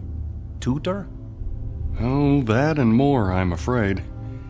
The children lost their mother recently, and without anyone else at home... Nobody can take her place. Nobody. In that case, might I suggest our grandmother model? It's very popular. Do we have to wind her up every day? The key is symbolic, a way of introducing our product line. What sort of product are we talking about? If you can be more specific. As specific as you like. The end result is entirely your choice. First, you'll select the eyes, any color at all. This color's perfect. Then you'll move on to the hair salon. Our wigs are of the finest quality. Blonde, brunette, brown, red, white, and every shade in between. I want her to have long hair, like this one. Ears, with or without earrings. Arms, slender or sturdy, graceful or strong. Hands, fingers, lips, full or thin. As for body type, the choice is again yours. Tall, short, the height you prefer to the millimeter. Very impressive. But they're just pieces. Until we put them all together at the factory. Then they'll become something else, something new. They'll move and walk and talk. Machines don't talk. Grandmothers do. Listen. I sing the body electric. I celebrate myself and sing myself. Who's that? One voice out of many possibilities. Try another. Myself and sing myself. I sing the body electric. I sing the body celebrate electric. myself. Or another. Sing myself and sing myself. I sing the body electric. I sing the body electric. I celebrate myself. I sing the body electric. Myself. I celebrate myself. I sing and the sing body myself. electric. I sing the body electric. And sing I celebrate myself. Pick one. I sing the body electric. I celebrate myself and sing myself. I sing the body electric. That's not right. I celebrate Too high? myself Too low? and sing myself. Go ahead, turn the knob. I sing the body electric. I celebrate myself and sing myself. I sing the body Could electric. you make her just like my I mother? celebrate myself If you wish. and sing myself. Exactly. I sing the body To electric. a I celebrate myself Then and sing myself. I don't want her. Please, Anne. I want to leave. You've dropped the key. Wait. I sing the body electric. I celebrate myself and sing myself. I've I almost sing got the it body right. Electric. I celebrate myself and and sing myself. I sing the body electric. I celebrate myself and sing myself. The armies of those I love engirth me, and I engirth them. They will not let me off till I go with them, respond to them, and discorrupt them, and charge them full of the charge of the soul. Grandma.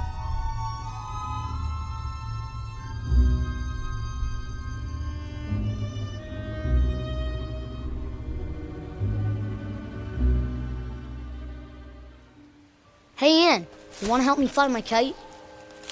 I'm reading. Where'd you get that? Dad bought it for me. Here, hold the string. I'll run till it gets up in the air and... What's wrong? Hear that? So? Somebody's coming. Maybe it's the mailman. No. Then who? Hello. Hi. You must be Thomas. Do they call you Tommy? Just Tom. Well, Tom, then. Is that your sister, Karen? Yes, that's Anne over there. Of course. Who are you? Well, give me any name you like. Melissa, Lavinia, Malvina. Do I know you? Well, don't you? I think I saw those eyes before. So did I. You must be... Yes? Grandma? Say it a few times. You'll get used to it. But I thought you were going to come in a big box, all wrapped up like a... Mummy. Yeah. Well, then I'd need an Egyptian name, wouldn't I? Like Nefertiti? Oh, Nefertiti's a fine name. Do you know what it means? I believe I do. It means the beautiful one is here. Well done! George Simmons. So, we meet at last. A pleasure, Mr. Simmons. Welcome to our home. You're not my grandmother. Anne. Well, then who am I, pray tell? Nobody. Just a machine. Well, she doesn't look like a machine. Ah, but I am. A very special one. How shall I prove it? Let me see. Have you ever been to the beach? Yes. Sure. And when you were there, did you pick up a shell and hold it to your ear? Many times. What did you hear? The ocean. Yeah. Then listen. I'll cup my hands together like this and hold them to your ear. Now, what do you hear? I want her to have long hair, like this one. That's my voice. All your wishes recorded. You too, Tom. This color's perfect. How did you do that? Well, you're a part of me now, stored in my circuits. Anne, what was it you said? I don't care. Well, it may take a while for that one. I'm not worried. Tom, what is that you're playing with? A kite. Oh, will it fly high? I think so. If I don't run out of string first. Well, what do you know? I happen to have some with me. Where? Touch the end of my finger. You have string in your finger? If that's what you need. Now tie the end to your kite. Why don't you run with it, Anne? Go on. It won't fly. Oh, are you sure? Hold it over your head. Please, Anne. Give it a try. Well, if you want me to, Daddy.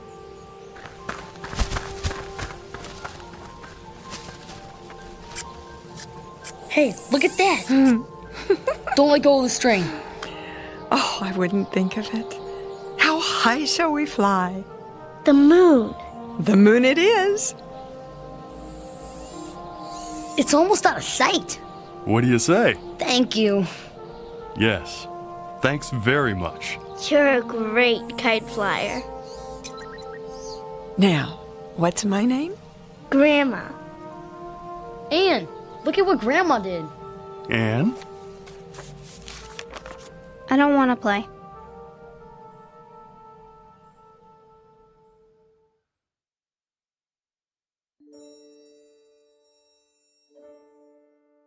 There was a second day, of course, and a third, and a fourth, with Grandma busy every minute, cleaning and cooking, opening the drapes wide, filling the vases with fresh-cut flowers, baking cookies and pies, and leading long walks into town. But the most beautiful and special thing was the way she paid attention to everyone. She took time to listen, really listen, and remember every word, every thought, every wish, as if that were her only purpose. She seemed clever beyond clever, human beyond human. Anne finally began to join in, but slowly. To walk if not to run, to listen if not to hear, to watch if not to see. And as the days turned into weeks, Grandma waited. She never tried to urge or force. Sometimes, when Anne didn't come to the table, Grandma left dinner on a tray by her door. Big spoons first, then the little spoons. Is that right, Grandma? Perfect, Karen, dear. Is that your father home already? Yeah. You heard him before he got here. Daddy! Hello, sweetie. How was your day? Grandma taught me how to sew. Did she now? Good evening, Mr. Simmons. Dinner is almost ready. Well, looks like you have a helper. I made the mashed potatoes. Indeed, she did. I'm proud of you, Karen.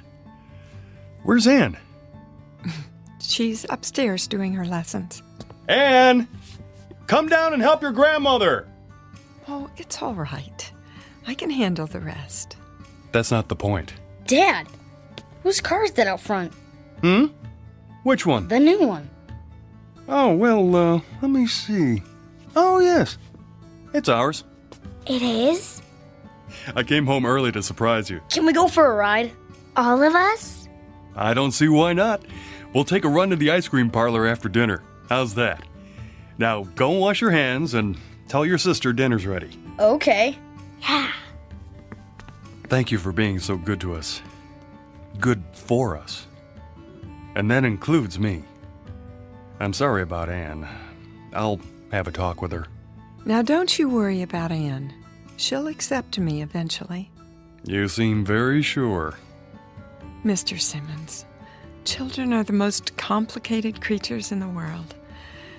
I could be the greatest cook, the finest, most exciting playmate, the most interesting companion, but those are very small accomplishments. It's the heart I have to enter. A child's heart. It's a deep place, difficult to reach. But that, too, will come. Anne, darling. Are you hungry, dear? Not very. We're, going for a ride after dinner. In our new car. It's beautiful. Wait till you see it. I'd like you to go with us. Is she going? Oh, please, Grandma. I want to ride in the back seat with you. Me too. Then I'll stay home. But why, Anne? I don't like her. You mustn't say that. I don't want her here. Dear child. I never wanted you here. It was them, Father and Tom and Karen. They wanted you. They needed you. But I didn't. Anne, stop it. It's true. You sit and you talk to her and you eat the food she makes and you make believe, Father. That's what you do. You make believe, as if she's real, but she's not. She's a machine. Nothing but an old machine. Anne, listen to me. Machines are neither bad nor good. Some kill, and some make war, and some guide people through the darkness like a lamp. Believe me when I tell you, I cannot lie, or sin, or be greedy or jealous. I don't seek power or riches. I've been programmed for other things. You'd be surprised at how much a machine can do. This one, for example. This machine can love. Love who? Oh, you, Anne. I can love you. And I do. I love you more than tongue can tell. You don't love me. You can't. She said she loved me. She? My mother. She said I love you, but she lied. She lied. You're just like her. I hate you.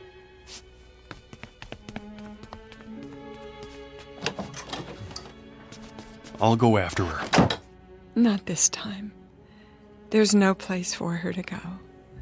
No place except to me.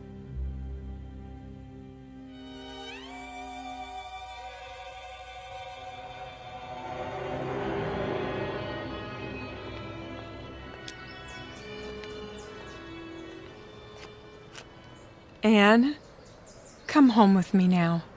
No, you're just old junk. Well, is that what you think? Is that why you hate me? You're just like her. Your mother. I hate her too. Because? Because she lied. She said she loved me. And didn't she? She ran away. Oh. Is that what you think? She did. Well, that's not true. It is. No.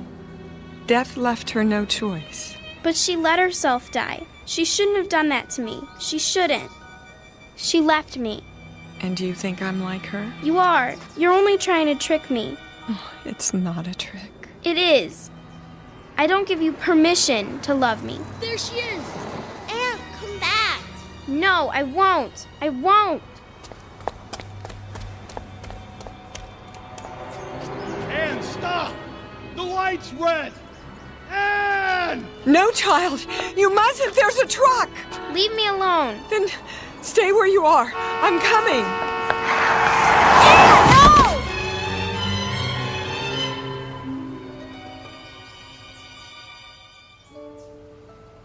They're not moving. Either one of them. Don't touch them. I didn't see them, honest. I mean, they ran out into the street. A little girl and Stand back. a lady. Oh, man. Look, I'm gonna get an ambulance. Wait. She's moving. Anne. Oh, thank goodness. Daddy? You're going to be all right, darling. We better get her out off the street. Here, put your arms around my neck. What happened? There was a truck, but Grandma stepped in front and pushed you aside. She did? You fell down, that's all. Grandma. What about that lady? I mean, she's not breathing. Look. She's starting to move her fingers. And her eyes. Grandma, can you see me? Why, hello, Tom. You know, we really shouldn't be out in the intersection like this. Come over to the curb, Grandma. Can you walk? Oh, of course I can. But how? See, Anne? She's perfectly all right. She saved your life. Do you realize that? I'm sorry. I'm sorry. Shh. Now stop your tears, child, and listen while I cup my hands by your ear. Remember? Like this. A machine. Nothing but an old machine. You're just old junk. Old junk. That's my voice. Your voice, Anne. The way it was once. When I was a child, I spake as a child. Oh. Grandma? Grandma? There. You are alive. Well, I most certainly am. But the truck. It couldn't hurt me. Nothing can. 2 leave takings in 1 year would be too much. Then you're not like Mother. Your mother didn't run away. She was taken away by death. Do you understand now that I shall always be with you? You won't run away? Well, I can't. And I won't. Oh, Grandma. Thank you. You'll never know how much. She had nowhere to turn. She was afraid that everyone would leave her, even her Aunt Clara. Everyone except you. Well, how could I? It's my job to live forever. Now, let's all go home and finish our lunch, shall we? Give me your hand, Anne. You too, Karen. I'll bet we get there before those two.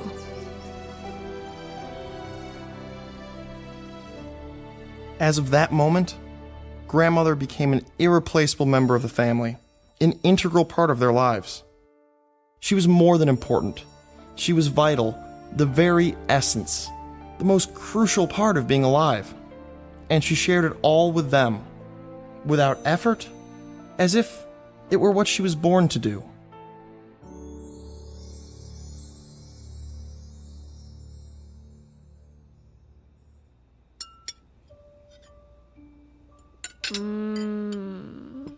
This is so good.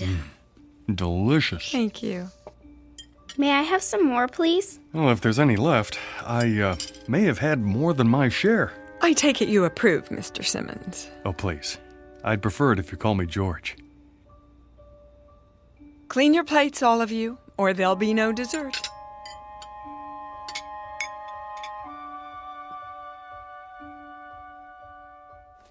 That's enough for tonight.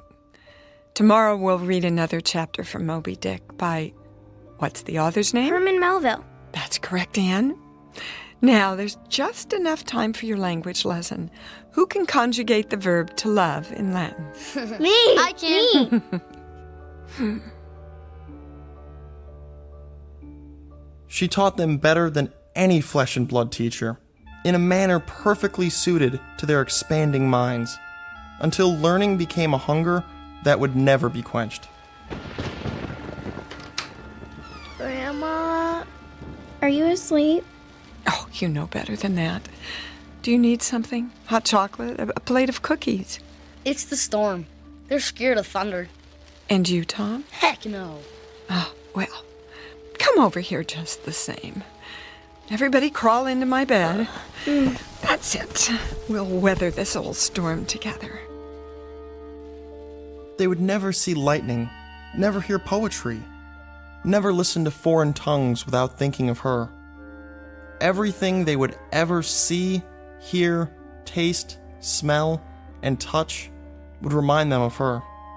She was all life to them, the source of the Nile. And all life became wondrous, quick and electric, like her. And one day, it came time for the inevitable, the unthinkable, the day of saying goodbye. Thank you for carrying my suitcase, Tom.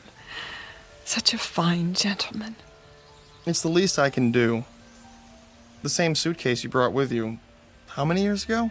Now, let's not get maudlin. Grandma, do you have to leave today? Oh, yes, Karen. It's time. We're going to miss you. And I you, Anne. But why do you have to leave at all? You're going off to college now, and you won't need me. That's the way it should be. But you've been our world. I'm not the world. The world's out there, and it needs you. What happens to you now, Grandma? Oh, back to Mr. Fantaccini and the rest of the Pinocchios. He should have called himself Geppetto. Don't joke about it. Oh, but it's true. You've been my family here, and now I must go back to my first family. My brothers, sisters, aunts, cousins, all the other robots. And do what? Some stay at the factory. They're taken apart and recycled. Not you. Or perhaps I'll be returned and sent out to help another family like yours. They can't destroy you. I won't let them. Nor will I. Destroyed? Oh, what a silly expression. I'll go for a while to the Room of Voices. The Room of what? Oh, a great dim room. A kind of parlor where all the other mechanical grandmothers are brought and stored for, a month or a year. And in that room we'll sit and rock and murmur and whisper to each other. And we'll listen and tell what we learned from the world and from the families we lived with. I'll share what I learned from Anne and Karen and Tom and even you, George. You didn't learn anything from me. Oh, didn't I? Don't be so sure. But you taught us. Is that what you think? Foolish lad. Why, now I have so much to share in the Room of Voices. Everything you ever said or did, everything you ever laughed or cried about. And someday... Someday what, Grandma?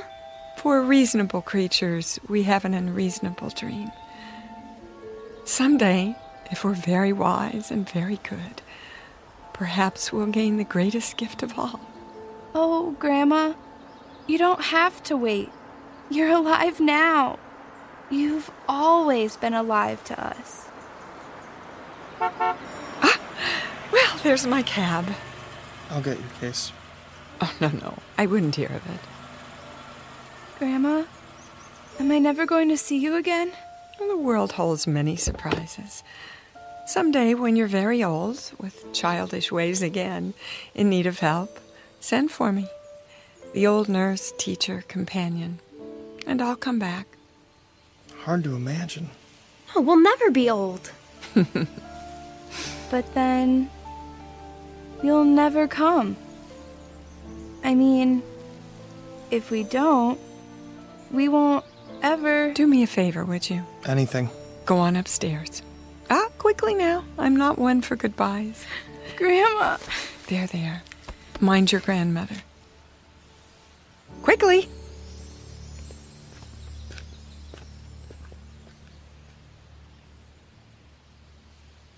She kept her word, as promised. She has remained with us always, to this day. I've saved the key, the golden key, in a special place. Sometimes when lightning rends the sky, I see her face flash before me in the dark. And sometimes I still hear her ticking and humming above our beds in the night, keeping watch. She passes like a clockwork ghost in the long halls of memory.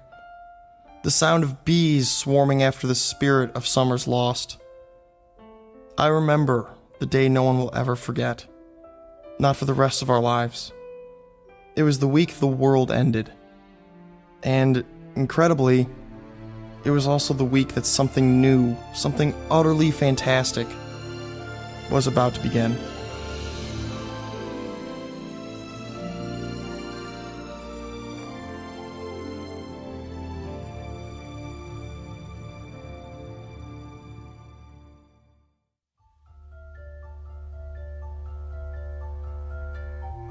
As of this moment, the wonderful electric grandmother moved into the lives of children and father.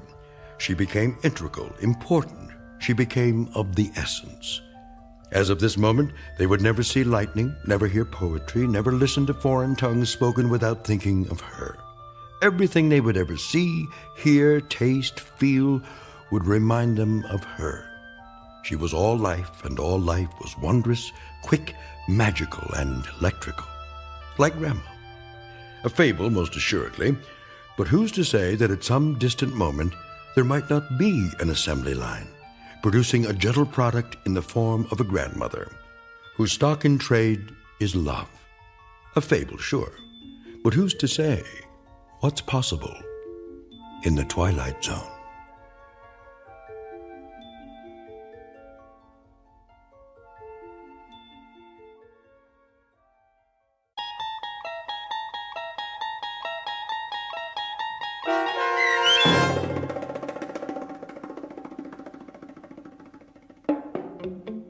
I Sing the Body Electric, starring Dee Wallace with Stacy Keach as your narrator, was written for The Twilight Zone by Ray Bradbury and adapted for radio by Dennis Etchison. Heard in the cast were David Pasquesi, Tony Marcus Jr., Donna J. Folks, Joe B. Cerny, Patrick Cerny, Haley Nabig, C.J. Amari, Elena T. Wilson, Natalie Pear, and Zoe R. Rand.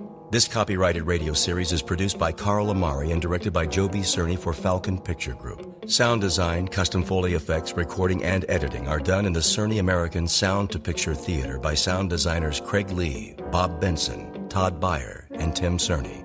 Music for The Twilight Zone is provided by CBS and American Music Incorporated, New York.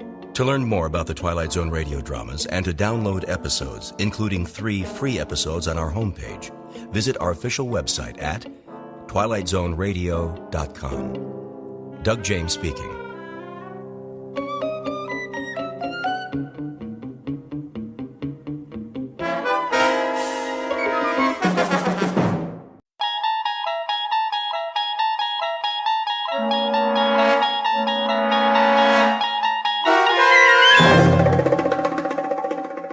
He's Alive, starring Peter Mark Richmond and Marshall Allman, with Stacy Keach as your narrator, was adapted for radio by Dennis Etchison and written for The Twilight Zone by Rod Serling.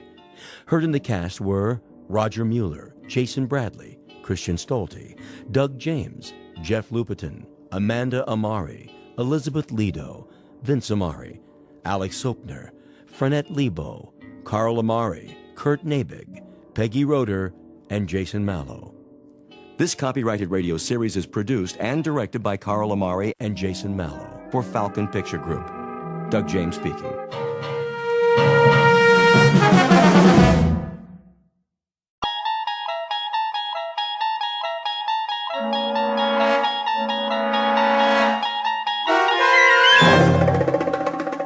You unlock this door with the key of imagination.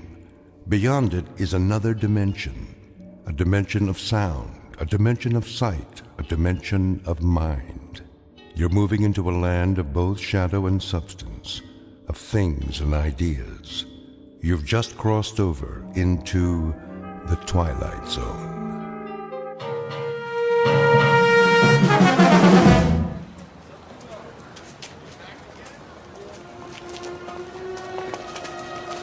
That looks like a good spot. Where?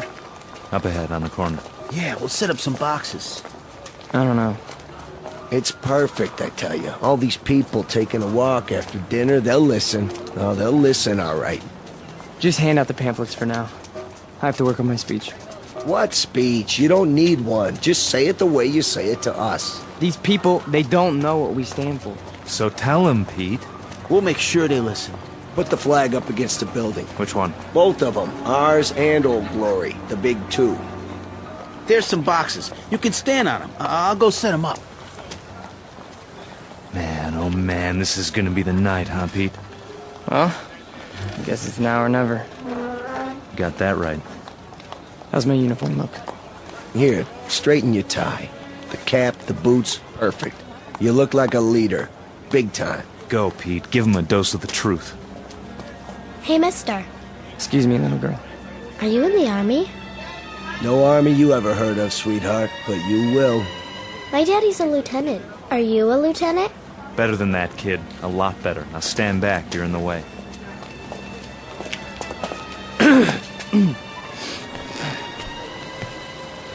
Good evening. Good evening, neighbors. I have something of great importance to tell you. If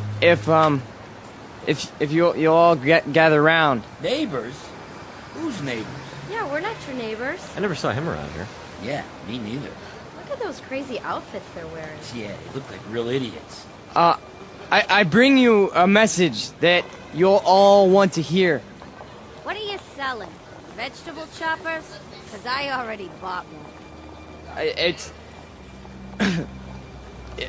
Well, hear me out, folks. Hey, what's with the goopy flag? Yeah, it's got lightning bolts on it. Well, maybe they're looking for a few good men for Halloween. I want to talk to you about international communism and the secret masters of the World Bank. I'm not joking, neighbors. Do you know who's really behind it? Look at our economy. It's falling apart. It's because of the bankers. That's right. The economics of the world, now, then, and forever, have always been the breeding ground for a certain type. An insidious type.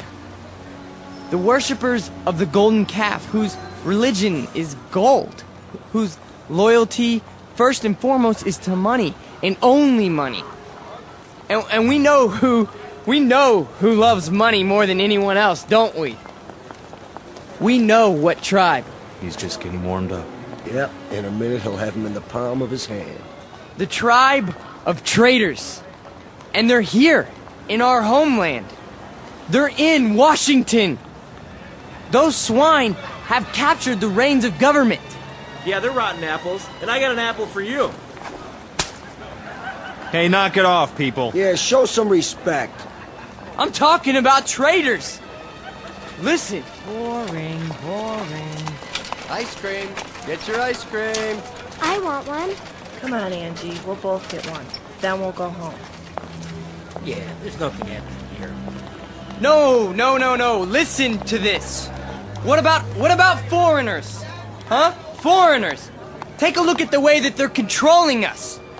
The lines lead directly to Palestine and to the Vatican. Yeah, I've had about enough of this. Let's go. It's a conspiracy, I tell you. A conspiracy of men who aren't like us. Yellow men, brown men, black men. They come here and they infiltrate our economy. They're right here on our doorstep. If there's anybody sitting on your doorstep, buddy, it's the man in the white coat. Here, take a tomato with you. You think that's pretty funny, don't you? You think it's funny that your country can be sold out? That they can sell out your flag and your birthright? You think that's funny, huh? Well, the day will come. Oh, shut up. Let him talk. What's the matter? No more big talk? He's just a scrawny kid with a big mouth. Real big. As long as you got a couple of punks to protect you. We gotta do something. Where's Nick? Go on, get out of here. Back off. This here's a real American. Yeah, a real jerk. Why, you? Get out! Cut it off! Cut it off! Right now! Portrait of a Bush League Führer named Peter Vollmer, a young man who feeds off his self-delusions and is left perpetually hungry. Like his goose-stepping predecessors, he searches for something to explain this hunger, to rationalize why the world passes him by without saluting. In his own twisted and distorted lexicon, he calls it faith, strength, truth. But the particular brand of truth he seeks can be found in any sewer. Peter Vollmer doesn't know it yet, but he is about to ply his trade on another corner, an intersection in a strange shadowland called the Twilight Zone. And now, The Twilight Zone and our story, He's Alive, starring Marshall Ullman and Peter Mark Richmond, with Stacy Keach as your narrator.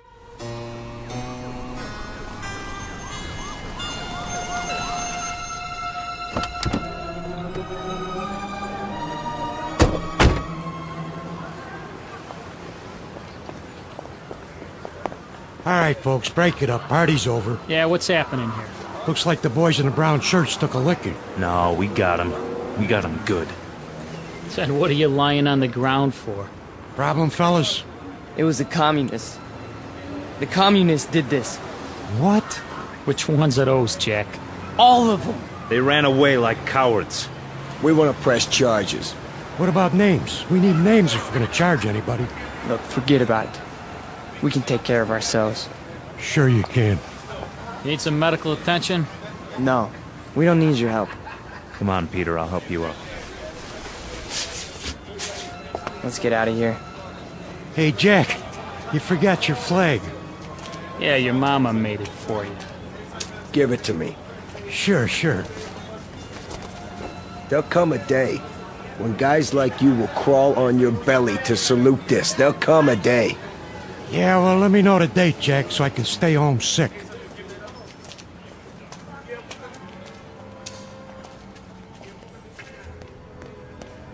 Hey, Pete! Pete! Are you okay? Yeah, we're fine. What are you doing in the alley? They cornered me. Must have been 10 guys on top of me. It was all I could do to get away. You sure that's what happened? Sure, I'm sure. Oh, mean crowd, Pete. You get a hot night, and you always get a mean crowd. Remember when I was telling you that? Remember when I was telling you that every time you get a hot night... All right. Okay, Pete. Okay. Why? I tried. I tried hard up there tonight, but I couldn't get through. I couldn't get them to listen. Words never come out right. You did good. Real good. Someday they'll listen. They'll have to. They'll listen and they'll cheer. Someday they will, Pete. You'll see. Someday.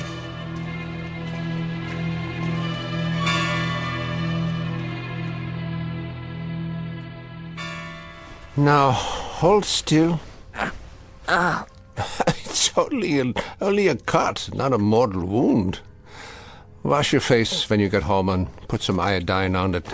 I think you will survive. Now, Do you want a cup of coffee? I'd rather have a drink. A drink, is it? May I have a drink, Ernst? I have some wine. Will that do? Yes, please. Very well. You are a man now.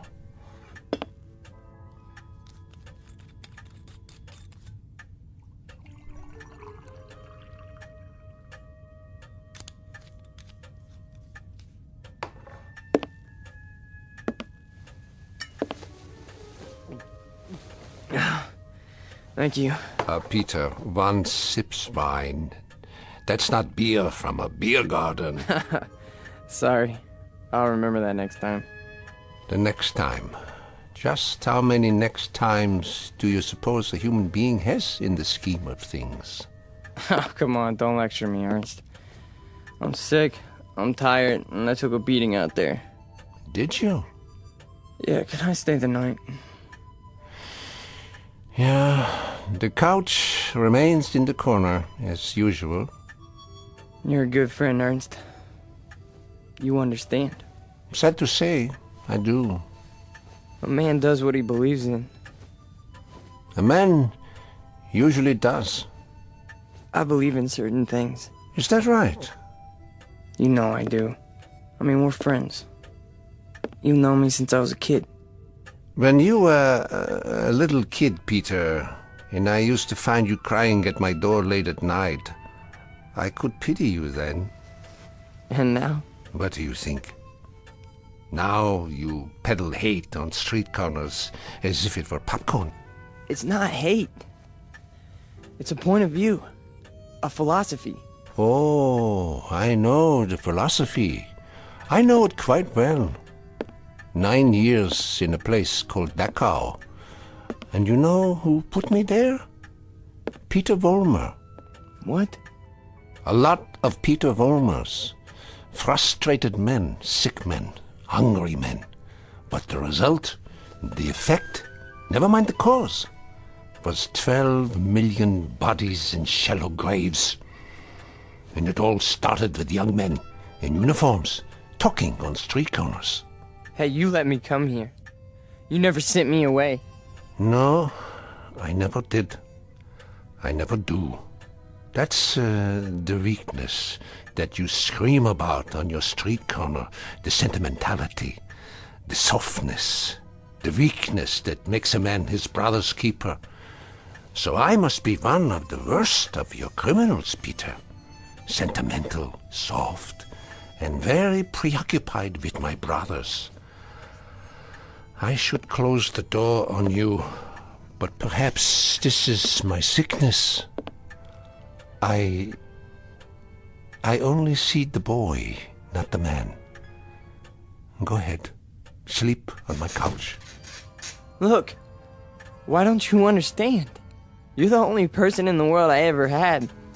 What else have I had? What? A drunk father who used to throw me against the wall? An old lady who drank till she had no marbles in her head?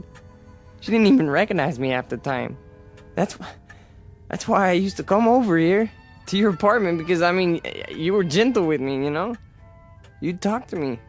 You'd feed me. You'd take care of me. Ernst, you're my real father.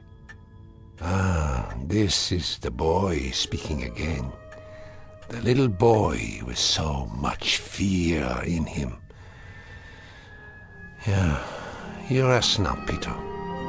You rest well.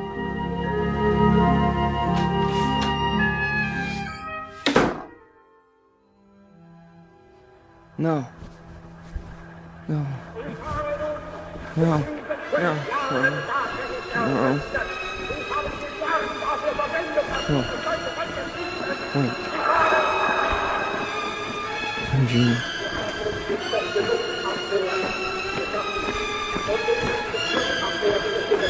What? What? Peter! Who's that? Peter? Who's out there? Who is it? A friend, Mr. Vollmer. A friend? You have need of friends, yeah. Allies. Yeah, come downstairs, Mr. Vollmer. Come down and we'll talk, you and I.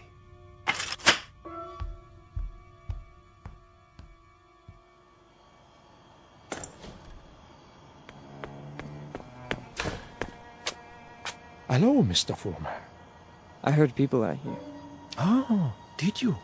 And your voice. Well, a dream, perhaps, of better days to come. Who are you? Take a good look. Do you not recognize me? Surely you have seen my picture. Wait. That hair. With the mustache. No. It can't be. You died a long time ago. Did I? Or perhaps I only wanted people to think so. But you're a great man. I am aware of your opinion. How did you know where to find me? I simply followed your tears, Mr. Foreman. You said you have something to talk about? I do. I do indeed. I have you to talk about, and the things you believe in, which are the things I believe in as well. See, your success, Mr. Vollmer, will be my success. Are you interested? I am. I am. Please go on. Good. Then let us start by discussing a most important point. What are the dynamics of a crowd? How do you move them, Mr. Vollmer? How do you excite them? How do you make them feel as one with you?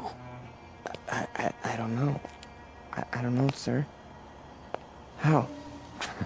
Join them first, Mr. Vollmer. Yeah? When you address them, speak as if you were a part of the mob. Speak to them in their language, on their level. Make them hate the things you hate. How do I do that? If they are poor, talk to them about poverty. If they are afraid, talk to them about their fears. And if they're angry, Mr. Vollmer, if they're angry, give them objects for their anger. But most of all, what is most of the essence is that you make the mob an extension of yourself. Say to them things like, things like this. They call us hate mongers. They say we're prejudiced. They say we're biased. They say we hate the minorities. The minorities. Understand the term, neighbors. Minorities. Should I tell you who the minorities are? Shall I? We are. We are the minorities. That way, Mr. Vollmer. See, you started that way. I think I understand. That's right.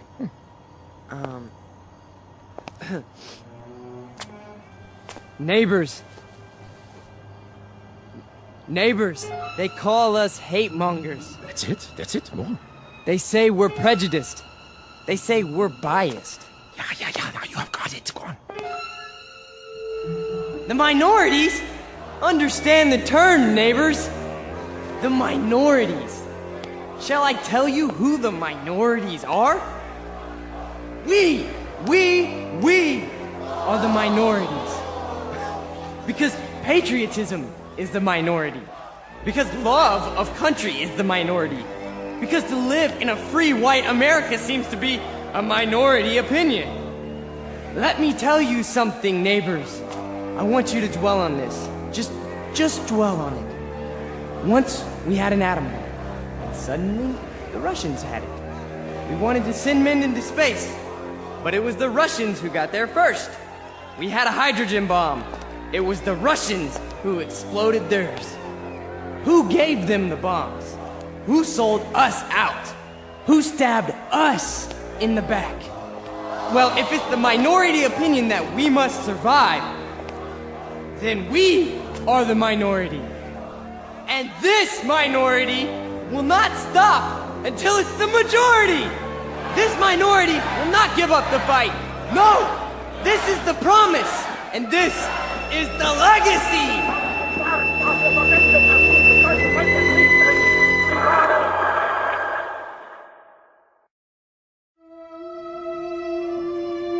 Look, I'm not gonna wait much longer, you understand? Gibbons, cool it.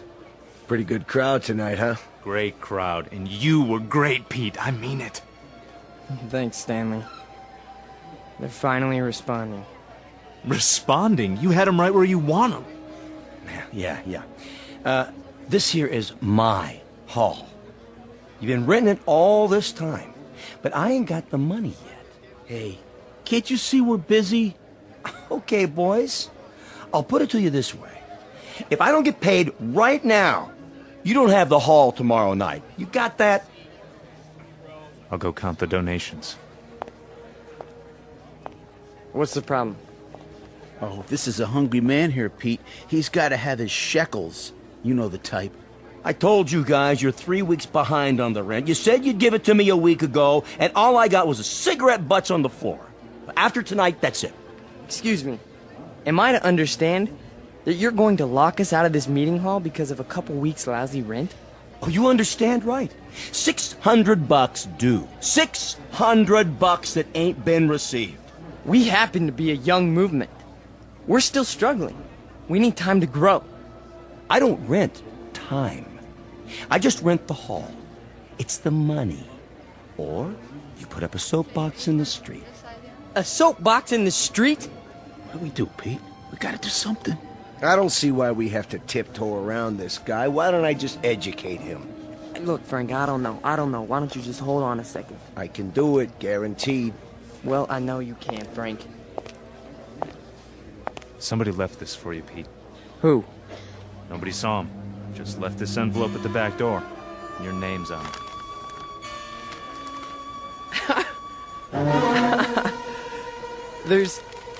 There's money inside. 6 C-notes. Hey, how about that? We need $600, and here it is. Oh, man, how about that? Hey, Gibbons, come and get it. Yeah, it's about time. You satisfied? Then don't bother us. All right. You're paid up through this week. Where'd the dough come from, Pete? You have any idea? We must have a secret supporter. I can see why. You were really something tonight. I can't even tell you how it sounded. You had him. You really had him. Hey, we're gonna make it. And now something tells me we're really gonna make it. You bet your life. You guys go on. I'll see you outside. Sure, Pete. Anything you say.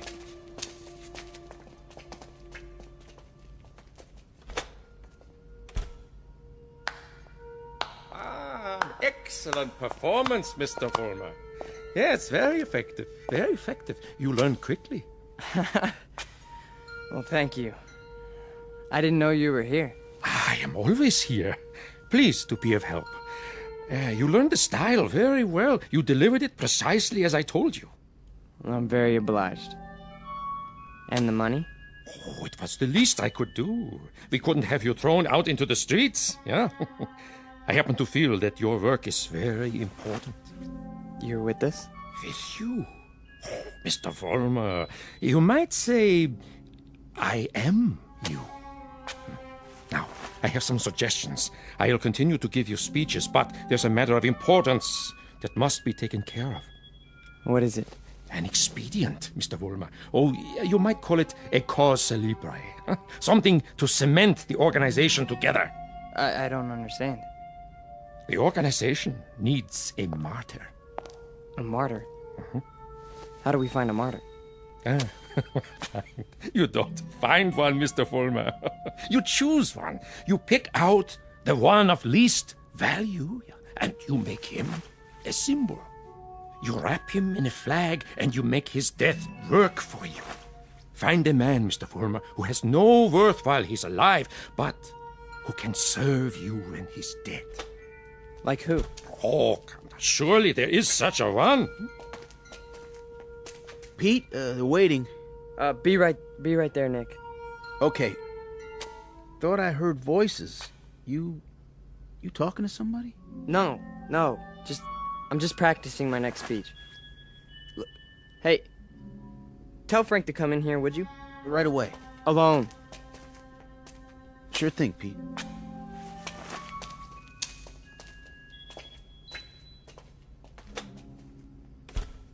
An excellent choice, Mr. Vollmer. The little fat one.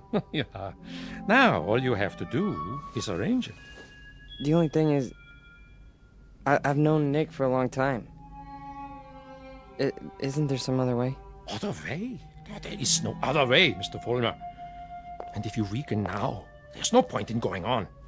When Frank comes back, tell him you've discovered an informer. Tell him the informer has done you irreparable damage. The informer must be put out of the way, but cleverly, subtly, so that there is some question as to who is responsible. But Nick's been with us from the beginning. The beginning? Oh, no, Mr. Fulmer. None of you were at the beginning. None of you. Nick's my friend. And this is an act of friendship. We are allowing him to serve the cause. How glorious for him. Nick says you wanted to see me? We got a stoolie in the group, Frank. A stoolie? Yeah. Nick's been talking. And I think he's working for the police. No. I know it to be a fact. Everything we've done, everything we've said, Nick snitched on us. Are you sure? Beyond a shadow of a doubt. Well, what do you want to do, Pete? Get rid of him. Get rid of him so that it looks like somebody else did it. Make it look like someone who hates us. I understand. I understand, Pete. You call it, you got it.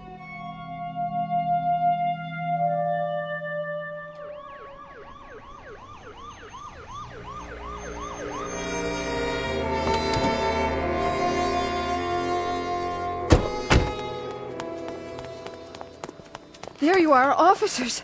Thank God. Stay calm, ma'am. Now just tell us, where's the spotty? Over here, in the alley. Shine your flashlight on it.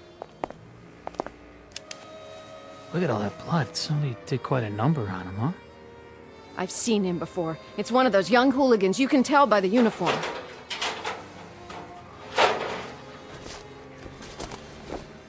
He's dead, all right. Call a meat wagon. What was this one's name? Wait a minute.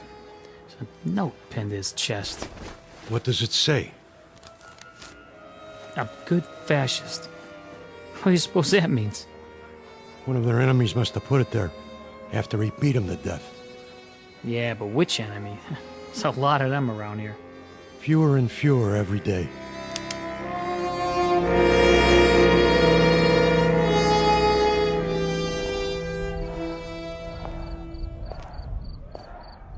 Hurry up, Frank. We've been waiting for you. Is it done? Cross off the little creep. Anything else? Then, we finally have our martyr. Pete, you better go on. They're going nuts in there. It's a good crowd tonight? Right to the ceiling. What's the matter, Stanley? Oh, nothing. Then why the look? It's just that... Nick was a nice guy, Pete. I miss him. Stan, you listen to me. You forget about Nick right now. He was a fat pig with no guts. He was a greasy big mouth who copped out every time he took a breath. A nickel and dime Judas who got exactly what he deserved. So don't mourn for Nick. He doesn't rate mourning. Not that pig. You got that, Stanley? Look at me, Stanley. You got that? Yeah. You have his poster ready? Blown up bigger than life. Just like you said. Good. When I give the signal, unveil it behind the podium.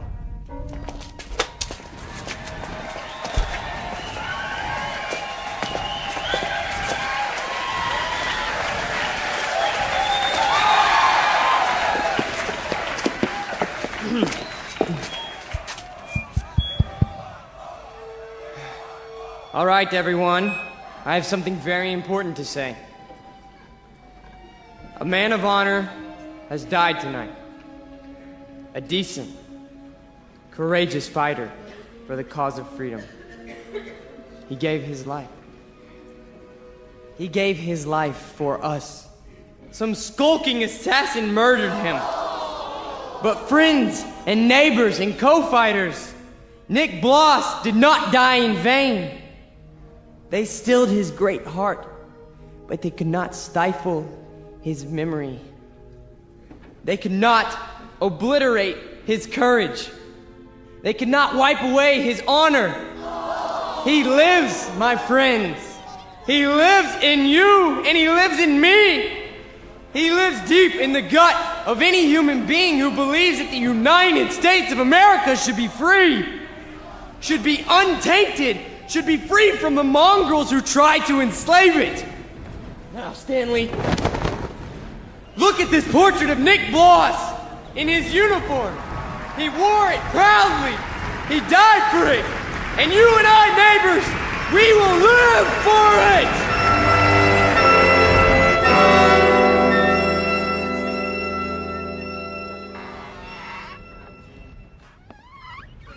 Oh, hiya, Mr. Gans. How do you do? How are you tonight? I'm very sober, unfortunately. Beer? Yeah, if you please. Boy, listen to him across the street. Guy's got a voice on him. And I knew it when it was only a whimper. That's a wild kid, that one. Used to be people would laugh at him, but lately he gets the crowd. Not many people laugh now. Say, you know him, don't you? Yeah, since he was a child. A silent little boy with very little to say. But now, I've been here before. Oh yes, I've seen and heard it all before. That was another time, Mr. Gans. Another place. Another kind of people. That stuff doesn't go here. That's what we said, too. They were brown shirt scum. Temporary insanity. Part of the passing scene. Too monstrous to be real.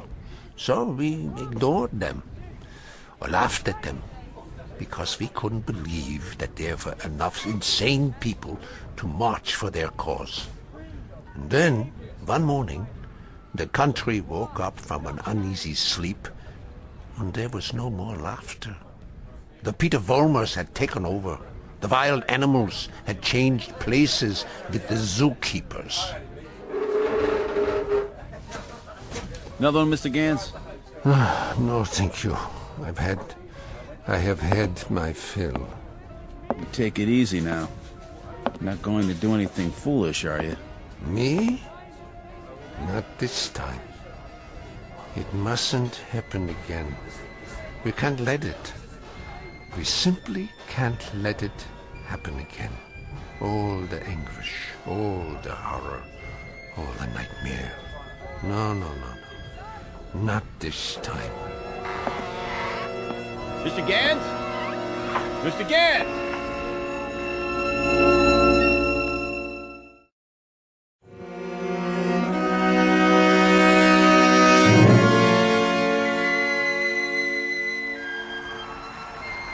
And so I tell you, my friends, we will take it to the streets.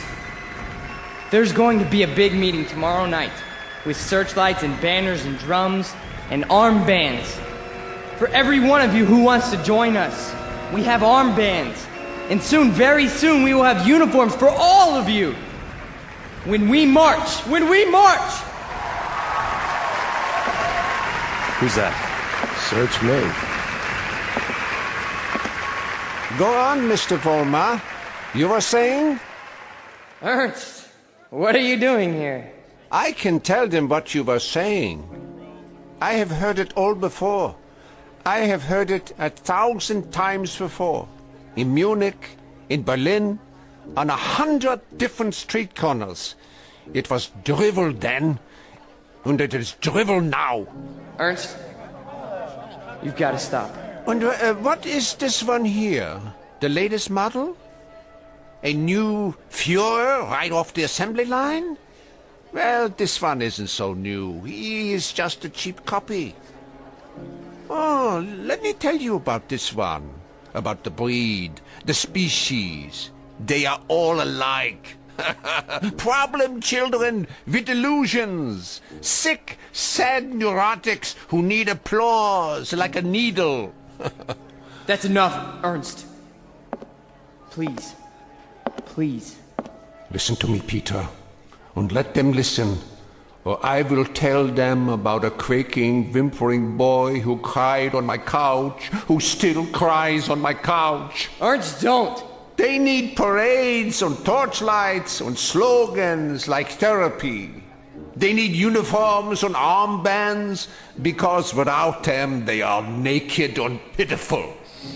This one grew too old to bite his nails, so he made believe he could lead others. Pete, don't let him have the mic. Put him down, or I'll put him down.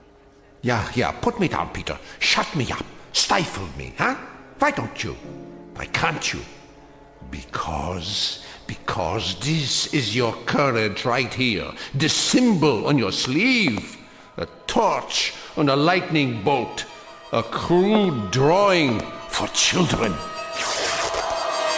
I'm warning you, Ernst. This patch is your strength. This and the crowds and the sick isles. And if I tell you to your face, Peter, that your courage is made out of cloth, that your ideas are filthy garbage, and that you are something less than a man, what do you say to that? How do you answer me? Like this! Oh, the rebuttal. The only answer your kind knows how to give. Is that the best you can do? Bloody nose? This is your Führer? He is yours. I give him to you. A gift from the sewers. You see, folks, the way it is. Hey, Pete, don't worry about it. He's just an old man.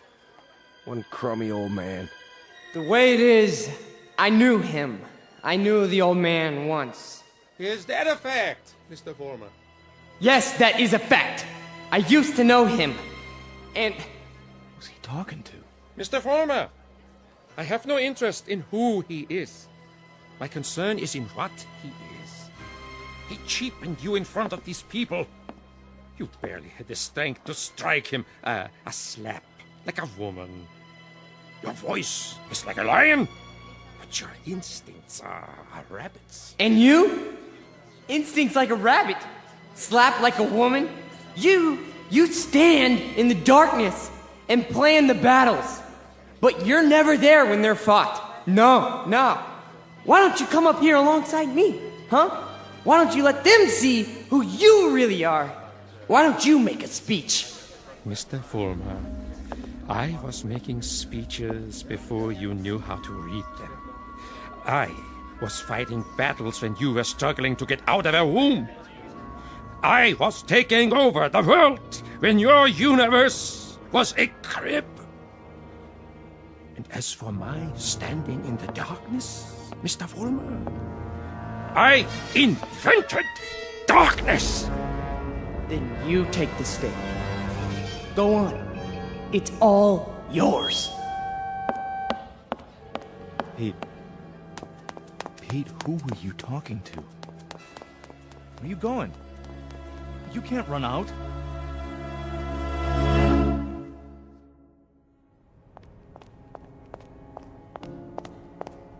Ernst! Where are you? Let me explain. You! Why? Why did you pick me? I didn't pick you, Mr. Former. You picked me. You chose my ideas. You invoked my name. So now, you must take whatever comes with it. What? In the past, I've given you suggestions. Now, I give orders. Orders? What do you want me to do? From now on, you must be built of steel. No soft gaps of sentiment. Steel, Mr. Fulmer. The way we handled Nick, and the mobs and the speeches. And gradually, bit by bit, we shall forge something strong, something powerful. Just as I did before, with my own hands. With my own hands! The old man, the Jew, he'll be back again tomorrow night. The next night, I know him. I know the type. We sent them into the ovens. But always there was a handful left to point a finger. His kind, Mr. Vollmer, his kind are dangerous. See, they talk, they think, they plant seeds, they hold us back. Here, take this. What is it? What do you think? A Luger 9mm pistol. My personal sidearm. Kill him. Kill the old man. Kill Ernst? Tonight, he will be in his room. If you are man enough. If you are steel. All right. I'll do it. I'll do it now. Then, Mr. Vollmer, when you come back, there's much we have to talk about. Plans, campaigns, ideas, the next steps. This is only the beginning, the dawn. It will be a long, long day.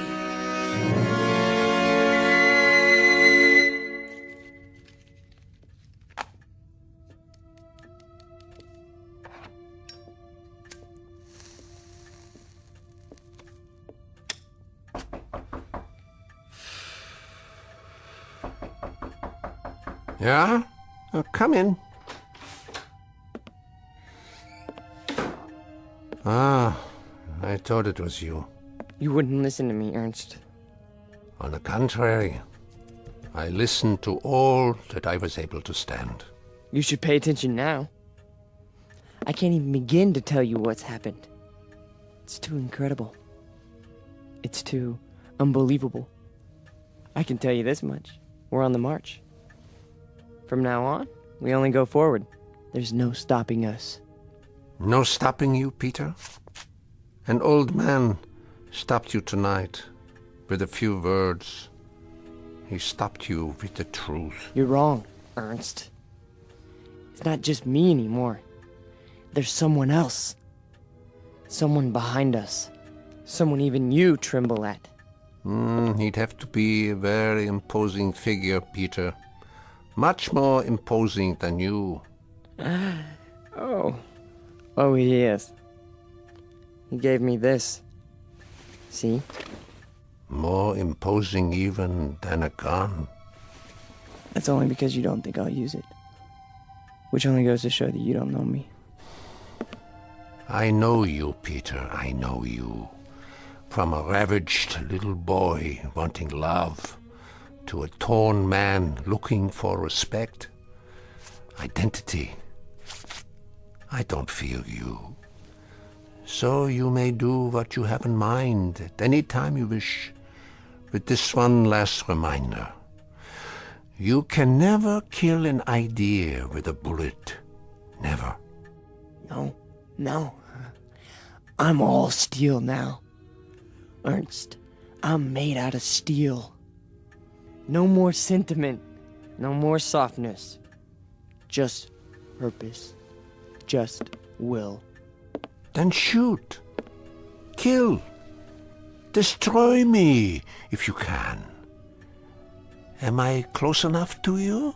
You're frightened. Admit it. Not at all. Impatient and a little bored. With living? With having to live in a time that produces people like you. Once, years ago, you made death inviting. You still do. So do me the goodness, Peter. Get it over with as quickly as possible. I'm waiting, Peter. Kill him, Vollmer. Kill the old man. Kill the Jew. Use strength. Use will. Be made of steel, Vollmer. Kill him! Kill him now! You see, Ernst? I told you! I'm made of steel. All steel. All strength. But at the expense of things that most other men have. Some fragments of decency. that tell them right from wrong, that make them love. Yes, Peter, you have steel, but now you have no heart.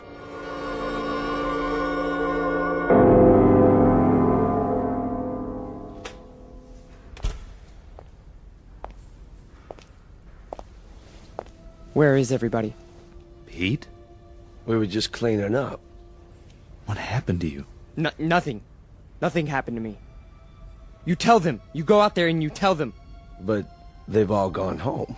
Tell them I'm still in charge. I'm number one. You serve, I lead. Understand? You serve, I lead. Come on, Pete. Let's go. No, he picked me. Out of everybody, he picked me. What's wrong? Don't you believe me? He did. He picked me. So long, Pete. See ya. Don't you walk away from me! Frank! Frank!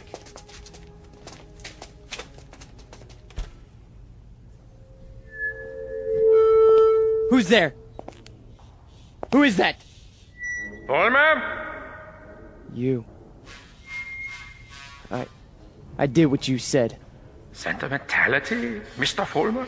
None! Steel? Steel.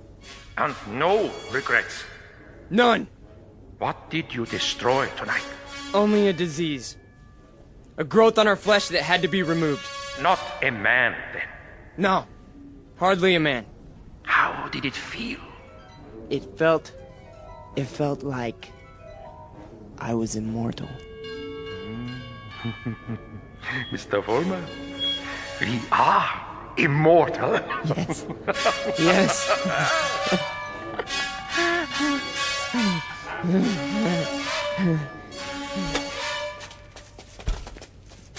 There he is. Don't move. What do you want? Peter Vollmer? Yes. We have a warrant for your arrest. That's impossible. The charge is conspiracy to commit murder. Your two friends are outside in cuffs. The victim's name was Nicholas Bloss. Get away from me. He's got a gun. Drop the gun! Now! Walk toward us with your hands up! Hey, look, he's going to the other door. Tell them to cover the alley. Halt! Halt, or I'll shoot!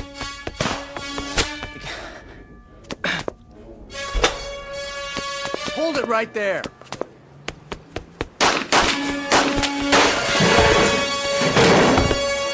We got him. He's hit. Call for an ambulance. You have the right to remain silent. Anything you say can and will be used against you. There's something very wrong. There's something very wrong. Easy, kid. Don't try to talk. But you made a terrible mistake. I'm made of steel. It's true. Don't you understand? I'm made of steel. I'm made of steel. I'm made of steel. I'm made of steel.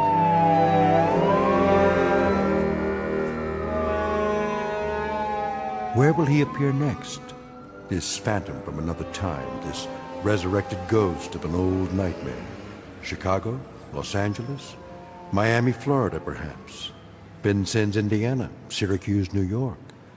Any place, every place where there's hate, where there's prejudice, where there's bigotry. Because he's alive. He's alive so long as these evils exist. Remember that when he comes to your town.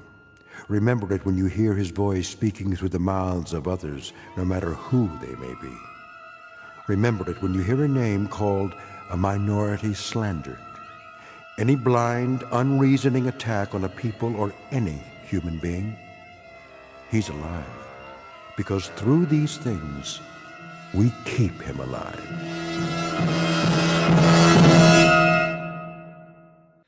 The Twilight Zone continues in just a moment. You are about to enter another dimension. A dimension not only of sight and sound, but of mind. A journey into a wondrous land of imagination. Next stop, the Twilight Zone.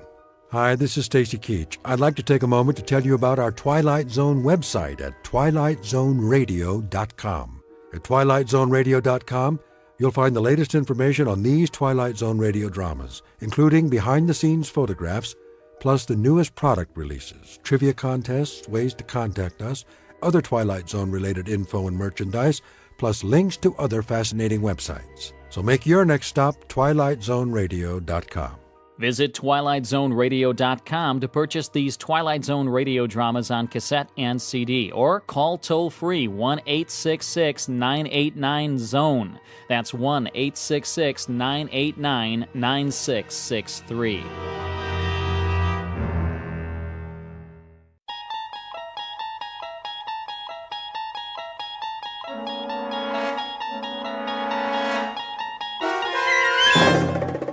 You're traveling through another dimension. A dimension not only of sight and sound, but of mind. A journey into a wondrous land whose boundaries are those of imagination. Your next stop, the Twilight Zone.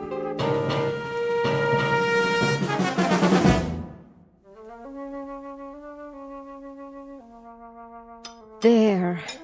Nice and creamy. Anthony? Hi, Aunt Amy. I just knew that was you. What's that in your hand? My Jack-in-the-Box. Oh, yes. That's such a funny toy. Where's my mother? In the bedroom, lying down. She'll cook the rest of the dinner soon as I'm finished. But I wanted to get this done first. What you making? Well, what do you think? A cake, of course. For my favorite little boy. Is it a good one? Oh, yes. A very good one. Very, very good. I just took it out of the oven a while ago. Chocolate on the inside with little yellow swirls? What else? I know what my Anthony wants. See? Doesn't that smell good? Where's the frosting? Right here in the bowl. It's chocolate, too. I blended in a lot of butter to make sure it's smooth. 100 times. By hand. Milk chocolate? You bet. We don't like that dark chocolate, do we? Ugh. No. Hurry up, Aunt Amy. Don't you worry, it'll be ready in a jiffy. Put the frosting on. Plenty of time for that. Besides, we have to let the cake cool first. Put it on, now. Oh, I know what you want. You want to lick the bowl. Well, you'll just have to wait. I don't want to wait. Be a good boy now. I am a good boy. I know you are. I know that. Of course I do. A very, very good boy. I'll just go ahead and frost it now. Why not? No problem, Anthony. None at all. I want lots on the top. Surely. Lots and lots. See how thick I'm putting it on?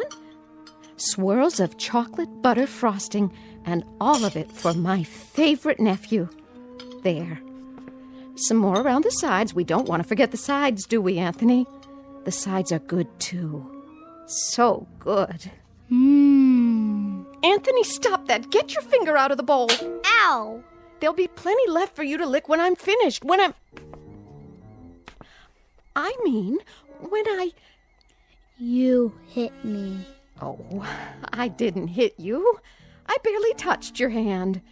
You're a big boy, aren't you? That hurt. Why, it didn't. I only meant for you to wait till I've finished frosting the cake. Then I'll give you the entire bowl. All of it. Everything's for you. It always is. You know that, don't you, Anthony? I don't think I like you anymore. Well, I like you. I love you. You're my favorite boy in the whole wide world. I mean it. I really, truly mean it. Come and give your Auntie Amy a kiss. No. Then I'll give you one. I'm going outside now. Yes. Yes, you do that. Go outside and play. Playing is good. Here, take the bowl with you. Anthony? Anthony, come back! Don't you want your frosting? You can have the whole bowl. Everything all right? Oh, Anthony. Nice day, isn't it, Amy? Very nice. Something the matter? No, nothing's the matter. Nothing at all. Did anything happen? Oh, I was just frosting the cake, and Anthony couldn't resist tasting it. Well, who could? I used to love frosting when I was his age. Didn't you? It's good, isn't it? So good. Why wait? We can go ahead and have the cake now if Anthony wants. It's perfectly fine with me. Now, Amy, why don't you apologize to the boy? You can do that, can't you? Anthony, I'm sorry. Come on back, boy. Anthony, please. Anthony.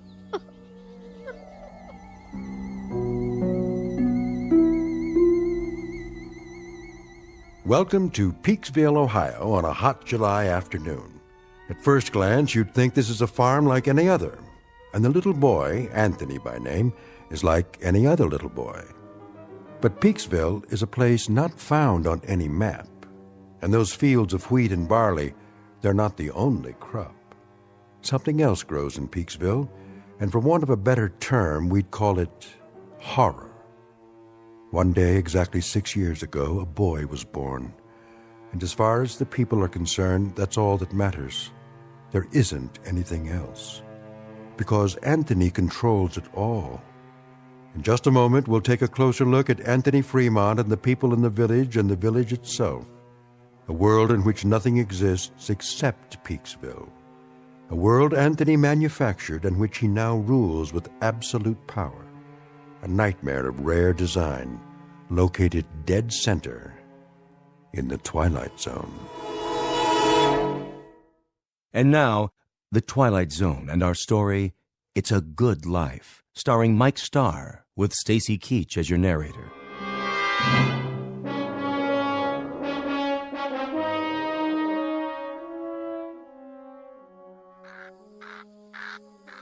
I'll see he gets it, Amy. Would you? Don't you worry none. Look, boy. Look what Aunt Amy's got for you. Your own bowl of chocolate frosting. You like chocolate, don't you, Anthony? I know I do. Chocolate's good. I don't like her. Of course you do. She's your Aunt Amy, and she loves you. You know that. I hate her. Oh, that's a good joke. A very good joke. It's all for you, Anthony, all of it. And after you've finished, I'll make some more if you like. As much as you want. Get away. Oh, now, darling. Don't look at me. What? I don't like you to look at me. Hear that, Amy? Anthony's got a point. Why don't you go back in the house for now, so you can help Agnes cook dinner? Yes. Yes, I'll do that. It's going to be a good dinner, isn't it? I believe it will be, yes. You know, just the way he likes it. Don't you? It'll be delicious, Anthony. You'll see. I told you, don't look at me. She's not... I'll make it so she can't look at me. So she can't look at anything ever again. Watch your step there, Amy. I can't see. What do you mean? Sure you can. That would be some joke. Just go on inside. The light. That's all I can see. The sun. It's so bright. The sun blazing in the sky. Like white fire all around. Amy? Help me. Please. I can't see. I can't see. Help me. It's nothing, Amy. I'll help you up. Sit here in your chair. There you go. That's right. Sit and rock. You'll feel better real soon, I'm sure. It's good to rock, isn't it? Yes, it's good to sit on the porch and rock. There now.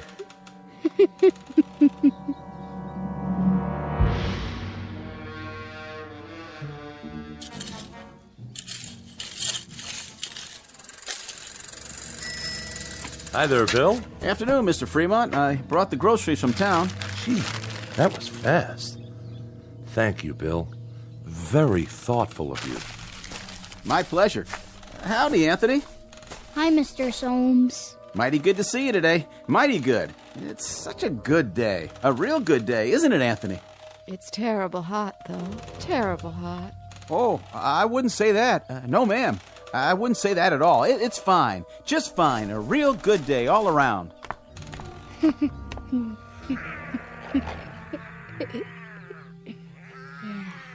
What are you doing, Anthony? Playing. My, that's real good. Whatever it is. You like it? Sure do. I was just wondering, what you were doing. I made something. By golly, you did. Know what it is? Can't rightly say that I do. Take a guess. Oh, I'm not very good at guessing. Guess. Go on, Bill. You can do that, can't you? Well, now, some kind of animal, is it? It's a gopher with 3 heads. See? Oh, yeah. He's a real fine one. I ain't ever seen a gopher with 3 heads before. He's alive, huh? Must be, the way he's moving around. He was. I'll make him dead now. I'm tired of playing with him. Be dead, gopher. You be dead. Now, that's real fine, Anthony. That's real fine, what you done. Sure is. Yeah. You made him dead, all right. Look at him laying there. It's good that you done that. Real good.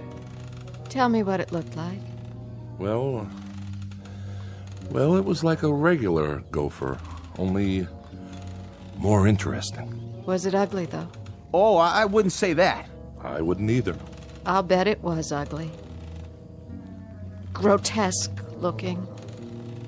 That's the way Anthony likes things. What a good joke.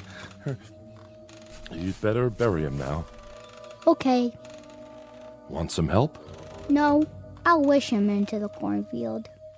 You do that. Gopher, go into the cornfield. Go be in the cornfield. Well, what do you know? Ain't that something? What are you doing here anyway? Me? What do you mean, Anthony? I'm delivering the groceries.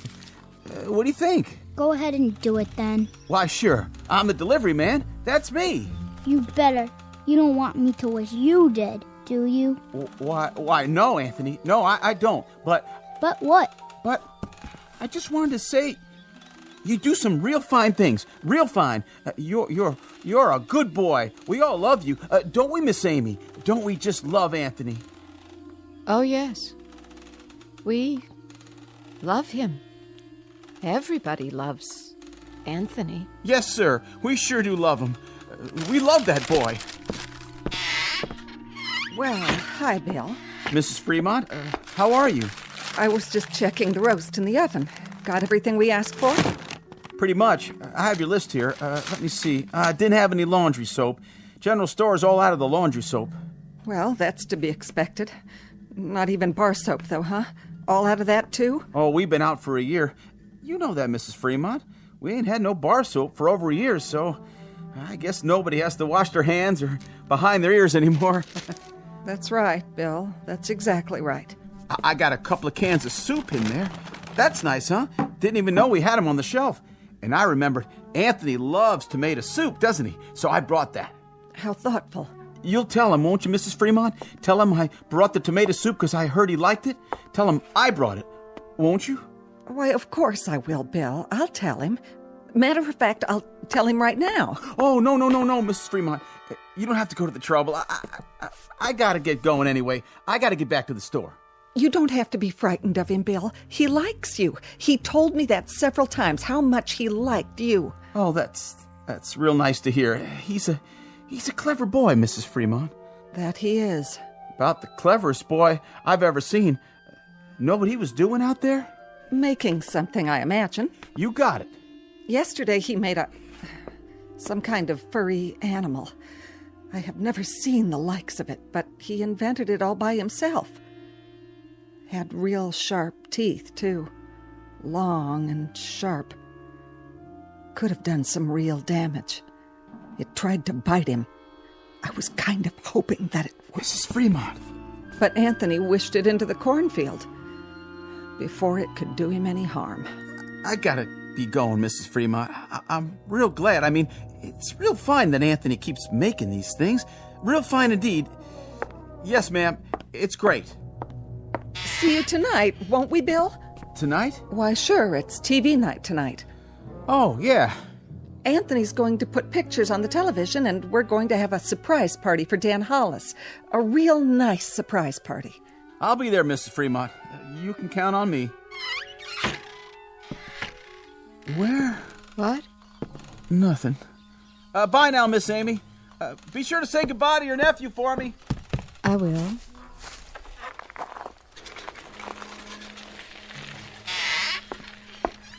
Where's Anthony? I think he went into the barn. Oh. Leastways, I heard the door open. I keep telling him he shouldn't go in there, but... Amy? Why, it's real nice that Anthony goes into the barn. A real good thing. But Agnes, he isn't even around now. You don't have to say that. But even so, Amy, even so, it's nice that he goes into the barn when he wants to. It's real nice. We mustn't even think anything bad about him, Amy. Do you understand? But he isn't around. Amy, dear, you know as well as I do. Sometimes he can hear what we're thinking, no matter where he is. He doesn't even have to hear it with his ears. It's like when you lost your temper. That was only for a second. 1 second. I know, but look what he did to your eyes. Now you can't even see. So you just think nice things, Amy. Real nice things about how good it is that Anthony's going into the barn to do whatever he does in there. And tonight we'll have Dan Hollis's birthday party, and we'll have a nice time. A very nice time. But it's such a hot day. I hope it cools off tonight. Oh, I wouldn't say it was hot, Amy. It's just right. It's a good day. Don't you think so, too? A real good day.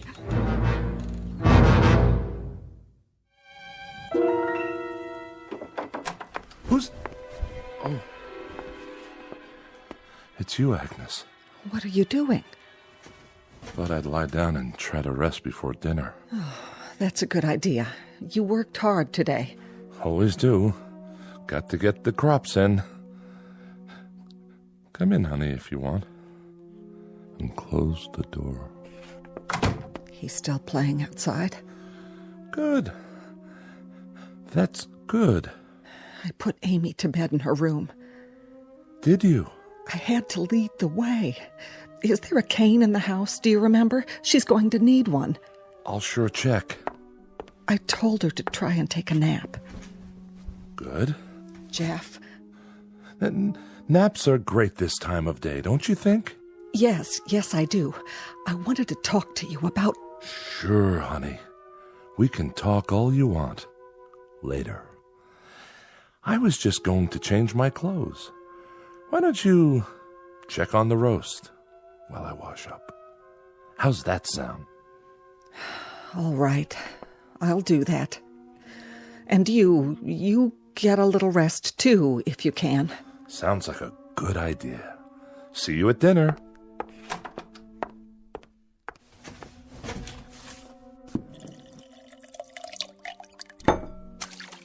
Oh. Well, howdy, son. You crept up on me. You look funny. Do I? You need a towel. Well, by gosh, I sure do. I was just about to dry my face. I was looking for you a while ago. What for? Your mama said you was out in the barn. Yep. Did you have fun? I was looking at the cow. Oh, that's good. That's real good, Anthony, that you were looking at the cow. Now, you wouldn't be playing any tricks on your dad, would you? Tricks? I mean, well, you remember a year ago when we had the pigs? Oh, yeah. And what happened to the pigs? You remember that, too? I turned them into monsters. Oh, doggone if you didn't. Real odd-looking things. They were funny. That's it. Real funny looking. But good things, Anthony. Real good things. And it's good that you did that. It's real good. Like tonight. Yeah? It's television night. I'm gonna make television for everybody. It'll be real funny. It sure will be. Everybody's looking forward to it, too, just like they do every week. And then we're going to have the surprise party for Dan Hollis. It'll be so much fun. Yeah. I can hardly wait. So, are you looking for something? Can I get anything for you now, son? No. Don't you want to play some more? I don't like playing alone all the time. Well, I can understand that. No kids came over to play with me today. Is that right? Not a single one. I wanted someone to play with. Well now, Anthony, you remember the last time some children came over? Mm-hmm. The little Fredericks boy and his sister? I had a real good time. Oh, sure you did. Sure you had a good time, and that's great. Great. It's just that... It's just that what? It's just that you wished them into the cornfield when you didn't like the way they played. That's okay. But I hear their mom and dad were real upset. About what? If you wish people away like that, pretty soon there won't be no one left. So maybe next week we'll talk to some of the folks about having their children come over. We'll do that, won't we? Talk about it first. Yeah, and when they come over, I can make some of those funny animals. That's fun, isn't it? That's a lot of fun. That's Bill Soames' collie. Is it? Yep, that's the dog that always comes around. Yeah, that does sound like Bill Soames' dog. Not many dogs left now, Anthony. You wish them all away. I didn't like them. They didn't like me. I hate anybody who doesn't like me. But everybody loves you. They love you, son. You're everybody's favorite. I heard somebody think one time. Somebody thought I shouldn't have wished away all the automobiles and things. And the electricity. They said it wasn't good that I did that. Somebody thought it one time. Who? Who thought that? Was it Teddy Reynolds who thought that? He owned the farm up the road. Oh yeah, I remember.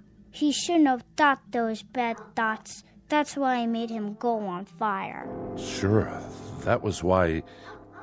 That dog, that collie, he doesn't like me. Oh, I don't know about that. He's a bad dog.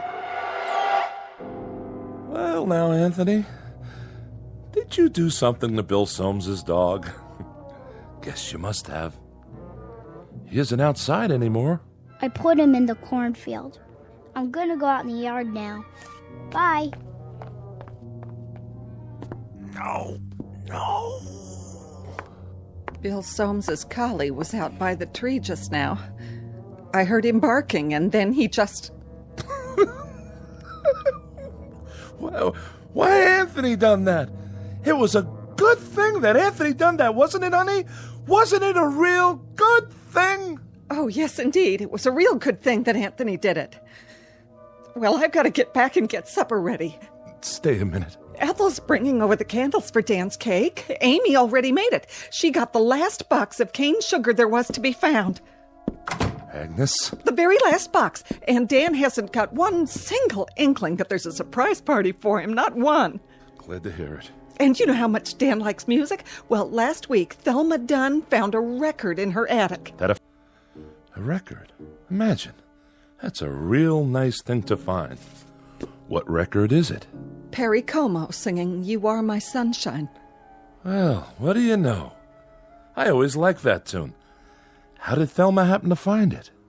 Oh, you know, just looking around for new things. Or old things. The ones that are still left. Say, who has that picture we found a while back? I kind of liked it. That old clipper ship sailing along. The Smiths. Next week, the Sipiches get it, and they give the Smiths the old McIntyre music box, and we give the Sipiches... I know. That's the way of things now. There's so little left. But that's okay, isn't it? Everybody keeps a few things for a while, and then they trade off. There's about 3 books left, and each family... Oh, now, honey. And each family can keep it for a week and then trade it for something else. Like with the stereoscope the Van Nusens found in their cellar.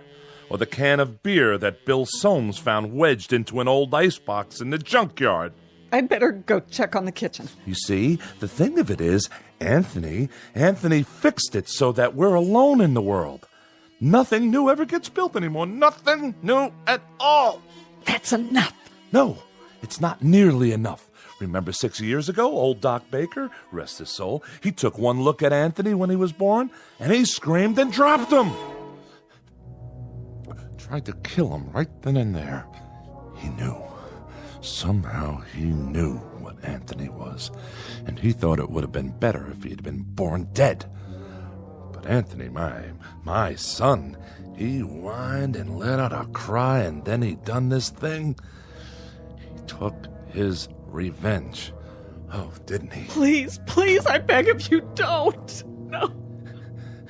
And he either destroyed the world and only left this village, or he took the village someplace away from everything. We don't know exactly which, do we? All we know is that we're alone, and there aren't any towns or villages or anything else left except this place.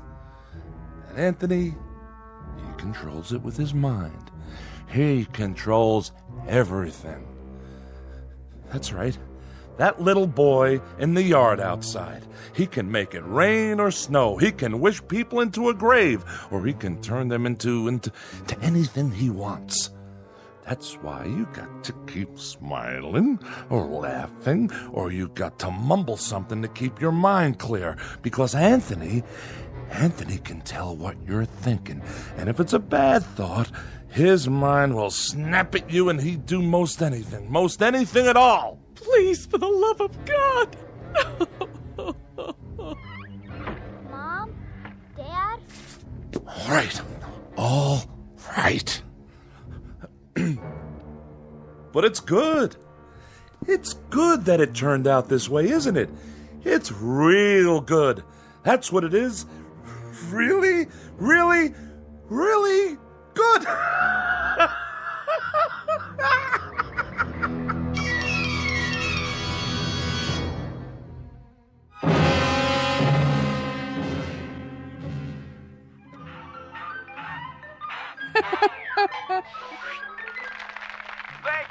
Thank you, ladies and gentlemen, and especially you kids. And now for our next act. It's time for Stupid Animal Tricks. And here's some film we thought you'd like to see. First up is Rocco the Squirrel in Crossing the Road.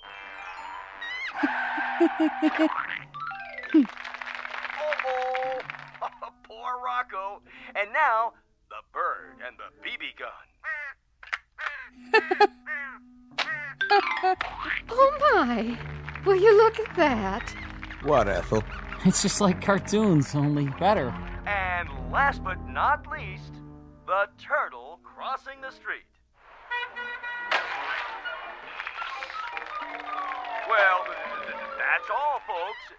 And now, time for our next program. Welcome, horror fans, to tonight's episode of Scary Nightmares. This one's a real killer of a story. It's called Pleasant Dreams. Let's watch, shall we? Think I'll go get some fresh air. Shh. Not now, Dan.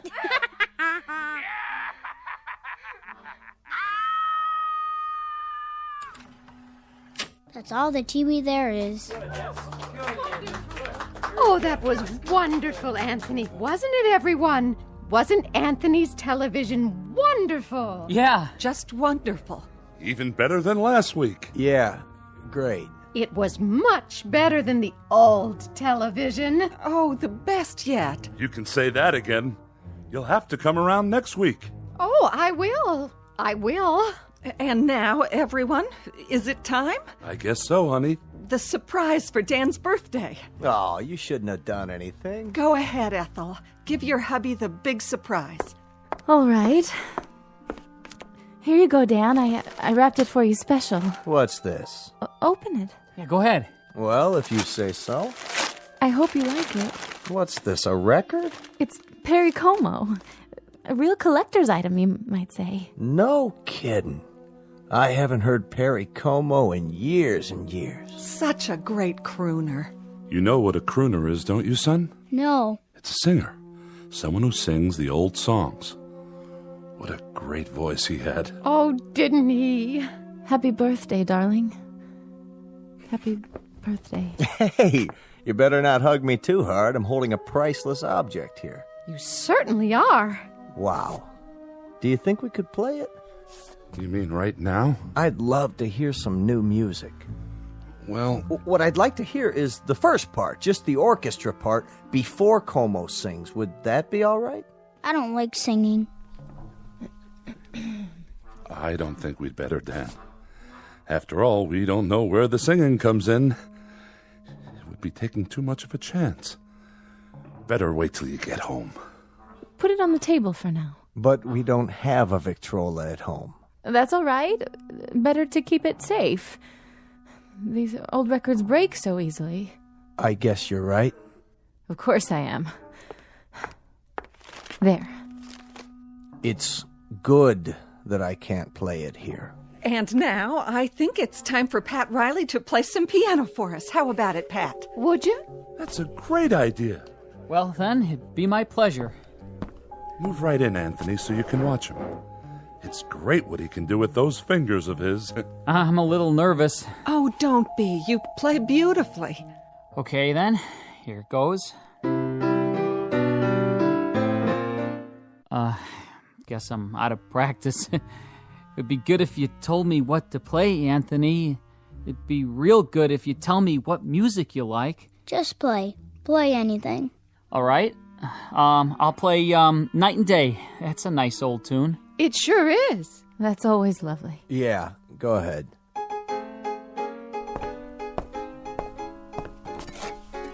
What are you doing? What does it look like? Having another brandy? You've had enough. Not hardly. Stop it. Leave me alone. Put the glass down. Take your hands. Don't make any noise. I don't like noise when the music is playing. I'll drink to that. Oh, don't worry. I'll clean it up. Go on, Riley. Finish the song. Yes, please. It's so pretty. Pretty all right. Dan, please. Please what? I'm not doing anything. I know, darling, but... I'm just drinking this peach brandy on my birthday. That's all I'm doing. Please, Dan. For the love of heaven, please don't say anything else. Who's saying anything? I'm not saying anything. I'm listening. Shh. Play, Pat. This is real good brandy. Real good. You people know something? There's only 5 bottles of real liquor in the whole village. 5. 1 rye, 2 scotch, 1 after-dinner cordial, and this here. And when that's gone, there won't be any left at all. None. Keep playing. Nuts. Nuts! Can't even play my record. Can't even play Perry Como. Don't play that anymore, Pat. That's not what I want you to play. Play this. Happy birthday to me. Happy birthday to me. Dan! Happy... Please, stop! Oh, please, Ethel, be quiet! Dan! Ethel, you have to stop now. Happy birthday, dear Danny. Happy birthday to me. Play it, Pat. Play it so I can sing it right. You know, I can't carry a tune unless somebody plays it. I'll do my best. That's enough. I said that's enough. Go outside for a while, Dan. Get a breath of fresh air. You and her, you had them. You had to go have them, didn't you? If there's any fault, it's yours. You are my sunshine, my only sunshine. You make me happy when I am blue. You monster. You dirty little monster. You murderer. Hey, what you thinking, Anthony? You go ahead. You think about me. You think bad thoughts about me and maybe some man in this room. Some man with guts. Somebody who's sick to death of living in this place and is willing to take a chance. Maybe he'll sneak up behind you and lay something heavy across your skull and end this once and for all. You're a bad man. You think that, Anthony. You go ahead. I'm a bad man. Keep thinking that. Somebody get behind him. That's all it takes. Somebody end this now. Pick up a bottle or a stick or something, anything, and... You're a very bad man, and you keep thinking bad thoughts about me. But now you can't anymore. You can't even see me. My eyes? Your eyes aren't real. They're like a toy. That's all you are now. A toy Jack-in-the-Box.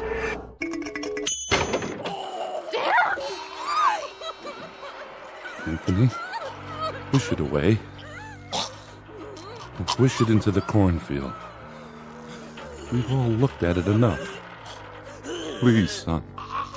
Push it into the cornfield. All right. That's better. He was a bad man, so I turned him into a clown Jack-in-the-Box. A clown that still had his face. You shouldn't think bad thoughts either, lady, or I'll do the same thing to you. It's a good thing you did that to Dan. It's a very good thing. Play some more music, Mr. Riley. Oh, yeah, it was swell. Just swell. A real good thing. I like that song. Come on, Anthony, I'll lift you up so you can sit on the piano. Would you like that? You know something? What's that, Amy? Careful, watch your step. Why don't you sit down again? I kind of liked it a little bit better when there were cities outside. And we could get real television and radio and things like that. Didn't you? Why, Amy, it's good for you to say such a thing. Very good, but you must be making a joke. Anthony's television is much better than anything we ever used to get. Oh, yes. It's fine. It's fine. Anthony's are the best shows we've ever had. Yeah. Very best. Look at that, will you? It's snowing outside. Anthony, are you making it snow? Yeah, I'm making it snow. I like snow. So do I. We all do. But that'll kill off half the crops. That's what it'll do, Anthony. And then we won't have anything to harvest or eat. Did you know that? Mm-hmm.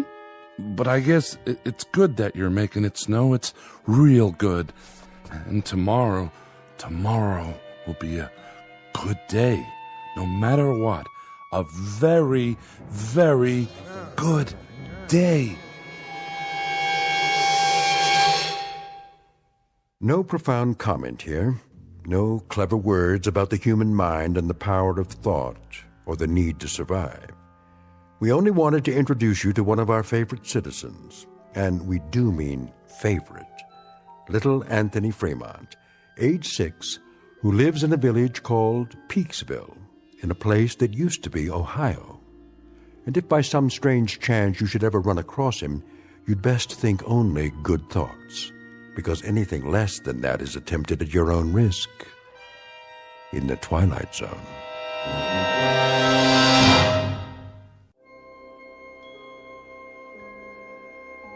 Hi, this is Carl Amari, producer of the Twilight Zone radio dramas. I'd like to take a moment to tell you about our official website at twilightzoneradio.com. where you'll get the latest news and information on these Twilight Zone radio dramas. Plus, at twilightzoneradio.com, you can digitally download 3 free episodes or any of our episodes for only $1.95 each. In this age of ever-changing technology, we've decided to make these episodes instantly available to you by making the Twilight Zone radio dramas a digital download-only series. This means that this series will no longer be offered on CD. The CD collections at our website are now being offered, while supplies last, at buy one, get one free. So be sure to get your favorites before they're sold out. Be sure to visit us often, and I'll see you in the zone.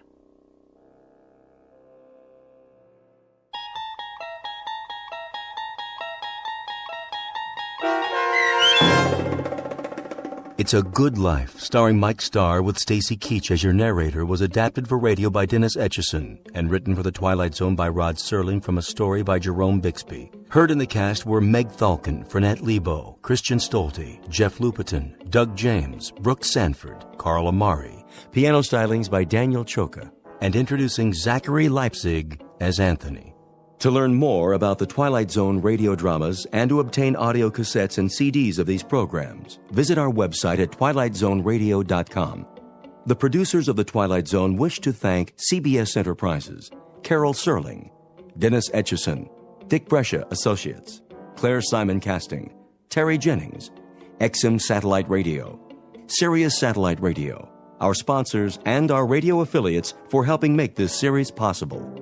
This copyrighted radio series is produced and directed by Carl Amari and Roger Wolski for Falcon Picture Group. Doug James speaking.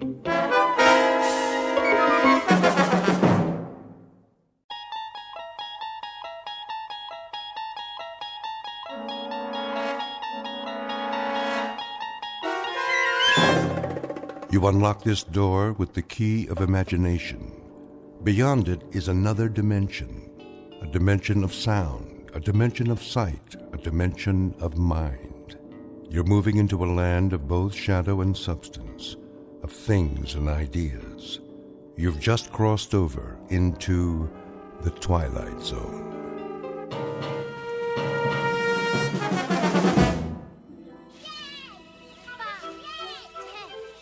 Come on, let's hide. Hurry. 25, 30. O-U-T spells out. Here I come, ready or not.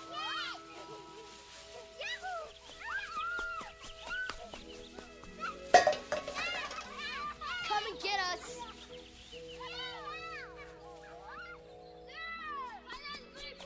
Over here. Look out, look out.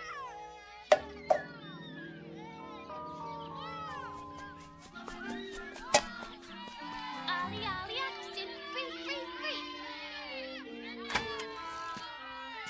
Get away, you kids! I've told you not to play here. Go on now.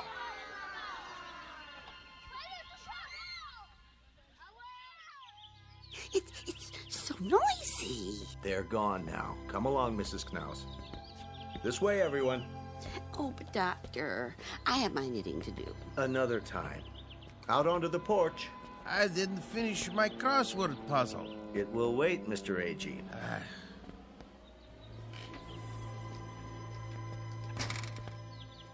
Now then, isn't this a beautiful day? I don't know why we have to go. It isn't good to spend all your time inside. Everybody needs the sun once in a while. Even you, Mrs. Summers. I've had my share of the sun. Now I need my rest. We all do at our age. Where's Mr. Conroy? He's not feeling so well this morning. Well, I'm not either. What about Mr. Whitley? Why does he get to stay in? He's waiting for an important call. Watch your step. Nurse will bring the picnic baskets. Well, some of us may not want a picnic. A picnic, is it? On the grass? All those ants. We have blankets and chairs. You'll see.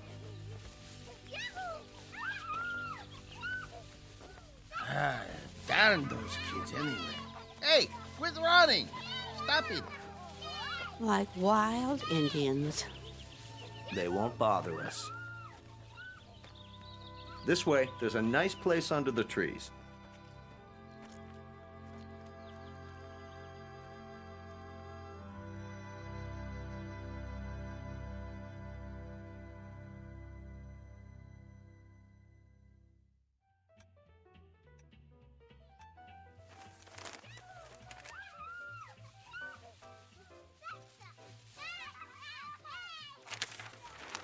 Listen to them, would you? Ah, they're only children. They know they aren't supposed to play on the grounds.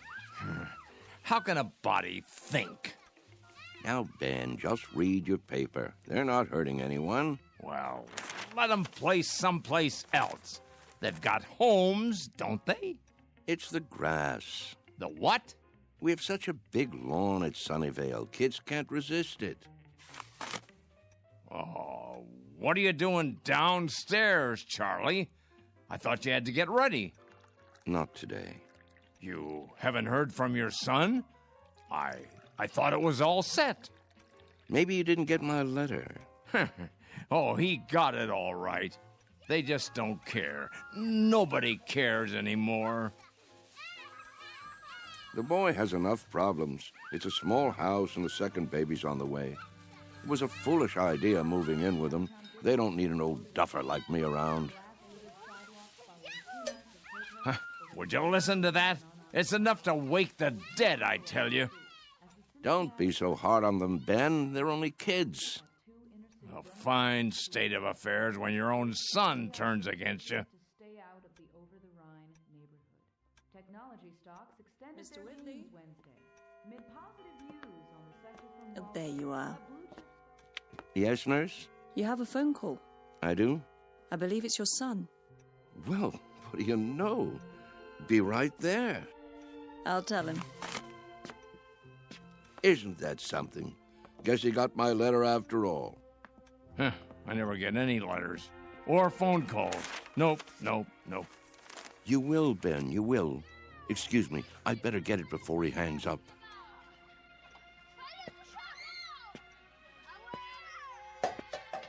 What are they doing out there? Don't be a grouch. It's Saturday. Perfect for Kick the Can. Perfect for what? We used to play it all the time, remember? No, I don't remember anything of that kind.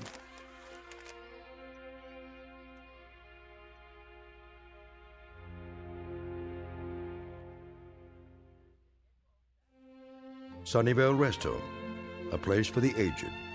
The address is 1275 Tranquility Lane, on the outskirts of town. It offers room and board, nursing care, and a kind of refuge from the world. Outside, a common game called Kick the Can. Very shortly, a man will have a choice to make. He can either die in this world or escape to another kind of refuge in the Twilight Zone. And now, The Twilight Zone, and our story, Kick the Can, starring Shelley Berman and Stan Freberg, with Stacy Keach as your narrator. Some picnic. Plastic spoons and forks. Well, potato salad was good. What do you mean? It was spoiled. No, it wasn't, Emma. They made it in the kitchen just for us. You must admit, it's better when it's fresh. I think I hurt my back sitting down. Oh. The ground was damp. It was. Bad for my arthritis. Will you people please hold it down? I'm trying to read. Oh, you shush, Ben Conroy. No one's bothering you. Easy for you to say. Where is Mr. Whitley? Still in his room, probably, taking a nap. Oh, that's what I'd like to do. And why, may I ask, on such a lovely day? There he is. Going somewhere, Charles? Yes. Why are you all dressed up? It's my son. He's coming to get me. You don't say. He called a little while ago. He did. He's on his way. At least someone gets calls. What's he carrying? Is that your suitcase, Mr. Whitley? Indeed it is. You're going to stay overnight, then? A bit longer than that, I should say. That is, if they have the room fixed up. Room? At my son's house. You mean you're moving in with them? That's the plan. If they'll have me, Well, what about the rest of your things, Charlie? You can't just leave your things behind. No hurry. It all can be packed up and sent over later. Well, we'll certainly miss you. Will you come back to visit us? Of course I will. Meanwhile, I'll call and see how everyone's doing. May we write you? Please, I'd appreciate it. Mr. Cox has the address. Nobody writes. They say they will, but they never do. There he is now. Hey, aren't you going to say goodbye? I hate goodbyes, Mr. A.G., don't you? Take care, all. Here, let me carry that for you. I've got it.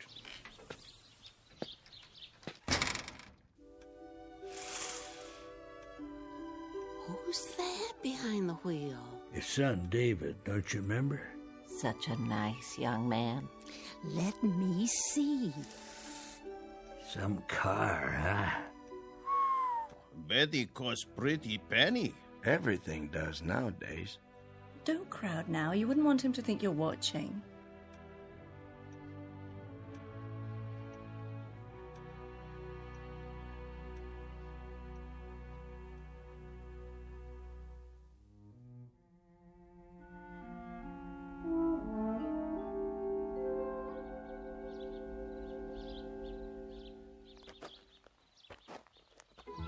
Hi, Dad. David, you're looking well, son. What's the suitcase for? Oh, just a few things for now. I don't understand. Wouldn't want to push you out of the house and home. What? Of course, I don't have that much anymore, but I suppose it could go into storage Whoa. I think there's been a misunderstanding. There has? Get in. We need to talk. If it isn't convenient today, we can make it another time.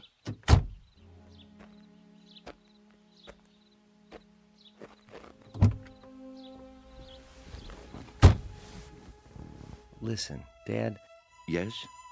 I didn't say I'd come to get you. I said I'd come to see you. But I thought, didn't you get my letter? That's what I wanted to talk to you about. If it were up to me... You don't have to explain.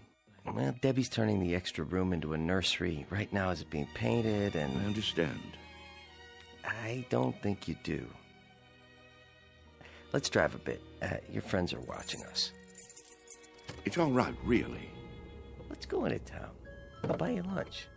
That's not necessary. Please, Dad. I want to. This wasn't a good idea. If you'll let me explain. Pull over here, please. I can walk back. But, Dad... The exercise will be good for me.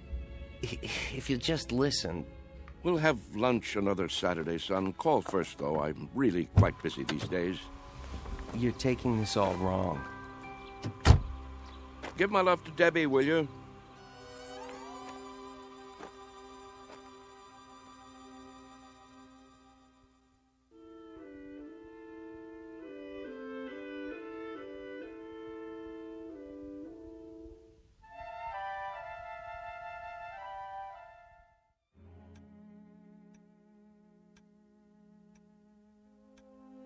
What's he doing? What does it look like? He's coming back. I thought he said... Don't stare. It's not polite. Yeah, you're it. Gotcha. Hey, where'd our can go? That old man's got it. Hey, mister. What's this? Our can. Your can? Can we have it back? Could you have... Yeah, we need it. Oh, you do, huh? Yeah, we're playing a game. Yes. Yes, I remember. This is a good can. Nice and sturdy. It will take a lot of kicks. It will? You'll have to play by the rules, though. What rules? You know the rules, don't you? Hey, give it back. Please, mister? I'd say this can is just about the perfect size. Is he gonna keep it? Hey, mister, can we have our can back? You can get another. Anyone will do. Tomatoes, beans, doesn't matter. You'll see.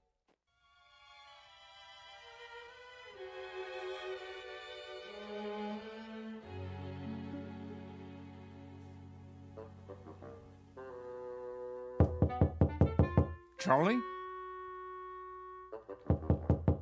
You in there? It's going to be a beautiful sunny day today. And Yes? we can expect much more of the same over the next couple of Just days. wondered might what wanna do happened some to of you. those outdoor Not a activities. thing, Ben, not a thing. Las Vegas, 68. Los Angeles. Thought I'd lie down for a minute. Come on in if you'd like. Sorry about that son of yours. Are you? I'm not. This is a good enough place for me. I don't know what I was thinking. Here, I'll close the window for you. Why? It's a beautiful day, don't you think? Oh, so much noise. Yes, with a great running and shouting. That's what you call it? Such a grouch. You can't stop kids from playing kick the can. It's in their blood, like statues or hide and seek, a ritual this time of year. You surprise me sometimes, Charles. And why do you say that? You actually brought that tin can up to your room? Must be filthy. No, it's not.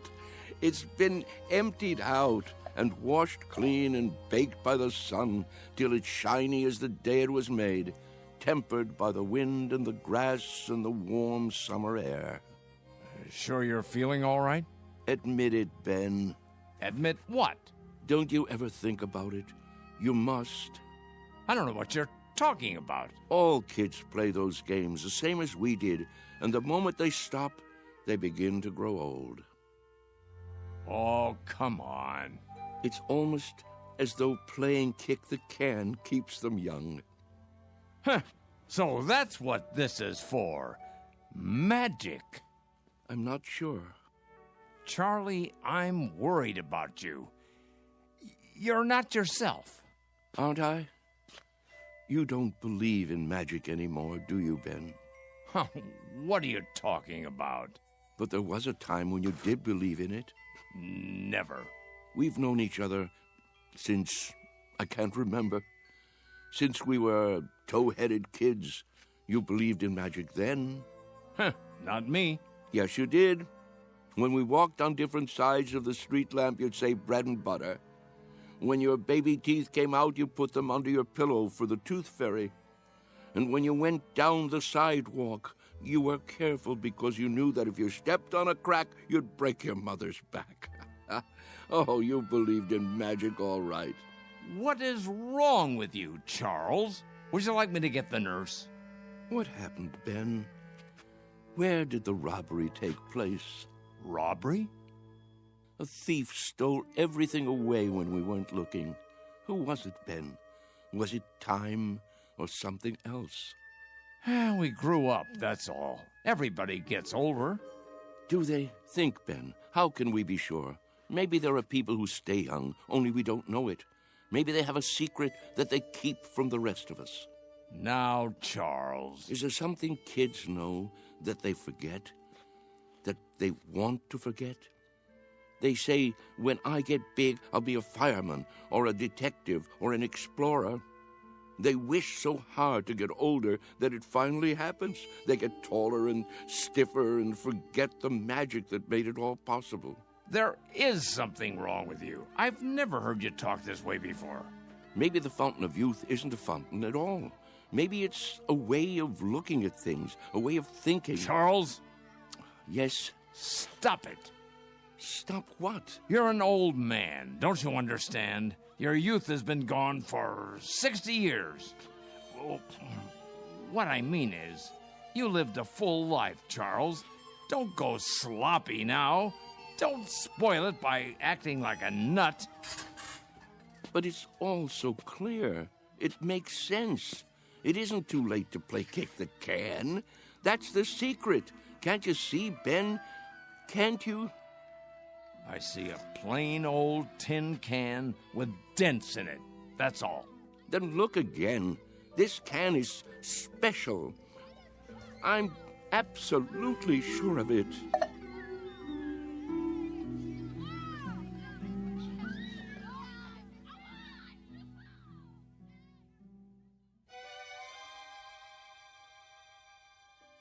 And so, That's why I thought I should tell you. I'm glad you did. It's just that I can't stand to see him make a fool of himself. Of course not. And if there is something wrong with him, something in the head, then you can get him the right medication. You understand, don't you, Mr. Cox? I do, Mr. Conroy. You were right to come to me. When he acts that way, I feel I don't know him at all. It's foolish talk, I agree. So what are you going to do? Nothing. Beg pardon? At least not for the time being. If I got excited every time someone indulged in foolish talk around here, I'd be upset every minute of the day. Let him go on about kick the can if he wants. He isn't doing any harm. But I'm worried, I tell you. It isn't like him. He's getting on in years. It's common for folks of a certain age to behave like children once in a while. Oh, nonsense. He's no older than I am. In some ways, maybe, but in other ways, when some people get old, truly old in their minds, they may act strangely, out of character. Take Mr. Agee, for instance. He's as sane as they come, but do you remember that ruckus out on the porch the other day? Somehow he got hold of some firecrackers. The nurse found him trying to set one off.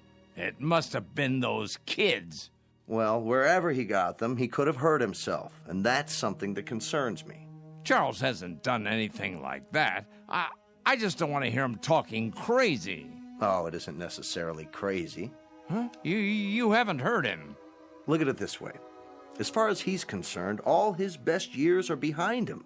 He can't even look forward to spending time with his son and daughter-in-law. A fine thing. So, that being the case, he'd rather return to an earlier time, one he recalls with pleasure. It only makes sense from his point of view, so he uses a time machine to accomplish it. A what? It's called memory. Is that so crazy, Mr. Conroy? Everybody does it, even you. But he actually believes he can be young again by playing kids' games. Not really. He's exploring, that's all. He'd like to believe that kick the can is a magic button he can push to make himself young. But deep down inside, he knows it won't work.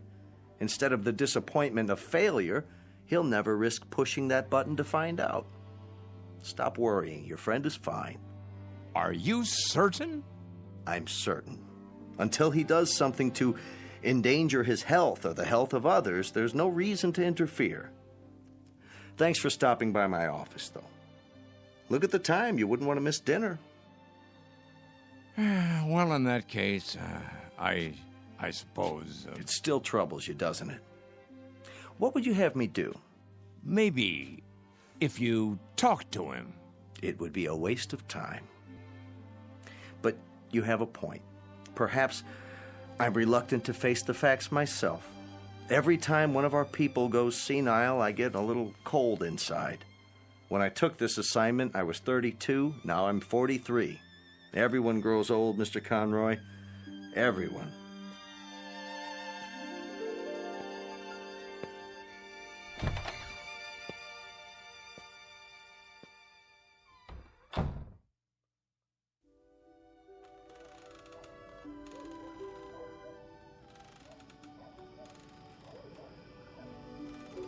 I think we should go in now.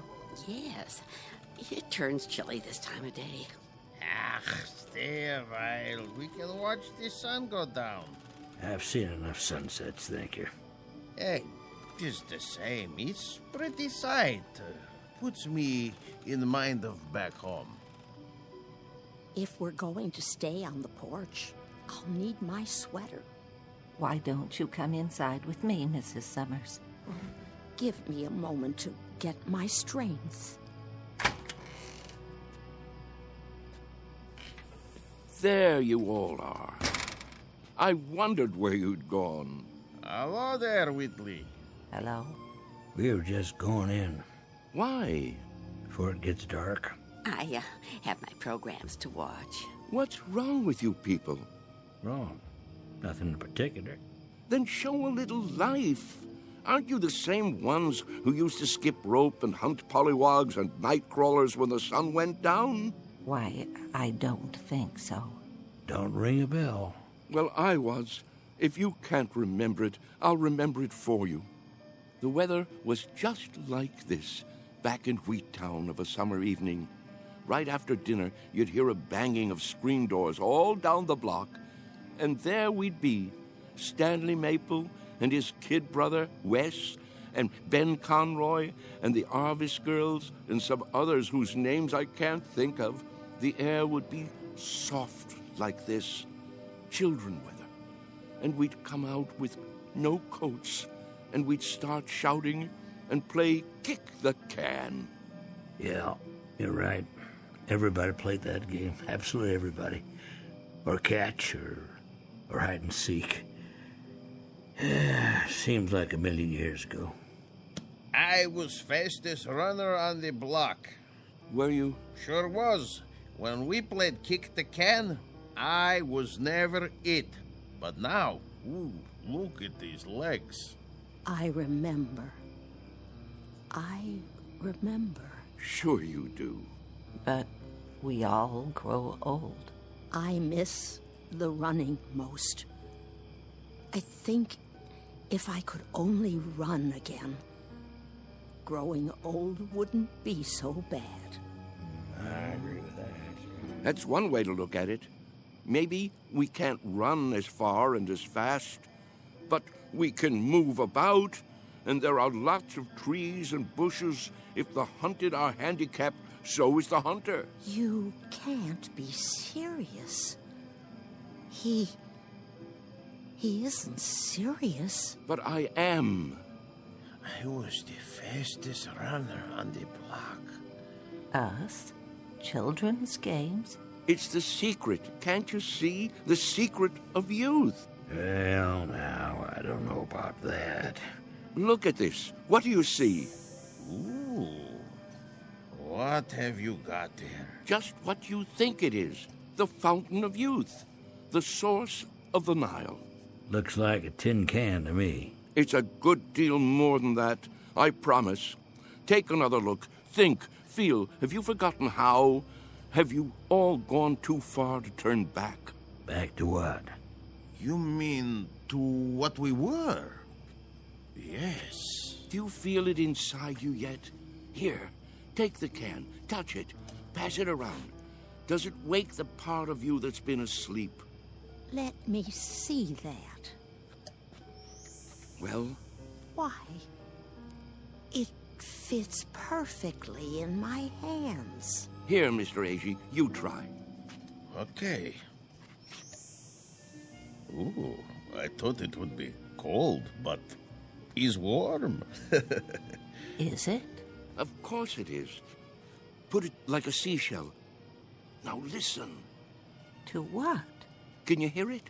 Summer, grass, running and jumping, youth. I hear something. It's telling you to wake up. This is the last chance. Somebody, tell me I'm not crazy. Or if I am crazy, prove it to me. I can't play Kick the Can alone. Well, I don't know, Charlie. I'm not quite sure, but I think these legs, they might just work.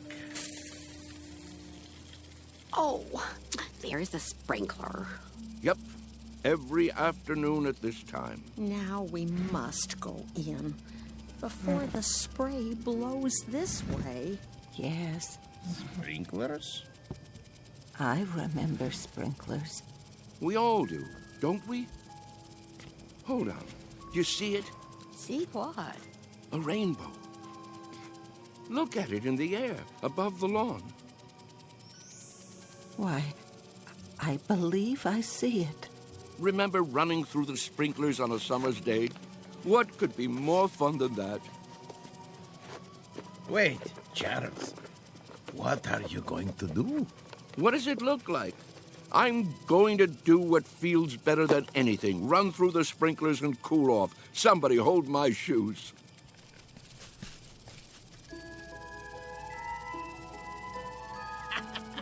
Well, look at him, will you? This way, everybody. It feels great. Mr. Whitley. Charlie, what are you doing? Come on in. The weather's fine. Nurse! Nurse! Yes? Help me get him inside. Yes, Doctor. Don't worry about me. I'm having a great time. That's enough. He's soaked. Get him some dry clothing and put him to bed before he comes down with pneumonia. Right away. Ah, you're spoiled sports. That's what you are. I don't need any help. Don't be difficult, Mr. Whitley. Just come along. I'll get you a towel. What are you doing, Ben? Did you call them? It's for your own good, Charlie. You'll only hurt yourself. I thought we were friends. We are. That's why. This way. I'll bring your shoes later. All right, everybody. The party's over. But he wasn't hurting anyone, was he? You see, he's been talking to them. Pretty soon he'll have them believing it. I was afraid of something like this. Yeah, it's like he's gone crazy after all. I'll have him moved to the observation room in the morning. But, Doctor, to be all alone, that'll kill him. If I don't, he'll end up killing himself.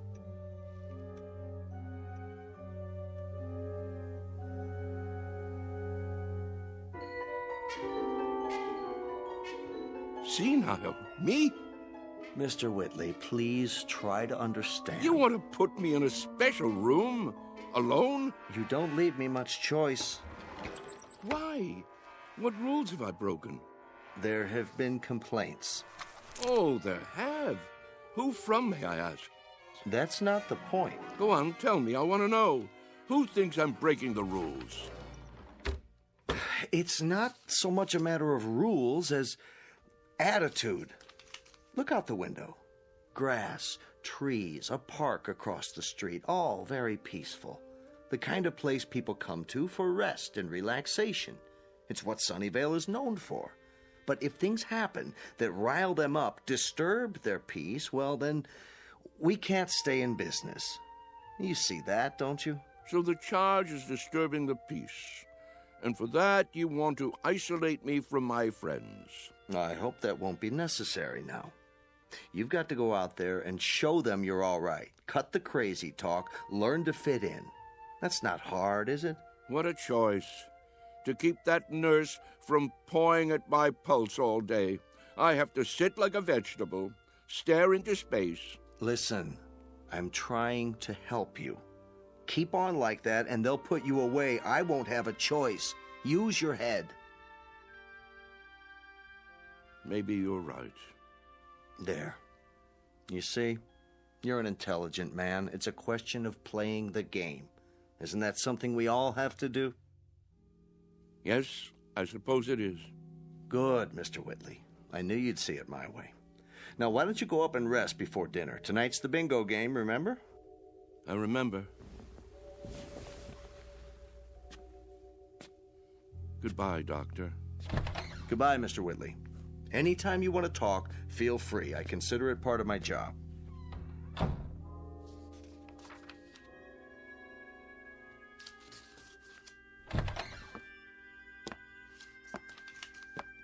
I made him change into fresh clothes. So I see. Thank you. Is he going to be all right? I think so. It must be quite a transition. Remind me of that when it's time, will you, nurse? Time for what?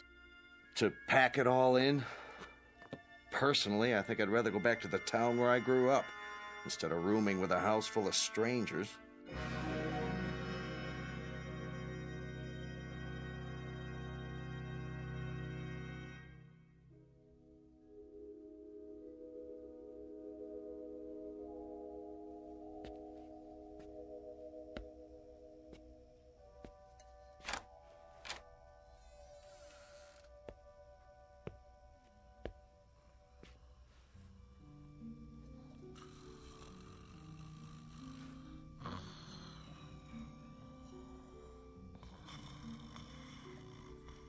Wake up. Who? What? Come. Charles, what is it? Shh. Quietly. Come where? We're going to play a game. What do you have there? What does it look like? An empty tin can. We're going to play kick the can now? It's dark outside. It usually is in the middle of the night. Now get your robe and come with me.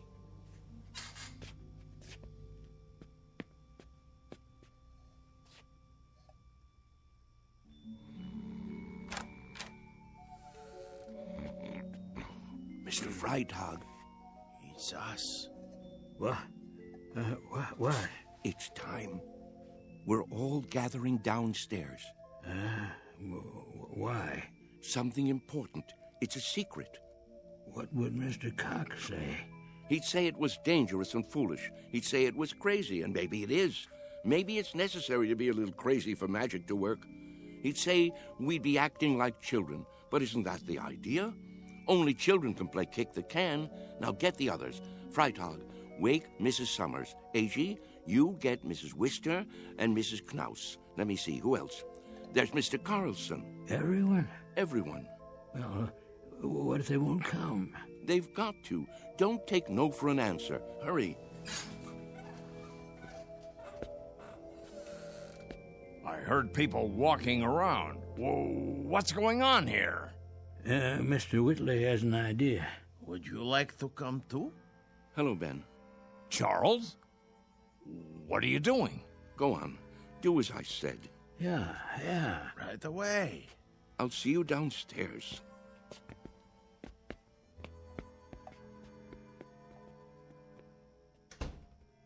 You should be sleeping. Everyone should be. What's that in your hand? No, Charles, you can't. Who says so?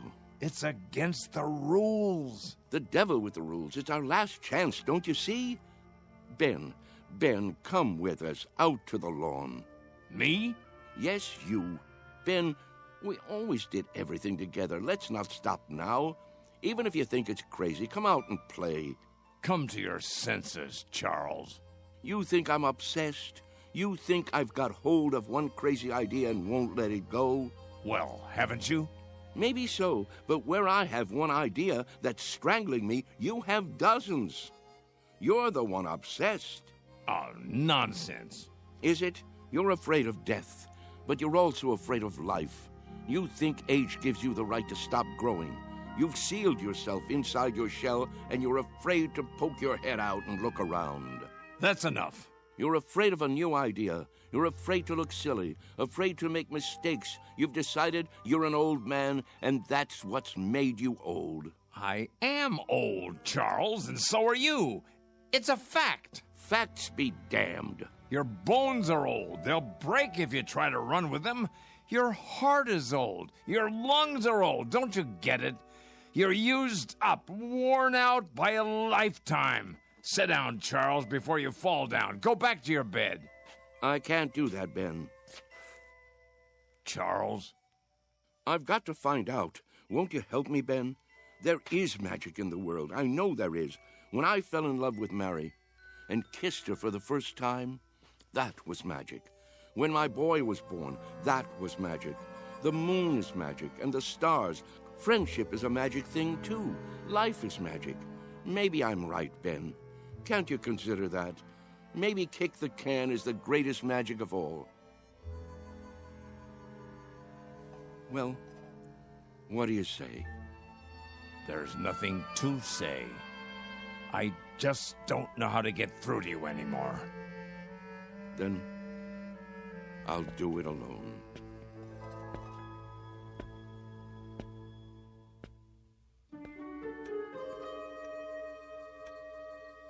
What are we doing here?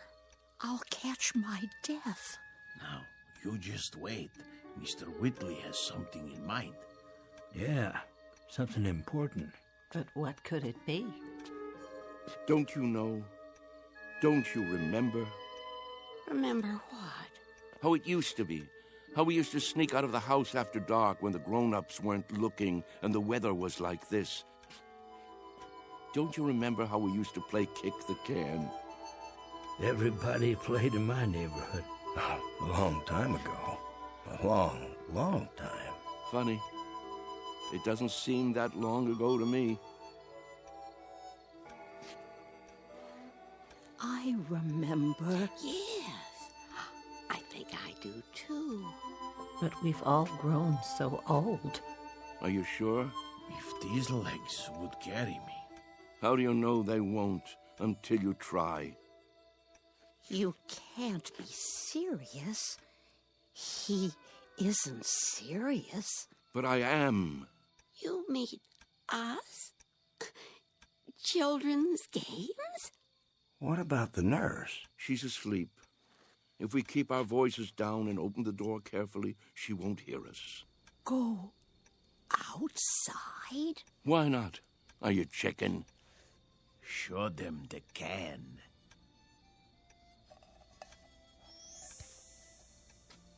Where did you get that? From some kids. They've already broken it in. Well, are you with me? Or do I have to placate the can all by myself? Who remembers the rules?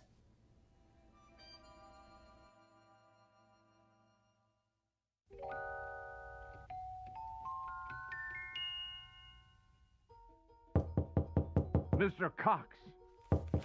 Hold your horses. I'm coming. What is it?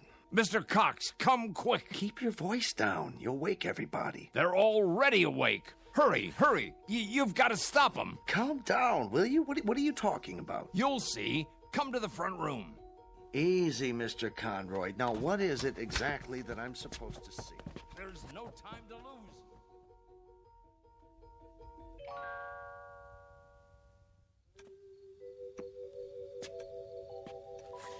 But there's no one here. Why is the door open? Because they've gone outside. Why would they do that? It's like I said, to play kick the can. That was just a crazy idea. Mr. Whitley's forgotten all about it. No, you're wrong. They really mean to play. Calmly, please. You mean now, at this hour? That's right, and it's all because of Charlie. Now I'm really worried about him. What'll happen when it doesn't work? He really believed it, see? That it would make him young. That's not the problem. What worries me is what will happen if he tries to run. He can't take the exertion. None of them can. 5, 10. Where? 15. Look, 20. the front lawn. 25. 30, 35, 40, 45, 50. Come on, I know. Ready or not, here I come. Come on, everybody, let's hide. This is gonna be good. Over here, hurry up. 85, 90, 95, 100. Ready or not? Where are they? Here I come. And what are these kids doing here? I told them to stay away. Look out! Round man's arrived. Maybe they're around the other side. I'll go check. Hey, kick the can over to me. Hey, Ben, look at me. I told you it would work. Charles? Come on, you want to play? No, it can't be. Ben, you better hurry up, or it'll be too late for you. Charles! Yeah, hurry up, or it'll be too late. What is it? Do you see them yet? Gotcha. Is that... Here, you kids, how many times do I have to tell you, go home? Get out No, of my way. wait. What are you doing here this time of night? 1, 2, Charles? 3, you're out. Charlie? Sorry, Ben. I wish you could have believed. I gotta go. Charlie! Hey, kick it over here, over here. Charlie! Take me with you. My turn to kick the Get can. away and stay away. Mr. Cox, please. That's one over fences, rotten egg. Come on, let's go. I can't climb that Charlie, high. wait. Wait! Charlie! Hey, you guys, wait up. We gotta find the others. They can't have gone far. I bet Whitley's taken them down to the orchard. No. Why? Look all you want, Mr. Cox. You won't find them. Wait here.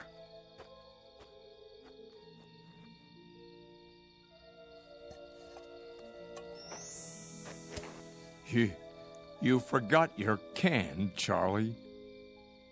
But don't you worry none. I'll keep it for you. Inside. in case you ever come back for it.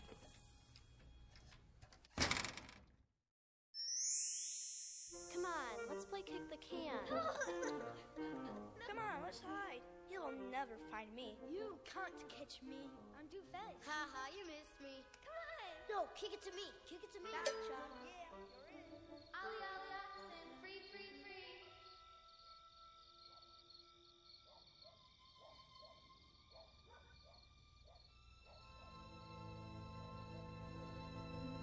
Sunnyvale Rest Home, a place for people too ancient to remember the fragile magic of youth. A place for those who have forgotten that childhood, maturity, and old age are magically intertwined. A dying place for those who have grown too stiff in their thinking to revisit the Twilight Zone.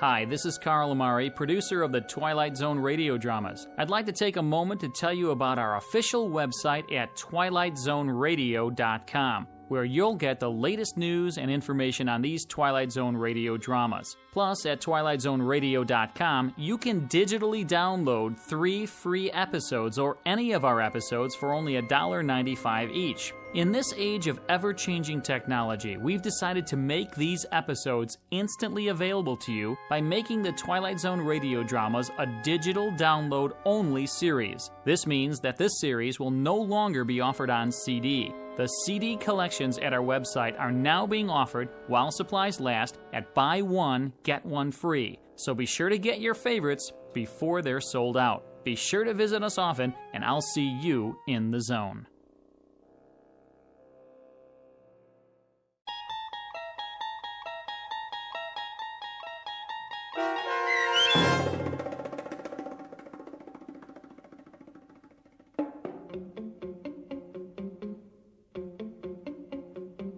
Kick the Can, starring Stan Freberg and Shelley Berman with Stacy Keach as your narrator, was adapted for radio by Dennis Etchison and written for The Twilight Zone by George Clayton Johnson.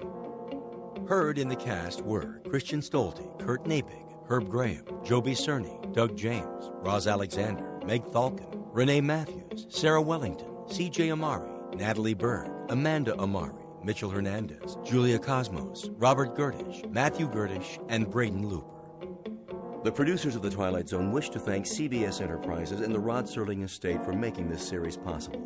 This copyrighted radio series is produced and directed by Carl Amari for Falcon Picture Group and Westwood One. Sound design and custom Foley effects for The Twilight Zone by Cerny American creatives Bob Benson, Craig Lee, Michael Slaybach, and Matt Sorrow.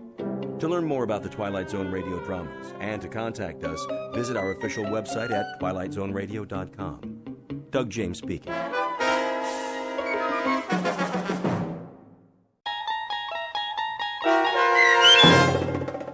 Gentlemen, Be Seated, starring Stan Freberg and Mike Starr, with Stacy Keach as your narrator, was adapted for radio by Dennis Etchison and written for The Twilight Zone by Charles Beaumont. Heard in the cast were David Darlow, Anna Savrutza, Doug James, Joby Cerny, Kurt Nabig, Jeff Lupiton, Carl Amari, Linda Reiter, Christina Verba, Peter DeFaria, and Chad Reinhardt. This copyrighted radio series is produced and directed by Carl Amari for Falcon Picture Group. Doug James speaking.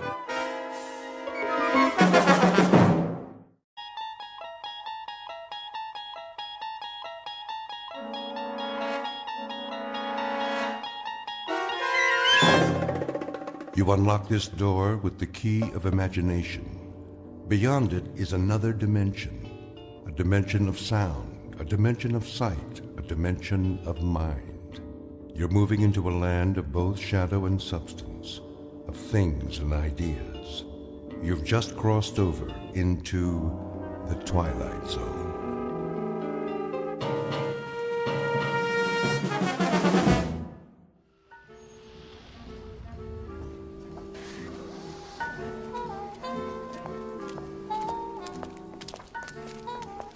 Welcome to the Madison Avenue track. Step onto the moving sidewalk. Single file, please. No pushing or shoving. The time is 8:37 a.m. Excuse me. Certainly. I'm in line here. Yes, of course. I was next. I don't believe... I have to get to work. Do you? We all do. If you don't mind... Make room, please. I'm late. The line starts back there. Are you being rude?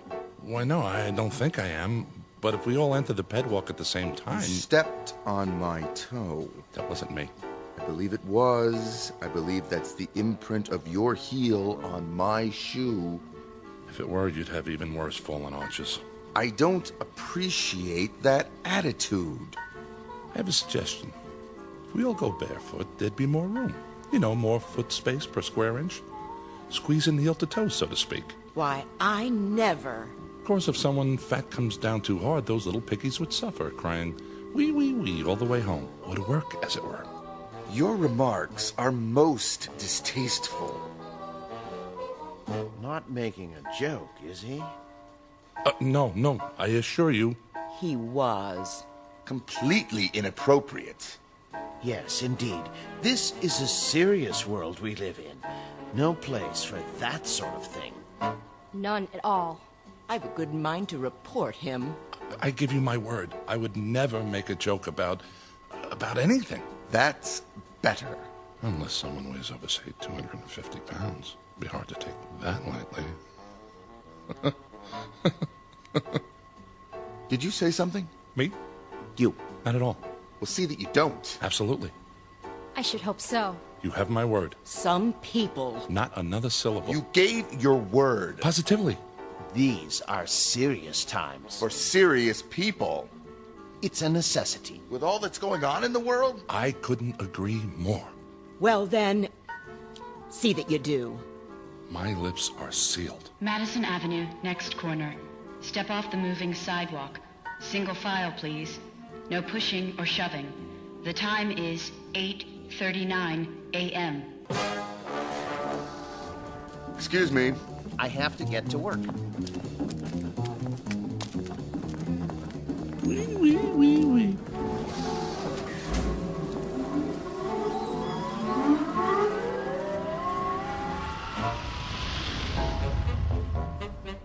Welcome to the world of the future.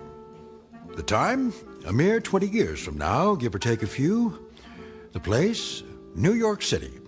The man with the chuckle is Mr. James Kincaid, employee of the Spears Research Laboratory in Manhattan.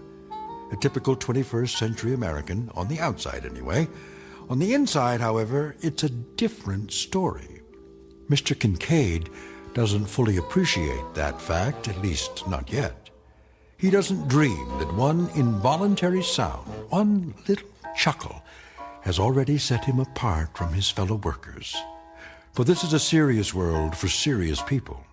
But by allowing a single utterance to pass his lips, he is about to be transported out of this world and into the Twilight Zone. And now, The Twilight Zone and our story, Gentlemen, Be Seated, starring Stan Freberg and Mike Starr, with Stacy Keach as your narrator.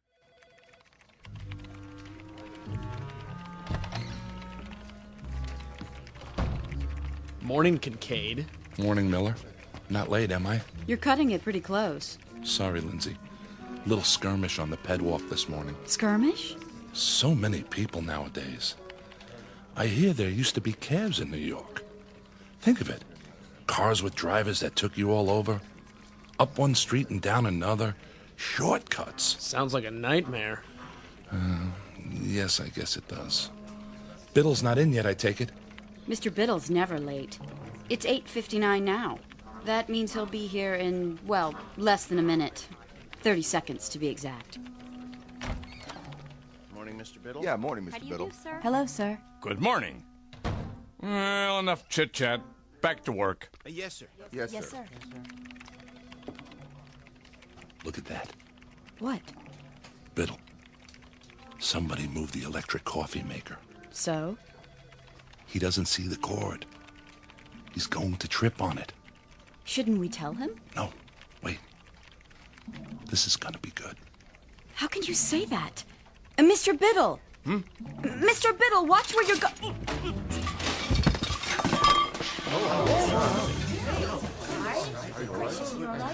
Oops.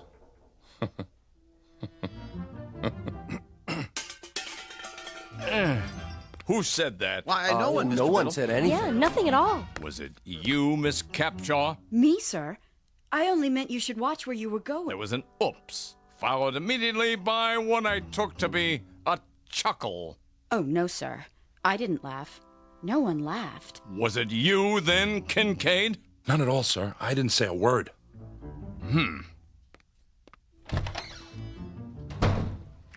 Are you crazy?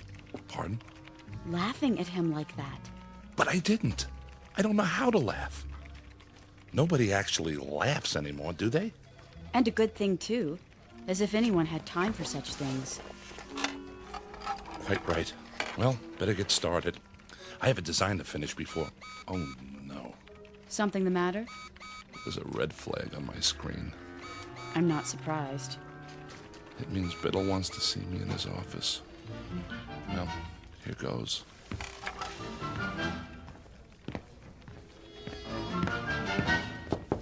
Yes? Kincaid here. Come in. You wanted to see me, sir? Sit down. I could come back later if you That want... chair right there. Yes, sir, Mr. Biddle. I suppose you're wondering why I called you in. Not really. What? I mean, yes, I am. What was that? The door. I locked it so we won't be disturbed. Is that necessary, sir? Cigar? Beg pardon? A cigar. They're quite good. Oh, I don't smoke, sir. Pity. I have them made special. I thought there was no smoking in the building. Oh, it's all right. This office is airtight and soundproofed. Are you absolutely sure? Quite sure, but thank you anyway.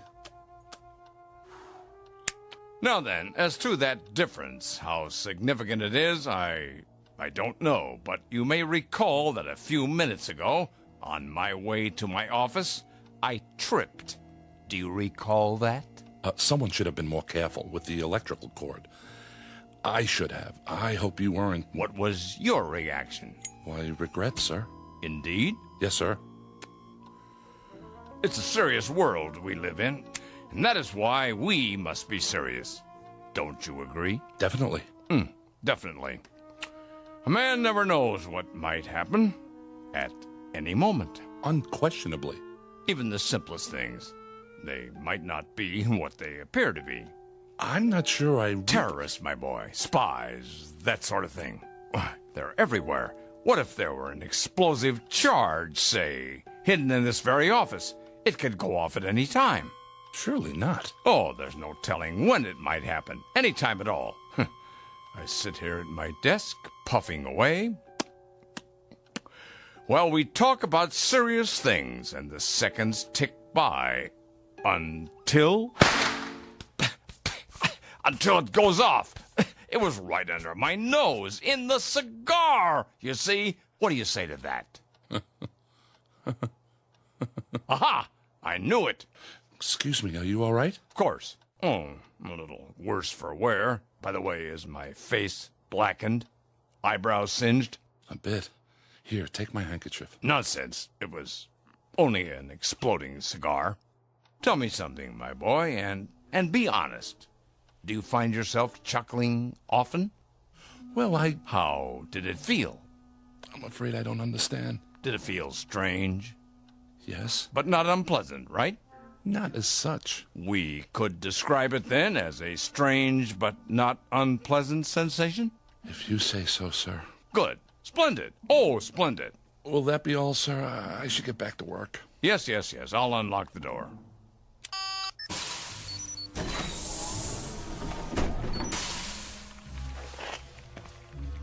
Thank you, sir. Look at them out there. Pardon? Do you see any smiles, Kincaid? Even one single little grin? No, sir. And do you know why? Because they've forgotten how, that's why. Note the emptiness in their eyes, the deadness. the utter nothingness. Like machines, Kincaid. Machines! Circuit boards with legs. I don't understand, sir. Not as yet, perhaps, but soon.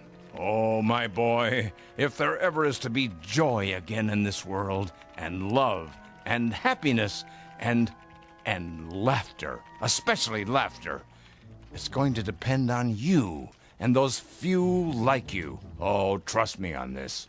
Me, Mr. Biddle? And now, a report from the executor. It's the morning report from Washington. Eyes forward on the big picture. Isn't he handsome? Just like on the posters. All right, everybody, stand up. He's gonna speak. Citizens, I greet you. It pleases me to report that our gross national product is up 2.3% over a similar period last year. However, that is far from the goal we have set. The goal we promised ourselves. Kincaid, bigger, better I have country. one more question for you. Shows a decrease in hydroponic Why do firemen wear red suspenders? inefficient use of available time. You will, poor boy. You will. Dawdling creates Tonight. waste, and waste is the cardinal offense, as we know all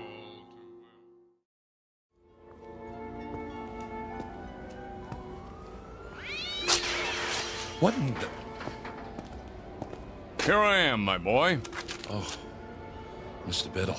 Just as we said, 7:30. Right on time. Yes, sir. I almost didn't make it. Oh? Trouble? The directions you gave me were fine. It's just that I've never been to this part of the city before. The pet walk doesn't run this far. Oh, well, first time for everything. Glad you could make it. You've had dinner, I trust? I ate something. The usual synthetics? Of course. Well, they're all right, but I'll tell you something. There's a great deal of difference between a steak and something that only tastes like steak. Just as there's a difference between a human being and something that only looks human. I see. Do you? I hope so. I really do. I'm afraid I don't see much at the moment. That's because most of the streetlights are out. They don't bother to fix them since no one comes here anymore. Something the matter? It's just the smell. They don't spray out here either, but you'll get used to it. May I ask, where are we going? Why, we're almost there. We are? Yeah, they call this no man's land. The last of the old world, right here in the city. Beautiful, isn't it? I suppose. You don't think so. You think it's non-functional. A lot of ugly, wasted space. I know. Well, not to worry. They'll have it torn down in a few years, swept away, forgotten. Evening, gents. Why, good evening to you, sir. Could you spare a smoke? Sorry. Hold on, my good man. I have here a cigar of the finest leaf, hand-rolled to my specifications. You're not really going to... Have no fear, my boy. This one's real. You sure? Indubitably. How about some spare change for a cup of cava java? Don't press your luck. Thank you. Thank you kindly. Blessings to you, mister. To the both of you. Plenty of unhappiness here, James, but plenty of happiness, too. Stand here a moment. Come on, close your eyes. Can't you almost hear the crying and the laughter? Don't move your head, please. What are you doing? Just a handkerchief. A simple blindfold. What? Nothing to be alarmed about. Just a precaution. There. Can you see? No. Good. Now turn around 5 times. But why? It's necessary the first time, in case you're rejected. Now take hold of my arm. I'll lead you to the entrance. Very, very private, you know. That's it. And away we go.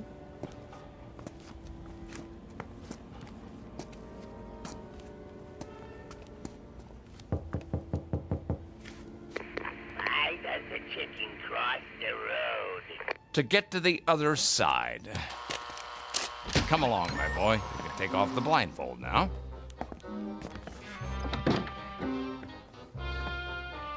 Mr. Biddle, what is this place? The foyer, of course. Those two chairs, they look like thrones. What else? But, Mr. Biddle... What can I do you for? Good evening. Is he in? Let me see. Maybe yes, maybe no. Tell him number 709 is here with the recruit. Alrighty then. Try not to miss me while I'm gone. In the meantime, gentlemen, be seated. Who is that? What does it look like? A clown, of course. Well, you heard him. Sit down. I recommend the chair on the left. You say so. There. Feel better? I suppose. My turn now.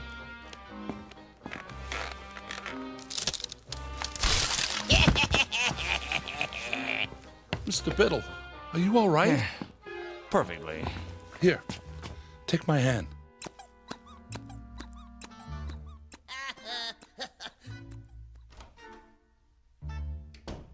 I'm disappointed in you, Kincaid. You are? Didn't you find that the least bit funny? Just now when I went sprawling? No, sir. You could have been hurt. Oh, James, please. Try. Don't tell me you've forgotten how to laugh. Not you. I was so sure. Sir, if you'd only explain to me... No, there's too much explaining in the world and not enough laughing. We're all turning into a race of machines. Cold, efficient, heartless machines. Ta-da! Who are you? Feast your eyes. Ever seen the smug before, huh? The executor. He does wonders with makeup. For a court jester, that is. The face doesn't quite go with that three-pointed hat. What's the matter? You don't like it? I didn't say that. Then I guess the yoke's on me. Well, don't just stand there with egg on your face. What goes up the chimney down, but not down the chimney up, huh? Quickly. I don't understand the question. Would you repeat it? Too late. Timing is everything. Go on, tell him. An umbrella. What? An umbrella. I don't know, Biddle. I'm very dubious. He chuckled. So you say. I haven't heard anything.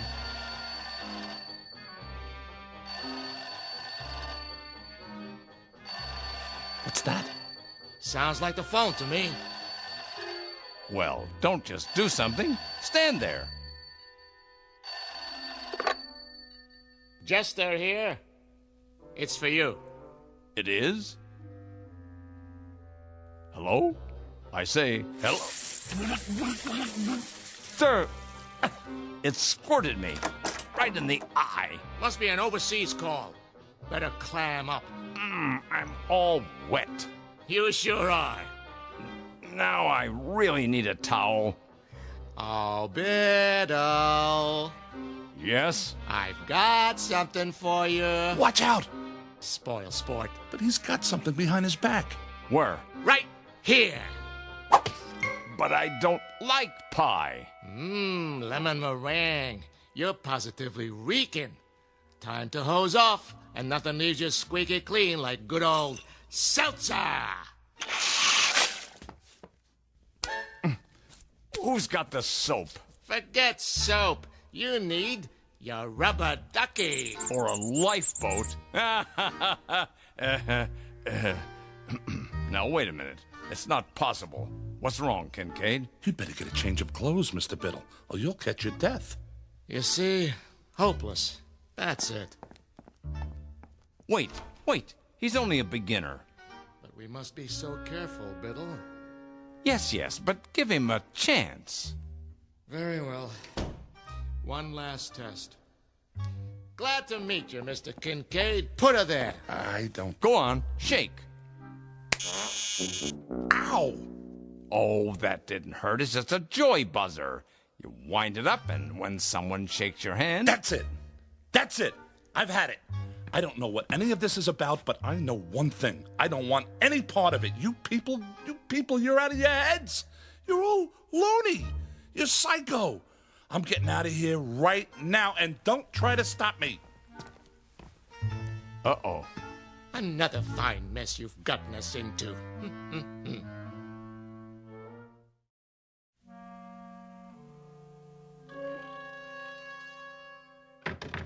Let me out of here. You see? A motion. I'll admit that's encouraging. James, this way out.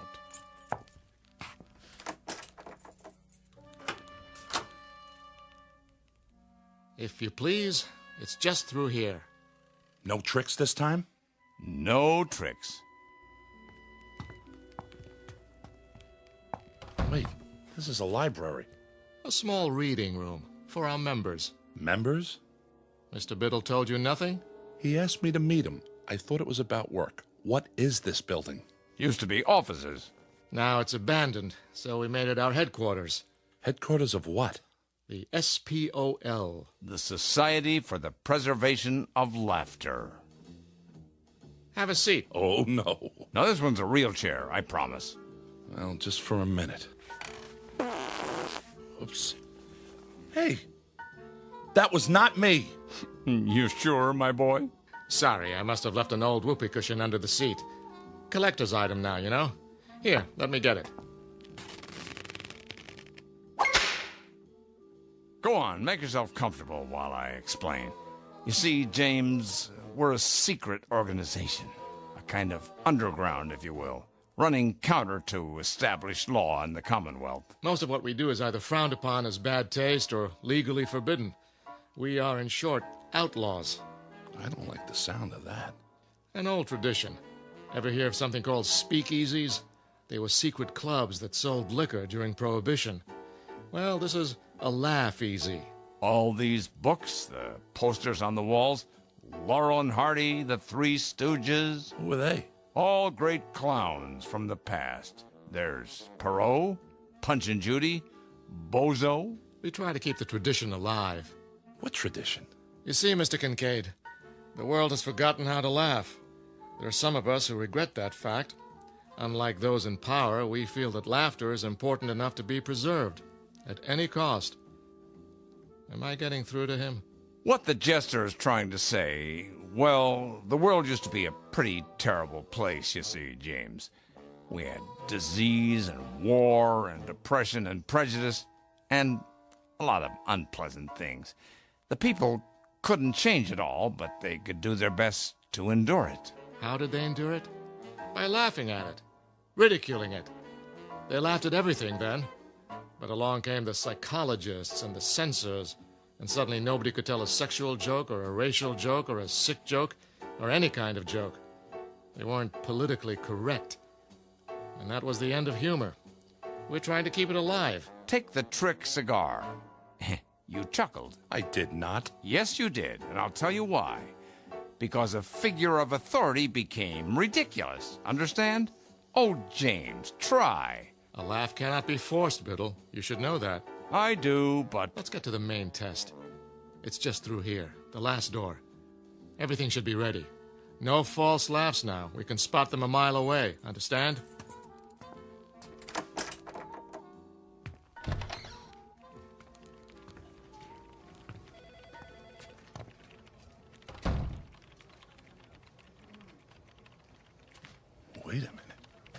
Wait a minute. This looks like... Spears Research. Where you work, Kincaid. Where I work. A perfect replica, down to the smallest detail. But how? It's nothing, really. We have art directors, carpenters, just a matter of painting a set, some props. And now, the music. a report And the screen. The executor. Is he giving an address? You'll see. Okay, everybody stand up. Citizens, I greet you. It pleases me to report that our gross national product, however, that is far from the goal we have set. Yay, is a tomato for ya. For a bigger, better country. The World Council all shows a decrease in... Our broadcast has been temporarily interrupted. Refreshing, wouldn't you say? But it's unpatriotic. Perhaps you should talk to your fellow workers.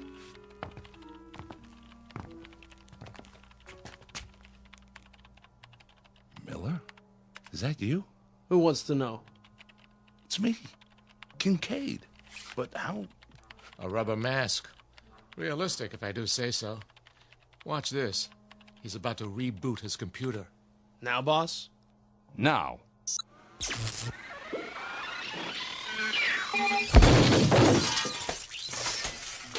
Well, Kincaid? Well, what? His computer, man. It blew up in his face. What do you say to that? Computers are awfully expensive. The World Stock Exchange Terminal. It's just come online. But Wall Street's closed for the night. They're open in Tokyo. Watch.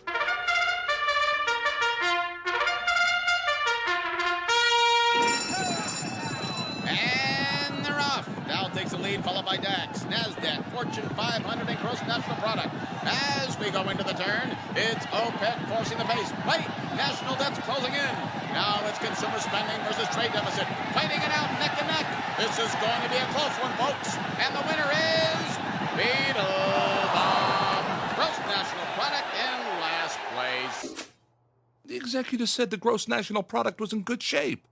Oh, not much hope for him. One more angle. Try this.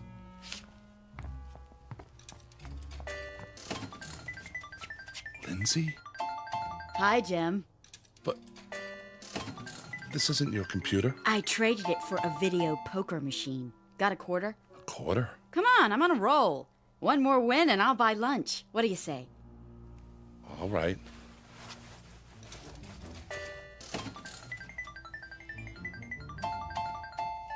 Jackpot. I hit it, Jim. Or rather, we did. How about lunch? In Paris.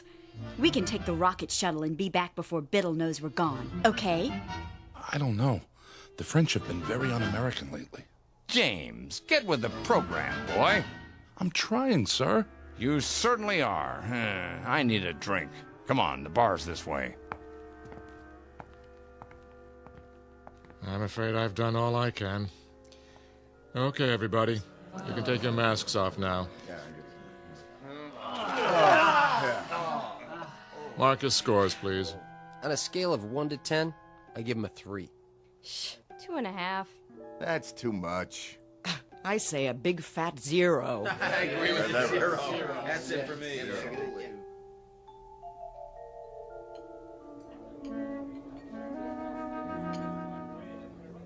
What'll it be, germs? I mean, gents? Martini, double. And one for my friend here. Make it special. Coming right at you. Were those my judges? Don't worry about it. I haven't given up on you yet. How about a game of darts? But, sir, the target's there. Pictures of the executor. So they are. How about a rotten egg? Eggs? Right there in the basket, gentlemen. Or you can throw. I don't know, sir. Oh, come on. This is the man who destroyed fun. Who took away the good times. But you've hated me, haven't you, James? As a boss. No, you have. I know. And with good reason. I've been a stern, pompous ass. But I'm competent at my job. The company can trust me. I know my role. But I'm not at work now. Oh! Good one. Yeah. Good one. Right in the old schnozola. Try one? Well, okay. Good boy. Got him right in the eye. Another? If you say so. He took it on the chin. Now try the neck. That's always funny. 2 martinis. Wait. Drinks first. This one's yours. Well, through the teeth and over the gums. Look out, stomach. Here it comes. My glass is leaking. Of course it is. That's what's called a dribble glass. See the little slits in the side? When you tip it to drink, voila! Doesn't that tickle your funny bone?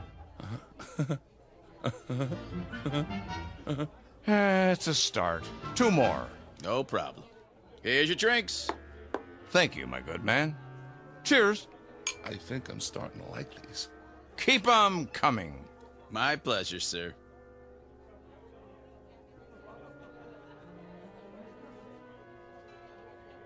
Look at the screen. Know who that is? Who? Betty Boop. A flapper, they called her. Always doing the Charleston. Here, turn it up. Want to dance, Mr. Biddle? Do I? Hold my drink, James.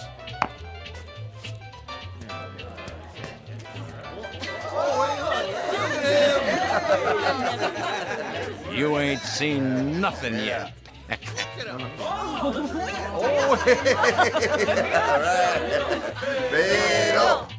Biddle, Biddle, Biddle, Biddle, Biddle, Biddle. I'm laughing. Biddle, Biddle, Biddle, Biddle, Biddle, Biddle.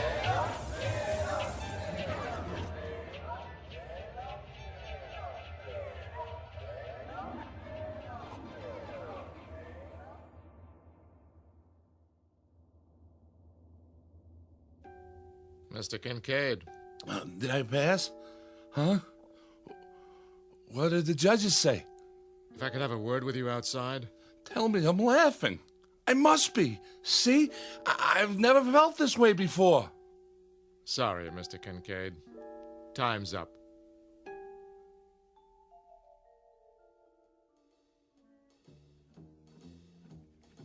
Morning, Jim. Morning, Lindsay. You're looking sexy as usual. What? Later, alligator. We're on for Paris, by the way. I don't know what you're... The rocket shuttle? Oh, that's right. It wasn't really you. Well, I'll explain. As soon as I talk to old man Biddle. Jim, have you been drinking? After a while, crocodile. Come in. Hi. You are 17 minutes late. I know. Those martinis, whatever they were, they really got to me. Martinis? I hadn't even tasted this stuff before last night. Sorry. I was pretty plastered. Who took me home? I don't know what you're talking about. About last night. SPOL. Hey, why does the fireman wear red suspenders? What? To keep his pants up! Are you sick, Kincaid? Oh, come on, Mr. Biddle. I know I was a disappointment to you, but it was also new. They're not going to hold it against me because I didn't laugh, are they? I didn't know how. But I do now. Listen.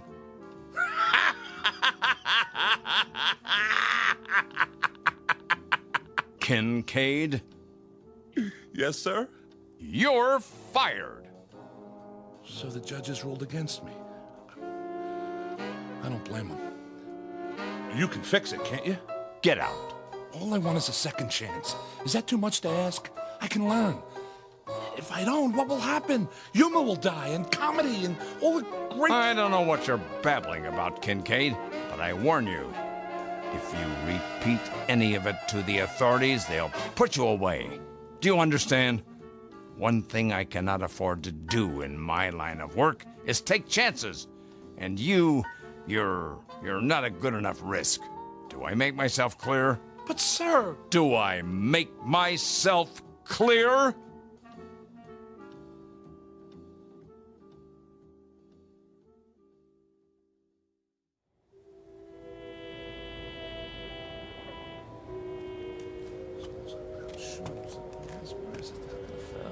Evening to you. Evening? I was wondering, can you spare a smoke? Sorry, I don't... Wait a minute. Have you ever seen me before? You? Well, no, Did you smoke a cigar last night? Oh, yeah. I think I did. Here. Get yourself a cup of Cava Java. Hey, thanks. Can I ask you a question? Yeah? Would you happen to know where it is? Where what is? The place where they laugh. That's a good one. No laughing around here. It ain't allowed, you know. I know. Well, evening to you. Yeah. See you in the funny papers. A section of the city known as No Man's Land. Mr. James Kincaid, once 39, but a lot older now. He frequents this neighborhood every night, perhaps hoping to hear the lovely, desperate sound of laughter echoing from a dark, unmarked building somewhere in the faraway reaches of the Twilight Zone. The Twilight Zone continues in just a moment. You are about to enter another dimension, a dimension not only of sight and sound, but of mind, a journey into a wondrous land of imagination. Next stop, the Twilight Zone. Hi, this is Stacy Keach. I'd like to take a moment to tell you about our Twilight Zone website at twilightzoneradio.com. At twilightzoneradio.com, you'll find the latest information on these Twilight Zone radio dramas, including behind-the-scenes photographs, plus the newest product releases, trivia contests, ways to contact us, other Twilight Zone-related info and merchandise, plus links to other fascinating websites. So make your next stop twilightzoneradio.com. Visit twilightzoneradio.com to purchase these Twilight Zone radio dramas on cassette and CD, or call toll-free 1-866-989-ZONE. That's 1-866-989-9663.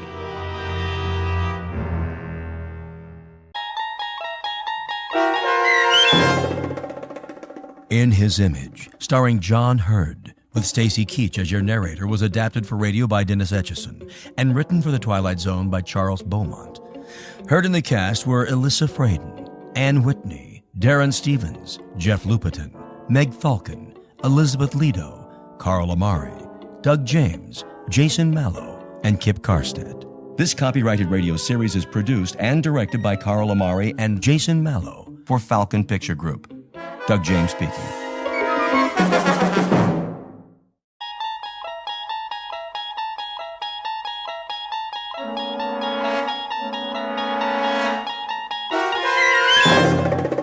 You unlock this door with the key of imagination. Beyond it is another dimension, a dimension of sound, a dimension of sight, a dimension of mind.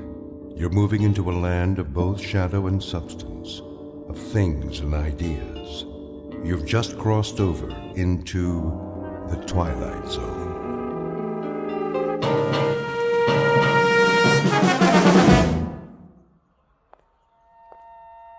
Morning. Morning, officer. Trying to beat the rush, huh? What's that? The morning rush. Oh, yeah. Going to work early? Not today. Today I'm going out of town. Pretty smart. Another hour, so many people getting on the subway, you'll think you're in Grand Central Station. Now, you're just getting up, fixing coffee. I know, it's weird. With the streets so empty, I didn't even take time for coffee. Wish I could get some. Not around here. I thought there'd be a 24-hour coffee shop or something. All closed. Gotta shut down sometime. Clean up. Yeah, well, have a good day. Take her easy. The trains run this early, don't they? 24/7. Right down the stairs. Thanks.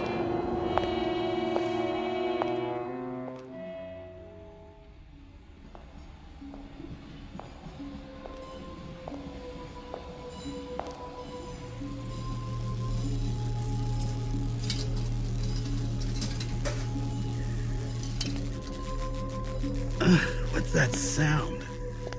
Young man, Oh, sorry, I didn't see you. are you sick, young man? Me? You look sick.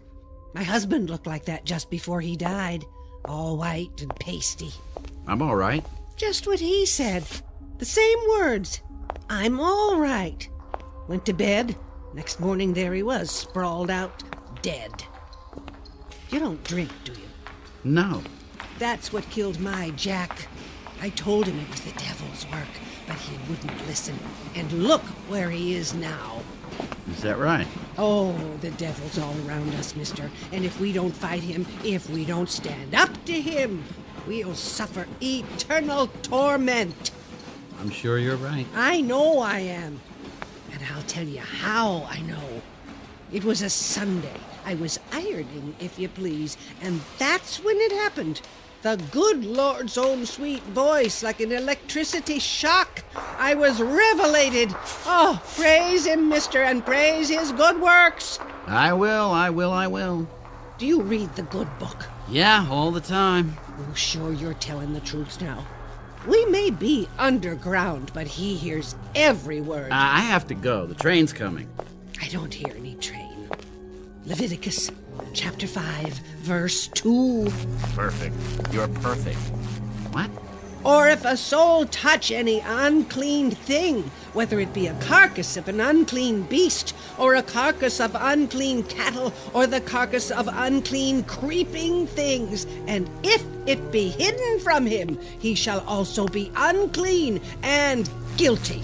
If you're not perfect, then kill, and end it now. Please. Don't you want to be saved? No, I just want to be left alone. We're never alone. Don't you know that? He's with us all the time, and he'll help us if we only let him. But we've got to be saved first. Read this pamphlet. All right. The devil means to have you, but I won't let him. I'll fight with you, mister. My train. The train to glory. Get on board. Stop, please, stop. Listen to me. It's your salvation. Kill. Get away from me. What are you doing? Stop! No!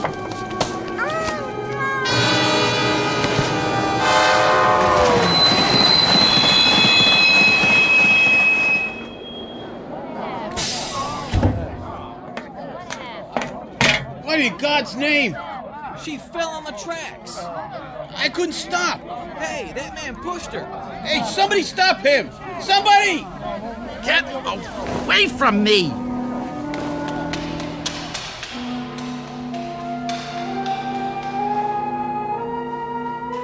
Incident in a subway station. It could be the end of a particularly terrifying nightmare, but it isn't. It's the beginning. The young man's name is Alan Talbot, and although he doesn't know it yet, he has a ticket to a strange new world that's too real to be a dream. A living nightmare that begins at a stop called the Twilight Zone. And now, the Twilight Zone and our story, In His Image, starring John Hurd, with Stacy Keach as your narrator.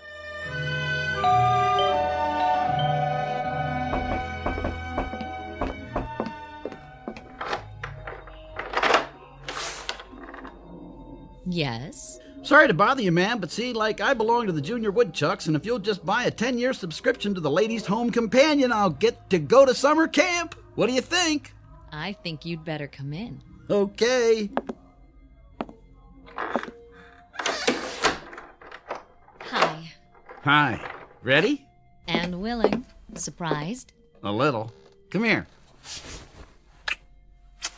Hey, now, Tiger.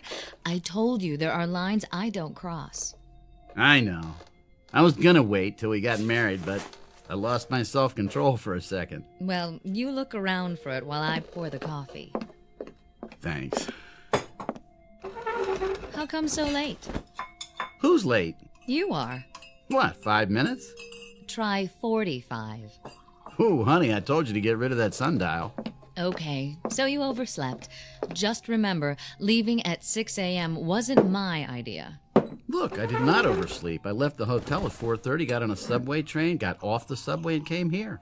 Therefore, you must have stopped off for a couple of short beers. It's now 6:45. Look at your watch. See? Yeah, I see. But I don't understand. I do. You were enjoying those last moments of freedom. Uh-oh. Uh-oh, what? Well, you said you wanted to bring some food along, so I roasted us a chicken. Looks like it got a little crispy. Jess? Hmm? Are you sure? What do you mean? You know what you're doing? Of course I do. I, a 31-year-old spinster of sound mind and body, am going to run away to a town I've never heard of for the purpose of marrying a guy I've known exactly 4 days. Anything odd about that? I'm serious. So am I. I mean, shouldn't you get to know a little more about me? Like what? I know that your name is Alan Talbot.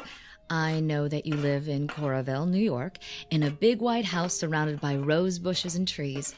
I know that you do scientific research on some kind of weapons device for the government. Not weapons, computer electronics. See? Already you're romanticizing me. Don't interrupt. You are visiting New York City for the pure morbid pleasure of it, currently rooming at the Chesterfield Inn. You make a modest but adequate salary. You're kind to small animals and chestnut vendors. And let's see, you're terribly lonely and in desperate need of a woman 5 feet 9 inches tall, answering to the name of Jessica Connolly, right? Right. And you are single. At the moment. Well then, we'll just have to do something about that. Here, wrap the chicken in foil and put it in the picnic basket while I get the suitcase. Sounds good to me. Think I'll like Coraville? Only if you happen to like great little towns full of warm, friendly people. Only a week away from the place and already he's homesick. I better like it. You will, and you'll love Aunt Mildred. Well, are you going to stall all day, or are you going to make an honest woman out of me? Let's go.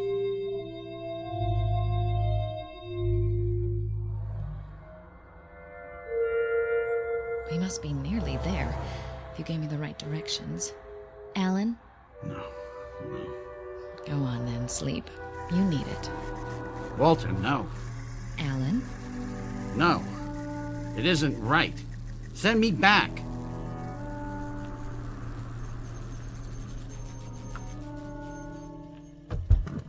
Alan, hey. What? What? Huh? What's the matter? You were having a nightmare. I was? Must have been the chicken. You didn't care for it? I didn't tell you, but chicken doesn't care much for me. From the way you were thrashing around, I'd say it hates you. Who's Walter? Who's who? You kept yelling, Walter. Well, this isn't the best time to tell you, but he happens to be my brother. Oh? Well, I didn't know you had a brother. Yeah, tragic case. We keep him locked up in the cellar. I don't like to think about it. Alan, you idiot. Actually, I don't know any Walter. Maybe you don't, but asleep, you're scared to death of him. I said I don't know any Walter. Okay. Grouch. Sorry. Want me to drive? If you like. Just be careful. I haven't got it paid for yet. Slide over, we'll switch. How far is this rustic paradise, anyhow? Another few miles. You see that Scatter Creek? Yes. I played there when I was a kid. Every time I ran from home, I'd just get about this far to that grove of trees. Love Alley, we called it. Great place to take girls. What they used to call sparking. How would you know? Oh, my dear, among sparking circles, I was nicknamed the Human Electrode. Lovely. What am I getting into? What do you say we find out?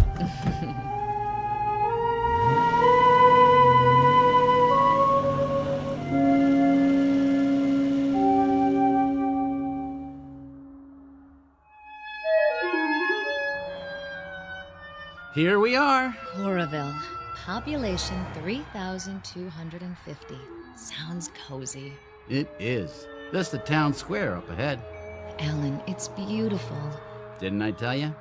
A little village. It reminds me of West Hampton. Trees, shops. Oh, look at that old hotel. That's the New Brunswick. Got an ice cream parlor and a magazine rack. You can get cigarettes there, too, if you can prove you're 21. Mr. Van Brook's very strict about that. Think I could pass? Maybe not. And over there, to the right, you can't see it from here, but the library's down Oak Street.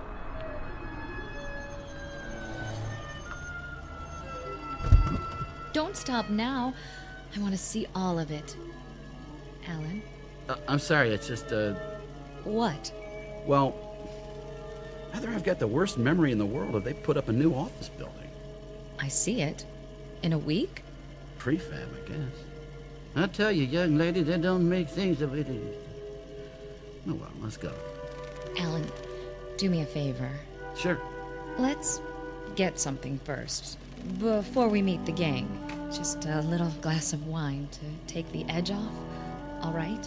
Relax. In the first place, it isn't a gang, it's just Aunt Mildred. In the second place, there aren't any bars in Corville. Well, I thought I saw one a couple of blocks back. Nope. Nearest place is Temple, 15 miles away. How about a coffee? I guess that'll have to do.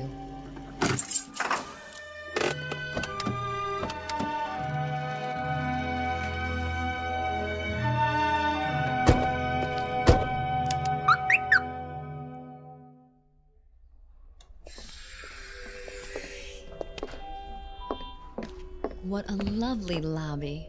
Is this the way you remember it? Well, something I could do for you folks?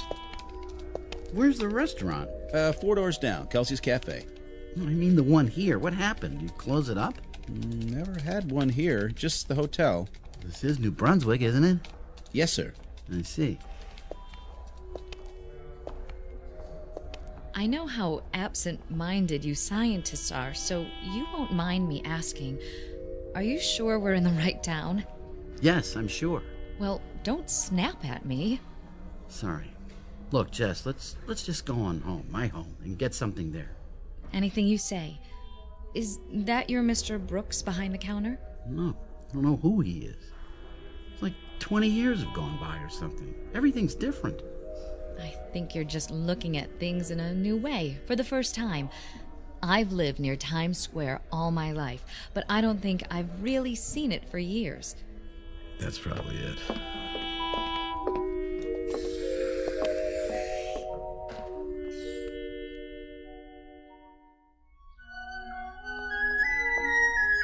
Now that's a classic house. 2 stories, Cape Cod style.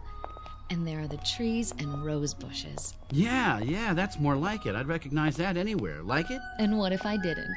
Of course I do after listening to you. It's charming. Almost home. First thing we'll do is paint it pink. Why not purple? That'll work. The key must be bent. Aunt Mildred! Aunt Mildred! Hey, you're gonna shake up the whole neighborhood. Got to. She's hard of hearing. What do you want? I'm Alan Talbot. So? So, I happen to live here. Would you mind telling me who you are and what you're doing in my house? Are you crazy? Just a minute. Where's my aunt? Who? Mildred Talbot? Now, mister, you listen to me. You've made some kind of mistake. I live here. I've lived here for 9 years. Bought the place from Gerald Butler. I've got the deed to prove it. I don't know anybody named Mildred, and I don't know you. Now get off of my property or I'll call the sheriff. Wait! What is going on? Alan? Alan?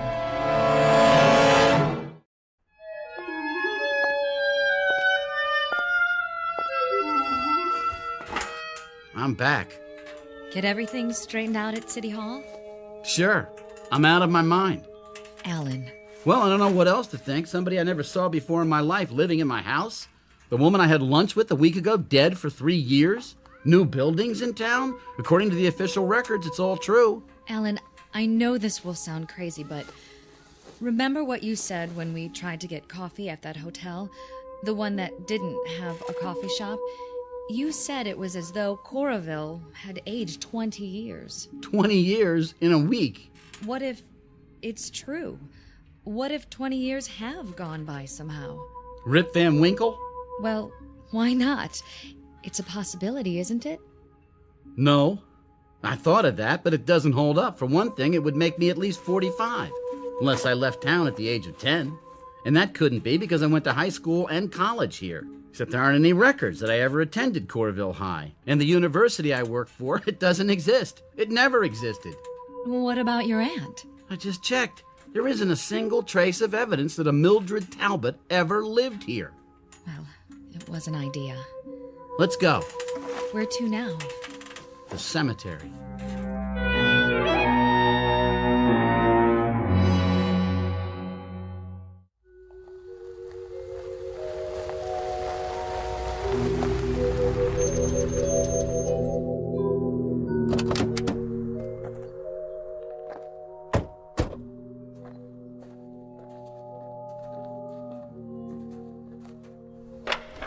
Good. Gate's open. Alan, what are you doing this for? Find out whether the world's gone crazy or I have. My parents are buried here, and if I can find their graves... At least this cemetery's been here for a while. Look at the vines on the statues. Angels, stone crosses. Do you recognize anything? Yes, over there. The two headstones side by side. But I don't understand. Mary F. Cummings, Walter B. Cummings Sr. Is that your name, Cummings? No. Those the ones? That's them, all right. What do you want? Leave him alone, please. This man says you created a disturbance at his house. It was a mistake. Says you claimed it was your house. I thought it was. I'm sorry. You want to press charges? Well, as long as he admits it, I guess not, but you better not come around again, young fella. I won't. Go on back to the car. I'll be along in a minute. All right, Sheriff. It was all a misunderstanding. What's your name, son? Alan Talbot. This your wife? No, my fiancée. Well, Mr. Talbot, want to tell me what you're doing in Coorville? You're the sheriff? That's right. And I suppose you never heard of Carl Jasperson? Sure I heard of him. He's the man I replaced. You know him? He's my godfather. Where can I find him? Find him? Over there. By the monument. You mean he's... Here he is. Carl Jasperson. I have to get out of here. Alan! Miss? What do you want? I can't force you to do anything because you haven't broken any laws. But I suggest you take him to a doctor. He looks sick. You may be right. Ain't my business, but the way he was staring at those graves... Is he kin to Walter Cummings? I don't know. Now, if you'll excuse me.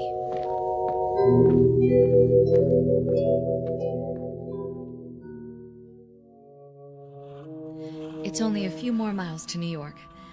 How do you feel? Alan? Alan, don't shut me out. I don't have anything to say. Honey, there's a rational explanation for all of this. There has to be. Dr. Matthews had a patient once who couldn't even remember her own name. Please don't humor me. She had no idea where she was or how she got there. When Dr. Matthews talked to her, she couldn't remember a thing about her life. But 2 weeks of treatment and she was all right again. It was a form of amnesia. You'll like Dr. Matthews. Then kill. You must kill. Wrong, Walter. Wrong. And he treated Sandy, my roommate. I don't know whether I told you about her. But anyway, she had a breakdown and... Stop the car. Are you going to be sick? Yes, stop the car.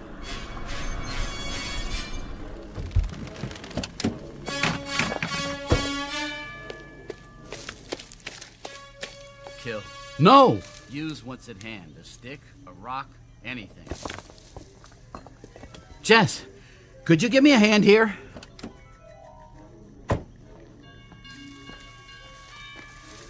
Where are you? Over here. What is it? No, don't come any closer. What? Stay away from me. Get back in the car and drive away as fast as you can. Alan, why are you holding that rock in your hand? I'll see you at your apartment. But how will you get there? Never mind, just go. For God's sake. Jess, go. Now. If that's what you want. Run before I... Kill. Kill. No! Jess! Oh, Jess. Jess.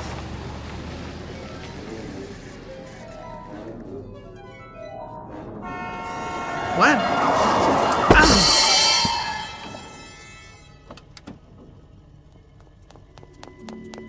Mister, you all right? I didn't see you, honest. I came over the hill and...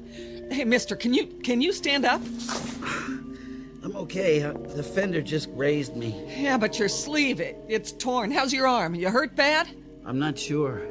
Look, I'll drive you to a hospital. No, I don't need a hospital. Take me to my place. Where's that? In the city, the Chesterfield Hotel. I'd rather see my own doctor. Look, anything you say. Come on. You can lie down in the back seat. I got a first aid kit.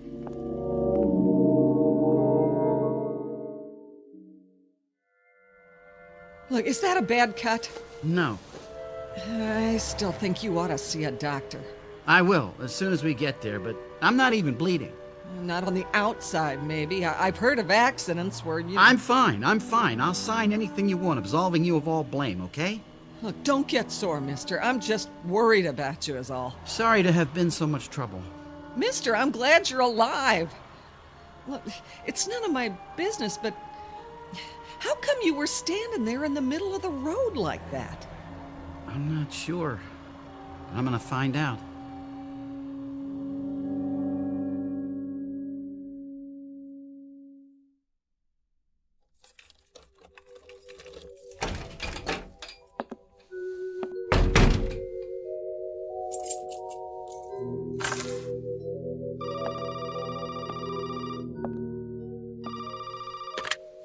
Yes?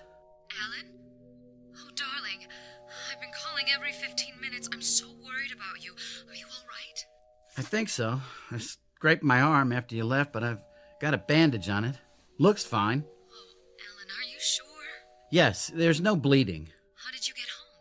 I caught a ride. Listen, Jess, why don't you just forget about me? I don't understand what's going on and... You listen, Alan. I've made an appointment with Dr. Matthews for tomorrow morning. I'll pick you up at the hotel at 9:30. You'd do that after everything that's happened? You bet your life I would. Look, Mr. Talbot, I didn't plan to fall in love with you, but I did, and I'm stuck with it, for better or worse. Thank you. That means a lot. Want me to come over? No, I'd like to be alone, think things through. I'll see you in the morning. Good night, Jess. Good night, darling. And try not to worry. It's going to be all right. There it is again. The noise. The noise. Where's it coming from? Where? My arm. What's wrong with my arm? Oh, no blood. Let's take off this bandage and see.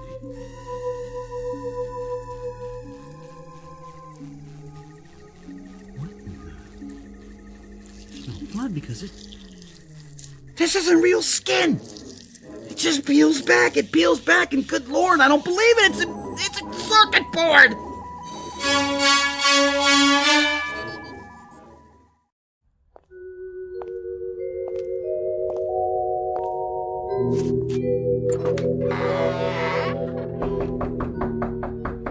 Hello?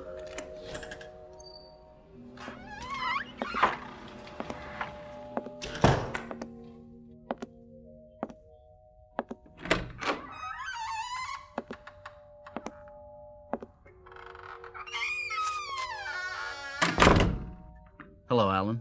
I've been waiting for you. You're real. That's a matter of opinion. Sit down, Alan. I'll fix us a drink. Go on. There's nothing to be afraid of. No? By the way, you almost killed me with those scissors. Did you know that?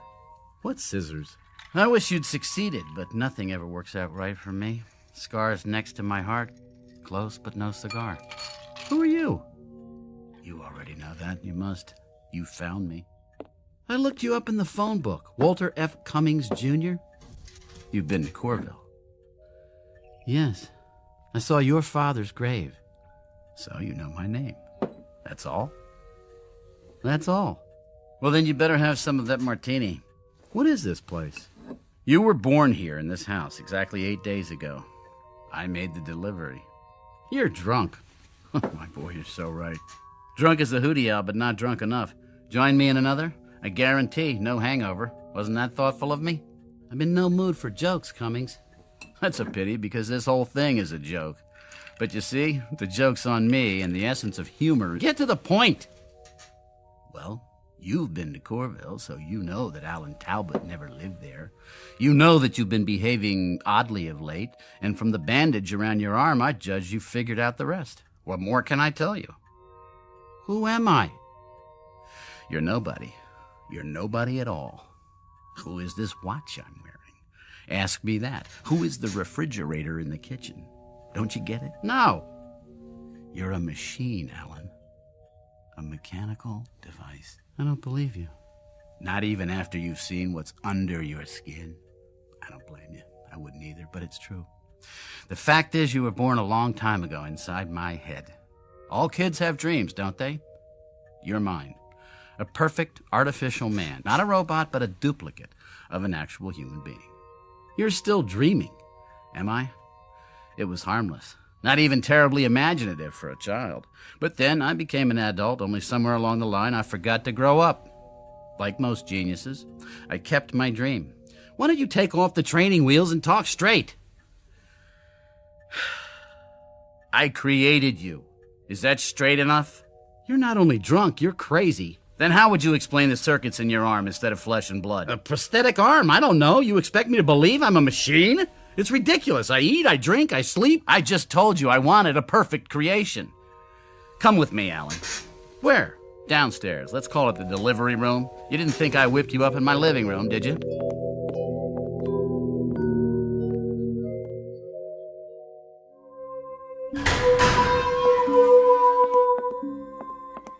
What is this room?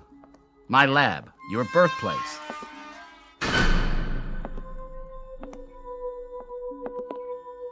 Over here, Alan. On the gurneys. Go ahead. Lift the sheets. No?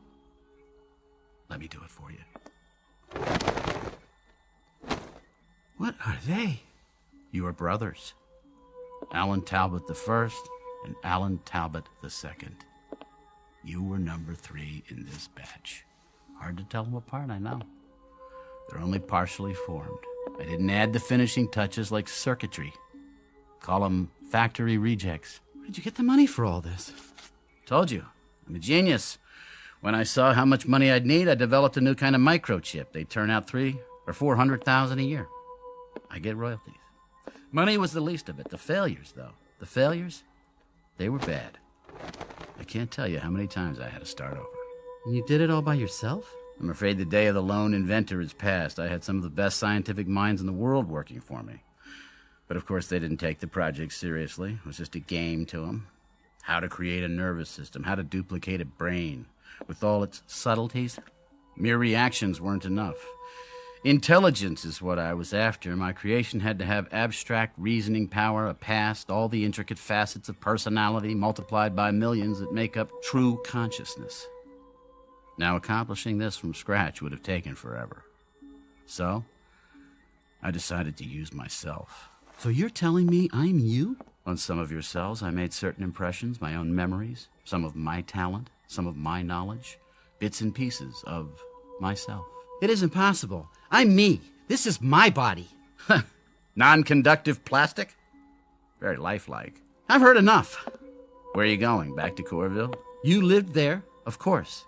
I gave you my memories of the town. Some of them were outdated. I left 20 years ago. What about the university? Fictitious.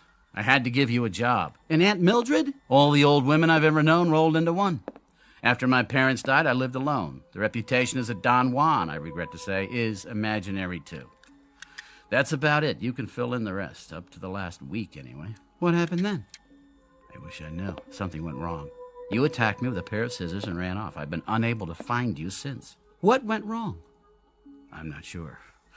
But whatever it is, it's wrong with me too, because everything you know or think or feel reflects some portion of myself. And if you wanted to kill, it means part of me wants to kill. My own death wish inverted.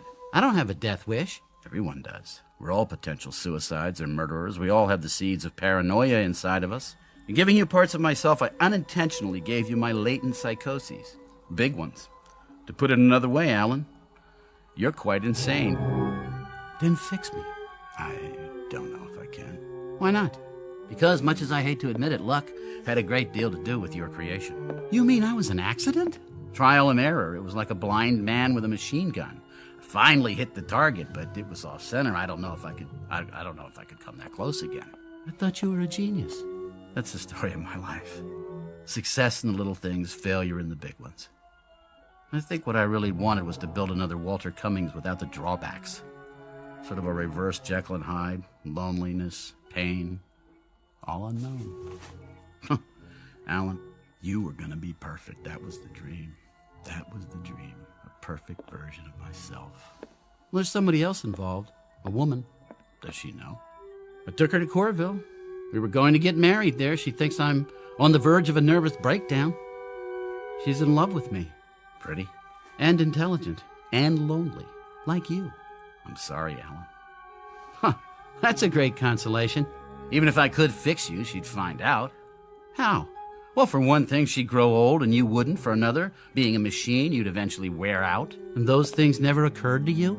I suppose I didn't think I'd succeed as well as I did. You can still make it right. I'd give anything if I could. You can. You've got the tools, the instruments. You're going to build another Alan Talbot.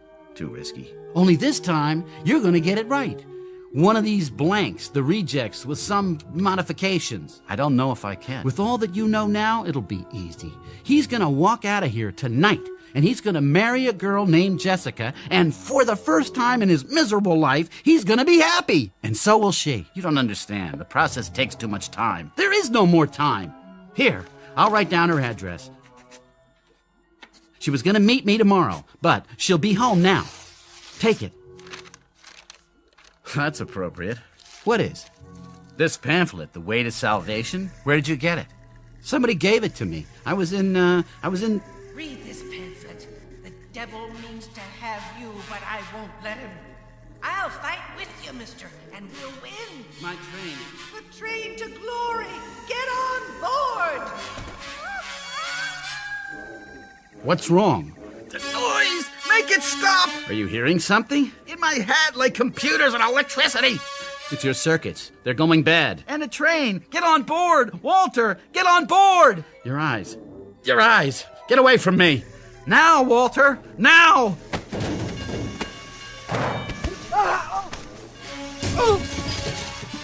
Don't, Alan. The equipment. You take the address. Promise me. Stop. You, Walter, it's the only way. Get out now and remember what you've learned. Try to remember.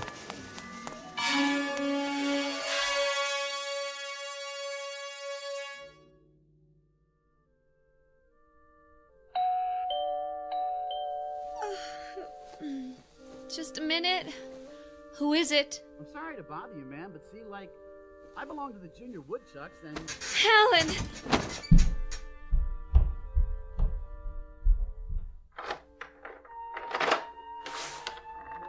Is it really you?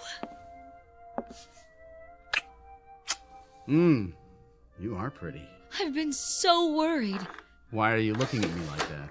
I guess I never expected to see you again. Disappointed? Amazed. I mean, after this morning. Forget this morning, I have. We're gonna start all over. But Alan... Please. It was a nightmare, that's all. Now you're awake and everything's gonna be fine. A second chance. A second chance for both of us. Do you believe that? Yes. Then so do I. If you promise you'll tell me about it someday. Someday. But now, how about a cup of coffee? Coming up. And a couple of Mother Connolly's hand-fried eggs? Well... Guaranteed to make a new man of you. In that case, yes.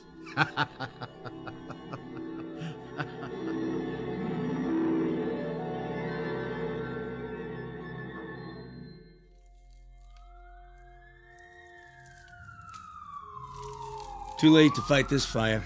The whole place is gone. Whose was it? There's some scientist guy named Cummings. Lived alone. He got out okay. Well, no more laboratory for him. Burned to the ground. What's this? Looks like a mannequin. Crash test dummy, huh? Nothing but melted plastic. Circuit's still going inside the head. Look at all those wires. Leave it for the cleanup truck. Fire crew! Over here. This has been the story of Walter Cummings, Jr., a.k.a. Alan Talbot. In a way, he succeeded with his life's ambition, even though the man he created was, after all, himself. But that creation is now relegated to the junk heap.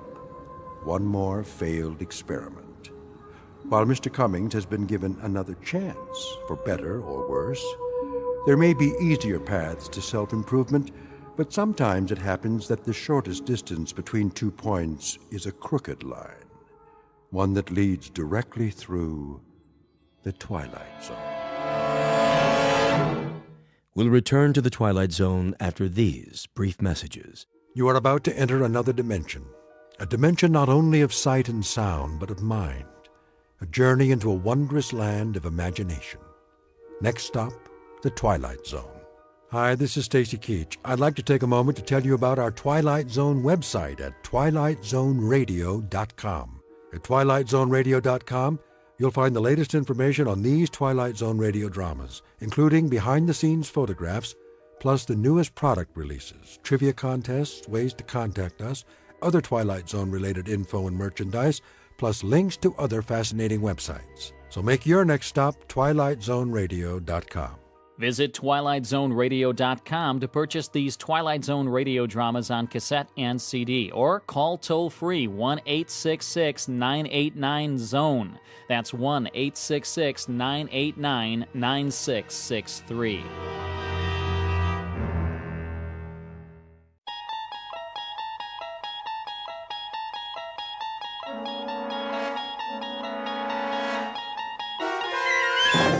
You're traveling through another dimension, a dimension not only of sight and sound, but of mind, a journey into a wondrous land whose boundaries are those of imagination. Your next stop, the Twilight Zone.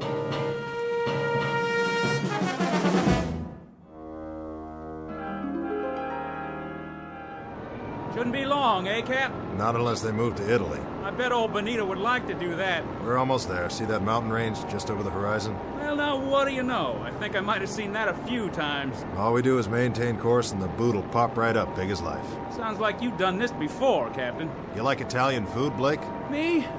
Yeah, spaghetti's okay. No meatballs, though. They give me heartburn.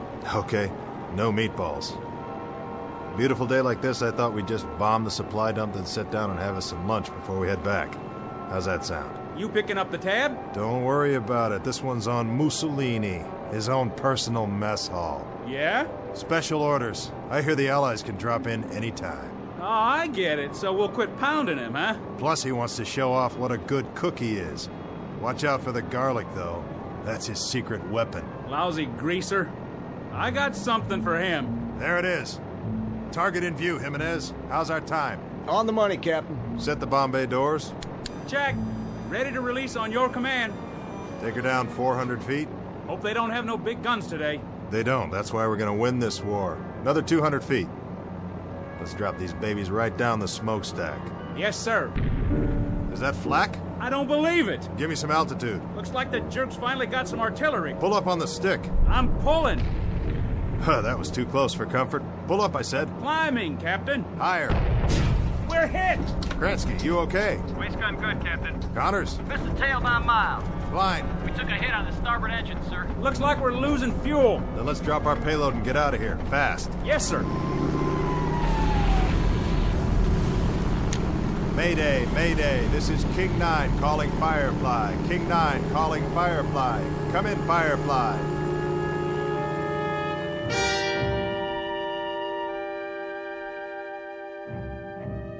This is the war in Europe, 1943. The air spits out violence and destruction, and the sandy graveyard of North Africa swallows it up. Her name is King 9, a B-25 medium-range bomber, 12th Air Force, USAAF. On this hot, still morning, she took off to bomb the southern tip of Italy, manned by a crew who knew the risks when they signed on. Between them, they have several thousand hours of flight time, much of it in combat. They have followed these coordinates before, armed with a deadly payload for the enemy. A fairly routine run, certainly not her first, but unfortunately, it may be her last. Because this time she's taken a hit that's forced her off course and into a region not listed on any map. She won't return to home base on this day or any other. But as Captain Robert Embry is about to find out, like a resilient human being, she dies hard, especially in the Twilight Zone. And now, The Twilight Zone and our story, King 9 Will Not Return, starring Adam Baldwin with Stacy Keach as your narrator.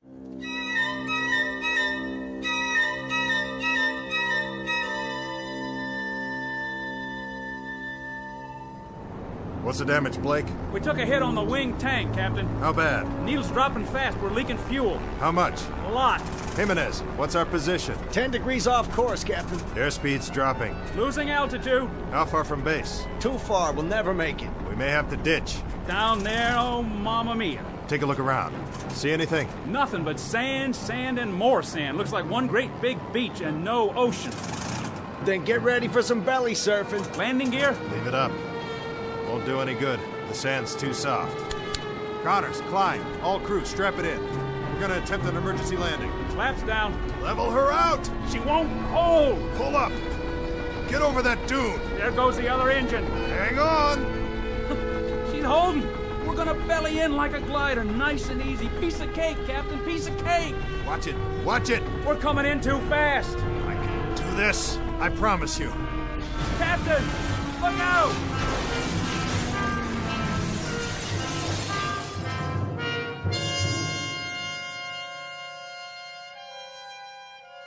I remember now. More and more, one piece at a time. First the wing tank was hit by flak. Then we lost fuel. Fell behind, veered off course. Not the moment of impact, though. The crash, that's still pretty much a blur. But I remember holding the wheel, trying to hold it. The way she bellied in and then yawed at the last second. That brought the nose down into a dune, and all of a sudden it was over. When I couldn't hold her straight, she yawed and skidded through the sand. That must have been the way it happened. It must have been... I honestly don't know how long I was out. It might have been minutes or hours. Hey, guys! Guys! We made it! Hey! Where are you? Where is everybody? We're alive, you hear me? We're still alive! The crew.